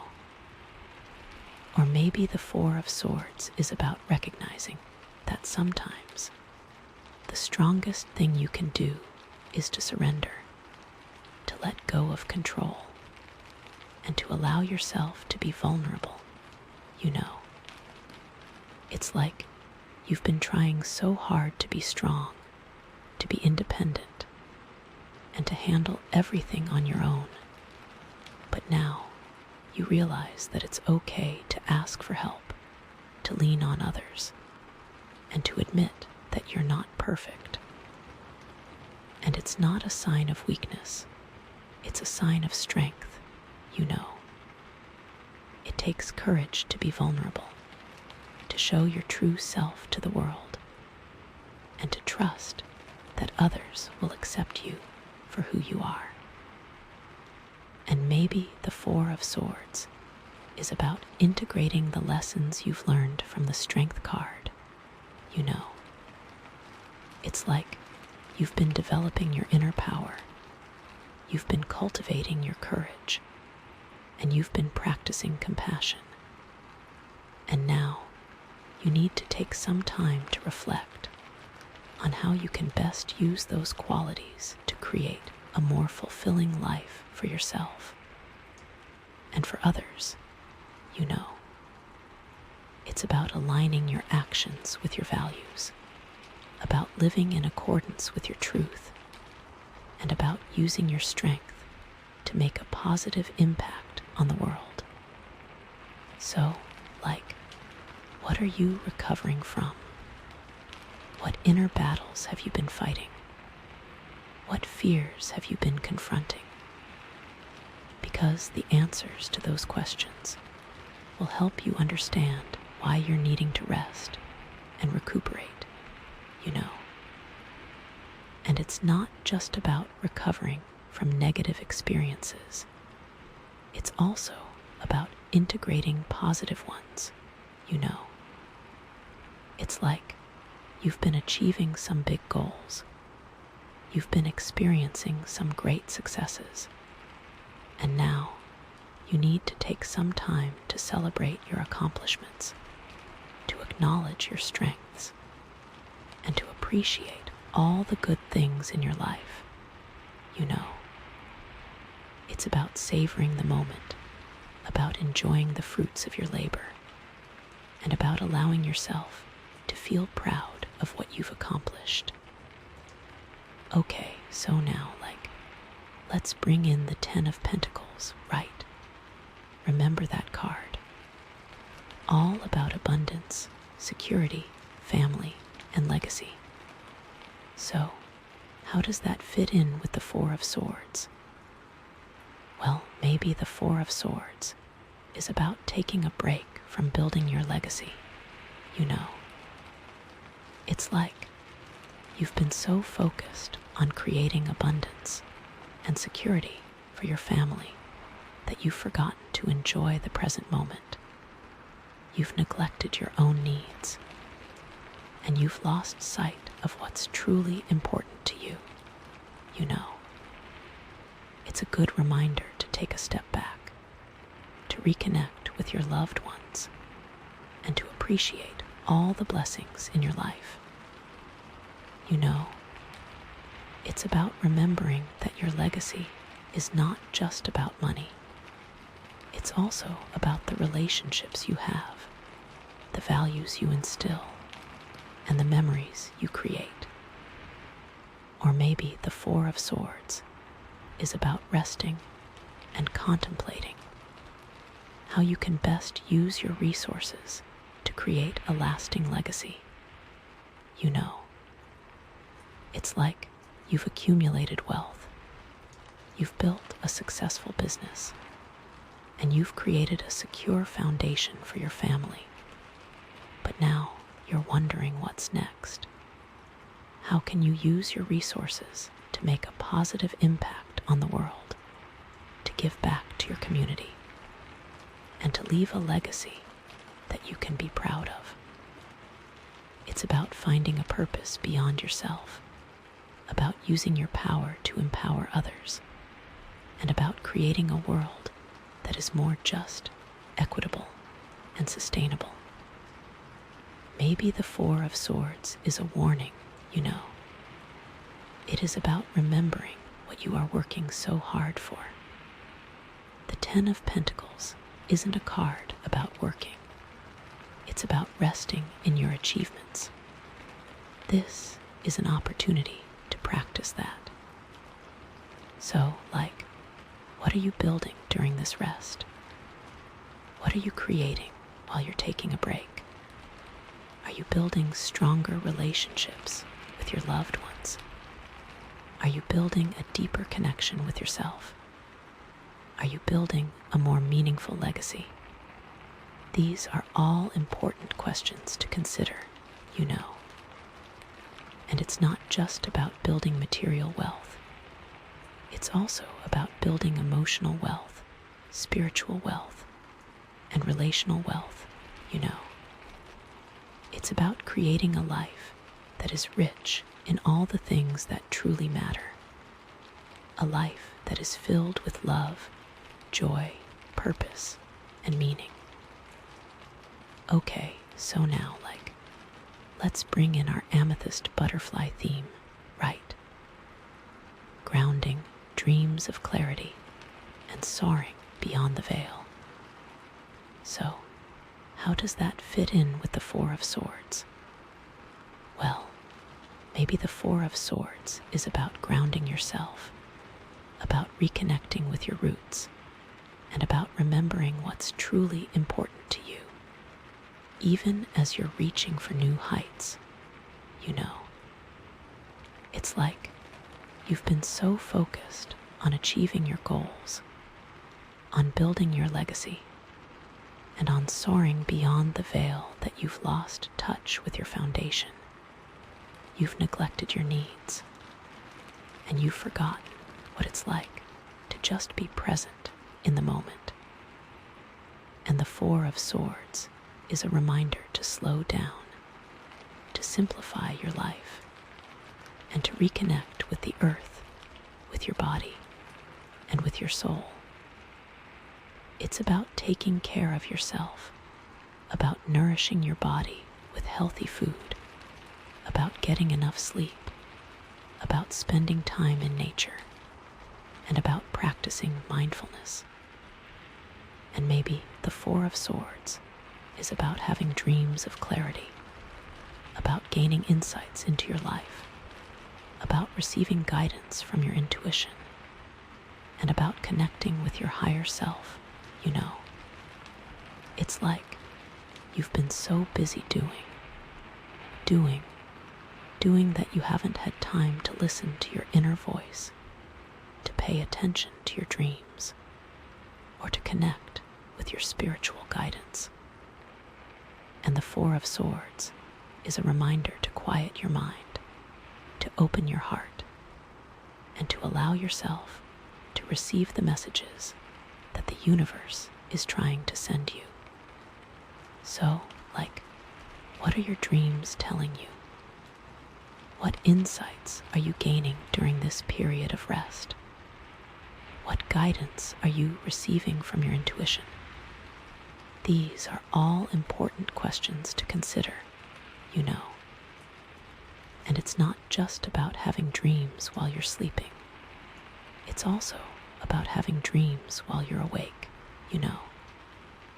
It's about daydreaming, about imagining, about visualizing your ideal future, and about allowing yourself to feel the emotions associated with that future.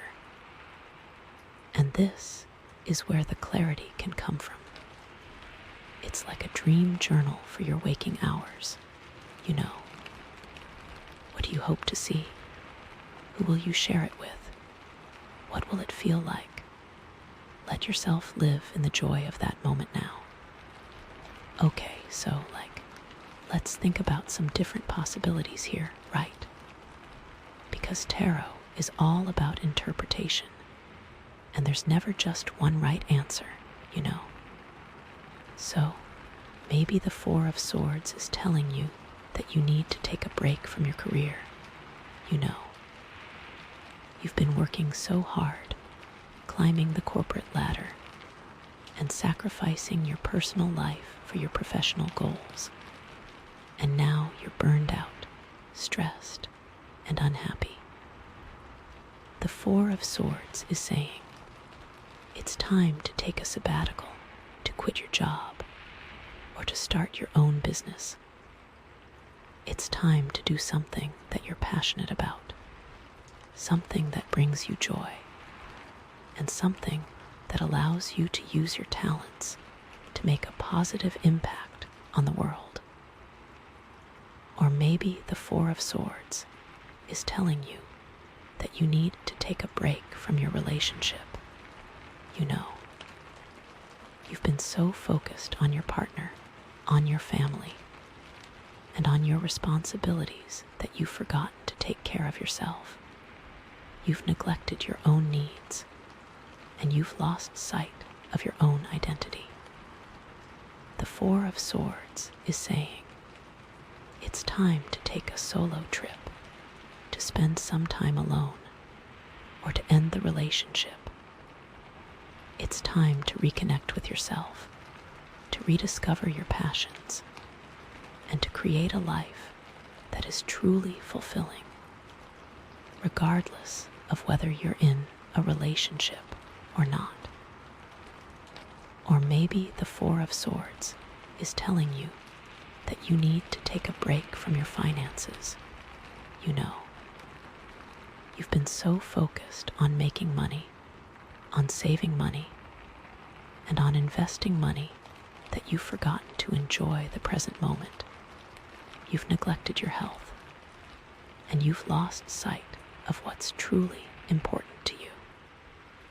The Four of Swords is saying, it's time to take a vacation, to spend some money on yourself, or to give some money away. It's time to loosen your grip on your finances, to trust that the universe will provide, and to allow yourself to feel the joy of abundance. So, what resonates with you the most? What possibility feels the most true for you? Because that's the one you should pay attention to, you know. And it's okay if none of these possibilities feel exactly right, because tarot is just a tool, a guide, a way to help you connect with your own intuition and to find your own answers. It's up to you to interpret the cards, to apply them to your life, and to make your own decisions, you know. But you know, there could be a darker side to this too, right?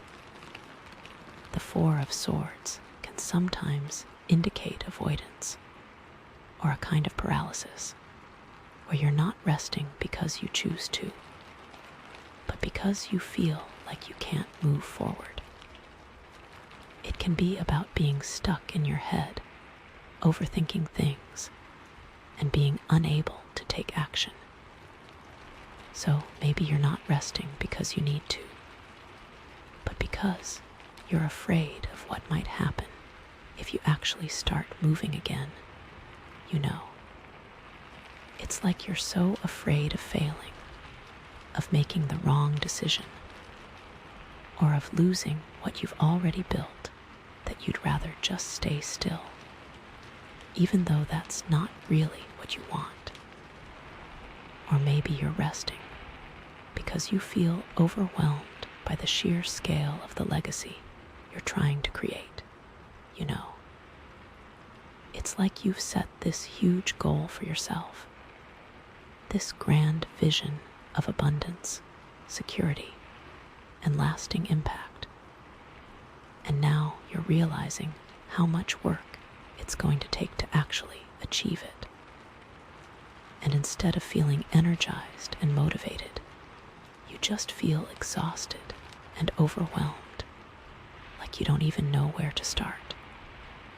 So, you're just avoiding the problem, procrastinating, and pretending that everything's fine, even though deep down you know that you need to take action.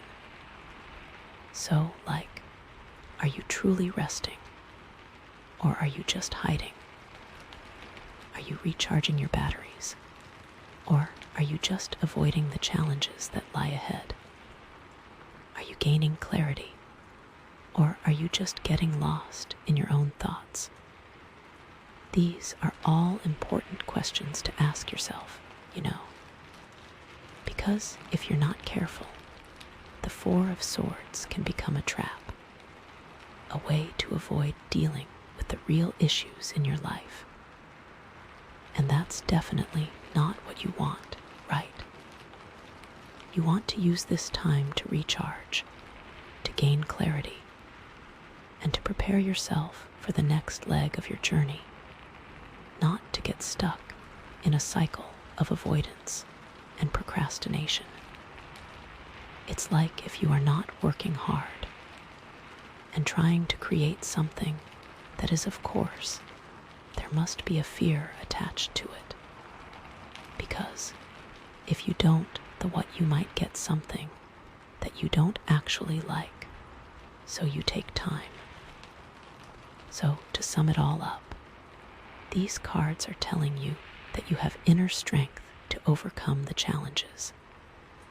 These cards are also telling you that you may have to rest, that you have so many challenges coming your way that you are going to want to tap out. These cards are telling you that you can still build during the rest, to prepare your mind, and to dream of what your clarity can bring you. So, with all that being said, what are you waiting for? This is your time to make changes. So what is it that you are waiting to change?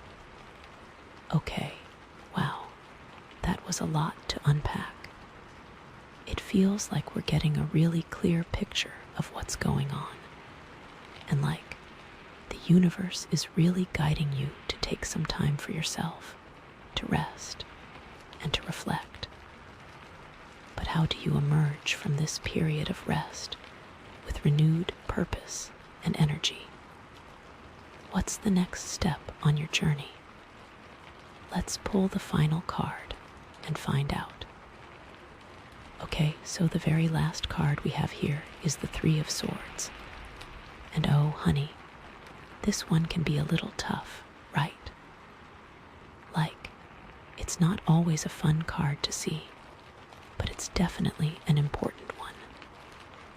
So, the Three of Swords, it's traditionally all about heartbreak, sorrow, and difficult truths, you know. It's that feeling of being stabbed in the back, of having your heart broken, or of realizing that something you thought was true was actually a lie. I always see it as a symbol of painful honesty, necessary pain, and the courage to face difficult emotions, you know. It's like, sometimes, you have to go through the pain in order to heal, to grow, and to move forward, right? But it's not just about romantic heartbreak, although that's definitely one possibility, right? It can also be about disappointment, betrayal, loss, or any kind of emotional pain that cuts deep, you know. It could be a falling out with a friend, a disappointment at work, or the realization that a dream you've been holding onto is no longer possible, or even something darker from your past that you have always been trying to avoid. So, when you look at this card, what does it bring up for you? What does heartbreak mean to you? What does sorrow mean? Because those things are, like, super personal, right? It all depends on what's going on in your life right now. This is a tough one, but don't worry, we can get through this together. Okay, so now, let's bring in the Four of Swords, right? Remember that card. All about rest, contemplation, and recuperation. So, how does that fit in with the Three of Swords? Well, maybe the Three of Swords is the reason why you need to rest, you know. Like, maybe you've been going through a really difficult time, dealing with heartbreak, loss, or disappointment, and it's completely drained you emotionally, mentally, and physically, right? And the Four of Swords is saying, okay, you need to stop. You need to take a break. You need to give yourself time to heal. It's like you can't keep pushing yourself when you're in so much pain, you know. You need to allow yourself to feel your emotions, to process what's happened, and to start the journey of healing. Or maybe the Four of Swords is a warning, you know.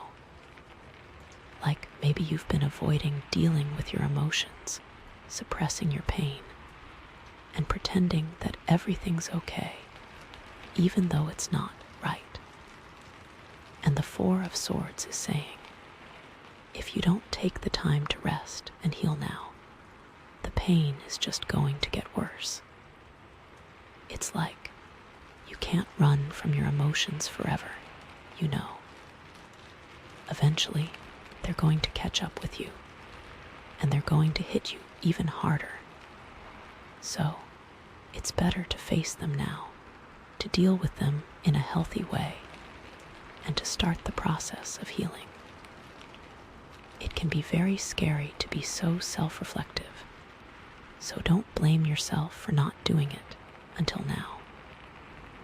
Maybe this moment had to come for you to realize it.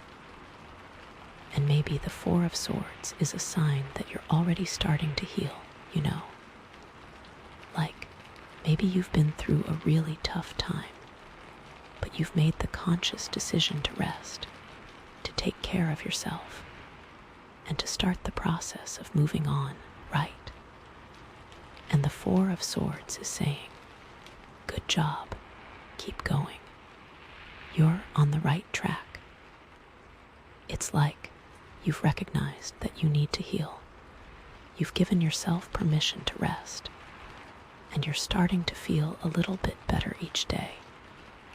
This is a big victory, and you should acknowledge it. You are so strong for doing what you are doing. I am so proud of you, you amazing human.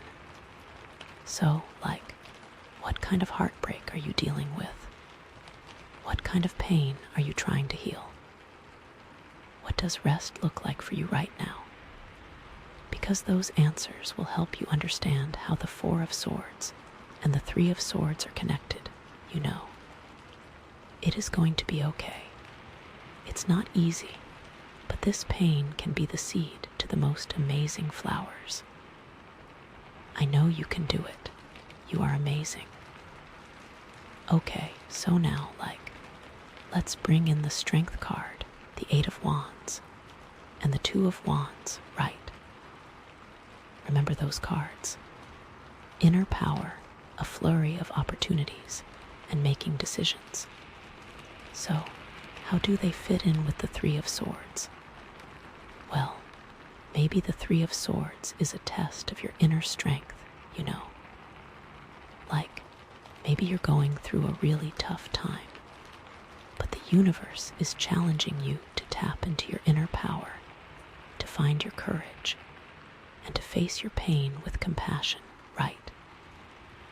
And the Strength card is saying, you've got this. You're stronger than you think you are. You can get through this. It's like you've faced challenges before, and you've always come out on top, you know. You have the inner resources to heal, to grow, and to move forward. It is okay to have a moment, but you already know how strong you are, and you will remember it again. Or maybe the Three of Swords is a sign that you need to use your inner strength to make a difficult decision, you know. Like, maybe you're in a relationship that's not working, a job that's making you miserable, or a situation that's causing you pain, right? And the Two of Wands is saying, you need to make a choice. You need to decide what you're going to do. You can't stay stuck in this situation forever. It's like you have the power to change your life, to create a better future for yourself. But you need to be brave enough to take action. And it's not always easy to make those kinds of decisions, right? It can be scary to leave a relationship, to quit a job, or to walk away from something that you've invested a lot of time and energy in, you know. But sometimes it's the only way to heal, to grow, and to move forward. These are choices for you and the direction you want to go. Never let anyone push you into the path they want for you. And maybe the Three of Swords is a catalyst for new opportunities, you know. Maybe you've been holding onto something that's been holding you back, and the pain of the Three of Swords is finally forcing you to let go, right? And the Eight of Wands is saying, get ready. New opportunities are coming your way. Be open to new possibilities, new experiences, and new connections. It's like sometimes you have to lose something in order to gain something better, you know. Sometimes heartbreak can open you up to new love. Disappointment can lead you to a better job. And loss can help you appreciate what you have. It is so important that you follow what brings you joy. There are so many new possibilities coming your way. Don't stay stuck in the past because of fear. You are amazing and deserve so much joy. So, how can you use your inner strength to heal from this heartbreak? What decisions do you need to make? What opportunities are opening up for you? Because those answers will help you understand how these cards are all working together.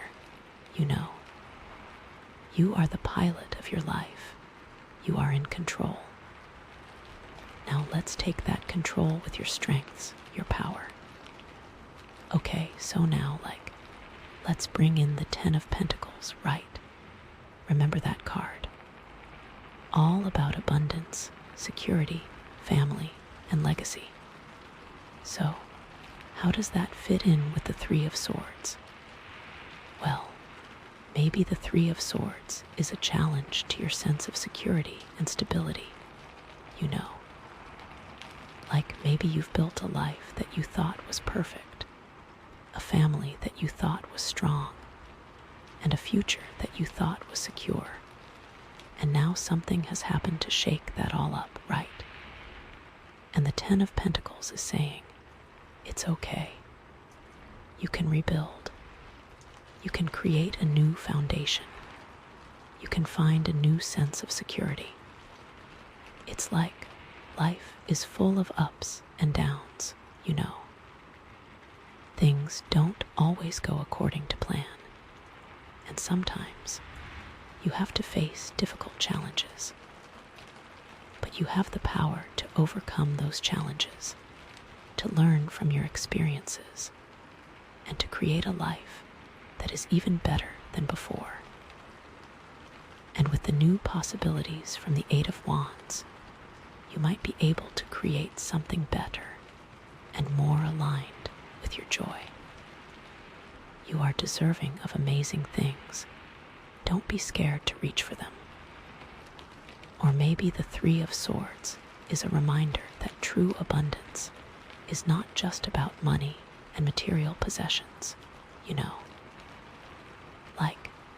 Maybe you've been so focused on building wealth and creating a legacy that you've neglected your relationships, your health, and your own happiness, right? And the Ten of Pentacles is saying, true abundance is about love, joy, connection, and purpose. It's about creating a life that is rich in all the things that truly matter, not just the things that you can buy. You have so much love to give, and so much love coming your way. Don't be scared to explore those connections. The world is a beautiful place. You deserve to enjoy it. And maybe the Three of Swords is a sign that you need to reevaluate your values and priorities, you know. Like, maybe you've been living your life according to someone else's expectations or according to societal norms, and you're realizing that it's not making you happy, right? And the Ten of Pentacles is saying, it's time to live your own life according to your own values. It's time to create a legacy that is aligned with your soul's purpose. It's like you have the power to choose your own path, to define your own success, and to create a life that is authentic, meaningful, and fulfilling.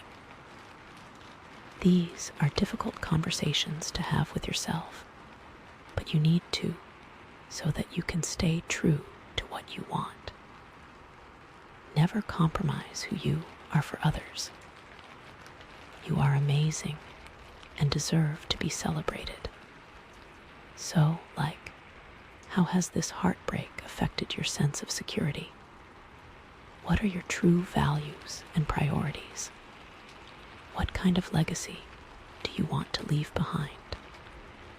Because those answers will help you understand how the Ten of Pentacles and the Three of Swords are connected, you know.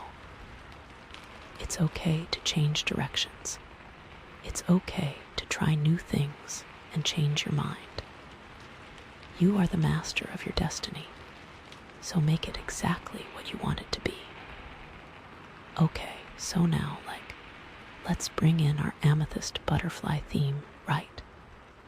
Grounding, dreams of clarity, and soaring beyond the veil. So, how does that fit in with the Three of Swords? Well, maybe the Three of Swords is a reminder that even when you're soaring beyond the veil, exploring new possibilities, and reaching for your dreams, you still need to stay grounded, you know. Like maybe you've been so focused on your goals, on your ambitions, and on your spiritual growth that you've neglected your emotional well-being. You've ignored your pain, and you've lost touch with your roots, right? And the amethyst butterfly is saying, it's okay to feel your emotions. It's okay to be vulnerable. It's okay to ask for help. It's like you can't run from your pain forever, you know. Eventually, you need to face it to heal it and to integrate it into your life. And it's during those times that grounding is the most important. The amethyst is there for you. Remember to always connect with it and remember its message, so that you can process your emotions, stay grounded, and be closer to your own heart. This is a moment to nurture yourself. It's okay to ask for help. You don't have to do everything alone. Everyone loves you and wants to support you. Or maybe the Three of Swords is a sign that you need to have dreams of clarity about what you truly want in your life. You know, like maybe you've been living your life according to someone else's expectations or according to societal norms, and you're realizing that it's not making you happy, right? And the amethyst butterfly is saying, it's time to get clear about your own desires, your own values, and your own purpose. It's time to dream a new dream, a dream that is aligned with your soul's calling, a dream that will bring you joy, fulfillment, and abundance. And it's not always easy to know what you truly want, right? It can take time, reflection, and experimentation to figure out what makes you happy, what brings you joy, and what aligns with your values. But the journey is worth it, you know, because when you're living your life according to your own truth, you're unstoppable. it can be super scary to do that. So make sure you have a strong foundation and people that support you in that journey. Don't be scared to be yourself. And maybe the Three of Swords is a reminder that even when you're going through a painful experience, you can still find beauty, hope, and transformation, Like, maybe you've been through a really tough time, but you've learned so much, you've grown so much, and you've become a stronger, wiser, and more compassionate person because of it, right? And the amethyst butterfly is saying, you are transforming, you are healing, you are becoming your best self. It's like the butterfly emerges from the chrysalis, a completely different creature, beautiful and free. And you too can emerge from this painful experience, transformed and renewed. You will become an amazing person. So, how can you stay grounded during this difficult time? What dreams of clarity are you having? How are you transforming as a result of this experience? Because those answers will help you understand how the amethyst butterfly theme and the Three of Swords are connected, This will be okay.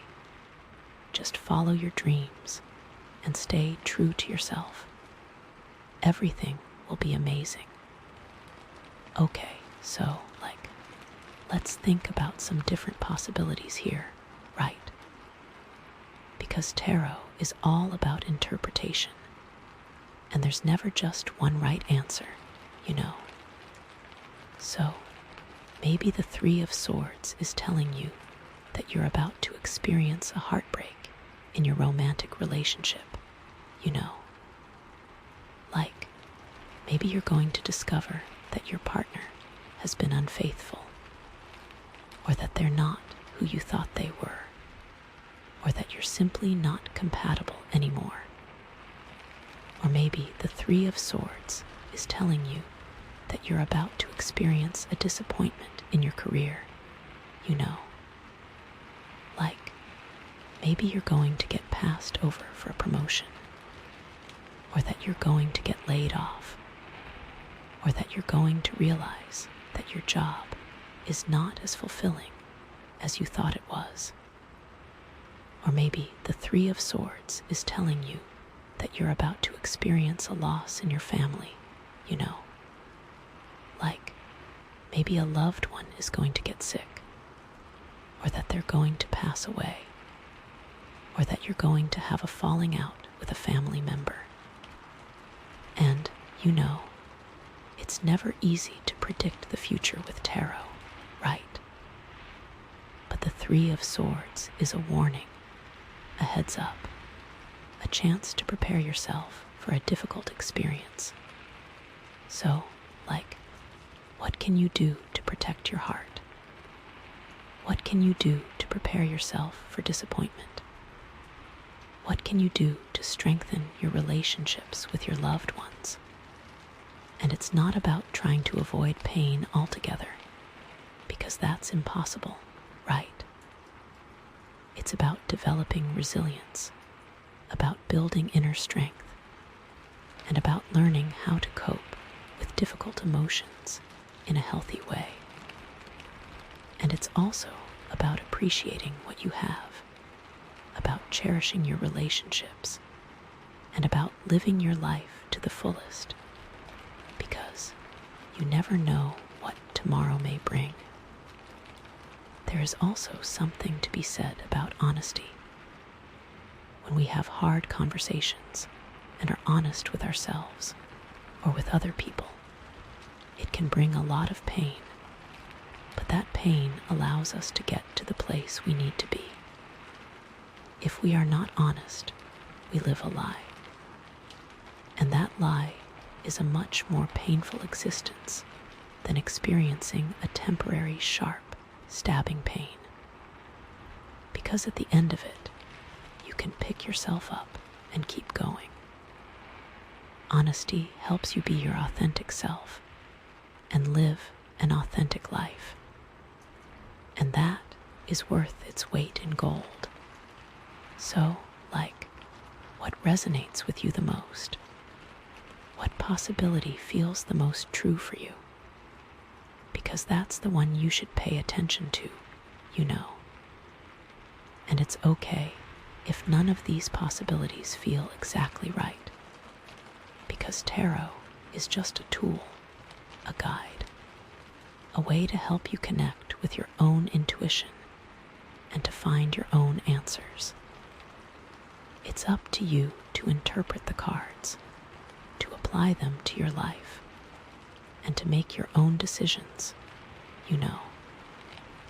And no matter what happens, remember that you're not alone, you're loved, and you're capable of getting through anything that comes your way. And that is such a beautiful thing, right? Okay, so the very last card we have here is the Three of Swords. And oh, honey, this one can be a little tough, right? It's not always a fun card to see, but it's definitely an important one. So, the Three of Swords. It's traditionally all about heartbreak, sorrow, and difficult truths, you know. It's that feeling of being stabbed in the back, of having your heart broken, or of realizing that something you thought was true was actually a lie. I always see it as a symbol of painful honesty, necessary pain, and the courage to face difficult emotions, you know. It's like, sometimes, you have to go through the pain in order to heal, to grow, and to move forward, right?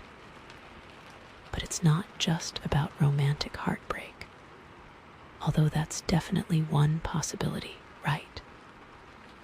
It can also be about disappointment, betrayal, loss, or any kind of emotional pain that cuts deep, you know. It could be a falling out with a friend, a disappointment at work, or the realization that a dream you've been holding onto is no longer possible, or even something darker from your past that you have always been trying to avoid. So, when you look at this card, what does it bring up for you? What does heartbreak mean to you? What does sorrow mean? Because those things are, super personal, right? It all depends on what's going on in your life right now. This is a tough one, but don't worry, we can get through this together. Okay, so now, let's bring in the Four of Swords, right? Remember that card. All about rest, contemplation, and recuperation. So, how does that fit in with the Three of Swords? Well, maybe the Three of Swords is the reason why you need to rest, you know. Maybe you've been going through a really difficult time, dealing with heartbreak, loss, or disappointment, and it's completely drained you emotionally, mentally, and physically, right? And the Four of Swords is saying, okay, you need to stop. You need to take a break. You need to give yourself time to heal. It's like you can't keep pushing yourself when you're in so much pain, you know. You need to allow yourself to feel your emotions, to process what's happened, and to start the journey of healing. Or maybe the Four of Swords is a warning, you know.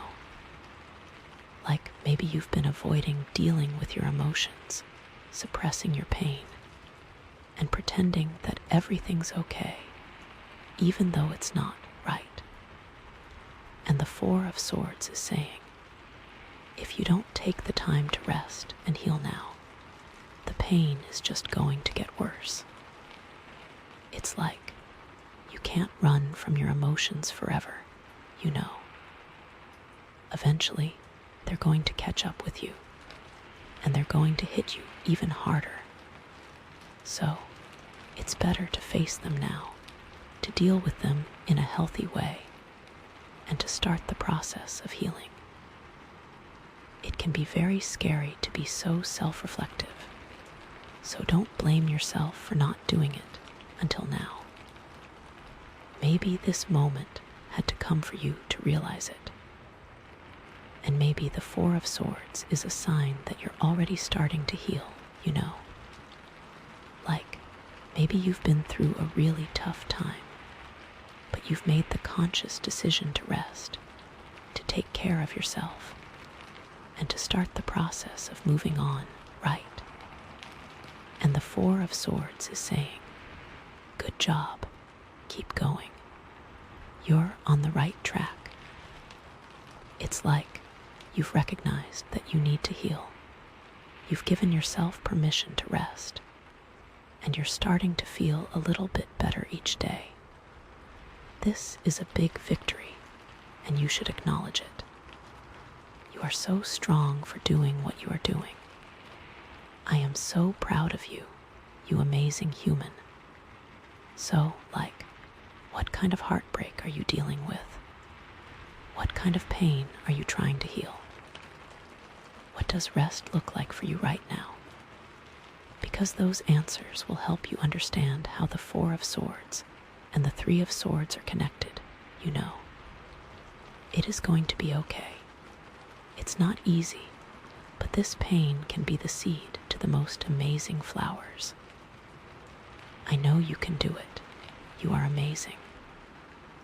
Okay, so now, let's bring in the Strength card, the Eight of Wands, and the Two of Wands, right? Remember those cards? Inner power, a flurry of opportunities, and making decisions. So, how do they fit in with the Three of Swords? Well, maybe the Three of Swords is a test of your inner strength, you know. Maybe you're going through a really tough time, but the universe is challenging you to tap into your inner power, to find your courage, and to face your pain with compassion, right? And the Strength card is saying, you've got this. You're stronger than you think you are. You can get through this. It's like you've faced challenges before, and you've always come out on top, you know. You have the inner resources to heal, to grow, and to move forward. It is okay to have a moment, but you already know how strong you are, and you will remember it again. Or maybe the Three of Swords is a sign that you need to use your inner strength to make a difficult decision, you know.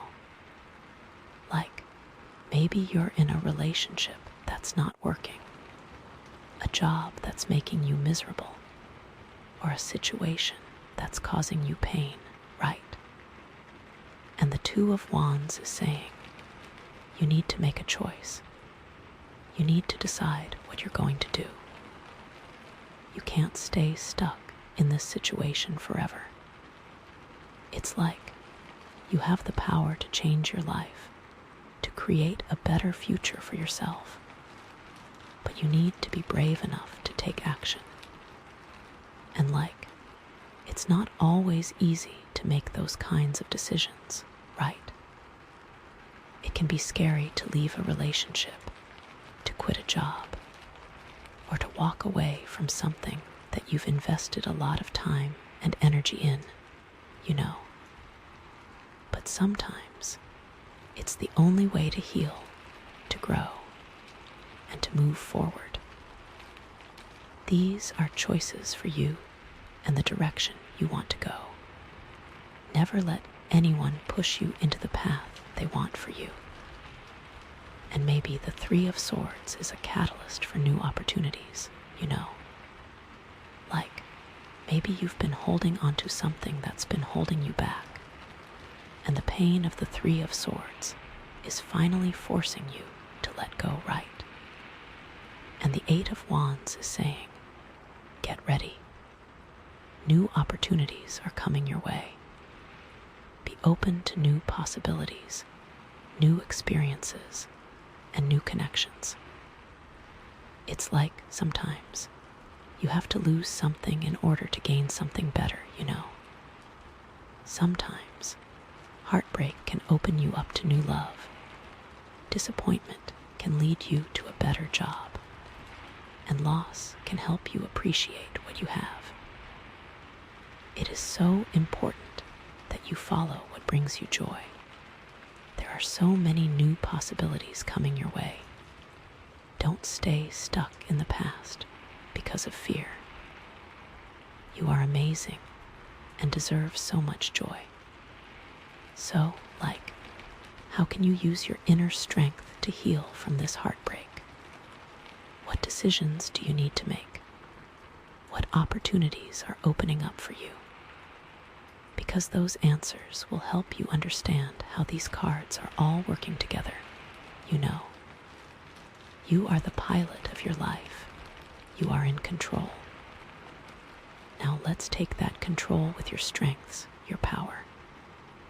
Okay, so now, let's bring in the 10 of Pentacles, right? Remember that card. All about abundance, security, family, and legacy. So, how does that fit in with the 3 of Swords? Well, maybe the 3 of Swords is a challenge to your sense of security and stability. You know, maybe you've built a life that you thought was perfect, a family that you thought was strong, and a future that you thought was secure. And now something has happened to shake that all up, right? And the 10 of Pentacles is saying, it's okay. You can rebuild. You can create a new foundation. You can find a new sense of security. It's like life is full of ups and downs, you know. Things don't always go according to plan. And sometimes you have to face difficult challenges. But you have the power to overcome those challenges, to learn from your experiences, and to create a life that is even better than before. And with the new possibilities from the 8 of Wands, you might be able to create something better and more aligned with your joy. You are deserving of amazing things. Don't be scared to reach for them. Or maybe the 3 of Swords is a reminder that true abundance is not just about money and material possessions, you know. Maybe you've been so focused on building wealth and creating a legacy that you've neglected your relationships, your health, and your own happiness, right? And the 10 of Pentacles is saying, true abundance is about love, joy, connection, and purpose. It's about creating a life that is rich in all the things that truly matter, not just the things that you can buy. You have so much love to give, and so much love coming your way. Don't be scared to explore those connections. The world is a beautiful place. You deserve to enjoy it. And maybe the 3 of Swords is a sign that you need to reevaluate your values and priorities, you know.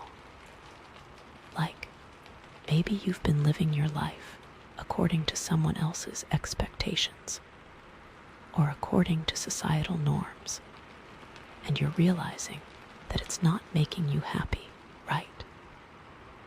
And the 10 of Pentacles is saying, it's time to live your own life according to your own values.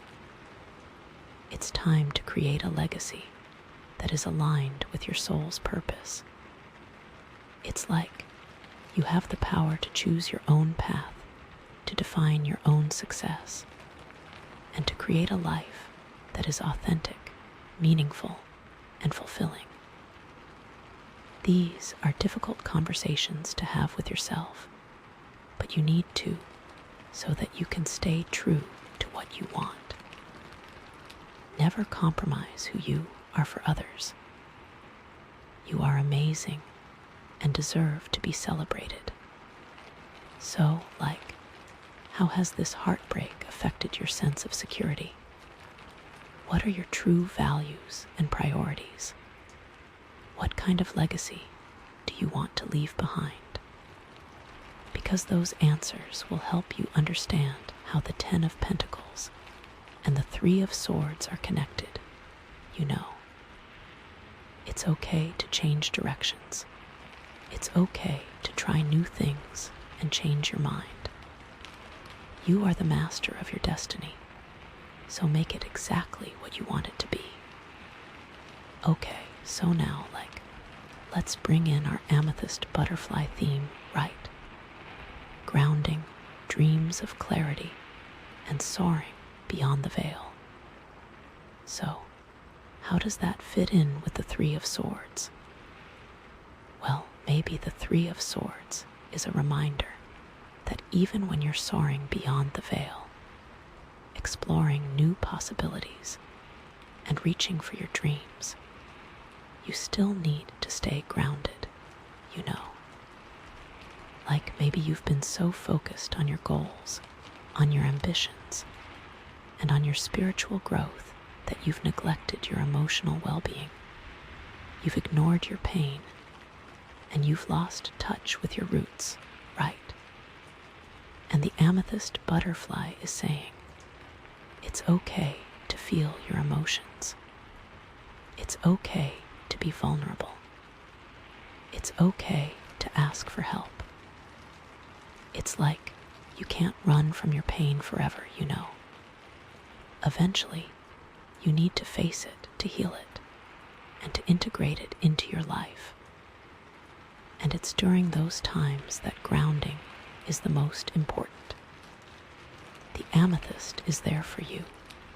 Remember to always connect with it and remember its message, so that you can process your emotions, stay grounded, and be closer to your own heart. This is a moment to nurture yourself. It's okay to ask for help. You don't have to do everything alone. Everyone loves you and wants to support you. Or maybe the Three of Swords is a sign that you need to have dreams of clarity about what you truly want in your life. Maybe you've been living your life according to someone else's expectations or according to societal norms, and you're realizing that it's not making you happy, right? And the amethyst butterfly is saying, it's time to get clear about your own desires, your own values, and your own purpose. It's time to dream a new dream, a dream that is aligned with your soul's calling, a dream that will bring you joy, fulfillment, and abundance. And it's not always easy to know what you truly want, right? It can take time, reflection, and experimentation to figure out what makes you happy, what brings you joy, and what aligns with your values. But the journey is worth it, because when you're living your life according to your own truth, you're unstoppable.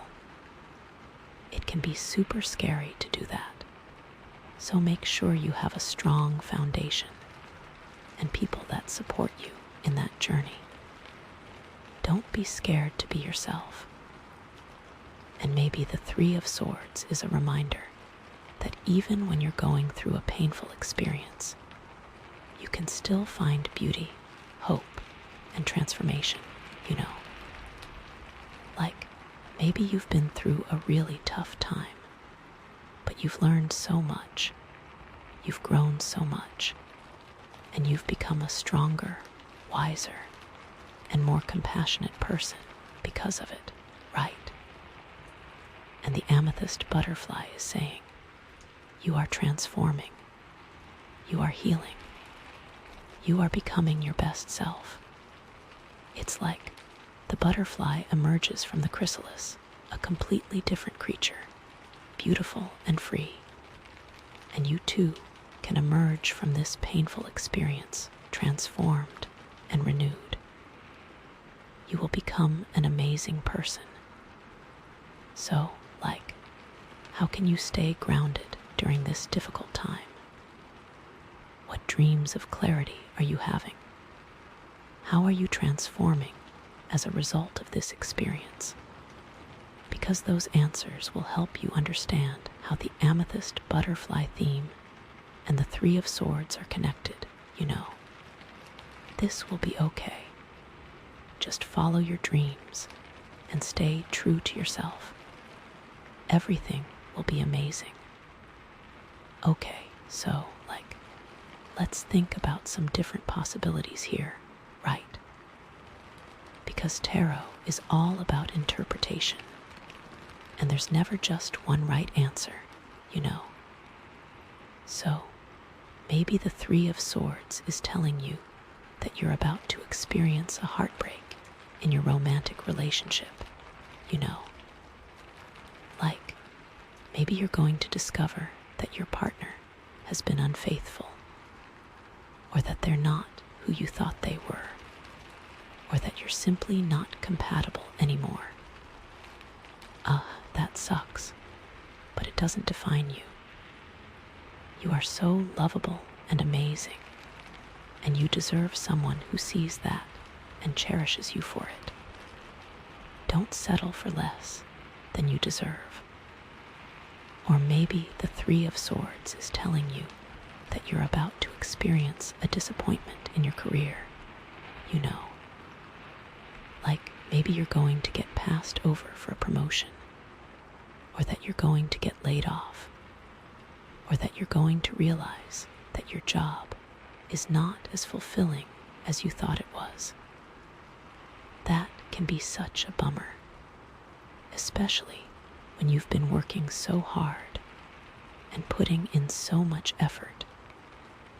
But it's also an opportunity to find something that's a better fit for you, something that's more aligned with your passions and your values.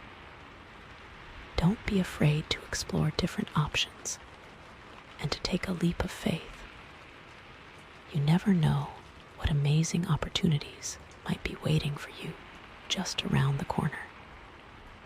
Or maybe the Three of Swords is telling you that you're about to experience a loss in your family, maybe a loved one is going to get sick, or that they're going to pass away, or that you're going to have a falling out with a family member. That is always really hard, and it's important to allow yourself to grieve and to feel your emotions. But it's also important to remember the good times, to cherish the memories, and to celebrate the lives of those who have touched your heart. And to remember that you're not alone. You have a support system of friends and family who love you and care about you, and who are there to help you through this difficult time. And, it's never easy to predict the future with tarot, right? But the Three of Swords is a warning, a heads up, a chance to prepare yourself for a difficult experience. So, what can you do to protect your heart? What can you do to prepare yourself for disappointment? What can you do to strengthen your relationships with your loved ones? And it's not about trying to avoid pain altogether, because that's impossible, right? It's about developing resilience, about building inner strength, and about learning how to cope with difficult emotions in a healthy way. And it's also about appreciating what you have, about cherishing your relationships, and about living your life to the fullest, because you never know what tomorrow may bring. There is also something to be said about honesty. When we have hard conversations and are honest with ourselves or with other people, it can bring a lot of pain, But that pain allows us to get to the place we need to be. If we are not honest, we live a lie. And that lie is a much more painful existence than experiencing a temporary sharp, stabbing pain. Because at the end of it, you can pick yourself up and keep going. Honesty helps you be your authentic self and live an authentic life. And that is worth its weight in gold. So, what resonates with you the most? What possibility feels the most true for you? Because that's the one you should pay attention to, you know. And it's okay if none of these possibilities feel exactly right. Because tarot is just a tool, a guide, a way to help you connect with your own intuition and to find your own answers. It's up to you to interpret the cards, to apply them to your life, and to make your own decisions, you know. And no matter what happens, remember that you're not alone, you're loved, and you're capable of getting through anything that comes your way. I have complete faith in your abilities to heal, no matter what it is that's hurting you right now. And that is such a beautiful thing, right? But you know, I'm also wondering, even with all this strength and support, what unresolved issues are lingering? What patterns might be repeating themselves? I wonder what blocks we might still have to look at. Okay, so let's really bring this all together, right? We've got this amazing story unfolding here, starting with you discovering your inner strength, then a whirlwind of opportunities coming at you with the Eight of Wands, leading to some really important decisions you need to make with the Two of Wands, and all of that aimed towards building a lasting legacy with the Ten of Pentacles. But then, bam, the Four of Swords hits, telling you to slow down, to rest, to take a break from all that action. And now, finally, we have the Three of Swords, which, let's be real, it can feel like a punch to the gut, right? It's all about heartbreak, sorrow, and those difficult truths that are hard to swallow. But honestly, with all these cards together, it's not about dwelling on the pain. It's about understanding it, learning from it, and using it to create an even more amazing future for yourself, you know. It's like the universe is saying, okay, you've got all this potential, all this strength, all these opportunities, but first, you need to deal with this. You need to face this pain, this heartbreak, this difficult truth, so that you can move forward with a clear heart and a strong spirit. And you know what? That sucks, and it's also kind of awesome, because only you can do this. Only you can make these hard decisions. You're really in charge right now. So, let's really dive into this Three of Swords, right? Because it's not just about feeling sad. It's about figuring out what this card is really telling you. And like I said before, there's always a bunch of different possibilities, right? Maybe, just maybe, this Three of Swords is about a relationship, like a romantic relationship, right? And maybe it's about a breakup, or a big fight, or even just a slow realization that you and your partner aren't on the same page anymore, you know? Maybe you've been trying to make it work, but deep down, you know that it's just not right. You are strong enough to follow your heart. Trust me, you can do it. And you know what? That can be so incredibly painful, especially if you've been together for a long time, or if you've invested a lot of time and energy into the relationship. It's okay if you want to mourn it. That is a normal human response. Maybe you're feeling like, how will I ever get through this? Or what did I do wrong? That's not the point of the Three of Swords. This is the opportunity to ask yourself the tough questions. Am I really happy here? Am I growing here? Am I reaching my best self with this person? You've got to give yourself the permission to say, you know what? This just ain't it. And you're allowed to feel all the feels, all the anger and sadness and disappointment, whatever comes up for you. And that's where the Four of Swords comes in, right? Like, it's giving you permission to take a break, to rest, to heal, and to process all those emotions.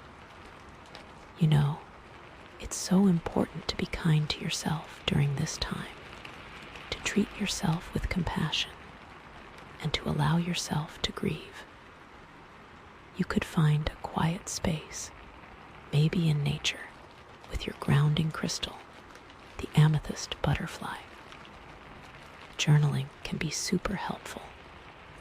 Writing down how you feel, writing down the things you need to release can be really, really effective. You know, but hey, this heartbreak, it doesn't have to be the end of the world, right? It can also be a new beginning. It can be an opportunity to learn more about yourself, to grow as a person, and to find someone who's a better match for you, you know. It's like sometimes you have to close one door in order to open another one, you know. And with the Eight of Wands, all those opportunities coming at you, it could be a sign that there's something even better waiting for you just around the corner.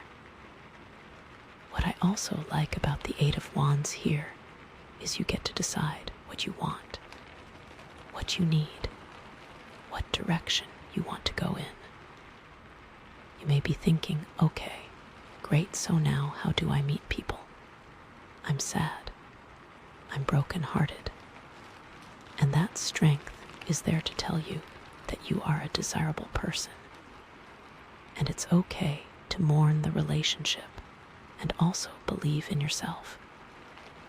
Maybe you'll discover that you're really into the gym. Or maybe you'll get back into painting. Don't be afraid to throw yourself into different hobbies. The most important thing is just to keep trying things, keep learning, and to keep being open to new possibilities. The Eight of Wands is the perfect card to remind you to just keep trying. Now, with the Two of Wands, you get to decide. You get to take control of your life. You get to plan what your next move is going to be, right? You get to say, okay, this relationship didn't work out, but what do I want in my next relationship? What are my must-haves? What are my deal breakers? And then you can use that clarity to make better choices in the future, you know. And the Strength card, oh honey, that's all about your inner power, your inner lion, remember.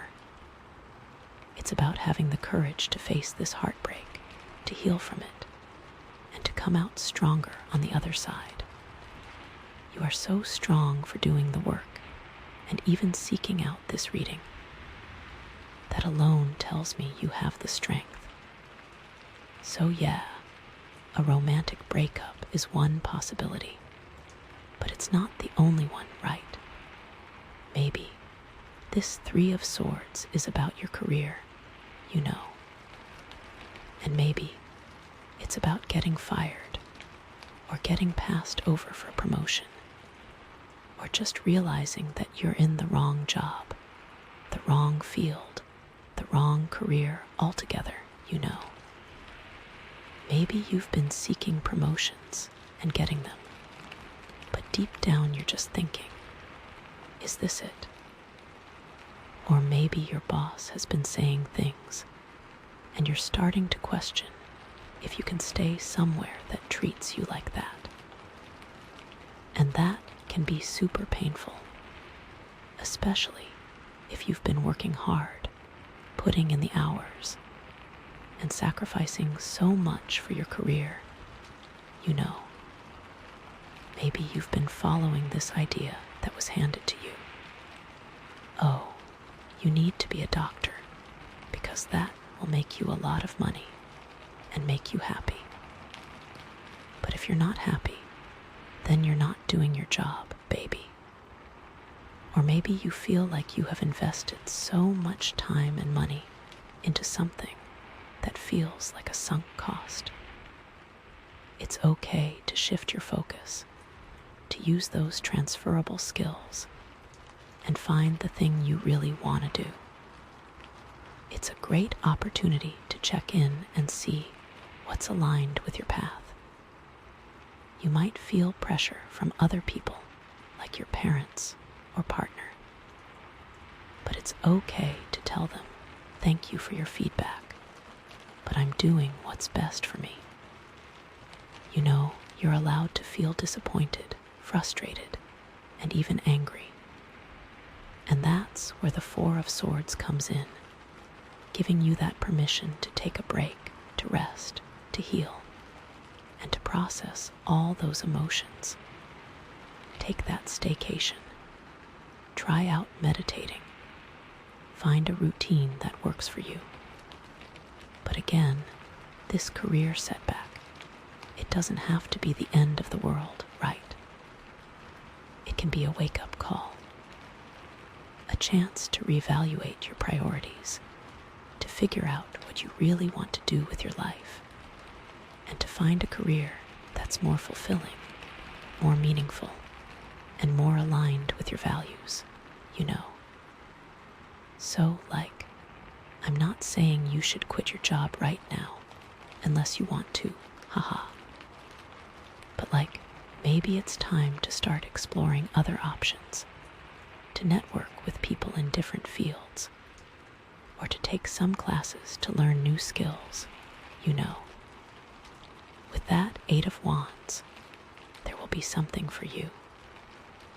The great thing about the Eight of Wands is that these new opportunities are coming to you fast. This means you could go on a bunch of interviews, and then you get to decide where you want to go.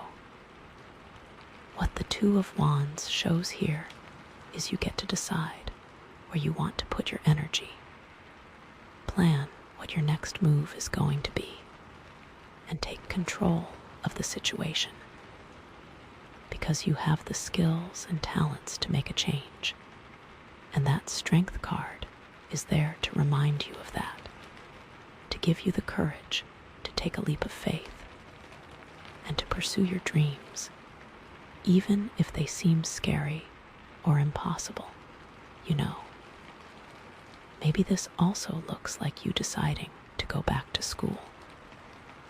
Maybe this looks like creating a plan to start your own company. Or maybe this means you will just start searching for a new job. Any of these options are amazing because you get to use your own skills and talents and do something you really want. Of course, all that effort and those skills will lead you towards that 10 of Pentacles, right? Remember, it's the goal that you're looking for. And even if you don't know where you're going or what that is right now, you will figure it out and you will find what you need. And what's awesome is that you're doing the reading, which means you're already taking the steps towards it. Or okay, here's another thing. Maybe this Three of Swords isn't about a relationship or a career. Maybe it's about something completely different. like a family issue, you know. Maybe it's about a falling out with a sibling, or a parent, or a close relative. Or maybe it's about dealing with a difficult family situation, like an illness, or a death, or a financial crisis, you know. Family situations are so hard, and it's like they trigger all these old wounds and all these old patterns, and it can be really difficult to navigate, especially when you're trying to be a good person and trying to do the right thing and trying to keep everyone happy, you know. And it is okay if you can't keep everyone happy. You are just one person. You have to prioritize yourself. It's also okay if you are not in a relationship with members of your family or have boundaries with family members. Family is who you make it. And if you are not meshing with a biological relative, that is okay. Now is the time to set those boundaries, even if it hurts. This could look like changing phone numbers, limiting contact, and limiting what you share with those family members. Listen, they don't need to know everything about you. It is okay to keep some things private. With that, the Four of Swords lets you find time to heal from these issues. Take a break to figure it out, and give yourself permission to step away from the situation, to create some distance, and to get some perspective. I always like to say, you are only in control of your own actions. It's okay to take a break and let them sort it out. And that's where the Strength card comes in, right? It's about setting boundaries, about speaking your truth, and about standing up for what you believe in, even if it's difficult or uncomfortable or unpopular. It's okay to tell your mom, dad, or whatever family member that you don't like what they're saying.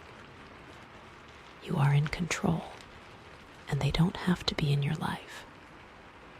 You may be scared to set those boundaries, but trust yourself and lean on that inner strength. You are worth it. So, what does setting a boundary really look like? With all those new options in the Eight of Wands, you get to create your own family, you know. You get to surround yourself with people who love you, support you, and lift you up, and who make you feel good about yourself, you know. Remember the 10 of Pentacles. You could build a new family. These are all things that you can choose. And with the Two of Wands, it might mean setting boundaries with certain family members, or it might mean cutting them out of your life altogether, you know. It depends on the situation and what's best for you. Don't be afraid to take that step. You are worth it. Again, that grounding crystal is important here. Your amethyst butterfly is there to remind you of the goal. The amethyst butterfly has the dream of clarity to remember to put yourself first, you know, to follow what lights you up, and it doesn't matter if that makes someone else unhappy. Because at the end of the day, you can't live for other people. There's also another level to this, right? It's not just about the external stuff that's happening to you. It's also about the internal stuff that's happening within you, you know. So, maybe this Three of Swords is about a difficult truth that you're finally facing about yourself. Something you're facing about you. It's a change in perspective for you. Maybe you're realizing that you've been lying to yourself, or that you've been avoiding a difficult emotion. or that you've been holding onto a belief that's no longer serving you, you know. This one is a little tougher because it means doing some serious self-reflection, you know. It's hard to admit the truth to yourself because you have been dealing with it for a while. That's where the Four of Swords lets you find time to sit and reflect. You may have been avoiding it, but it is okay to feel what you need to feel. And that's where the Strength card comes in, right? It's about having the courage to face your own shadow side, to accept your imperfections, and to love yourself unconditionally, flaws and all. It means knowing you are not perfect and choosing to love all the things you don't like about yourself, like your weird toe or the way you laugh. Whatever it is, love it. Those are parts of you. All those new options in the Eight of Wands shows that you are growing and evolving, so that old belief doesn't have to serve you anymore, and you get to create a new one. It's a great way to challenge those beliefs that you have about yourself and the world. It is going to be amazing to be more aligned with your values. And it's a gift to get to know yourself better. With the Two of Wands, this could mean deciding to change careers or going back to school to study something different, you know. You get to make that decision for yourself. And you could finally get on the path to that 10 of Pentacles, where you are living your best and most authentic life. It's a journey, not a destination, and you are doing great. With the grounding of the Amethyst butterfly, this could mean connecting with your inner child, you know. It has a message that you get to feel all the feelings so you can grow into who you truly are. It's important to be real with yourself and what your limitations are. And that's why you can take all this information and be set up to take on anything the world throws at you. No matter what this Three of Swords is about for you, the most important thing is to remember that you're not alone, right? You have the Strength card, the Eight of Wands, the Two of Wands, and the 10 of Pentacles, all supporting you, guiding you, and reminding you of your power, your potential, and your worth. With your Amethyst butterfly, you know that you are protected and grounded, no matter what. And honestly, even though the Three of Swords can feel like a really tough card, it's also a really powerful one, you know. It's a sign that you're ready to face your pain, to heal your heart, and to create a life that is more authentic, more fulfilling, and more aligned with your soul's purpose. Because even with heartbreak, joy is possible. Even with sorrow, you get to decide. And it's always your journey, baby. It's always your dreams of clarity. And as you go soaring beyond the veil, don't forget to stay grounded and never, ever forget how strong you are.